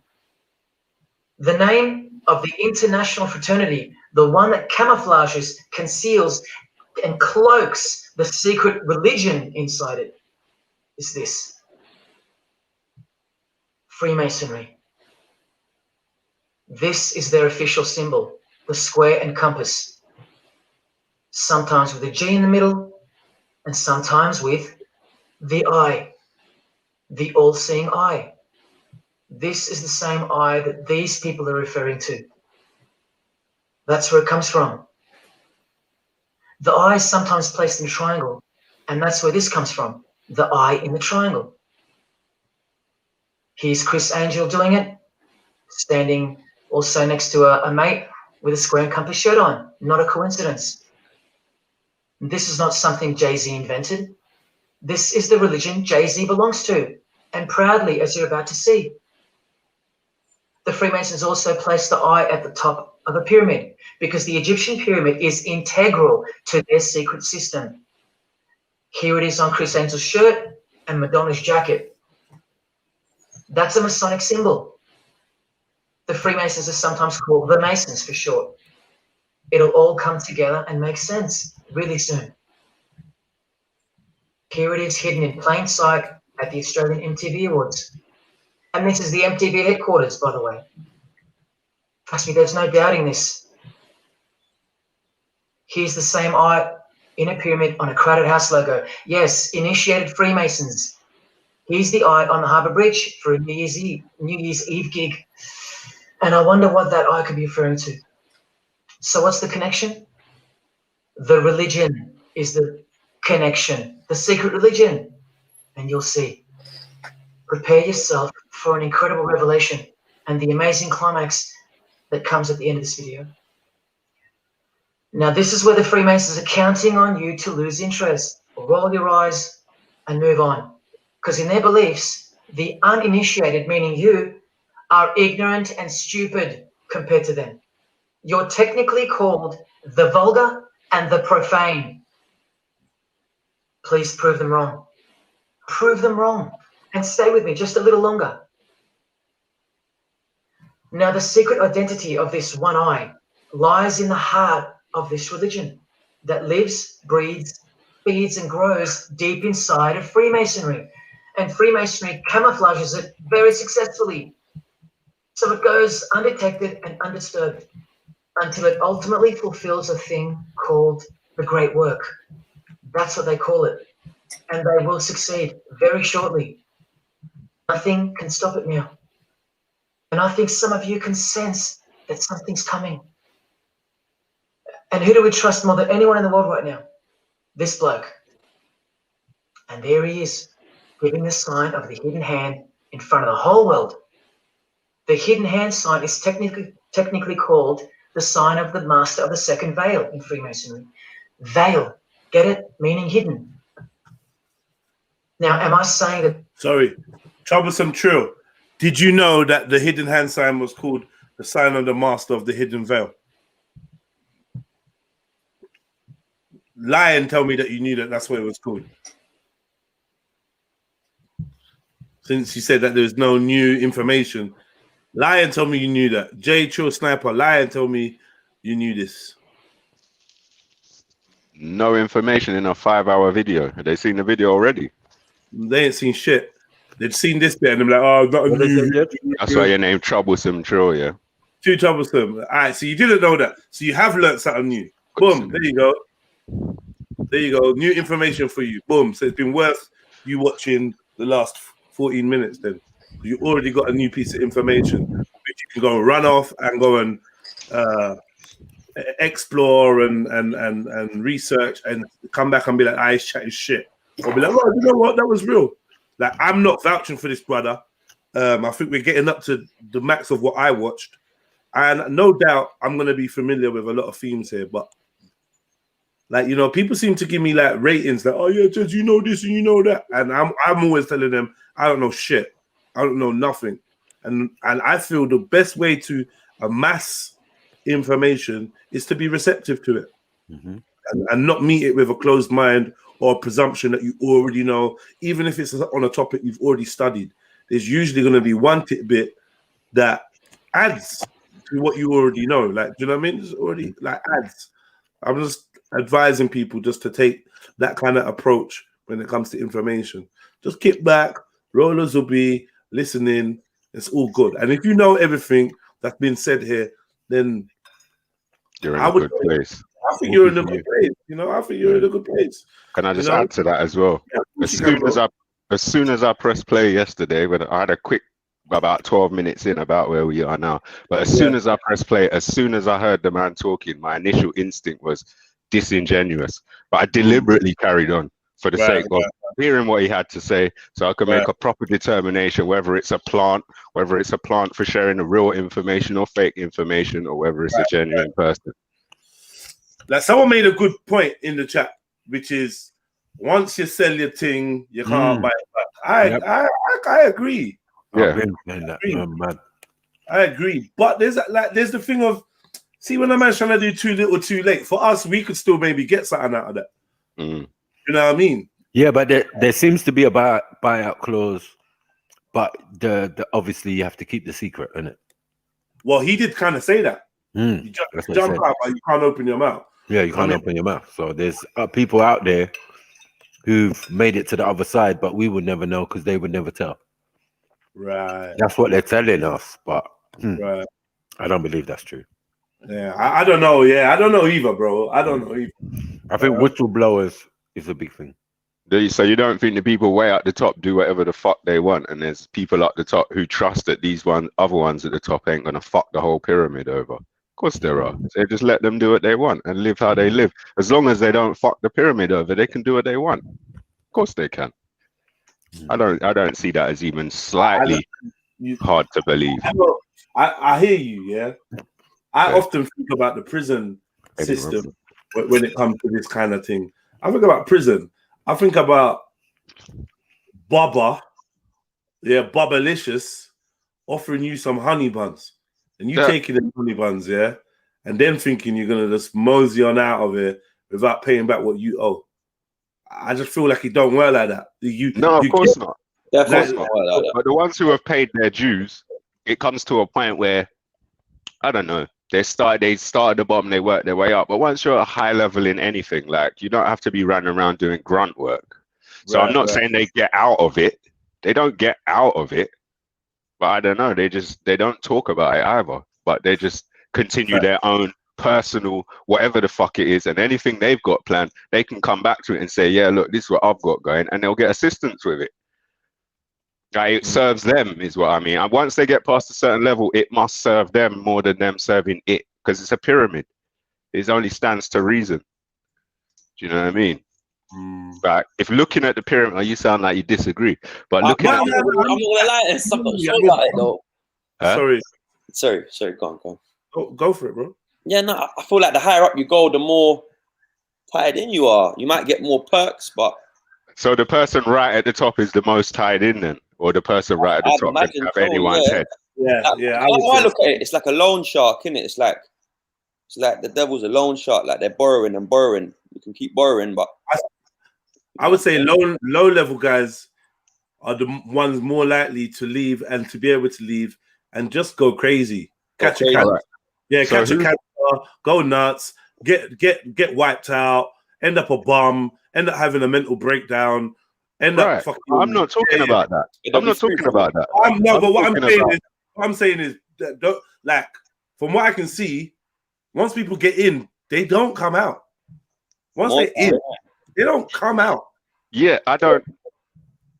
I'm not seeing it as come out. I'm not seeing it as like, oh yeah, you can leave now. You're not like. Yeah, and I'm not seeing it that way. What I'm saying is, it will get, like, they do this for a purpose. People join this for a purpose, and it's usually a selfish purpose. It's all about gain for themselves. We all agree on that? I would agree. Yeah. Right. So what I'm trying to say is, if we've got an organization that's a pyramid organization, and a part of that organization exists above what the herd recognizes government, once you ascend government, you're above the law. Do we agree on that? These people that we hear about, that people say, oh, no one can't touch them. They're above the law. They're above the system. They're flying above the system, right? That doesn't mean that they can leave and start saying, oh, this is this and that's that, and this person's the one you want to get. What I'm saying is, they get to a point where that pyramid is there to serve them, not them to serve it.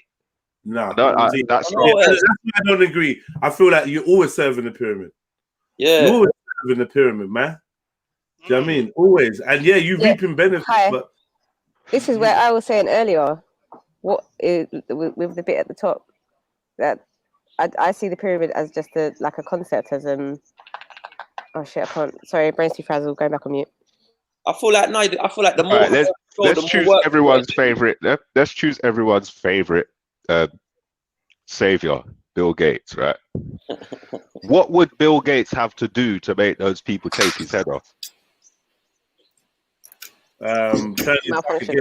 Turn his back against the plan and exactly and speak honestly.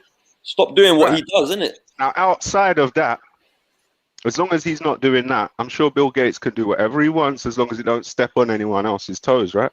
Yeah, of course. But that's what I mean. Yeah, but that's there's no out. You know what? Just being Bill Gates serves the pyramid, though. Did you get that? Just being Bill Gates serves the pyramid. All right. So Bill Gates, I don't think Bill Gates is big enough. Yeah. So maybe he wasn't the best example. So I'd agree Bill Gates is still serving the pyramid. What we're seeing right now is Bill Gates' great service. That's what we're seeing now. His acts of great service. His catalogs. The Queen serves the pyramid, I would say. Yes. Remember, if you're not the capstone, and this is how the pyramid works. If you're not the capstone, then you're working for somebody. Now, okay, I'd agree with that. The whole pyramid's working for the capstone. Yeah, I'd agree with that. Yeah, and so the people underneath, I don't believe. I mean, this is what's debatable. Is the capstone human? I don't know what the capstone is. The capstone is the Wizard of Oz, yeah? Should we follow the allegory where it says, you know what, the capstone, the Wizard of Oz actually ain't some big, scary, all-knowing entity. It's some little boy with a microphone behind the curtain. Or is it actually something more than we're willing or ready to accept exists? If you're asking me for my answer, not that I know the answer, but in my opinion, I would say it's more likely a small group, one family, a small group of families that are engaging in what we would call higher entities on this panel. They're what, summoning, channeling, drawing, serving. I don't know which direction it goes in, or it goes both ways. Actually, obviously, that's why they're doing it. But yeah, I believe that when I know though, that's what those people are doing. But I personally believe there's people at the top. But I don't know that for a fact. I can't say I'm right and anyone else is wrong. No one cares, James Jones. You can't jump on the panel, you get chewed up. So really, no one don't care. You hear me? Big up DC Brad as well. I mean, was G Block getting boring today? You're here now, Brad. You should have been there earlier. Yeah, we needed Brad, man, earlier, man. Talk his talk. What did James Jones say? Oh, shut up, James Jones, man. Pissy James. Pissy James, you know. Pissy James came around with his pissy draws. Yeah, man. Take $1, man. Go buy yourself a fucking bubble gum, some Bubblicious or something, man. And stay out of the way. Saying that this thing that's happening in the world isn't real? No. I'm saying this. Spoken like a true Freemason. And do you remember this guy? A safe place and a dangerous place. We must treat this new world order, this new world of COVID. We must treat this new world of COVID even in our own homes. So what is this new world order that he accidentally mentioned? It's common language in Freemasonry, and it has been for a long time. For at least this long. Since the US $1 bill. Hidden in plain sight, complete with the pyramid in the eye. It's the ultimate goal of this religion. and I'll show you what the great work is at any cost. And Australia, like every other country, is now up to its neck in this pyramidal, one-eyed occult religion. You think there's nothing hidden on our own money? I've got so much opinion and I'm a mouthy fucker, but I can't show my face because I'm a pussy on James Jones and his brethren. Fuck off out of here, you avatar, man. Kerry, yo, jump on when you're ready, man, but I'll do that. You're just an avatar, man. Now I don't want to see your little scratchings, man. You're fucking imploring for fucking your appeal for attention is now denied. So just go away. Let me get a girlfriend now, man. Or get a face. Honey, what about this shadow of a bloke? Who's he hiding in the background? Well, these numbers right here will tell you. And I'll show you that too. Did you know there's a giant pyramid in Australia? You want to see it? Sitting right at the center of Australian power? Look closely, because you'll miss it. Because that's the way they designed it. There it is. Hang on. Do you see it yet? And what about now? That is the frame of an Egyptian pyramid, which we can now firmly call a masonic pyramid, complete with a missing capstone. And if you're still in doubt that you're looking at a pyramid, there you go. A perfect to-scale pyramid hiding out of sight inside the giant frame that surrounds it. This is going to be so unbelievable to you that you probably won't believe it. Or if you're that far gone, if you really have lost touch with your own soul, you won't care.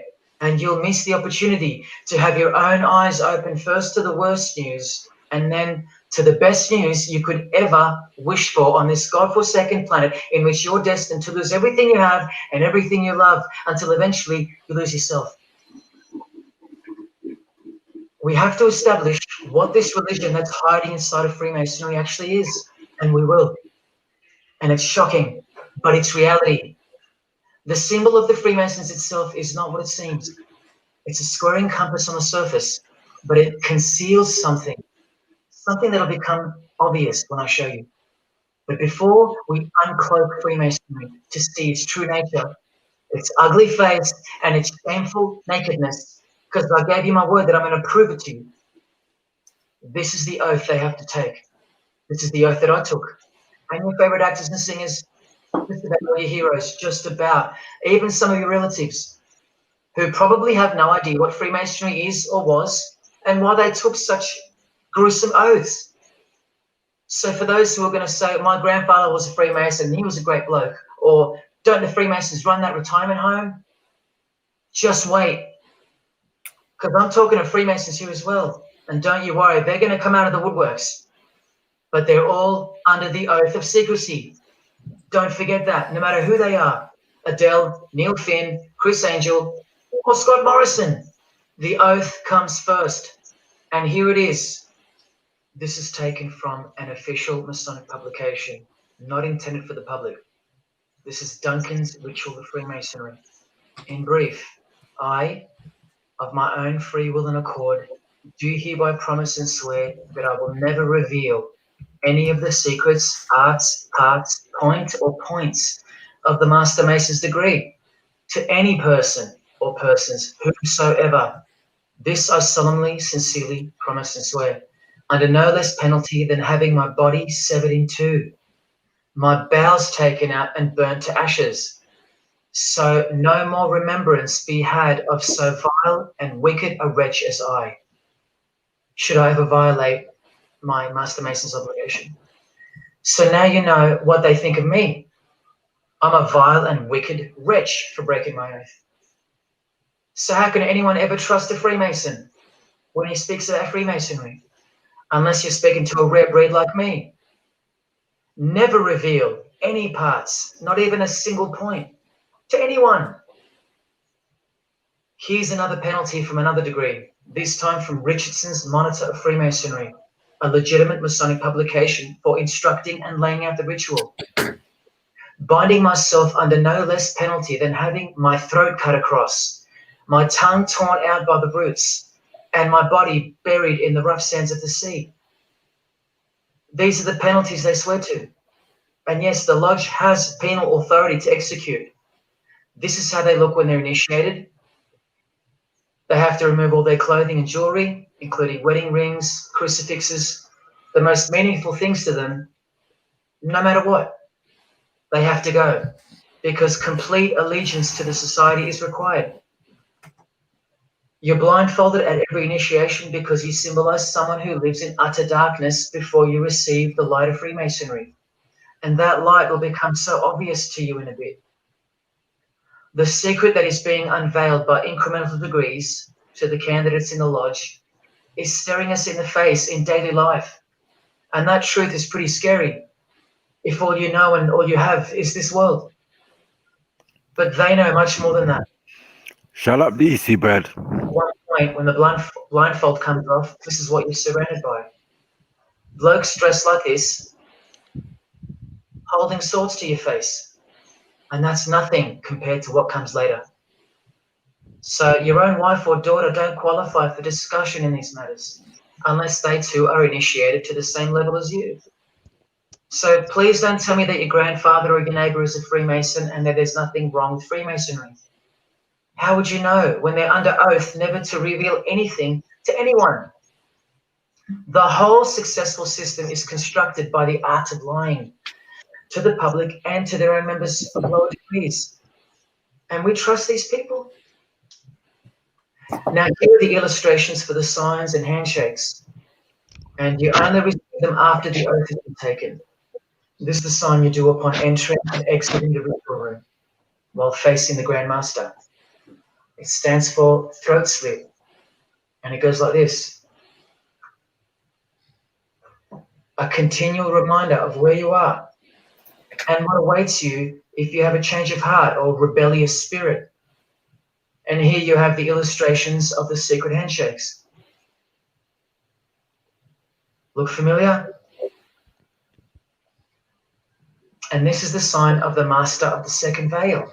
See? Purely Masonic. You don't pick this stuff up off the street. Now, this is how it's generally executed in the public arena.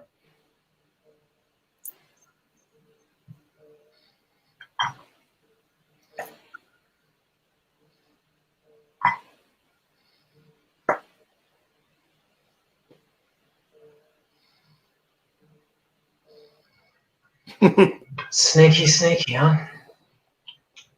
So when you see this or this, you know for certain where it comes from and who they belong to. Look at Kramer on the front page of the privately circulated Freemason magazine, officially a Mason, like fellow brother Tony Abbott, and he's doing this. That's a direct link to the mysterious all-seeing eye of Freemasonry. There it is on the walls of the inside of a lodge room. So there's no reason to doubt that those who do this belong to this. This is another sign they do quite prominently. It's the sign of silence. This is from Richardson's Monitor of Freemasonry again, a finger over the lips. These signs are slightly morphed over time, so covering the mouth in a variety of ways is the expression of being bound to secrecy and silence. Silence or death, as Little Wayne here is portraying. Here's the oath of a second-degree Freemason on page 21 of Richardson's Monitor of Freemasonry. Binding myself under no less penalty than having my left breast torn open and my heart and vitals taken out, thrown over my left shoulder, should I willfully transgress any part of this my solemn oath. In this degree, the penalty is to have your whole body dissected, bowels removed and heart cut into pieces and thrown into a field where you are eaten by animals, all to protect the secret religion of the rich, powerful and famous. In the Knights Templar degree, the penalty is to have your head cut off. Listen to this penalty. And this one has happened throughout history more than any other because it works so well without having to resort to death or the threat of death. and it's easier to execute. Now, this applies to all areas of industry. It's done through the ruining of your reputation by fellow Freemasons, pointing him out to the world as an unworthy vagabond by ruining of your reputation. No clock. No clock. Business, by transferring his character wherever he may go, and by exposing him to the contempt of the whole fraternity, the secret society, and the world. Wow. How many people do you think they've threatened, ruined, framed, cheated, and utterly destroyed to protect their secret religion? And in case you think the Masonic Lodge hasn't got the authority over the initiates, especially the ones in the high degrees, this is from the Encyclopedia of Freemasonry. Under mandate, the orders and decrees of the Grand Master or of a Grand Lodge are called mandates, and implicit obedience to them is a Masonic obligation. And in Sickles' Monitor of Freemasonry, you plainly see they have a right to kill. A lodge has a right to exercise penal authority over its members, exercise the penalties. So don't let a Mason tell you, oh no, that's just symbolic, the oath. Their laws are above the law of the land, and the proof are the oaths themselves. Because in normal society, you can't ask someone to accept having their throat slit as a penalty in order to be a member of any club or workplace. Unheard of. But not in Freemasonry, not in the secret society world. I told you, you don't know who you're dealing with and what's coming for us all. Here's what they think of the public. Here in speaking to the candidate, it's stated, but have a care not to defile the sanctuary by a spirit of curiosity, meaning don't try to join us just for fun.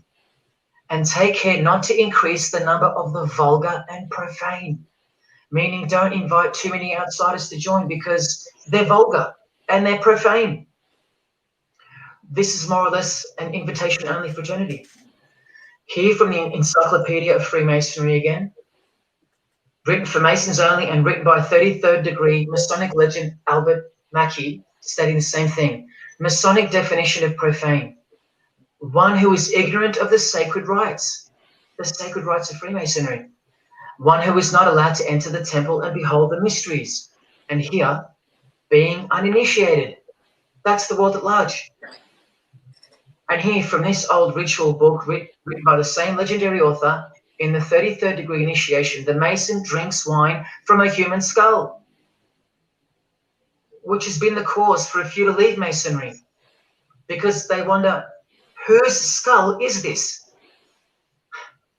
In the 30th degree, part of the ritual involves stabbing skulls. Illustrated right here. The process of submitting the member further and further involves things like this. See, the candidate who is seeking admission into the next degree to receive more light has to be humiliated and intimidated. This guy here has his foot on the candidate's head. This is what our celebrities and politicians and the most prominent members of... Hold on. What did you say? Who was it? Me? Yeah. Oh, sorry. It might have just overheard me just saying something to someone else. Our society have done and continue to do. No one is exempt from this. And this is the intimidating and frightening path that you must take that binds you to the secret society before you are revealed the true beliefs of the religion. So can you see the risks I'm taking? You have to stay till the end. Don't let me down. Don't let yourself down or your fellow man. Believe me, it'll be worth it. Now here's one of the 3 greatest Freemasons of all time, who actually helped construct the 33 rituals of modern Freemasonry. Albert Pike, a hideous man with a deeply complicated mind, and one who will soon help you to see who they really are. You talk at Victoria West, you're talking nonsense. Their takeover, they're like every She's been doing it all day, Jasmine. Victoria West, man, Yeah, like you just chat shit. Sorry, Victoria West, but we just went through how many of the prime ministers and presidents are Freemasons around the world. What kind of takeover have they failed? What didn't work? Are they not in the highest positions of power? Yes, Yes or no? Yes or no? Are Freemasons in the highest positions of power, Victoria West? Before we continue, I'll just time you out if you're just gonna come and chat shit. I'll wait for your response, Victoria West. These little agents, man. I know, man. They're bare. Even DC Brad's trying it. DC Brad's done out here, man. He's I done know, out. I know. Okay, she said, okay, my opinion. I missed that. Crappy, Laugh loud. crappy Mason. And the lowest. DC Brad said he betrayed the code, betrayed his brothers. Yeah. DC Brad pissed. Said he's a fuck boy and all sorts. Mad thing. Yeah, but that's DC Brad was confirming all of it. I thought he was being sarcastic. I was like, are you hiding it under sarcasm? He ain't being sarcastic. No, he's a real Mason. You see where DC Brad won't talk. He will show you what he's not prepared to talk about. All day, every day. Victoria West. I'm like James. Like you sound like a proper pocket watcher. Every time you're talking about me, you're talking about money. You're talking about jobs. You're talking about Cash App. You're talking about donations. Stop being a fuckboy, man. You don't even have a it's face. not about donations. I was just saying DC Brad's confirming, not denying. It's nothing to do with donations. We're talking about keeping it real, bro. You know nothing about.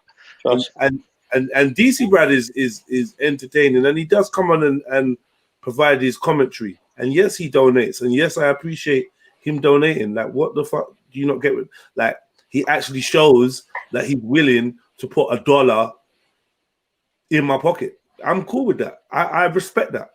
What I don't respect is you, man. Just like a little slime ball, man. Slime ball pussy, you get me? With no face. Man, that's what you are. DC Brad turns his camera on when I ask him to. He's just an actual human. You're a slime ball pussy avatar, man. And that's what you'll be until you attach a face to any of the shit you've said over the last 2-3 years. What a pussy, man. Hold the time out, man. Sit in the naughty corner and just watch. Fucking smegma. This is how important he is to Freemasonry. He's buried here, in the House of the Temple, a Washington Masonic Lodge, just around the corner from the White House. He was called the Grand Commander, Sovereign Pontiff of Universal Freemasonry, a giant of this secret society, the only Confederate general who has his own statue. And who were the Confederates? The dudes that fought for slavery, not against it. Sorry. Victoria, I'm just asking, you didn't seem to answer the question, sis. Are Freemasons in the highest points of politics, finance, education, the military, entertainment, or is that just in my imagination? She said the lowest, Jed. I don't know what that. I don't. Lowest weren't the answer to. Lowest weren't the question. No. Lowest wasn't the answer to the question I asked her. So like, I'd like a full answer. Like the lowest doesn't mean nothing to me. I don't want no one interpreting. Yes, and the lowest of manager. That's great. That's great. Now name another secret club. Name another club that's got its members in the highest ranks of the military, government, finance, education, health, and entertainment. I ain't gonna wait for your reply either, Kai. It's a waste of time. I never asked you about the lowest. You get me? The lowest means nothing. The highest is what rings the bells. But at the end of the day, you don't even see racism more time when we're chatting to Jupiter and Wendy. So, like, no. Defeated by Abraham Lincoln, who was surrounded by these Freemasons, and who was assassinated by this one, John Wilkes Booth, doing the same sign of the Master of the Second Veil. A Freemason assassinated Abraham Lincoln, undisputable when you have the eyes to see. Now, Albert Pike writes in his colossal work, which some refer to as the Bible of Freemasonry, called Morals and Dogma, and on page 113 he says, what can there be in common between the vile multitudes and the sublime wisdom? That's what Freemasons possess, sublime wisdom. That's what their secret is. It's sublime. The secret I'll reveal to you. Now, just quickly, here's Freemason Kanye West. Here he's giving the Masonic grip to his brother Mason Jay-Z. Look at the lapel he's wearing in this picture. It's the same double-headed eagle as on the front cover of the so-called Bible of Freemasonry, Morals and Dogma, written by the Grand Commander Sovereign Pontiff of the religion that Kanye and Jay-Z have been sworn into and thus granted access to international success. His Christian conversion isn't what it seems, and you'll soon see what job he has to do. Now look at what else Freemasonry thinks of the uninitiated, from the words of the Grand Commander himself. The truth must be kept secret, and the masses need a teaching proportioned to their imperfect reason. I hope you're listening, because we're about to get going here. These truths were covered from the common people as with a veil. There's that veil again. And the mysteries were carried into every country. Freemasonry was secretly imported from the East into the whole world to weave its web in the darkness to increase and advance its agenda. The sages, meaning the enlightened ones, always had an esoteric creed, unknown to the vulgar. And here he says, to the end that the vulgar herd, seeing, might not see anything, and hearing, might comprehend nothing. Are they right? Am I wasting my time, laying it all down for nothing? Because they know you so well? Your favorite celebrity and politician's secret religion is beyond the reach of the vulgar. Vulgar is what you are to them. He won't tell you. She won't tell you. And they won't tell you.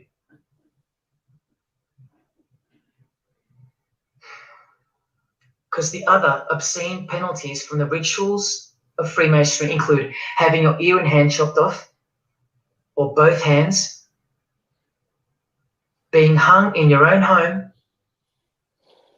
and my personal favorite, having the top of your skull cut off so your brain is cooked in the sun. Now, can you imagine what they're hiding? And then the ritual monitor goes on to illustrate the same secret handshakes and signs, hidden hand, sign of silence. These people mocking us, sometimes to our face with their symbolism, while we respect them, admire them, and sometimes even love them and idolize them. All of them partaking in the same initiation rituals to belong to the secret society, a prerequisite for success, to belong to the religion that gives you everything you want, everything your heart desires. While the Gospels teach accurately that the heart is wicked. Now here is a practical example of how Freemasonry comes first, even above the title of president. Here's a portrait of George Washington doing the sign of the Master of the Second Veil, and here, Freemason, before and above president. And if you think that's just by chance that they put the word Freemason above president, then here, read this genuine quote from Harry Truman. This should tell you how deep the consequences of Masonic initiation go and what lies deep within. It's Freemasonry above everything else. There's the Queen showing her allegiance. Sorry, ex-media member, don't let her lie to you. Yeah, hold on, let me show you something. Don't let this woman lie to you, man. Yeah.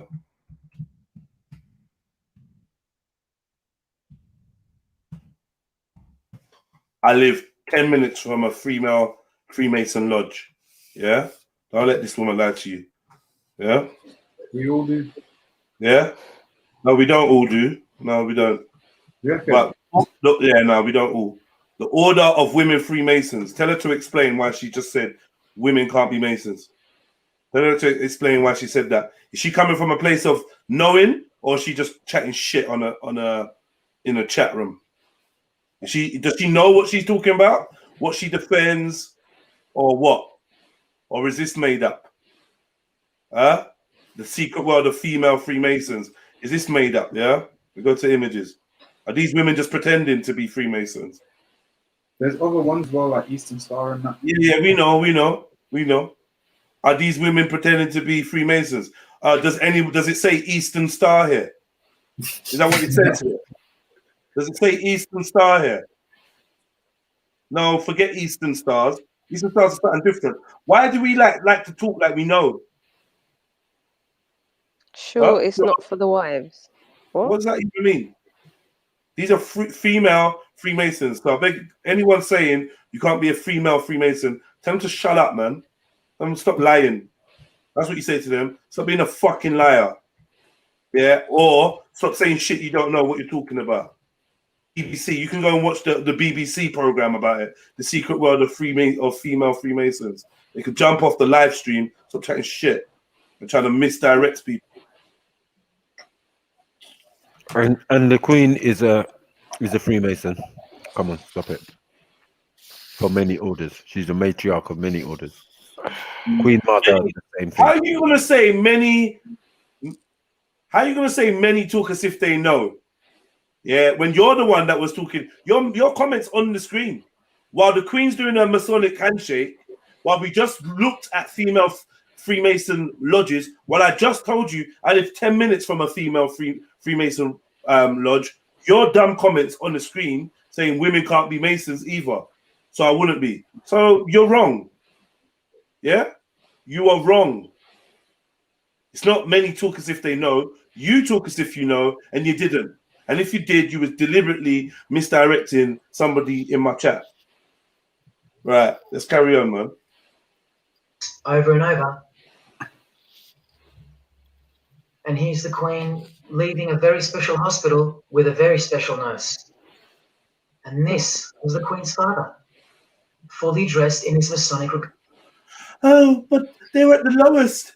Yeah, okay, but they're also at the lowest. We got the Queen. We got ex-American presidents. Right. Like, what? You got kings. Mhm. What are you on about? Huh? Proper. What are you even talking about? Yeah, I get out of it, man. Not average Mason, like a proper dirty, filthy Mason. And that God-forsaken apron they wear, which also hides something, just like the square and compass. In fact, what the apron hides is what the square and compass really represents. And it's staring you right in the face. Can you see it yet? Prince Charles, handshake, hidden hand. Prince Harry, Prince William. And here is the Grand Master of English Freemasonry, Prince Edward, also in full gear. What a lovely looking chap. And now he's giving the Masonic grip in front of this stone that was placed there to memorialize his visit to Cape Town Lodge.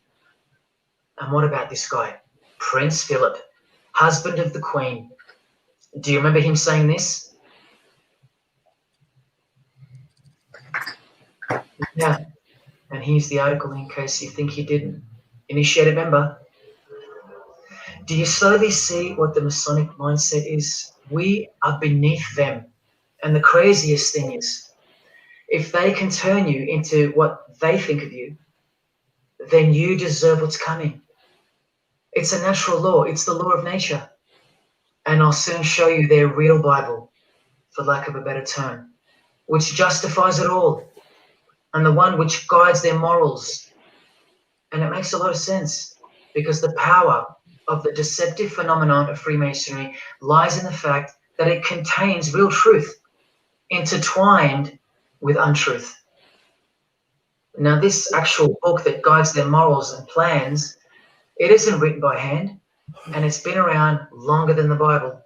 So they think it's purer, sublime as they call it. And it's the foundation on which the religion is built upon. And that Bible, so-called, that unwritten Bible, is the key to unlocking its secrets. I'm going to hand you that key.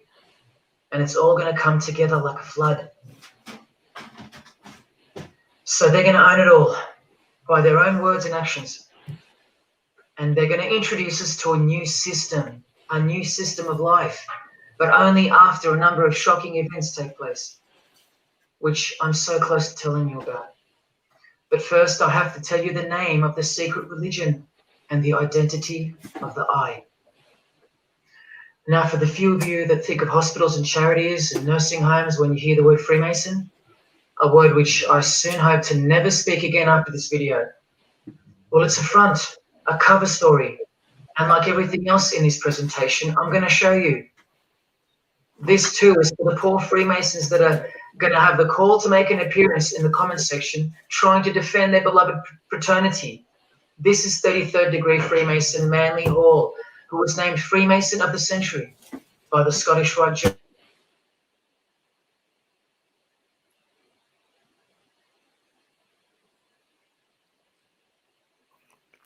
My man look like Harry Houdini in it.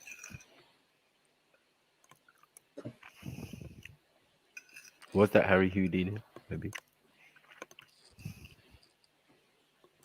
Do you reckon this is legit, like, or do you reckon this is part of their plan as well, slightly? No, this is standard information. This information is old, but when we say it, we sound like him. You know what I'm saying? So it's best to get another point of view. I didn't even realize I was muted, but at one point he said if we allowed them to make us into what they see us as, then we deserve what they got coming for us. Yeah, I heard that part. Been saying along them lines. Been saying that. There was something else you mentioned about it being based in that esoteric, I think he said, which is what Jez said. Yeah, the East, yeah. That's mad. Told ya. But when men them say it just sounds a bit weird and oh, where'd you get your information from? Yeah, Like, but it's been out for a long you time. mentioned that though. I just really, really quickly mentioned that. Like, if I was watching this without any prior knowledge, I would have completely missed that. That's mad. God is not the source of all knowledge and information. He's just given a perspective that other people give or whistleblow on. Do you know what I'm saying? Well, you can't be whistleblowing if you're not a Mason. That's what I'm saying. That's what I, yeah. It's just, But you know this information. Do you know what I'm saying? So what he's going to get his Some people bowels will think that though. pulled out and his throat cut. Basically. Well, some people That's will what think he's that, saying. bro. He's If you risking study that the penalty. information, you're at risk of being a Mason or something. No, it's not that. Information is information. If you have accessibility to information that you shouldn't have, then yeah, it is what it is. But we've got to read between the lines of what he's saying, isn't it? I've read many a Masonic publication. Yeah, they're not even speaking proper English, bro. Yeah, you have to get another dictionary to. You get me? Go through the book that you're going through. Like, man, are saying cryptic stuff like that only makes sense to an initiate. Yeah, you know what I'm saying. But they'll put the books out in general store. You know what I mean? That anyone can buy it, but you just wouldn't think of buying it. There's a book called Symbols and Signs. Because they don't bother entering the Masonic library and searching out the mysteries themselves. These same Masons think they know something and they parade themselves on websites and social media, calling people like me, oh, he's just an anti-Mason, anti-Mason. Blind fools at best, deceivers at worst. Well, the Freemason of the Century wrote in this book and in this chapter, Freemasonry is a fraternity within a fraternity, an outer organization, concealing an inner brotherhood of the elect. One visible and the other invisible. Boom. End of story. The visible society. Boom. So, boom. Sister Victoria West, what say you to this Mason that says that it is visible to society but invisible at the same time? Because you're there saying, oh, it's just some anyone can really be and I'm like, all right, cool. That's not, no one's doubting that. But now they're saying that it's a fraternity within a fraternity. Being that everything you've said so far has been incorrect, I'm gonna take it that you're wrong on this count as well. Unless you're gonna supply some evidence to go against what we're reading right now from a Masonic book. I'll wait. In fact, I won't. Because you can't. Yeah, it's just love. Society is a splendid camaraderie of free and accepted men and women enjoined to devote themselves to ethical, educational, fraternal, patriotic, and humanitarian causes. and concerns like hospitals and charities. But the invisible society is a secret and most august fraternity whose members are dedicated to the service of a mysterious arcanum arcanorum, meaning mystery of mysteries. Now, I wonder what that could be. So once again, don't listen to the lost or deceptive Masons that'll come here trying to cheat you from the truth, telling you that I don't know what I'm talking about or calling me an anti-Mason. Because there you just heard it. There's a Masonry for the majority of Masons, and then there's the real thing, the secret religion, which should shock you when it's announced. These same lost or deceptive Masons also love to repeat, like parrots, that Freemasonry is not a religion. Well, what does the Freemason of the century have to say about that? From this book, he writes, Masonry is essentially a religious order. Not just a little bit religious, but essential. And here, the iconic giant of Freemasons says You went there with it. every Masonic lodge is a temple of religion, and its teachings essential. are instructions in religion.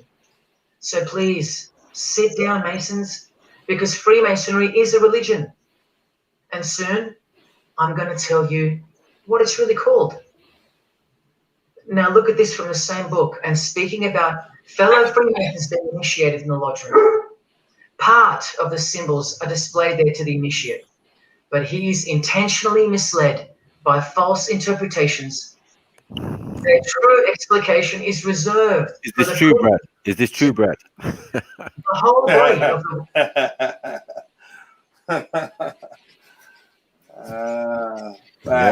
the like Sniper said, man, you know, it's nice to hear other people talking, and I'll tell you for free, yeah. There's a lot of videos out there about masonry or whatever. So far, I would be directing you to this video. So far, for the layman that wants to learn a little bit or hear a little bit, I'll be directing you. Yeah, and this is not because I'm upholding everything he's saying or whatever. It's just because we're 40 minutes in, and unless I've missed it, he's not lied yet. Maybe you get me. Maybe his lie is him getting out of it or not being part of it. Cool, but he's definitely giving you information. That's it. He's giving you information. It's not crazy information either, to be fair. Like he's showing you, it's all in books. It's all written. Not crazy information. I doubt he's going to give you any crazy out of this world information that you've never heard. Maybe he will. Do you know what I mean? But hang him with his name. I want to know what he's gonna say. That's what's keeping man intrigued. It's the way he's saying it. Yeah, the way whatever he's doing. He's using hypnotic and persuasive language patterns. Yeah, he's talking in a way to keep you entrained on him and in a state of trance. what's the name, man? Shit. It's NLP. He's doing it deliberately. It's obvious at the beginning when I put it on yesterday. And the Jesus look, man. Stop it, man. Yeah. Messiah, Savior. You get what I'm saying? Like, stop it, man. 221. No one dresses like that no more. The royal art, which you'll know all about soon, was hidden so carefully in the high degrees. So you see, the whole thing is built on lies. And the ultimate liar lives inside the triangle, above the pyramid, so that even the highest Masons are living a monstrous lie. Wake up, Masons. Even you are deceived, just as the public is. Unless, of course, you're hungry enough to want to acquire all the power and climb up that pyramid, closer to the eye that sees all. In that case, close your mouth, go back to your lodge, and good luck to you. Or, of course, grow some kahunas and be honest. But then you can't, right? Because you'd be breaking your oath. Sad. Oh, it's good to be free, under the wing of the true master. Stick around if you're interested, and you'll get to see some wonder. When I pull that cloak called Freemasonry right off, and those that are still here watching will get to see the true colors of the nakedness and the horror of the Masonic Lodge, and the religion that rules them all. Another thing that Masons will repeatedly say is that this has nothing to do with Freemasonry, and it's just a conspiracy theory. Well, the 33rd degree Freemason of the century also wrote this book about 100 years ago, The Secret Destiny of America. And look at the front cover. And I'll tell you why America is so important for the ultimate goal of the secret society. It's disturbing, but it's also essential in understanding the near future and what's going to take place. So for the Freemasons that still say that this is not a Masonic design, especially this Masonic website called Masonic Info, insisting here that even the eye in the triangle or pyramid is not Masonic. Completely laughable and pure disinformation for the stupid masses. Try arguing against this. This is from a 1960 copy of the New Age magazine, an official organ of the Supreme Council of 33rd Degrees. No higher authority in the United States to speak of the relationship between Freemasonry and the US $1 bill. Masonic symbolism in a $1 bill. Look at them all. 13 leaves, 13 bars, 13 feathers, so on and so forth. And of course, this, the Masonic all-seeing eye, located in the pyramid. So, do you think this is a conspiracy theory or just a plain conspiracy? Well, here's JFK, yes, a Freemason, but one who had enough. When he wanted to print money disassociated from the Masonic central banks, just like Abraham Lincoln. And he paid the price for it as well. Listen to the speech we never hear about in school. More proof that they control the education system here and everywhere. Please just have a quick listen to this. Ladies and gentlemen, the very word secrecy is repugnant in a free and open society. And we are, as a people, inherently and historically opposed to secret societies, to secret oaths, and to secret proceedings. For we are opposed around the world by a monolithic and ruthless conspiracy that relies primarily on covert means. I am asking your help in the tremendous task of informing and alerting the American people. That's how you end up dead, man. Shot in the head. The motorcade just sped on.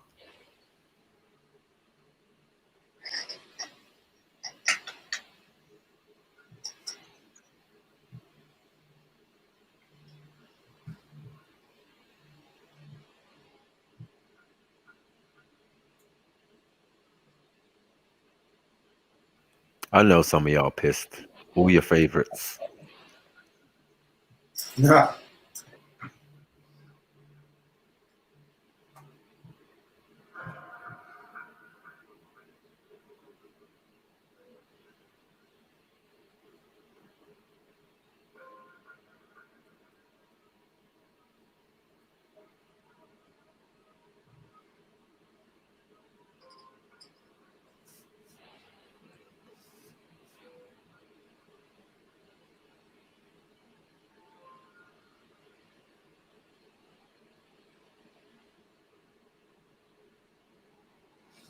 Yo, Red, don't start typing 1,000,001. Listen, let me tell you something. You seem a bit thick.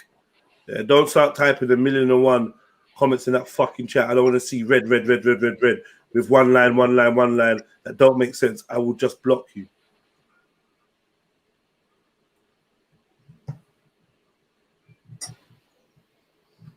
Quick question.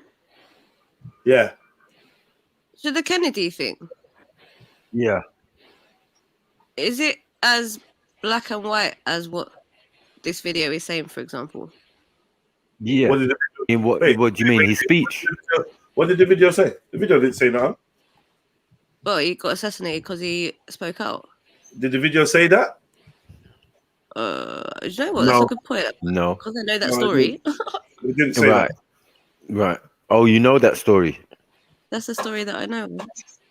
Yeah, but you don't know the ins and out of the story, you know, like what organizations people are joined to and not joined to and their reasonings. See, this could be not the bigger picture, but this could be a small section of that, a small group that he's involved with, or maybe his partner's involved with, that disagree with his way of thinking? Because they're all still Masons. And what if he never died? His son, hang on. What if he never His died? son- What if it never happened? What if the speech that he gave out was one that he was intended to give out to alert That's what I mean. to alert people that this thing happened, that this is real, or this is something that you should be paying attention to. That's it. Doesn't matter whether he died or not. Like, once you're a prime minister, once you're a president, forget about it. Don't let them try and convince you. Oh, you can get. Oh, Trump is against the system, and they're just trying to kill him and get him out. Right. That was a mad one. That was a mad one when I heard that. Dumb. I couldn't believe it. I'm looking at man in there. No, he's different. He's different. What? Like, he might be a Mason, but yeah, we ain't got time for it. Anyway.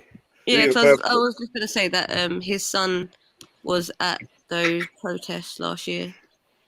I can't remember which one, but I'm just saying there's a link in it. That's all. There's no link. There's no link, man. The Kennedy family is one of the 13 families.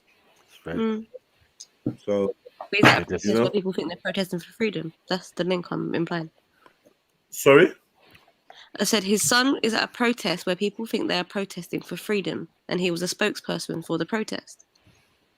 Okay. That's what I meant. Right, that makes sense. Yeah. Controlled opposition. Yeah, what's the 13 families? Don't try it, Dublin. When you know fully, you're full Mason out here. What's going on? That's why Dublin's a Mason out here, like fully. Nah, I swear to God. No, he's not. No, Eden might be. Oh, it's Eden. Orange Lodge and that. Oh, there's no lodges in Ireland, no. Is it the Orange Lodge? Yeah. There's no Orange Lodge in Ireland, no. Yeah, there is. That's it's for the other side. Ireland is not heavily Masonic. That's for the other side, though. That's for the other side, you know. Okay. That's what they all say. Seriously? They all say the other side's got masonry that's not their masonry. All right, cool. Yeah. DC. Our secret societies were usually planning bombing attacks and stuff. Listen, if you We'd no time for that. We'd no time for charades and. But you have time. You have time to. 1 second. Do you have lords? Do you have dukes? Do you have barons in Ireland? No, we don't. Okay. Look up the Irish Magna Carta. Our Sinn Féin. We don't have a Magna Carta, man. Our Sinn Féin and the IRA Masonic outfits. Yes or no? It started off as a secret society. It was the IRB. It was the Irish Republican Brotherhood. But it was a secret society to get the Brits out. That was it. Nah, whatever, man. Yeah, man. Look, listen. Okay, and look, I understand what you're saying, because a lot of those motherfuckers that were in at the top of the revolution, all their families are made out of bandits. Now I know what you're saying. British intelligence, top level. Look, and there was a little bit of that going on as well. Not a little bit, a lot of it. Everything. Well, listen. Yeah, of course. Look, it was. Bro. What I'm saying is, like, it's such an easy thing to grasp.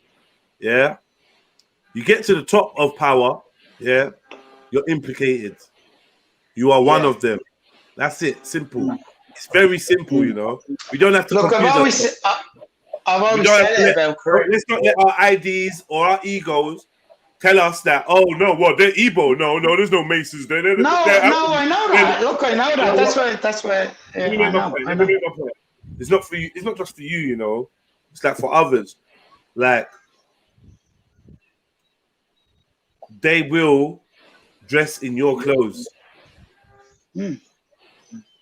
They will take up your plights. They will appeal to you in any way they can, and they will rub shoulders with you and do dirt with you. And then when the time's right, they will strike and deliver a death blow to you and pledge allegiance to their brotherhood that they were always loyal to. A part of, yeah. Yeah. So now, like, I've you know, always said about career politicians. There's something dodgy about career politicians. You know, someone that, seriously though. You know what I mean? right. Let's go.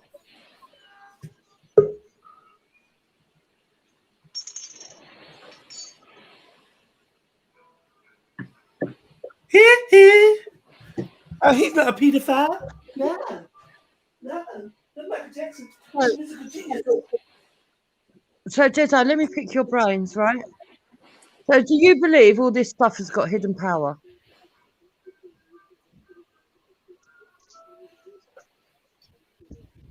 They're not doing it for nothing, Jupiter. They're not doing it for nothing. They're obviously able to harness some sort of power. Yeah, I want They're in Jedi control of the whole all place. of these ancient sects. All of They're these in ancient sects. They're not. Yeah, go on. They're in control of the whole place. So yeah, obviously they must be. They're Exactly, clearly exactly. deriving benefit. Exactly.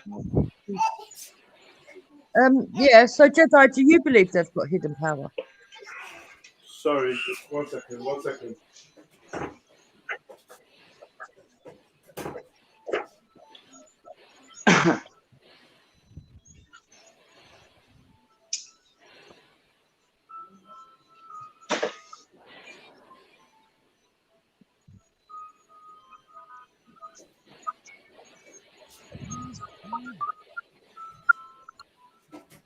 Sorry, say that again. Yeah. So, I was coming here to ask you some questions. So, do you believe that they've got hidden power from what you know? What do you mean by hidden power?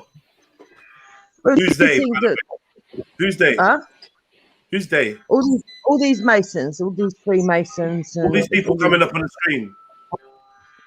yeah. Do you think that they've got hidden power? What do you mean by hidden power? Well, do you think that they have power over other people? Or you're being very vague.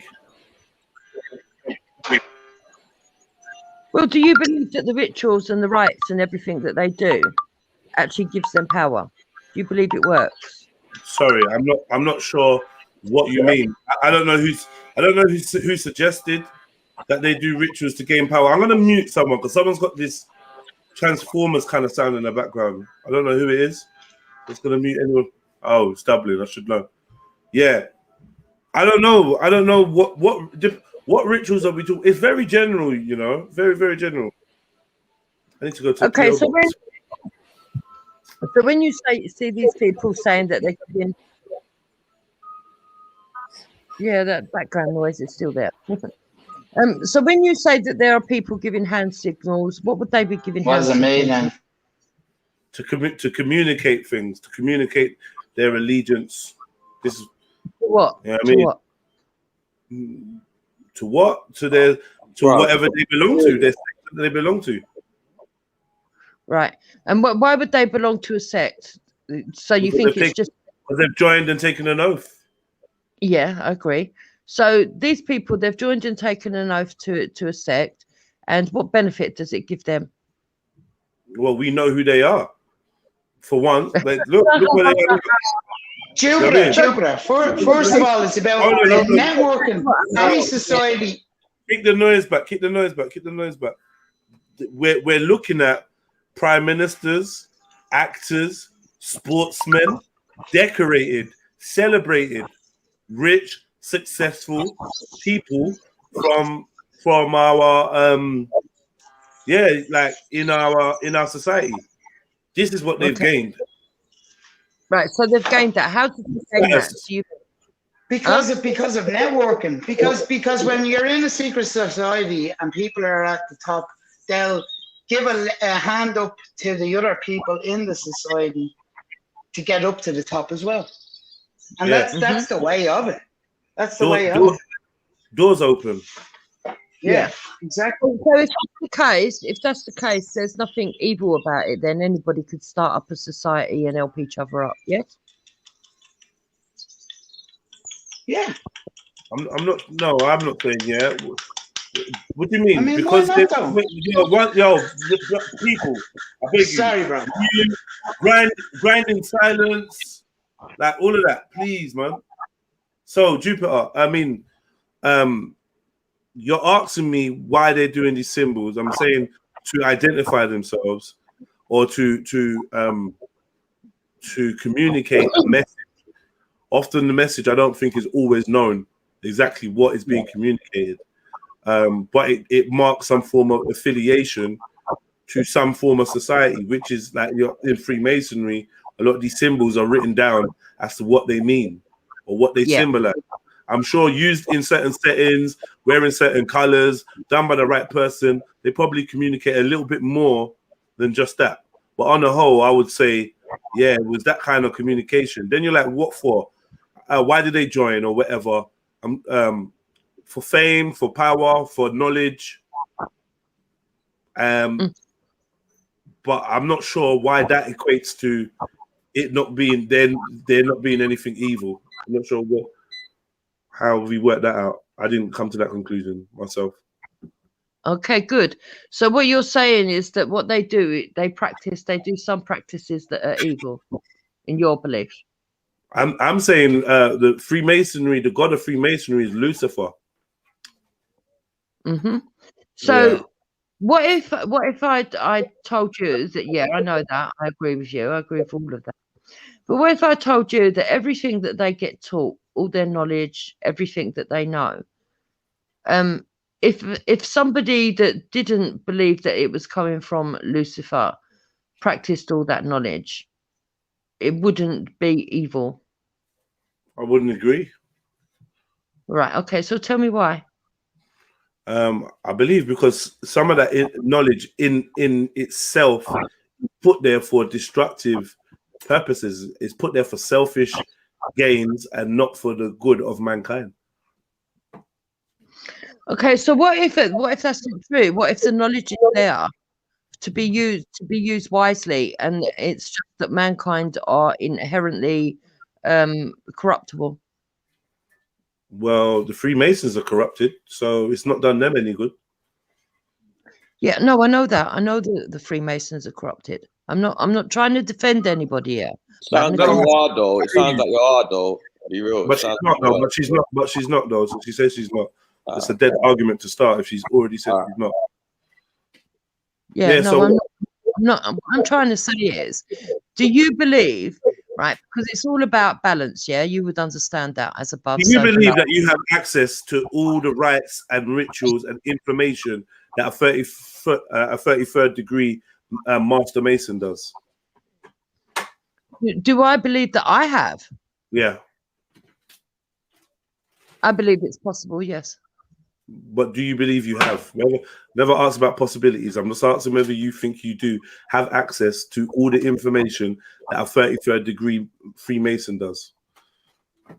Yes, if I wanted to put myself to do it. But not through Masonry, not through what you are looking at now. Well, until you know what they know, I think most of us. I think if you go, I would say, Jedi, that you have quite a bit of knowledge.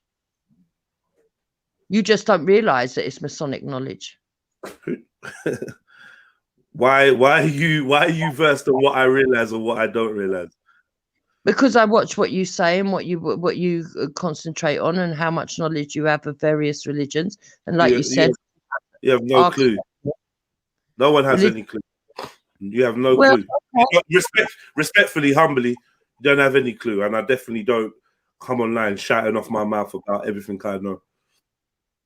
No, you do. Not even that kind of character. No, but you do preach. There's no preaching. I'm just talking. There's no preaching. I don't preach. I discuss and I give my point of view. I don't fucking preach. That's one thing. Preaching is for a man that's attuned to converting or convincing. I don't do that. We just speak. We speak. We have debate. We have discourse. You know. Nobody's offensive. Nobody's insulting you. I don't know why you're getting offended. I don't feel offended, and I don't feel defensive. I'm just answering you, man. I'm not rattled out. Like honestly, yeah, it's rudimentary question you're giving me. I don't know why I would be feeling offended. Like you're not saying anything rude or whatever. I'm just saying to you, like, you made a statement of me knowing stuff and not knowing that it's Masonic, and I said you don't know what I know. That's the first thing. You said, yeah, well, I don't know all what you know, but I know what you've told us you know. What is that? Yeah, what's that gonna? What is that though? If that's your detector of what someone knows, then obviously you're not gonna be a good judge of, you know. No one will know everything that somebody knows. They can only know what those people tell them they know. Right. So like that would be the most humblest way to approach the subject, rather than indicating that you do know what I know, because you just don't. You get me? You don't know, man. Like, no one knows, innit? Like, no one knows what I know, innit? Like, so, like, whether I know a lot or whether I know a little, like, there's no way that you, Jupiter, could tell me you've watched my live streams and heard me speaking and you kind of know what I know, because no one knows what I know. Okay, then, so you know nothing. Yeah, I know nothing. I know absolutely nothing. Like, okay, so, that's my most comfortable position, knowing nothing at all. Okay, so you know nothing, but you know that that's the truth. I know that I know nothing at all. That's not true. The Jedi, don't try and be clever. You know that's not true, though. Is it? Well, of course it's true, because you sit on live streams and you are able to break down a lot of stuff to people in layman's terms. You're able to go through the stuff. You're able to decipher certain things. So therefore, you do have some knowing. I don't have no knowledge. And the knowing that you do have, you are putting out to the public on a live stream, and people can see that you have got more than a basic knowledge of some stuff. I would say a wise man knows he knows nothing, and I only no, there's always more to learn. A wise man knows he knows nothing. Not a wise man knows he knows a little bit or some stuff, right? And I aim for wisdom, so I'm happy to discard anything I ever thought I knew and replace it with fact, replace it with truth, accuracy. So I've got no problems telling you I don't know. We have notions, we have beliefs, you know, we have theories, and they can move and shift and turn on their head at a moment's notice. Okay. I don't know nothing. Very Masonic of you to say so. Well, I'm not a Mason, so regardless of what a Mason would say, I'm telling you I know nothing. This is facts. I'm not a Mason. We're sitting here doing a whole show trying to expose some truths about Freemasonry if we can uncover them. So there's no stone that I'm willing to. There's no stone that I'd leave unturned. There's no topic I wouldn't touch on, and there's nothing I wouldn't consider. There's nothing I wouldn't read within reason. You know, if it was some incantation with a forewarning, do not read this unless you intend to conjure up this entity, I won't read it. So you believe it's all about conjuring up entities? I never said that. What? I never said that at all. I just gave you an example of what, like, because I just said, you know, I'd read anything within reason. So I gave you an example of what the reason was. The reason being, I wouldn't want to conjure up some kind of entity or spirit or whatever inadvertently. So there's things that I would take caution in reading. And if it had a prefix or a warning, a disclaimer, which a lot of these books kind of do, like, yo, don't read this part unless you're trying to open this shit, I won't read it. I've seen Evil Dead. But so yeah. Do you believe the old saying that obviously knowledge is power? We all know that. But do you believe that when you seek knowledge, that you are walking yourself into danger? Then do you believe, like the religious do, that you shouldn't seek knowledge, really, that you should stay ignorant? Is that what you're saying? No. Jupiter, maybe it's a little bit of a paradox that the more you seek knowledge, the more you actually realize you don't know. Obviously, because there's always I mean, there's surface level, but I mean, I guess when you start learning, you know nothing. So it takes you back into state one, do a 360, isn't it? It's never-ending spirals and cycles. Yeah. Yeah, man. So what's dangerous about Your that? point, and your point is? I'm asking you, kind of, what's dangerous about that? Who said that there's anything dangerous? What did you say a minute ago? Is it risky or something? I said, does he believe that? No, I don't believe that. No. Do you believe I that? don't believe. I do believe Do you some believe people. that, Jupiter? I just believe some people seeking information should be careful what they wish for. I definitely believe that. Be careful what you ask for. I've got friends that have read the same books as me that didn't seem to fare as well. I'm gifted with a certain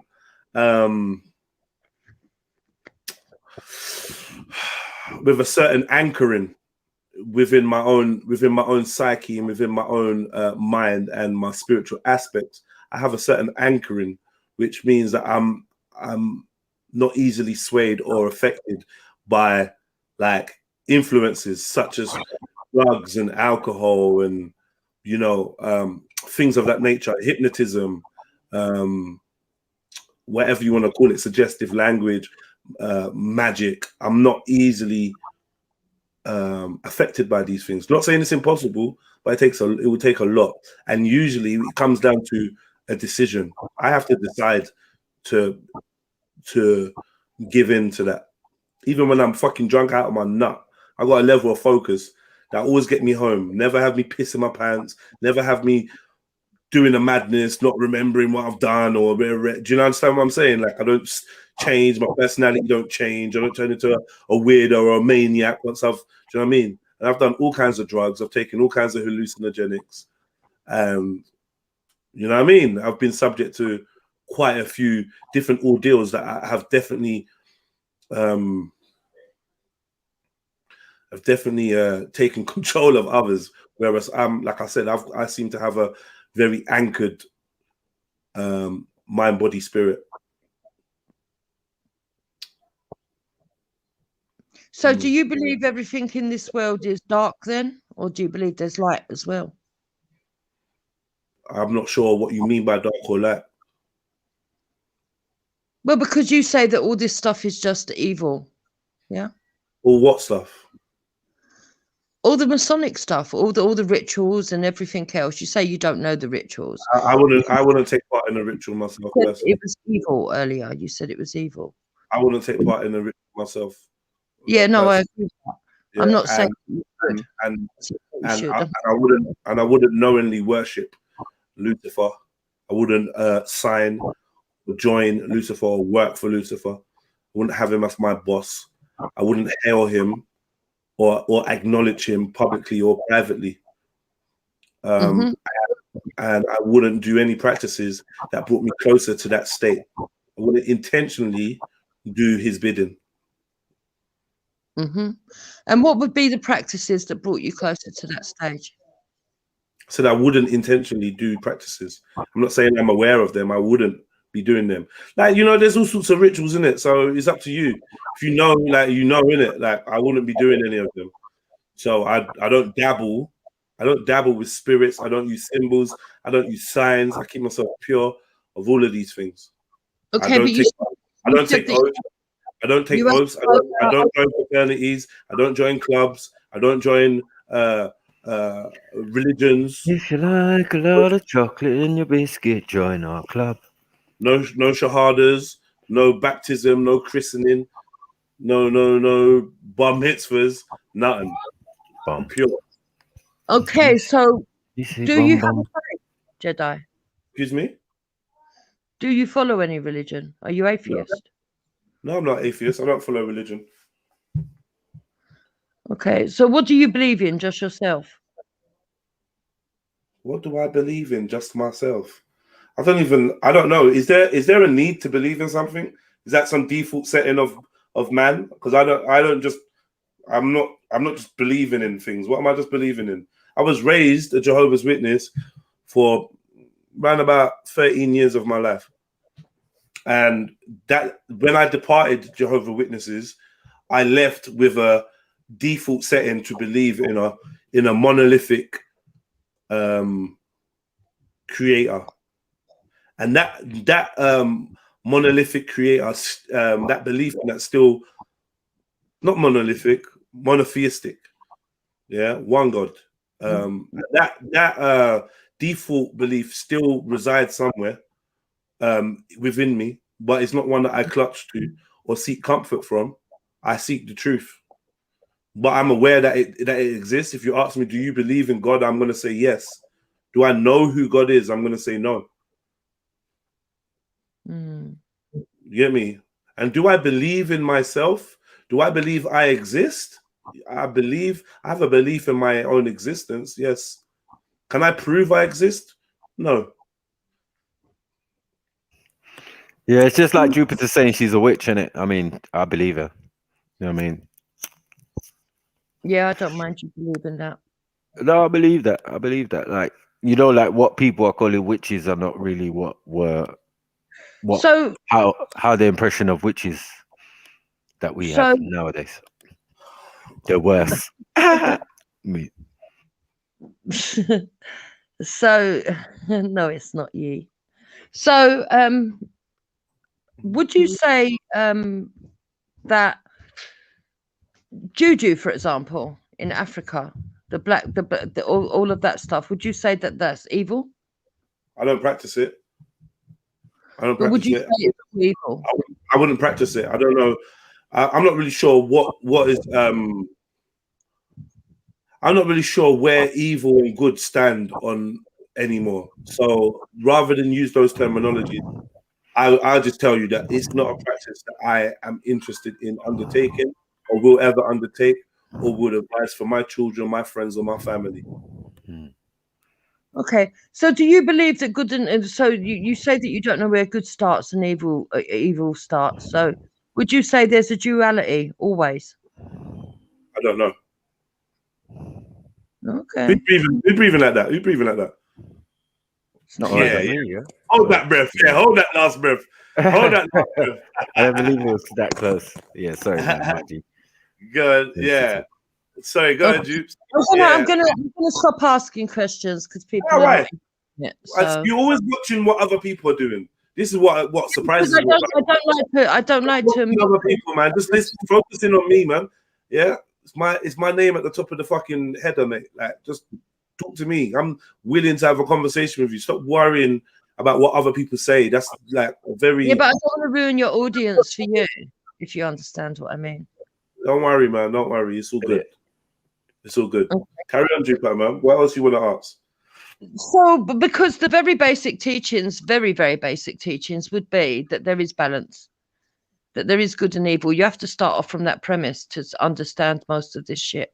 That is true, Jupiter, especially in what you're calling juju or obia, and that it has a positive side and negative aspects. Or I wouldn't even say negative. You would say like something, you could use it to defend yourself.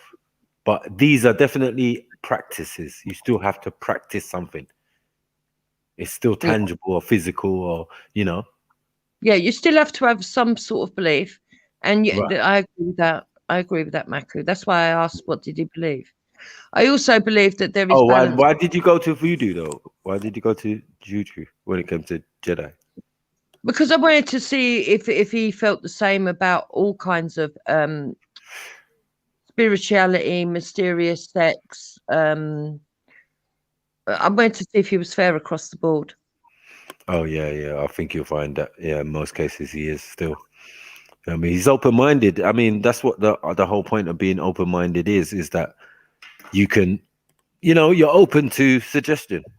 Not that you're going to do certain things, but, you're open to the idea that it might not be the way that you perceived in the beginning. Or someone said, what do you think about shamans? I am a shaman. Why would I? I don't think anything about shamans. I know that ain't no. What's a shaman? You tell me what a shaman is. Oh, it's not far from a wizard or a witch, mate. What's a shaman? Tell me what a shaman is. Tell me what a witch is. Not far from a wizard or a witch, and it does have knowledge. That's not. It does have knowledge. So you're the man that goes tripping. And you do That- have no. Listen to this. Listen to this. Listen to this. Yeah. Shamanism is a religious practice that involves a practitioner who is believed to interact with the spirit world through altered states of consciousness, such as trance. Now, I told you that I can. I told you. I So told you you. do have knowing then. You Oh do my have God! knowing. Oh, can I finish talking? I told you that I have dreams. I told you I can astral project. I told you I see things. I told you I've had experiences. I told you I've been approached. I've told you quite a lot. So what in that? What in anything I've said makes you think that, oh, I have no awareness of altered states of consciousness? I also told you.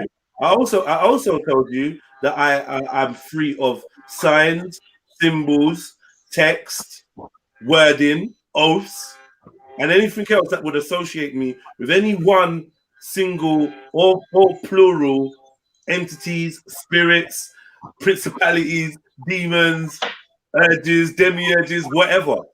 I'm free from all of it. But yeah, I know what I can do in my dreams. I know what I can do in my sleep. I know what I can do in altered states of consciousness. And I understand that to be what a shaman claims to be able to do. So answering the sister that said, what do you think about shamans? I don't think about shamans. I'd never employ anybody to do anything quote unquote shamanistic on my behalf or for me. It's one of the reasons why I've not had ayahuasca yet. Because they tell me that you need a shaman to guide you through the spirit world. I'm like, fuck off. I ain't dealing that. Ain't no one. I don't need a middleman. I don't need a middleman between me and any spiritual. He's just gonna bring you to the gate. He's just gonna bring you to the gate. It's all good. I don't need no one to bring me to the gate. I don't want anyone to bring me to the gate. If I can't find the gate myself, I wasn't supposed to go there. Yeah, right. Yeah, man. Yeah. Yeah. Trust me, Well, man. it's funny because we told you your folktales and more rays. More rays. Anyway, let's leave it. Wouldn't let anyone hypnotize me, put me in any kind of trance. Wouldn't even let anyone near me if I was in a state like that. Wouldn't be sitting in the middle of the park, tranced out, for someone to walk by me and say, "Oh, right, he's in a trance," or recognize because they know the signs. Oh, look, free body just left on the side. I'm not doing that. So yeah, don't get happy.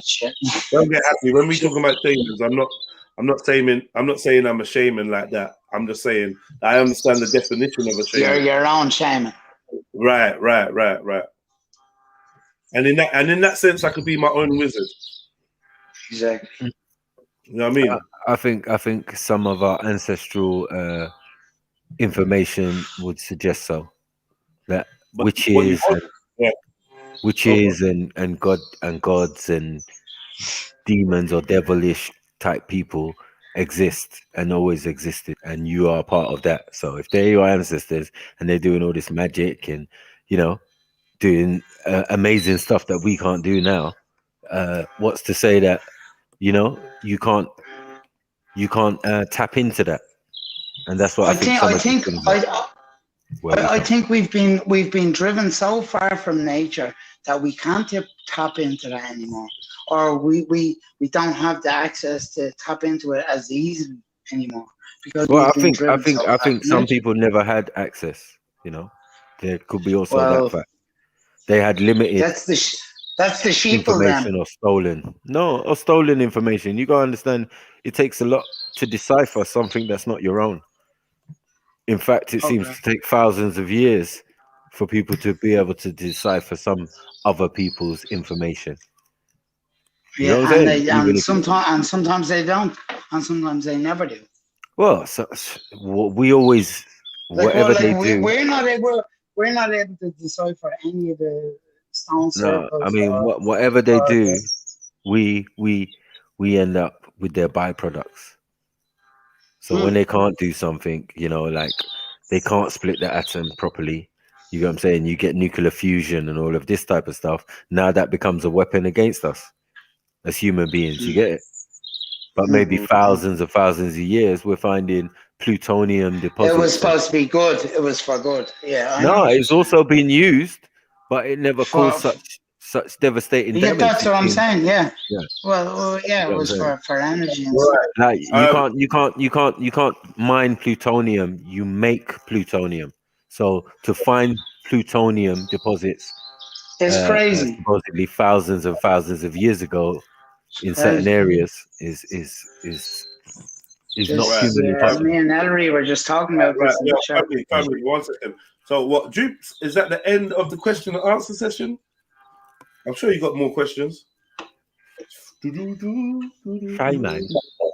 Come on. I'll be back to ask some more in a while. All right, cool.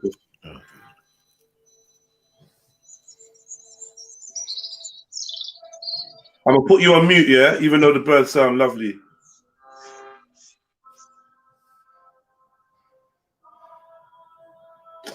I wish I got to the fucking post office today, man. Fuck's sake. I'm gonna try to go in the morning.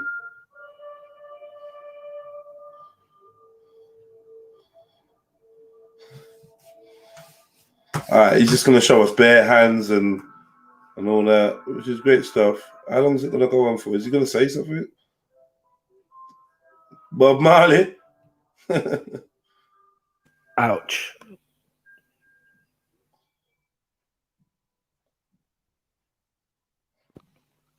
I know Red's hurt about where that the one. Jamaicans are supposed to be in uproar right now. Yeah, they're supposed to jump on and like, yo, bomber class. I want the bomber. Explosive I want the bomber, Mason. gasoline fire. OMG thing. Bob would never do that, man. I want the bomber back for me. Whatever. Nah, Bob's a real guy. Didn't you hear what he said in his song? What? What? What did he say? He shot the sheriff. I don't know, man. He didn't say that. He didn't say one eye. What did he say? What is it? Buffalo Soldier. Yeah, he's singing Buffalo Soldier in that song. But I tell you what, whatever Bob said in his song, he said in his song. But I'm telling you, in that photo shoot, the director of photography said, Bob, can you just put your hand inside your shirt? Yeah. Hold on, but did you know that the Buffaloes? There's a sect of Freemasons who wear buffalo hats with horns and that. Yeah. So yeah. Anyway, let's move on.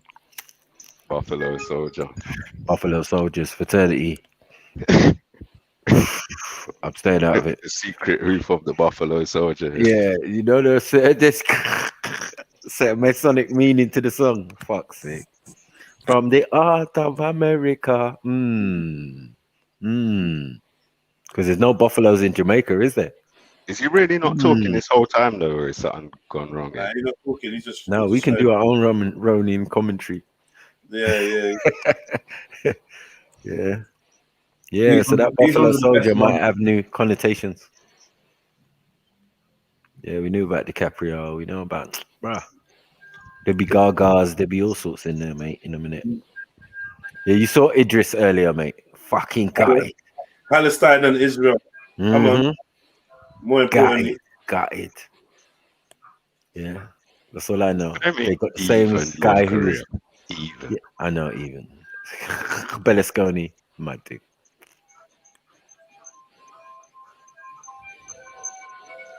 Yeah. you know what they're both Chinese. I just what you want me to do? What you want me to do? Founder of the mafia. Come on. Mazzolini. So next we're gonna see the founder of Shower up there, Mazzolini. Let me. Yeah, we know about the church, man, and and the mafia. Let's do that. Forget about church and Freemasonry. Half of the assassins were priests in the Vatican. Oh, oops. That Clark Gable in a full Shriners hat. I know. You got gay Clark Gable as well. Man. Crazy. Sven Bender and them, man. There. There we go. Because you can't believe your favorite idol or whoever could possibly be involved. Like you know them or something. You don't know these people. You do know that they're under oath, never to reveal their beliefs to you. The vile multitude. It's time to trust your eyes now, not your feelings, especially after all that I've shown you. This is why the secret religion is so hidden. This is why. Sorry, Jedi. What's white? What's white symbolic of again? Hmm? Nut milk. Oh, fuck's sake. Any intellect, any knowledge, or like, yeah.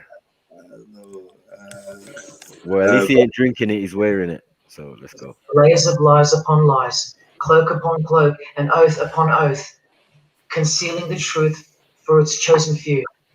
What is Freemasonry? What is the most secret yet most powerful religion in the world? Well, that's easy.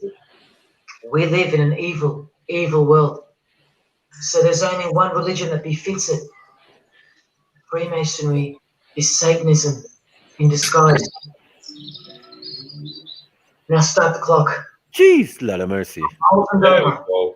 For the Supreme Council, the 33rd degree. That's the highest degree in Freemasonry, and written by the undisputed heavyweight champion of modern Freemasonry, Albert Pike. Jeez. On page 321, he boldly states, Lucifer, the light bearer. Strange and mysterious name. Where you at, Brad? Where you at, Brad? DC Brad, where are ya? Where are ya? Where are you?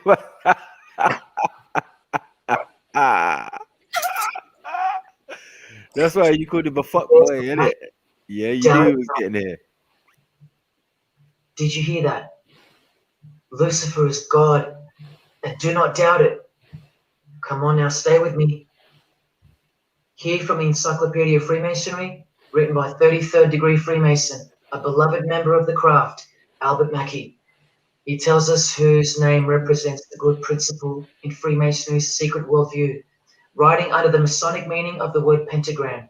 He says the pentagram, depending on its position, represents good or evil. See how he puts the positive aspect in the first position? Good first, evil second. Good or evil, light or darkness, victory or death, initiation or profanation, Lucifer or Vesper. Lucifer is good. Lucifer is light. Lucifer is victory. And Lucifer is true initiation. See, if you're not initiated, you're profane. If you haven't figured out that God is Lucifer, you're vulgar and profane. You're stupid, in their own words. That's the beginning of their big secret. God is the devil, and we're already in hell right now. Now from the Freemason of the Century, Manly Hall, and this will make it 3 out of 3 legends of Freemasonry stating the same thing. Manly Hall, Prince Hall. Anyway. When the Mason learns that the key to the warrior on the block is the proper application of the dynamo of living power, he has learned the mystery of his craft. The seething, surging energies of Lucifer are in his hands. Do you see? The world's hidden religion, with its universal one-eye symbolism, that was revealed slowly and by degrees only to its dedicated members, is Satanism, or Luciferianism as they prefer to call it. Now all the oaths make sense, don't they? Now all the rituals make sense. Now all the penalties make sense. And their secret signs and symbols and handshakes all make sense. While the bulk of Freemasons make the external image of the fraternity and know nothing of who rules over them and who or what they're protecting. But which craft do you think the Freemason of the century is talking about here? Which craft? Which craft? Witchcraft. Witchcraft. You need to slowly wake up now. Witchcraft is the royal art of Freemasonry, jealously guarded and reserved for the few. Yeah, Jupiter. That this is exactly true. This is the symbol of Satanism. And this is the symbol of the lodge of female Freemasonry called the Order of the Eastern Star. Look at that. Do you remember Satanism, that, Dukes? Do you remember that? Masonry. Trust your eyes. This is the symbol of the Church of Lucifer, founded by a 33rd degree Freemason, which I'll prove. Look at the Masonic square and compass in the design. The Church of Satan and Lucifer, two sides of the same coin, nurtured and brought to an organized international level of power and influence by Freemasonry, in secret, and all done right under our noses. And if you think that your politicians or religious leaders or favorite idols can't be a part of this, you have to try and snap out of it or suspend your everyday beliefs just for a moment, and I will clearly show you how it's not only possible, but it's actual. Please, I feel like it's now or never. If you don't get a glimpse of this now, then when? Who else is going to tell you this? When will you next be confronted with this? This is reality. And as much as you thought that ordinary people came into positions of power through hard work or concern for society or family connections, combined with brains and talent, that's not the case. That's the fantasy. This is the reality. They all go through Freemasonry. You think that Sam Worthington was so talented that he was picked over all those American actors to star in Avatar? Of course not. He was a Freemason. And so was the director, James Cameron, of the highest caliber. You have to remember that to them, Lucifer is good. Lucifer is the liberator. Jesus is the suppressor. Lucifer is pure love.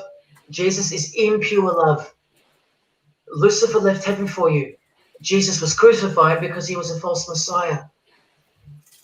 The world has always been deceptive, and we have been magnificently deceived. Here is an incredible example. Pay attention. This should blow your mind. Charles Darwin, the father of atheism and rationalism, was an initiated Freemason, doing the hidden hand of Freemasonry in this picture, and the vow of silence in this one. This would have remained unknown to us because no one's going to teach us this. But now we have the tools to see his beliefs, not through his words, but through his signs and symbols. Oh, you fuck creatures. Don't do that to the block. To show Don't off do their that to the block, man. Why you going to do that to the block? stupid, vile, and ignorant. The G-Mug. And I've proven that to you as well. So once again, are you going to prove them right by switching off and ignoring this?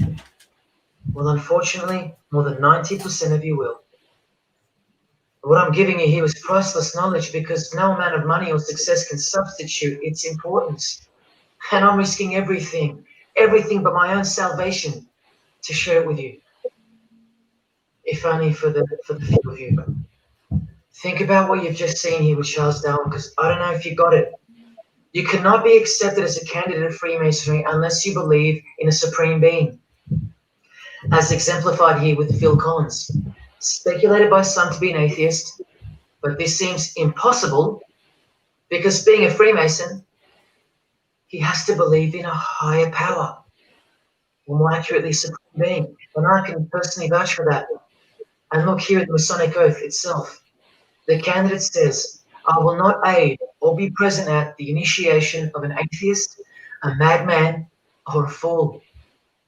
Freemasonry believes that to be an atheist is to be the equivalent of a madman. And they're right. Yet while they propagate atheism around the world, in universities and schools, Charles Darwin himself was a believer in an intelligent designer, a supreme being. He had to be because he's a Freemason. And that intelligent designer that gave birth to us is named Lucifer in the highest degrees of Freemasonry. See? Never tell. Take this L, man. Take this L, you atheists. Come on. The whole thing is a giant lie that was carefully constructed by mutilating the truth, because mutilated truths make the most successful lies. This is the secret to their success, a lying tongue and a lying spirit from the 1st degree to the 33rd degree, to each other and to us. I've proven that as well. And what did Jesus, how did he describe their God? The father of lies. How accurate. The one who comes to cheat, kill, and destroy. How accurate again when I tell you their plans. Look here, Charles Darwin is noted as an influential figure by the Satanic Temple. And proof for them, apart from the intelligent design that is all around us, that Lucifer is real and that he's the god of this realm, is the power of witchcraft or magic. Magic works because there's a hierarchy or a pyramidal power structure in the spirit realm, a realm devoid of any love for you. And these spirits can be conjured up and summoned by the practitioners of the royal art of Freemasonry. They ask for something in return, however. Listen to Bob Dylan, a Freemason. Hidden hand, one-eye symbolism. Out here doing these songs, you know, you're still on tour. I do, but I don't take it for granted. Why do you still do it? Why are you still out here? Well, it goes back to the destiny thing. You know, I made a bargain with it, you know, a long time ago, and I'm holding up my hand. What was your bargain? To get where I am now. Should I ask who you made the bargain with? with the chief commander. On this earth? And in this earth, and in a world we can't see. How does one communicate with Bob Dylan's chief commander, Lucifer? By the jealously guarded royal art of Freemasonry, witchcraft. This is from the Encyclopedia of American Religions. Secrecy is bolstered by a system of initiations and degrees, the Freemasonic system. The material which is kept secret is the magical knowledge of the group. This knowledge may consist of rituals and powerful magical formulas. Do you think J.K. Rowling isn't a Luciferian? In this article, J.K. Rowling reveals the inspiration behind the Deathly Hallows symbol. And what is it? The Masonic square and compass with the one eye that all the celebrities mimic. That's the inspiration. They're all members of the secret society. If you think that doesn't prove anything, here she is with her new tattoo. It says Solve Coagula.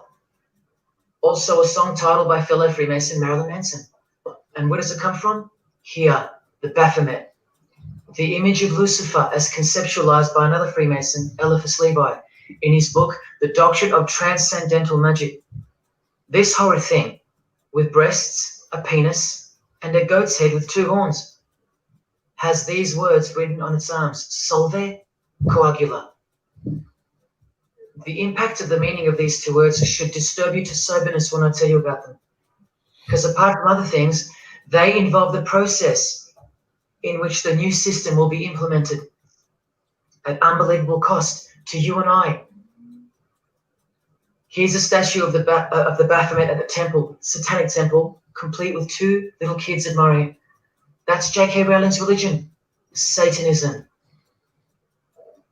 The secret religion for the highly evolved and the highly successful. Welcome to the real world. The same Masonic author writes in The Doctrine of Transcendental Magic, in the ceremonies practiced at reception by all secret societies, there are found indications of a doctrine which is everywhere carefully concealed, and that is witchcraft. And in his History of Magic, he tells us it is the royal art, and that's what Freemasonry calls it. And where did he get his inspiration for the Baphomet? From the Knights Templar, another secret society who were banned, and some of its members were executed in the 1300s for glorifying evil, as it's openly stated here in the Satanic Rituals. And where do modern day Knights Templars reside now? Within a high degree of Freemasonry, right here. And Knights Templar was Albert Pike. Albert Pike was one of them. Come on, man. Continuing impact of speculative Freemasonry, which means modern day Freemasonry provided fertile soil in which new magical orders could grow. Magical orders, meaning other branches of secret societies, of which Freemasonry is the umbrella, because Freemasonry is the king of secret societies. Just like JFK tried to tell us, it's the prestigious channel that one must go through.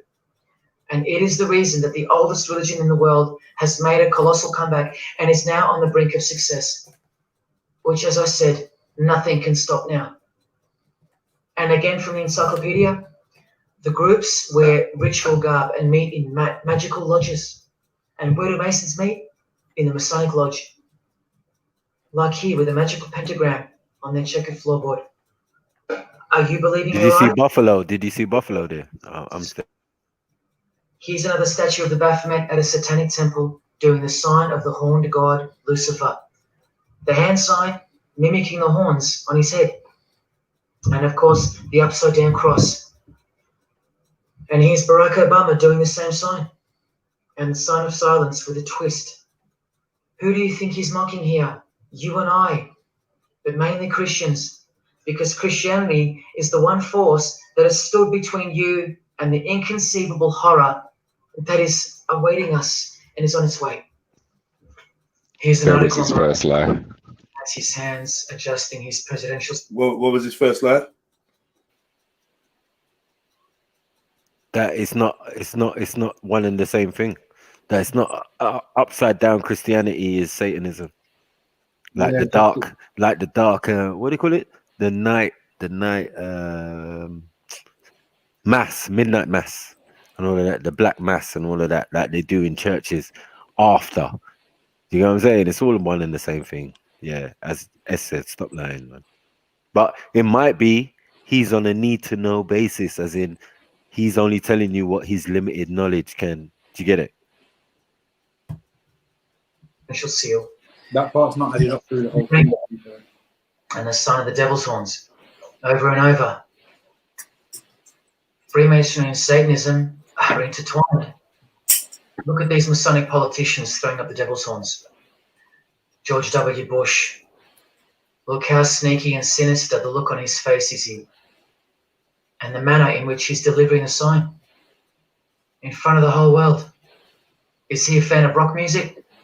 Is he saying I love you in sign language for the deaf, like some people like to say? This is his fraternal order called Skull and Bones, also known as the Order of Death, where you lie naked in a coffin with what's called a temple prostitute during initiation. Clearly a Masonic order, with this guy displaying the hidden hand of Freemasonry. In Yeah, Stanley DC Brad. Yeah, Zulu, LNG White, mad thing. Bro, come on. Prominent members of industry, including politics, as the movie goes on to show, are members of a satanic secret society. In it, he shows the members engage in an orgy and feast after the ceremony of dedication to their horned god. To identify which secret society he's referring to, he leaves the clues in the artwork. Not once, not twice, but 3 times. The one-eyed religion. And who do you think the title of the movie is dedicated to? None other than the stupid, ignorant, and uninitiated masses watching the movie. And you know it now. He knew that when we'd leave the cinema, we'd be commenting on the performance of Tom Cruise or giggling about the orgy scene or just being disappointed because the movie went too long or some other meaningless critique with eyes wide shut. Look at the cover of his other movie, A Clockwork Orange. The eye on top of the pyramid. And on his shirt, the word devil in Italian. Let me take it up a notch, in case this isn't registering. Listen to the founder of the Satanic Church, Anton LaVey, tell us in his book, The Satanic Rituals, which is a companion to the Satanic Bible, Masonic orders have contained the most influential men in many governments, and virtually every occult order has many Masonic roots. This is back in 1972, he said this. Now, 40 years later, it should read all governments, not many. And why is the founder of the Church of Satan talking about Freemasonry, the most respectable and charitable fraternity in the world, that no one seems to talk about and that we never hear about in school? This is why. Because the Satanic Ritual is a blend of Gnostic, Kabbalistic, Hermetic, and Masonic elements. That's crazy because Freemasonry is a blend of Gnostic, Kabbalistic, and Hermetic elements too. Any Masonic writer will confirm that. But how can that be? Because Freemasonry is Satanism in disguise. On page 106, every rite of the Black Order employed Masonic principles. Every rite of these Black Orders, one of which was called Freunden von Lucifer, which translates to friends of Lucifer. And guess what? There are numerous manifestations of Satanism in Masonic ritual, including the goat, the coffin, and the death's head. Please awaken, O sleeper, and let the glorious light of the truth dawn upon your sleepy eyes. How did Freemasonry get away with this? Just like Jesus, the greatest enemy of theirs, said they would, by dressing the wolves as sheep. A satanic underground, carefully cloaked in Christian trappings. That's how Freemasonry got away with it. We can't find out about it because they run the media and the education system clearly. John F. Kennedy was brutally assassinated after he attempted to inform us that we are opposed around the world by a monolithic conspiracy. Did he know that Lucifer was the god of Freemasonry? I don't know. The Grand Master of my lodge, who was the mayor of the city, was a 32nd degree Freemason. That's one short of the top, one short of the true beginning of a secret religion. And he had no idea what Freemasonry really was. After 42 years in the lodge, they never invited him into the 33rd degree initiation because he couldn't see past the Christian trappings, as they were designed to do exactly that, trap the Christian or trap anyone else who was too sensitive to behold the truth. Thus, Freemasonry could halt their progress at any time without suspicion because it's a rare thing to reach the 33rd degree, and every Freemason knows that. So that there are no rude awakenings that take place with those that aren't ready to embrace Lucifer as the true god of Freemasonry and the world. This is an ingenious system, birthed by what must have been demonic inspiration. Anton LaVey says that this ingenious system I speak of serves as a rudimentary screening process for organized Satanism. Exactly right. It's a filtering process, as I've said earlier. An international filtering process from which men and women are picked and permitted to enter the world stage. And I'm saying all this for those who naively think that politics and magic ritual do not mix. That's the founder of the Satanic Church. He admits that. Admissions that were never heeded because no one cares. How else did the Freemasons pull the wool over our eyes? The companion to the Satanic Bible tells us that as well. By filling the world with fools. And who's the biggest fool in the eyes of Freemasonry? An atheist. From the Encyclopedia of Freemasonry. One who does not believe in the existence of God. Such a state of mind can only arise from the ignorance of stupidity. All this time, you're laughing at Christians, and the Freemasons are laughing at you. Here's Brad Pitt wearing his Masonic ring and covering his eye. Now, here's a genuine quote from Brad Pitt, the Freemason. In short, I could really try on something different for myself. That was Satanism. It's working out really well. I made a pact. That's why. You don't believe him? Bob Dylan does. And the hand sign they all do. Allow me to show you what it symbolizes. And now that you know what you know, it should make sense to you. It stands for 666. Yes, indeed. Satan's number, foretold by Jesus Christ. Now just hang on, let me prove it to you. Here it is for all to see on this shirt design, worn by Guns N' Roses guitarist Slash. See the I in the middle of the 6? Repeated 3 times. That's 666. In this one, the design in the shirt is clearly demonstrated by the person wearing it. Another example, the hand sign with 3 6s on the shirt. Here's the movie poster, the hand sign and the 6 on his lapel. Connect the dots. Here's Don Cheadle, the hand sign, and here he covers one eye with the dice. What's the number on the dice that he holds toward the camera? 6. There's literally 3 6s that manifest in the hand sign itself, like this. That's why they do it. Here's Drake with the most obvious example, holding up the hand sign with the all-seeing eye of Lucifer on his bicep. And here, blatantly connecting the 6 to the hand sign on the artwork to one of his songs. The hand sign over one eye, obviously signifying a 6. This is proof. The number is mystical, and it's grounded in reality, and it's related to sex rituals within witchcraft. You'll see, I'll show you. But if that's not enough, there. Drake is clearly intending that hand sign to be a way of communicating the number 666. No, wait. How did man get 666 airline? No, what's that? I wonder why. He has everything he desires. Someone needs to cuss that barber. He doesn't hate Buddha or Muhammad. None of them do. No. Jesus is who they hate. But they protect Freemasonry by communicating its presence in their lives, not by word, but by symbols and signs. Disciples of Lucifer. While you don't believe it, they take it very seriously, and they mock you by displaying it in your face. They know the truth.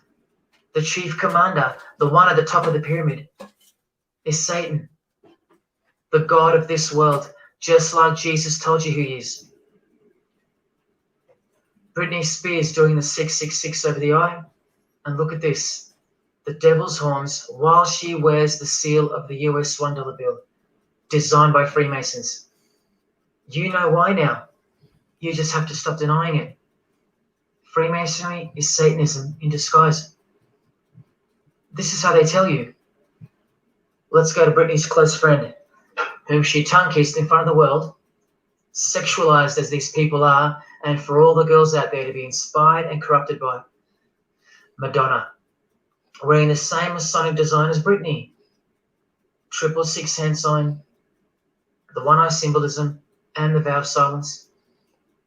The vow of silence with her fellow practitioner of witchcraft. The Masonic eye in the triangle behind her, and now the upside-down cross of Christ on her outfit. A member of the secret society who hates Jesus with a passion, as you can see here with Lucifer, the god of Freemasonry, giving her oral sex. Deep despisers of Christianity. Are you wondering why yet? The sign of the devil's horns here, meaningfully placed and done with precise intent, like with all of them. And here teaching her poor children to follow in her footsteps. Truly only God knows how many young people she's perverted in her career, all orchestrated by Freemasonry. Here's the founder of the Church of Satan again, Anton LaVey, showing the horn sign. The horned god of the witches, as illustrated by Una Woodruff in her book Witches. And here, with a member of the Agora sect of Hinduism partaking in a ritual of the oldest religion of the world. She's drinking blood here. From what? A human skull. Sound familiar? That's right.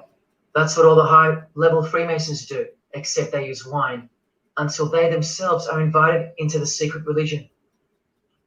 It's ritualistically done to gain magical abilities, not a myth. And look at her hand sign. It's also known as the El Diablo. Do you still think this hand sign is a joke, or it's misunderstood or misrepresented by people like me? Look at the cover of Anton's other book called Satan Speaks. Look at the eye. He has one eye emphasized. Can you see? What about the image of Lucifer in the Satanic Temple? Look at the right eye. It's darkened. You ready for this? From the Bible. And this passage is thousands of years old. Woe to the worthless shepherd. His right arm shall be completely withered, and his right eye shall be utterly darkened. Where do you think this hatred for Jesus comes from? Do you think it's because we've outgrown it? Or because it speaks the truth? Who do you think this worthless shepherd with one eye darkened is? And who said, I am the good shepherd? Who said that? Jesus Christ They is say the that shepherd with one eye. the Jal will have one eye. Just hang tight a little longer and you will see some wonder. Here's Anton LaVey with Freemason Marilyn Manson, and here's Marilyn covering his eye. In case you forgot that this is the eye of Freemasonry, the international religion they all belong to. Here he is giving the sign of the master of the second veil, the hidden hand of Freemasonry, along with his Masonic ring. You know how many presidents and journalists and common men have tried to expose Freemasonry? Or get it shut down, get it banned? Well, those days are long gone. Marilyn Manson, the Freemason who tears the Bible into pieces on stage during his performances, he captured the fundamental purpose of Freemasonry's existence very well when he said in an interview with Spin Magazine in 1996, "Hopefully I'll be remembered as the person who brought an end to Christianity," echoing the dreams of grandeur, just like his spiritual father. Now, Kesha, one-eye symbolism of Freemasonry, the eye in the triangle, and the sign of silence. So she's a member. And behold, an inverted cross in her music video, inverted cross on her outfit, and a satanic pentagram on this outfit, just like the symbol of female Freemasonry. You think none of these Freemasons look like witches? Really? And none of these witches in the making? Remember, 90% of them don't know what they're serving, or what they're doing there, or why they're taking oaths of such silence and such penalty. They had the Gmail logo on their gowns, them witches. Their allegiance to the one-eye symbolism, participating in video, influencing the masses, subtly stealing our innocence. And what's on her helmet? I thought you was gonna say G Block. And doing the Diablo with pentagrams at her concert. Anthony Bourdain with his one-eye symbolism. He was openly a hater of Christianity. And what kind of woman would suit a man like this? Well, a fellow member of the secret society who hates Christianity too, of course. Asia Argentor. One-eye symbolism, again and again. The sign of Lucifer's horns. And this pose of his image. Remember the Baphomet. There's Asia mimicking its pose, complete with the finger position. Creatures with breasts and an erect penis and a goat's head. You know, things you find normal now. Thanks to international Freemasonry, normalizing evil and filth through multiple levels of and avenues of propaganda and influence, including television, movies, music videos, schools, education, through legislation, through passing of laws. You saying, Jed, is that why Callum's sad these days? My favorite idols. Why is Callum sad? Chris Hemsworth. Just your everyday. He ain't been himself. I'm afraid not. One-eye symbolism. Not doing signs no more. Sign of silence. Both of which mean he's taken all the disgusting oaths of Freemasonry under the penalty of death, thus catapulting him over the competition, never to promote Christian values or Jesus Christ again. The 666 hand sign, and now, see how the hand symbol makes sense? Remember her, who was married to this Freemason, who's best friends with this Freemason.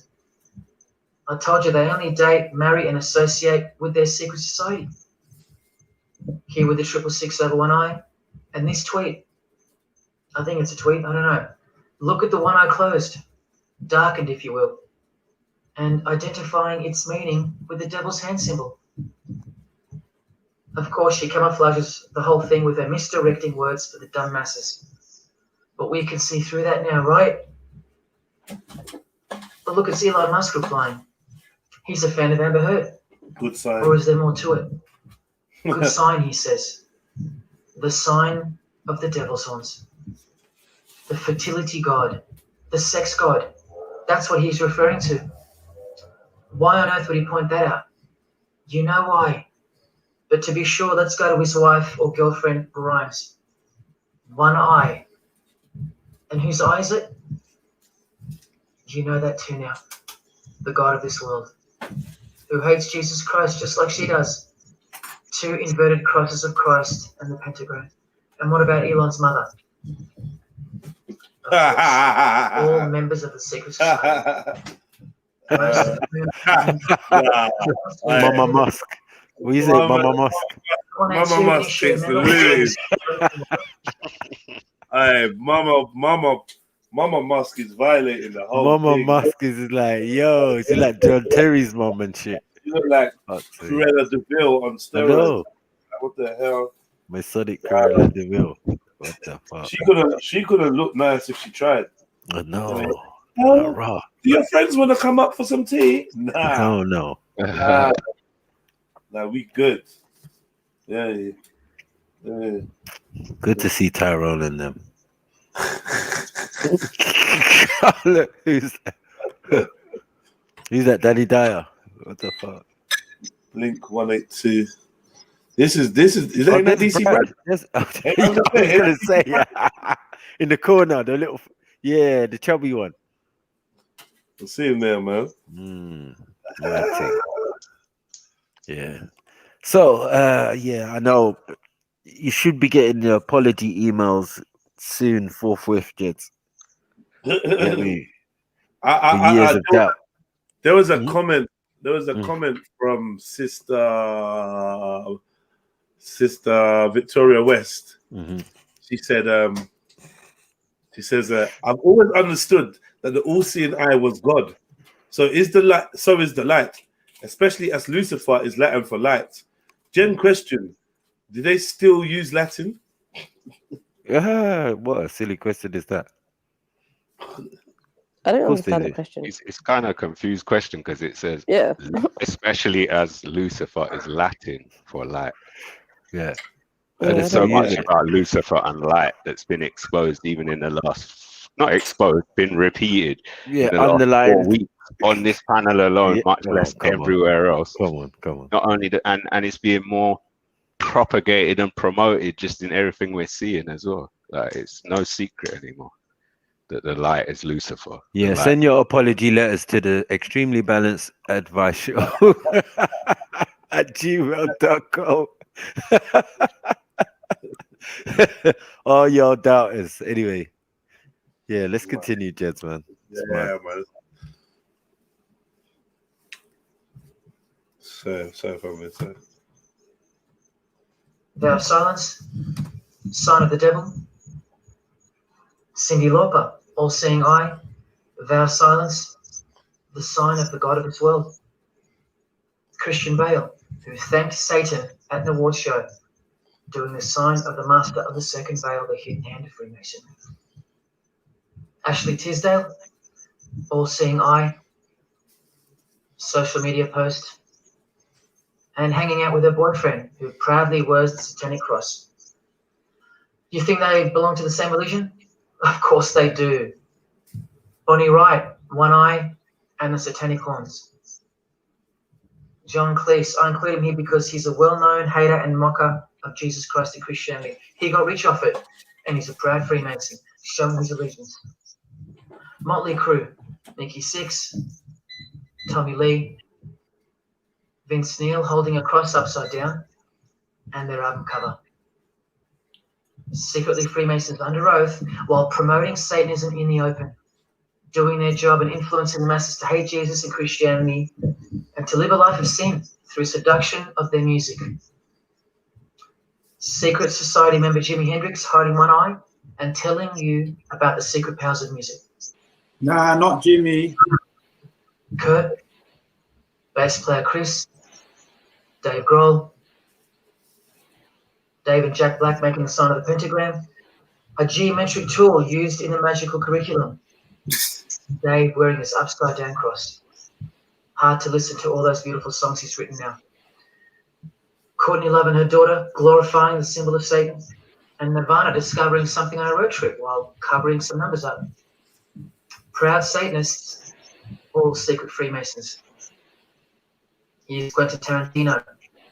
Now that we know what we know, can you see through this picture to reach its true meaning?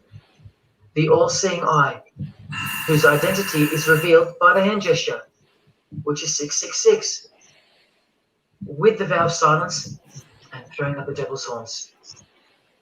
which I hope you can finally see means something. Share. Can this get any more obvious now? The sign of the vow of silence being made with the sign of the devil, telling you that the secret which isn't to be spoken of is Lucifer, right there in front of you. Speaking through signs and symbols, like Confucius said, signs and symbols rule the world, not words nor laws.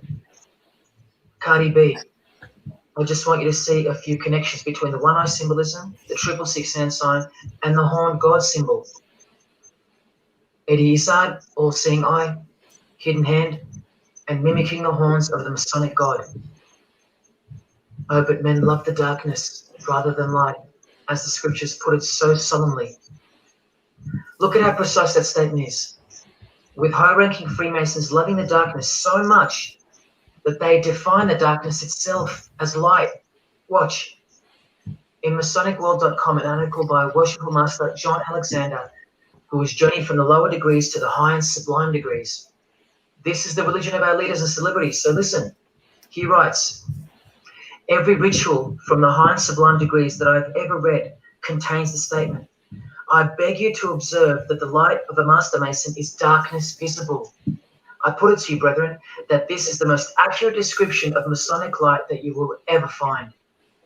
Think about what you just heard, because this is what they learn. Masonic light is darkness. And this is before they enter the real religion of Freemasonry, Satanism. That's why in the high degrees, the ritual states to the candidate, I beg of you to observe, meaning to ponder, to contemplate what they mean by the statement. My 32nd degree Grand Master, he never understood. And they don't push you, remember? It's all a screening process to weed out the weaklings who can't handle the truth.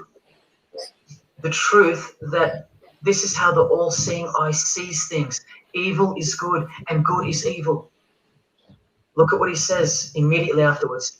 In keeping with our normal Masonic practice of burying our important truths deeply, the ritual sets out to immediately disguise this truth. Usually people bury their lies, but Masons bury their truths. Because their truth is that God is the devil and that we are in hell. So everything has to be flipped on its head in order for things to make sense in this place where lust creates life, where might is right, where compassion is weakness, and of course, in order to succeed. Look here, with another Freemason of the highest degree, Helena Blavatsky, she writes in her book, The Secret Doctrine. Doctrine means belief. So the book is called The Secret Belief. The Secret Belief of Freemasonry. She says, the sons of God, of whom Satan was one, all those spiritual beings were called angels of darkness because that darkness is absolute light. Do you see how far they go to protect and glorify the darkness? Because men love darkness rather than light. These times with curtains drawn. Next door or some minor cult. Curtains drawn and that. And I really wouldn't care this much. But these are not randoms. These are our heroes. These are those who have crept into the power structure very slowly since 1717, when the first Masonic Grand Lodge was organized. Quickly, yeah. Overthrow Christianity and the world. These are those who we admire. Trust. Yeah, there's a book that I was reading, yeah. Hang on, baby. Something, oh shit, I can't remember. I'll find it, I'll read it out when I find it, yeah. But it was basically a guy who was working in the church, and he said something on the lines, it's like the absolute darkness or the oh shit, that's just mad. That's just mad. Let me find it and I'll come back. Sorry, I can't for no reason. You love to do that though. That's like your I know, it's like Tourette's, isn't it? It's bad. Proper like Tourette's. Hang on, I'll find it. It's on my phone. It won't take long. It's like, yo, I need to talk. Yo. Yep. Jess. Yo. No, forget it. Now the worst one is when you start talking and you mute up straight away. Like, hold on, one sec. I know it. Sorry. No, it's because in my head it's like it's all laid out perfectly, and then I speak and it comes out shit. Fuck's sake, where is it? Oh, sorry, I'm gonna have to look for it, and then I'll have to unmute them. No pressure. Oh, I found it. Right. Right, it is called the Theologia Mystica. This course is on the treatise of St. Dionysius. Thou Trinity beyond being, direct us to the height of mystical revelation, sublime beyond all thought and light, wherein the simple, absolute, and immutable mysteries of divine truth are hidden in the translucent darkness of that silence which revealeth in secret. For this darkness, though of deepest obscurity, is yet radiantly clear, and though beyond touch and sight, it overfills our unseeing minds with splendors of transcendent beauty. Yeah, I just thought of that as Yeah, exactly what they're saying. They say the same thing. It's mad. What book is that you're reading from? It's just it's called Theologia Mystica. Something to do with Osho, however you say his name. Osho. Yeah, Osho. Yeah, but it was Alan Watts. I was trying to get that, but I couldn't find it, and this came up as a PDF, so I just downloaded this. But I never got to see the Alan Watts one. But I found and that was those who perverted our culture with one hand, the hidden hand, while upholding it with the other hand. So you can never call them out because they run charities, nursing homes, and children's hospitals in the open, while they propagate smut, violence, debt, and of course atheism in secret. While a plethora of everyday distractions are endlessly supplied to us through entertainment and news, plowing through our lives. That's political Freemasonry, politicizing everything, including entertainment, supplying you with their heroes and their idols. And now that 95% of the world have been spiritually disarmed by thinking, oh, the world is a good place and Jesus is a myth, they've rigged our infrastructure and they're about to bring it down so they can build up their new world from the ashes. A completely new system of life on this planet is coming. I promise you that.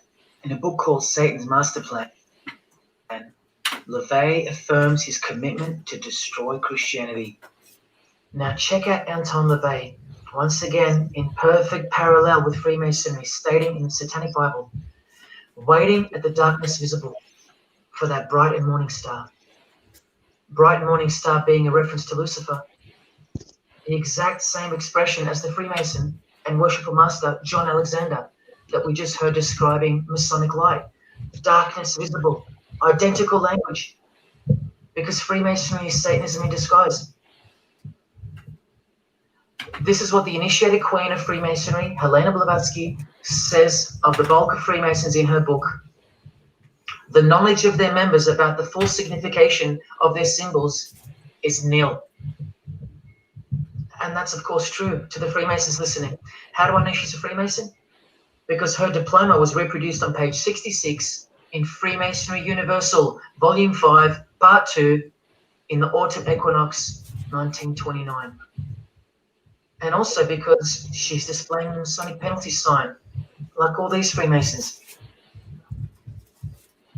Drew Barrymore, all-seeing eye, vow of silence. And see, the symbol of her secret god. Elijah Wood, one eye, hidden hand of Freemasonry, and the devil's horns.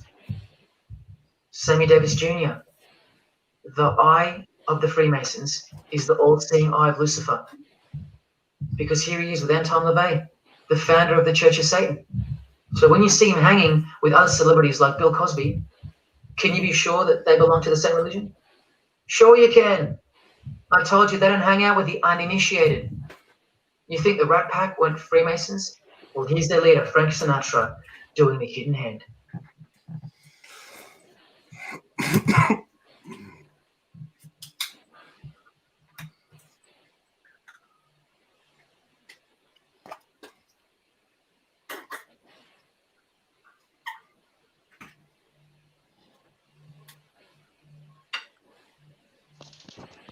Wow.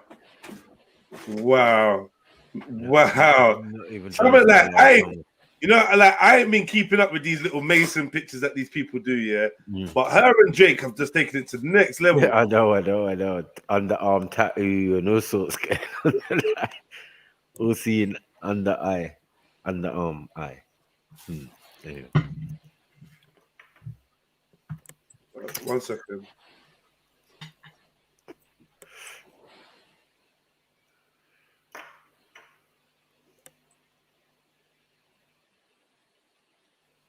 See how it's all connected? Hinduism, Far East. You know what I'm saying? Masonry, Madame Blavatsky. You get me? You hear these words being said by us many, many, many times. You're gonna learn. You're gonna learn today. You're gonna learn today by Anton LaVey. She's the theosophy woman, isn't it? Blavatsky. She's a mystic, actually. Yeah.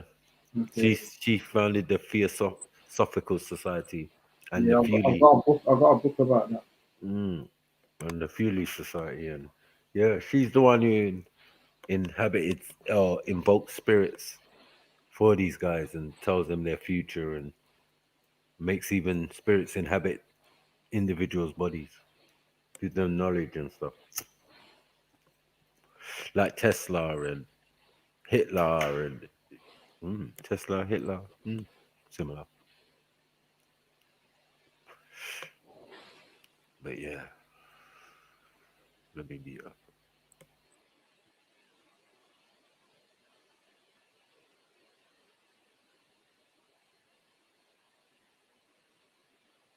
It was fantastic, but I can't really tell you anything else. But it was. I know I can't. It's very secretive.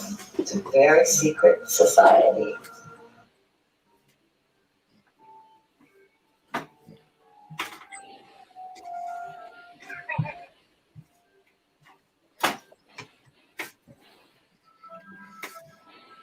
We did need it really, did it?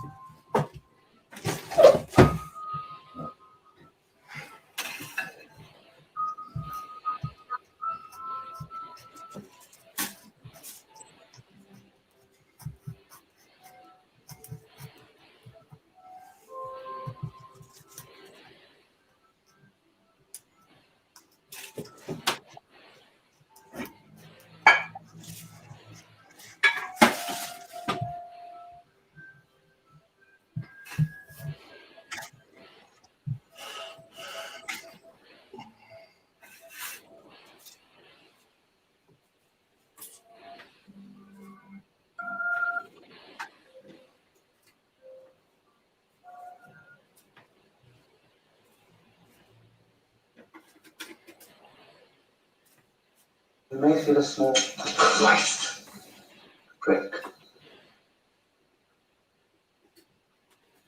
Light prick.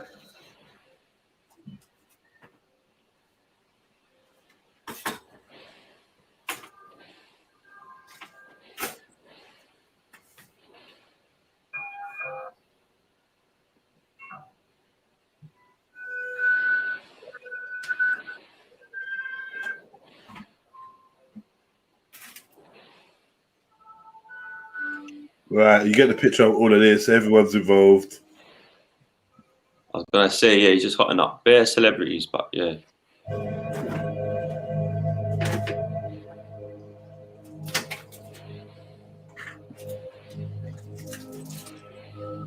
Man had Masonic speedboat. Yeah. You see, with a lot of these ones, like, they're from like shoots and stuff. Could it be that they were directed? Not Bruh. but you know what I mean? Like, it's more down Bruh, they're everywhere, man. They do it every time. They do it in their own WhatsApp, whatever. Yeah, Instagram, they do it themselves.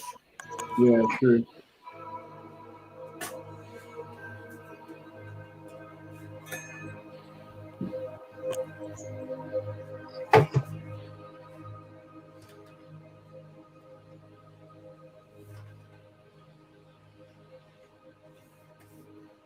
There is a fork in the road that's approaching you, and you can stay on the path which curves to the left by denying the existence of Satanism in the fullness that you've been shown. Or you can surrender to the truth and take the right-hand path. Now, where that road could lead is the sweetest risk you'll ever take. Are you still pretending that this one-eye religion of Freemasonry isn't Luciferianism? See, this here is the biggest obstacle you'll ever face. The very thing that could lead you to the prize is the very thing that will keep you from it. The reality of international Satanism. In the shadow of Christianity, Satanism has always been there. With every church that sprung up, so did its invisible enemy, the Satanic Church, growing out of sight and out of mind from this to this. And Christianity has long been deprived of its power, as clearly demonstrable by the absolute lack of preaching against the institution of Freemasonry. Satanism's magic cloak, Satanism's magic trick, that's Freemasonry. And how they are laughing for now. So Freemasons are at the helm of the power structure of society, which means Satanism rules. And they're making their move for the new order of the ages.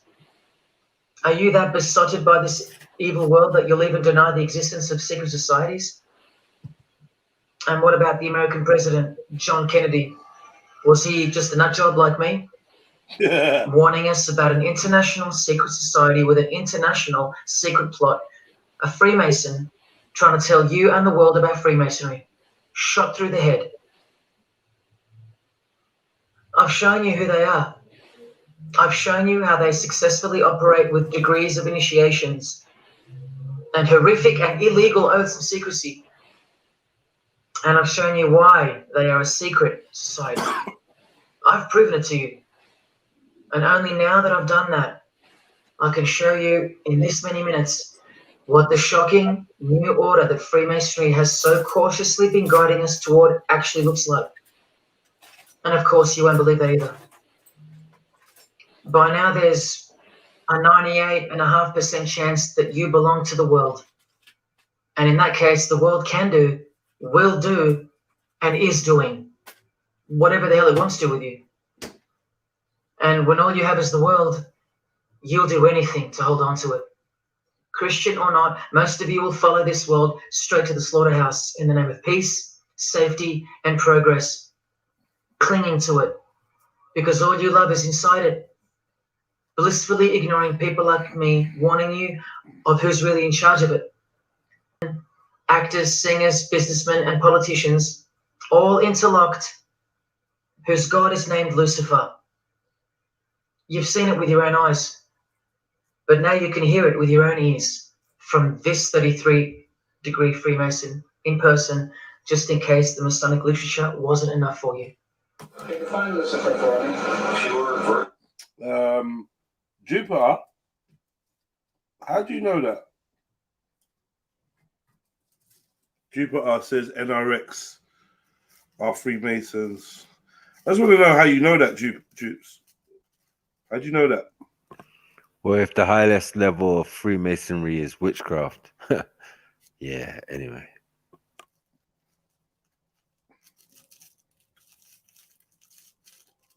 Big up Mohib. How do you know that I nearly quoted you. How do you know that NRX are Freemasons?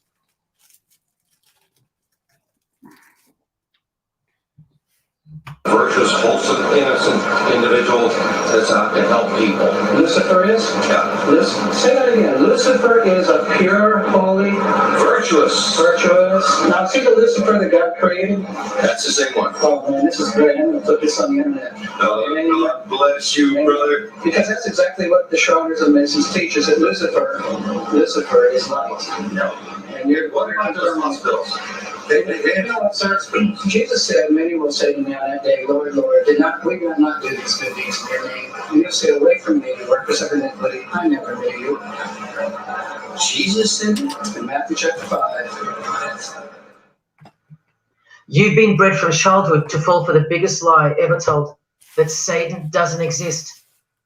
And if Satan doesn't exist, well, then neither does Jesus. And while your heroes and idols know full well that they do exist. And when I say you've been bred from childhood, I mean just that. Walter Disney was a high-ranking Freemason. He's a Masonic stamp dedicated to him, and he's very exclusive Club 33, which stands for the 33 degrees of Freemasonry. And who's the god of the 33rd degree Freemason? Walt Disney. Well, Walter hides the answer in plain sight, because that's what Freemasons do. Firstly, the god of Mr. Disney is wicked. See how they veil evil with a cloak of innocence? What does the word veil itself conceal? Secondly, Walter's god is horny, symbolized by the horned god of the witches. And we all know Walt Disney loves magic, which is witchcraft. So the depictions of sex are hidden in plain sight as well. Remember, lust produces life, not love. So lust is purity. Lust is love for the high degree Freemason. And thirdly, he hides the number of his god's name in the open as well. No, that's not a 666 he's seeing interwoven in the design. That would be ridiculous, wouldn't it?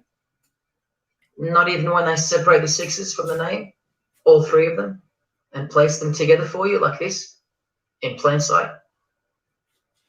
No, not even then will people see. Do you think things are any better 50 years later? Here's the eye of Lucifer in the Nickelodeon channel, and his lightning flash. Remember what they actually believe about Satan. From Freemason Helena Blavatsky's book, The Secret Doctrine, meaning the secret belief. Who is Satan? He is the angel who was proud enough to believe himself God. Braves independence at the price of eternal suffering and torture. Beautiful enough to have adored himself in full divine light. Strong enough to still reign in darkness amidst agony. Helena Blavatsky is suggested as recommended reading by the Encyclopedia of Freemasonry right here. And the Grand Pontiff of Universal Freemasonry, speaking of Lucifer, Satan, and the devil on page 407, writes that to the initiate, the devil is the instrument of liberty or free will. That's who Lucifer is to them, okay? To show you how little you know of who you're dealing with and the extent of this religion's influence and power, not to mention their plans, let me jump ahead for a minute. Watch this. This is Lucius Trust. The Lucius Trust is a non-for-profit service organization incorporated in the United States in 1922. And their objective from Lucius Trust website, dedicated to the establishment of a new and better way of life for everyone in the world, based on the fulfillment of the divine plan for humanity. The divine plan, a new way of life, like a new world system, like a new order. Now, you want to see who they work for? The Lucius Trust has consultative status with the Economic and Social Council of the United Nations. The United Nations, the UN. They consult the United Nations of the world. They advise the United Nations of the world. Now look at this. The Lucius Trust's publishing company was founded in the early 1920s as Lucifer Publishing Company. The Lucius Trust says that the name was probably chosen to honor Lucifer. What on earth does a modern day consultant to the most powerful and progressive force engaged in uniting all nations under one banner, the UN, have to do with the fallen angel of the Holy Bible? The one that Jesus Christ told us would manifest on earth as a world ruler to deceive the whole world into a new world system. Yes, that angel. Why on earth would they honor that angel? Well, that's easy. They were founded by Freemasons. Incorporated into the United States by Alice Bailey and her husband, Foster. Well, here's a book written by Foster the Freemason, The Spirit of Freemasonry, published by Lucius Press, also known as Lucifer Publishing. And one last thing. If you dig a little, you'll find an article on their website, The Esoteric Meaning of Lucifer. on a modern company website with consultative powers to the United Nations of all things. Wow, I really hope you're seeing this. In the article, it states that the Baileys had enormous respect for H.P. Blavatsky, who stated in her renowned occult book, The Secret Doctrine, on page 245, in a chapter called Holy Satan. It is Satan who is the God of our planet and the only God. Then the article goes on to say that the Baileys sought to elicit a deeper understanding of the sacrifice made by Lucifer. Everything has been reversed. Evil is good, Jesus is the enemy, and Lucifer sacrificed himself for you, not Jesus Christ, the one who washed the feet of his disciples and the only one they fear. Modern progressive atheists do not influence world events, people. Satanists do. Remember the goal of the Lucius Trust? The fulfillment of the divine plan for humanity.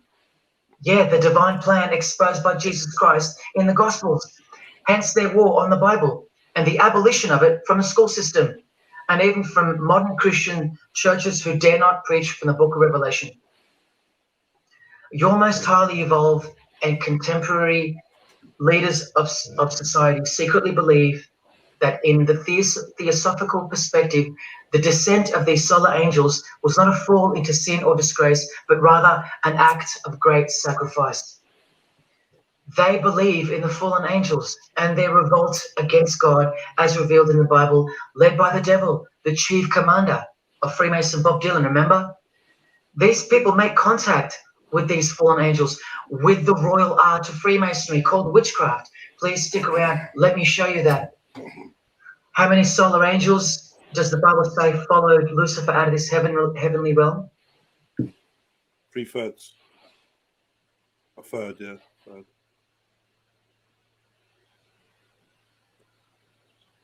A third of the angels makes 33%. Does that number sound familiar yet? 33 degrees of Freemasonry. Hold on.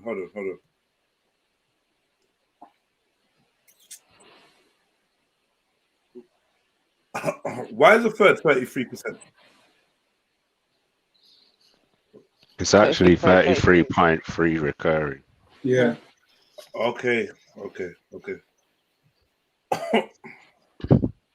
You see this guy, yeah? If he knows all the stuff he knows, why doesn't he get the biblical link? Why doesn't he get what? The biblical link. I don't get what you mean. Like the age of Jesus. Like, why does he still think? Why is he still connected to like the Bible as like the way out of all of this? Yeah, that's his outlet, man. Leave him to it, man. You know what I'm saying? It's about his understanding of Satan. I know it's a bit irritating. I know it's a bit irritating, and it's his interpretation, but yeah, that's how he sees it until they drag him back in. Okay, so make him know what it's really about. Okay, but if it isn't Christianity, what is not that then? Sorry, what is not that? What is not? What do you mean? Yes, like there's many other systems that have a Messiah type figure, you know, that are older than these concepts. So you know, there's also that. Yeah, but no, what I mean is that how can I explain it? Like with what he's talking about Freemasons and Satanism and Luciferian and da. What isn't that? What isn't Luciferianism and Satanism? You got to ask better questions, you know, Sash. That is. No. Can someone answer it though? Because I can't seem to get that question. What do you mean? Which mainstream institution isn't in honor? You got to pose your question. I know. It's when it comes out, it's different. I think you should form your questions better. Is what I'm saying. But do you get what I'm saying though? If I did, I would have just answered. Yeah. Fuck's sake. You know, but no, how can you not get what I'm saying? What is not that? Don't you think it's really a danger? Don't you think it's dangerous for people to assume what you're saying?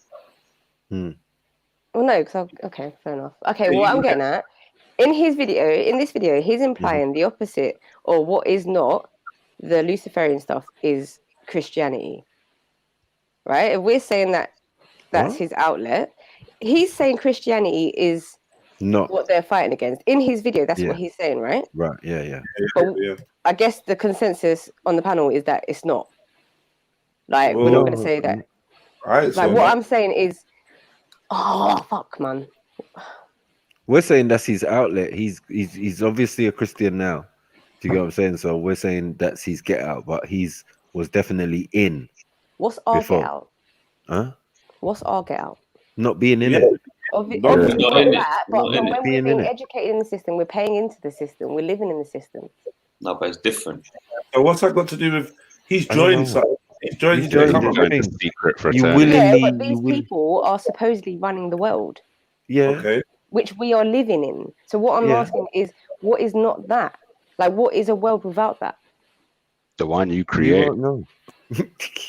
You won't know until you create Literally, it, or the until you space you leave create. that space or that environment that they created. Space, yeah.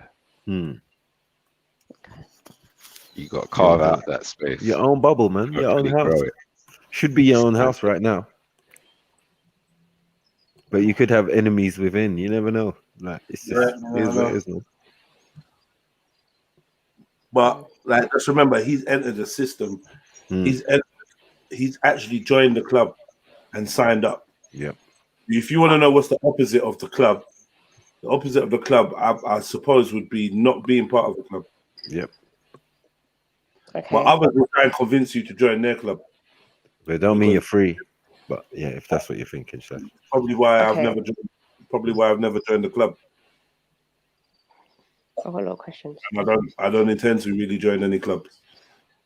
So yeah, I would say the opposite of joining a gang is not being in a gang. Mm. And if your ends are ruled by a gang, I mean, you can try and join the police, but that's a bigger gang. So common sense will tell you that your power would be within remaining a neutral individual, not involved in the gang activity. That's all you can do. But you still live in the area where it's gang controlled, and that's where it is. Unless you're looking to kill all the gang members and run your ends yourself, which is another possibility. Kill all the gang members, make a gruesome, horrible mess and statement with their bodies, and say from this day forward, we're not doing gangs no more. But you can't write off the fact that three streets down from you, your neighbors are creating a secret gang. And the gang is the don't let Sasha know gang. You get me? Yeah. That's the story of the Freemasons. That's the story they put out there, which is another crock of shit. Oh, we were persecuted. We were this and that. In it though. But you every facet of society, Matty. We ran underground, and everybody hated us, and we're the charity workers. That's their story. Their story is that they were killed, they were humiliated, they were whatever, and had to run underground and lay dormant and hide because big, bad, powerful people were trying to kill them. You know what I mean? That's all part of their backstory.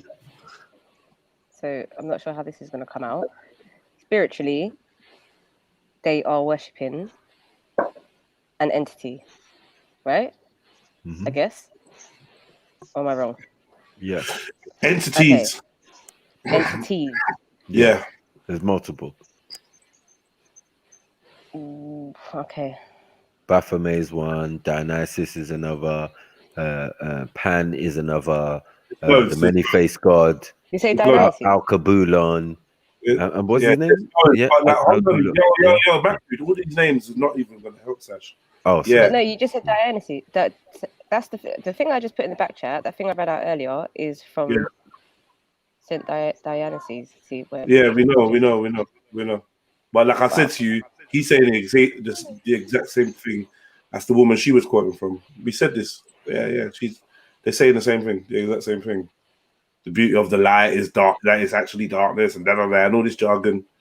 Like man said, like you probably need another dictionary to translate what they're fucking saying, because they're not going to speak in straight terms. And what I would say is their deepest secrets, they never speak out loud. Not in English, not in the language that you can understand. Exactly. They be speaking they be speaking in tongues in different realms, astral projecting and talking to each other there. They ain't telling you, they ain't talking to you get me? It's never gonna get it's never gonna get that funky, like it's never gonna get that real. Do you know what I mean? Remember when I said that the Nigerian politicians have to go and spend 3 years in India doing psychic protection, right? Right. That's Learning the dark arts. You get me? For the UN. You get me? For the UN. That same go to the UN. Hold on. That Dionysus, you're saying? What was you gonna say? He was the Pope. Okay. Then Saint Dionysius was a bishop in Catholic. Was the 14th Pope. He's just taking the name of a certain figure. Dionysus. Yeah, but he was also a Pope of Catholic Church. So, okay. I guess again, I want to ask this: like, so they're worshiping deities, whatever. Yeah. What would be if they weren't worshiping? What is not deities? Like, what is an atheist? And they're not on it. I don't get it, man. Huh? But what is it you'd look like? Why do you need to know what is not that, other than not being part of it? Yeah. What is it that you're looking? Why does there have to be some other it's thing? a web, isn't it? It's a web that's interlocked into everything, into most things that we see day to day. Yeah, like, but you're not symbols, involved in like our own. Of course, we're not involved in it. But what I'm saying, like even like Gmail, for example. So all these things they're pushing on us, and I just, what is not that? Like, what isn't it? Like, I want to say nature. Is it that simple? It used to be. Is it that simple? You know what I'm saying? Like, I just. No, it's also your abilities. Remember that your abilities have been dampened down. Now you need mobile phone. You know what I'm saying? Where you could psychically think in past generations. And I want to say the Most High, innit? That's what I want to say. I know exactly what you're saying, Sash. And from my perspective, this is what I'm saying, that when speaking to Jupiter or whatever, we got to a point where I was like, not like, I don't really see information. There's no information that really scares me, not as of yet, but I'm sure it exists, right? But I'm just aware that not everybody can handle or is designed for the same level of information as maybe I can handle. And that's not to say I can handle some large amount. I'm just saying that for me, I'm all right. And I seem to have come across a lot of information, and it hasn't sent me completely off the edge. I know some man them that's read a book and they've never been the same again. I know some man them that's watched a film and never been the same again. So maybe the thought process that sparked off in their mind unveiled some huge truth that just shocked their system and fucked them up. Maybe they, do you know what I mean? Because they do seem to be kind of gifted people at the same time. So I'm not going to deny them that. But what I would say is, I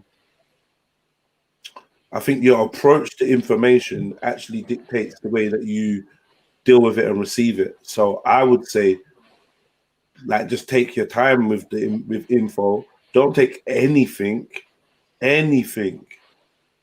for gospel. Even these not telling you Lucifer's bad and the devil's bad and all that. Don't take it for gospel. I'm comfortable with that conclusion after some research and some personal life experiences. But you always have to let that be your guide. Don't let no man be your guide. Don't let no human be your guide. Don't trust what Jedi says or Maku or S. And more importantly, find your anchor of self before you start being pushed about by the waves of information, before you start being tossed around in the pool of info. Find your anchor within self, and so that you're not attaching your personality to any information. I find that I had a process of detaching, many years of detaching and unlearning and stripping away the programming that was set up for me, right? And I think that's something that some of us do accidentally, some of us can do simultaneously while learning, and some people just need to actually pump the brakes and unlearn so that they don't have personal ego egotistic connections to past information or new information. So you're not searching for information to discover who you are. That's a mistake. You already are who you are. See it as rediscovering, see it as exploring. And at the end of the day, when someone asks you, what do you know? Be comfortable within yourself to say you know nothing. It's not a competition. Sometimes you hear people talking, and you might know the answers, or you might think you know the answers, but it's not a competition. And it stops you from closing your ears to new info, stops you from thinking that you know it all, and it also stops you from having your foundations rocked. Because your foundations, for me personally, this is the personal thing I'm saying, foundations shouldn't be based on knowledge or information. Your identity should not be based on some outward information of, oh, this spirit or this continent or that continent or this system or that system. That's not who you are. None of these things are who you are. So if you can separate the two, then you'd be fine. If you find that you have like an attachment that's forcing you to like that you're searching to find out who you are, and it gets you all frustrated and all that, and it's like it's too much. It's not supposed to be like that. Yeah, you need to observe and not absorb. You need to observe all this information and still go to sleep and be able to believe what you believed yesterday. Or you need to be able to observe this information and throw out everything that you thought you knew yesterday and start contemplating this new info. Either way, you are the stoic, ice cold fixture that observes these things. You are not these things. You understand what I'm saying to you, Sash? Yeah. Because ultimately, Jedi don't know whether he's right or wrong. I can't speak for them, man, because that'd be an insult to say that to them. But I tell you this hand on heart, I don't know whether I'm right or wrong. If you really want to wage your soul on some shit, if you really want to put your money down on some shit, I ain't gonna tell you I know fuck all, right? Because the minute that you think you know something, you don't know fuck all. You don't know nothing. You're the blindest in the room when you think you can see all the angles. Stay away from ego. Don't let ego trap you, because a lot of this information stuff turns man them egotistical and boastful, and it becomes a competition of I know this, I know that, I know this. That's dead. That's dead. That's not even what it's for. You get me? So yeah, play with the info, discover, learn, pick and choose, you know, resonate with what vibes with you, and yada yada yada. Have open conversations, but don't let it shake your foundations, because your foundations should not and are not based on these pieces of information. They're not based on that. None of it is. And people that do base their personalities on information and whatever, they end up just getting nuts or just being complete dickheads. Do you know what I mean? Because they know it all, or like, you know what I'm trying to say. You know what I'm trying to say, right? So, yep. With that being said, you're looking for the opposite of what these men are doing. And like I was asked earlier, like for me, from my point of view, I'm absolutely sure that spirits exist. I'm absolutely sure that demonic energies exist. I cannot tell you that I've met or experienced an angel. I can't tell you that. That's not to say they don't exist, but from my understanding and like my little hypothesis that I've got in my head is that there's a reason why the fuckeries, because I always understood the material world to be the gross, vulgar world. So it's funny how in his speech, this is how the Freemasons view the uninitiated. Yeah, because I've always viewed it as, and I'm not sure where I got this concept from, that the things that go out of their way to prove to you are real are the fakest things.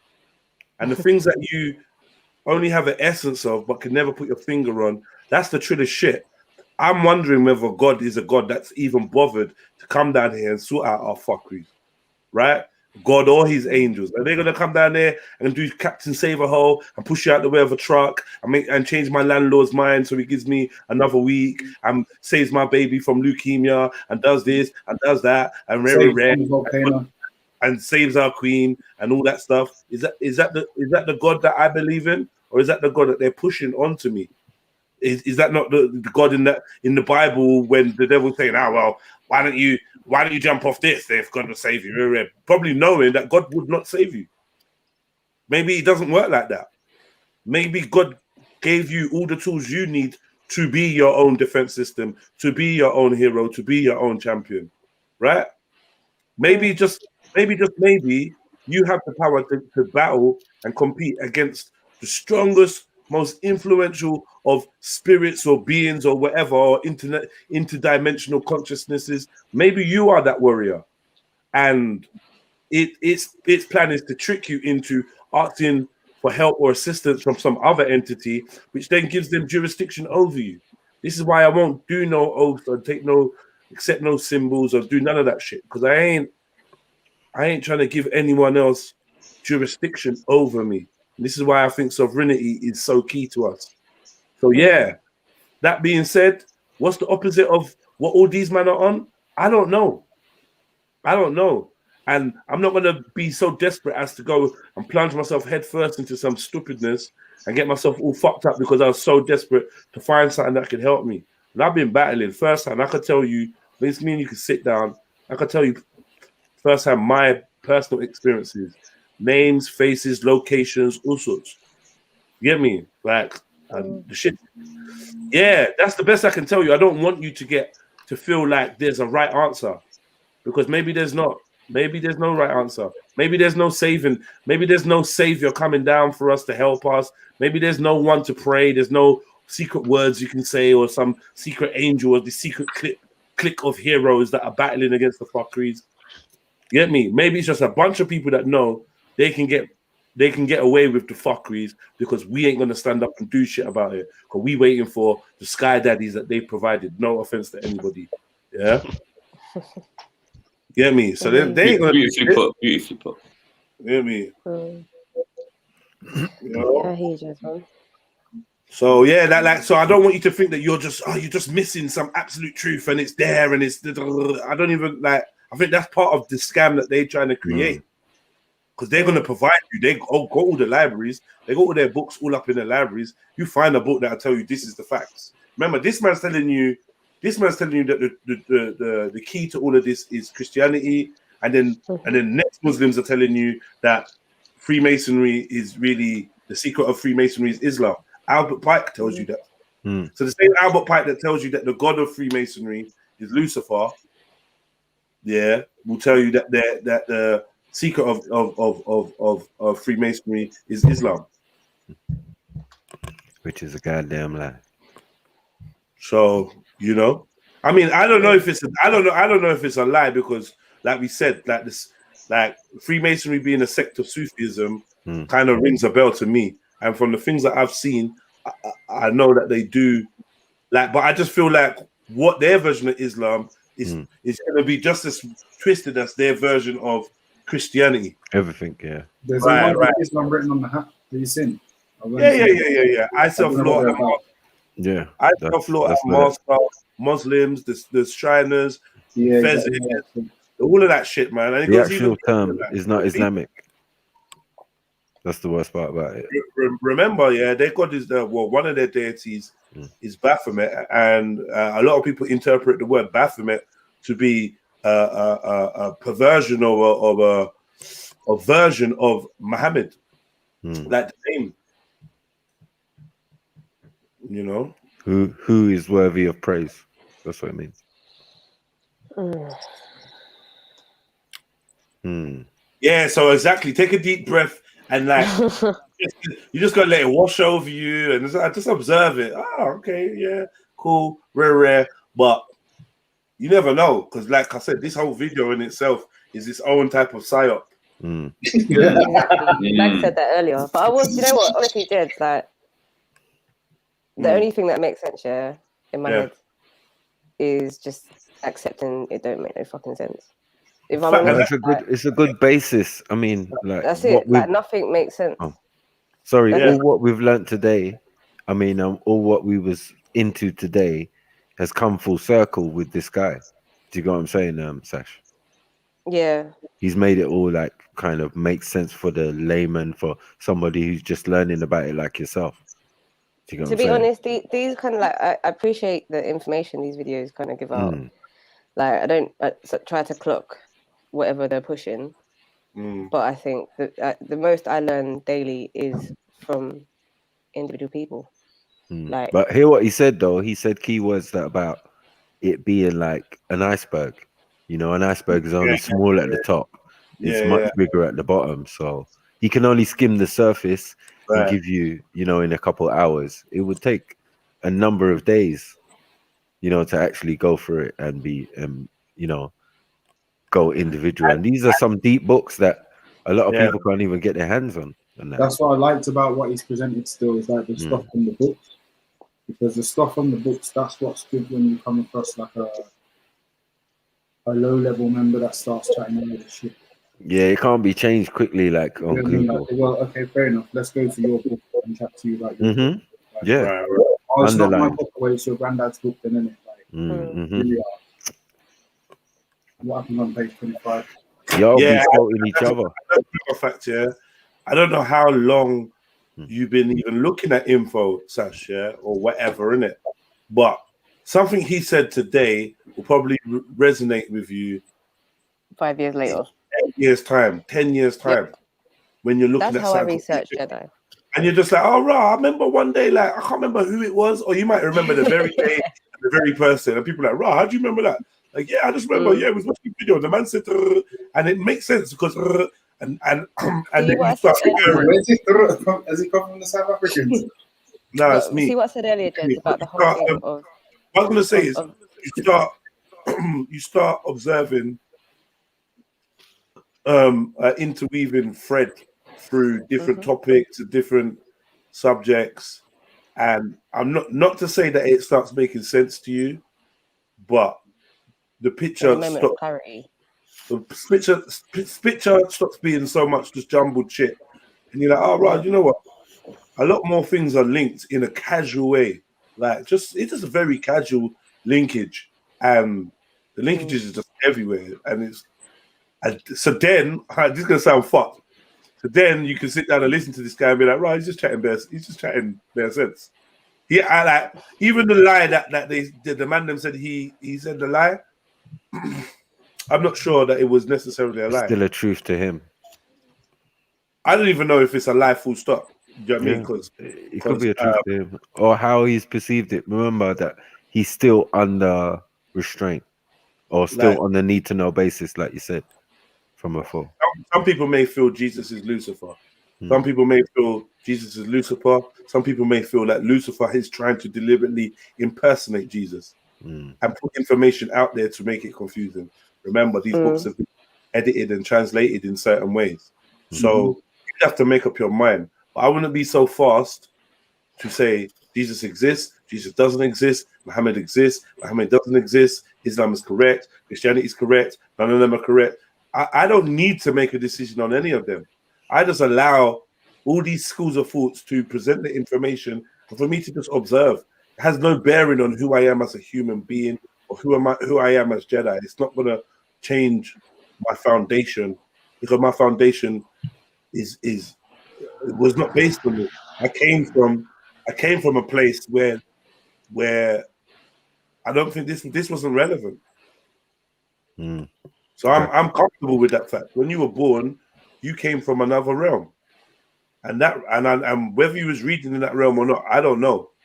But just be like a baby, man. Just allow yourself for things to be what they are. We love info. We love discussing these things. We can talk about it passionately. We did it there. At the end of the day, like I said, man, none of this shit should ever rock your foundations, because your foundation should never be built on any of this information. Never, ever, ever, ever. That's and other people do build their foundations on these things, and that's fine for them. That's cool, isn't it? And that's no disrespect. If you're like, no, I'm 100%, I believe this, and rare, it's cool. But when we talk and we look face to face, I see through all of that. I see through all of the peer pressure to be part of a certain religion, or to type like you're doing certain things in your religion, or act like. I see through it. I see through all the capital letters, like trying to be super assured that this is the truth. Look, this is it. Rare. Like, nah, man, that's all fake. All fake. I'll sit with you and tell you about my doubts and my concerns and my unsureness, and you tell me about your doubts and your concerns and your unsureness, and that's the realest shit we could ever share.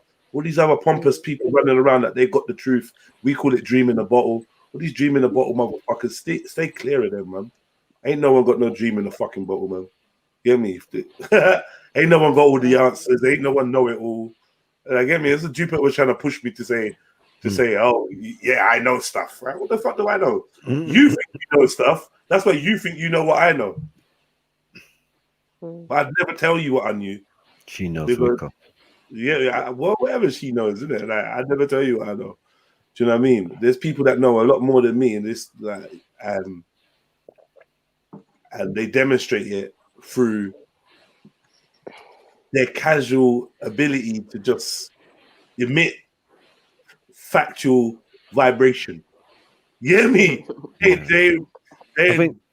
They ain't running around trying to tell you, yeah, I'm right, and this is it, and that's long. They just admit this idea of non-compliance that people don't understand, that we apply to certain things. I think we apply to these such realms and such situations where we come from. Do you get it?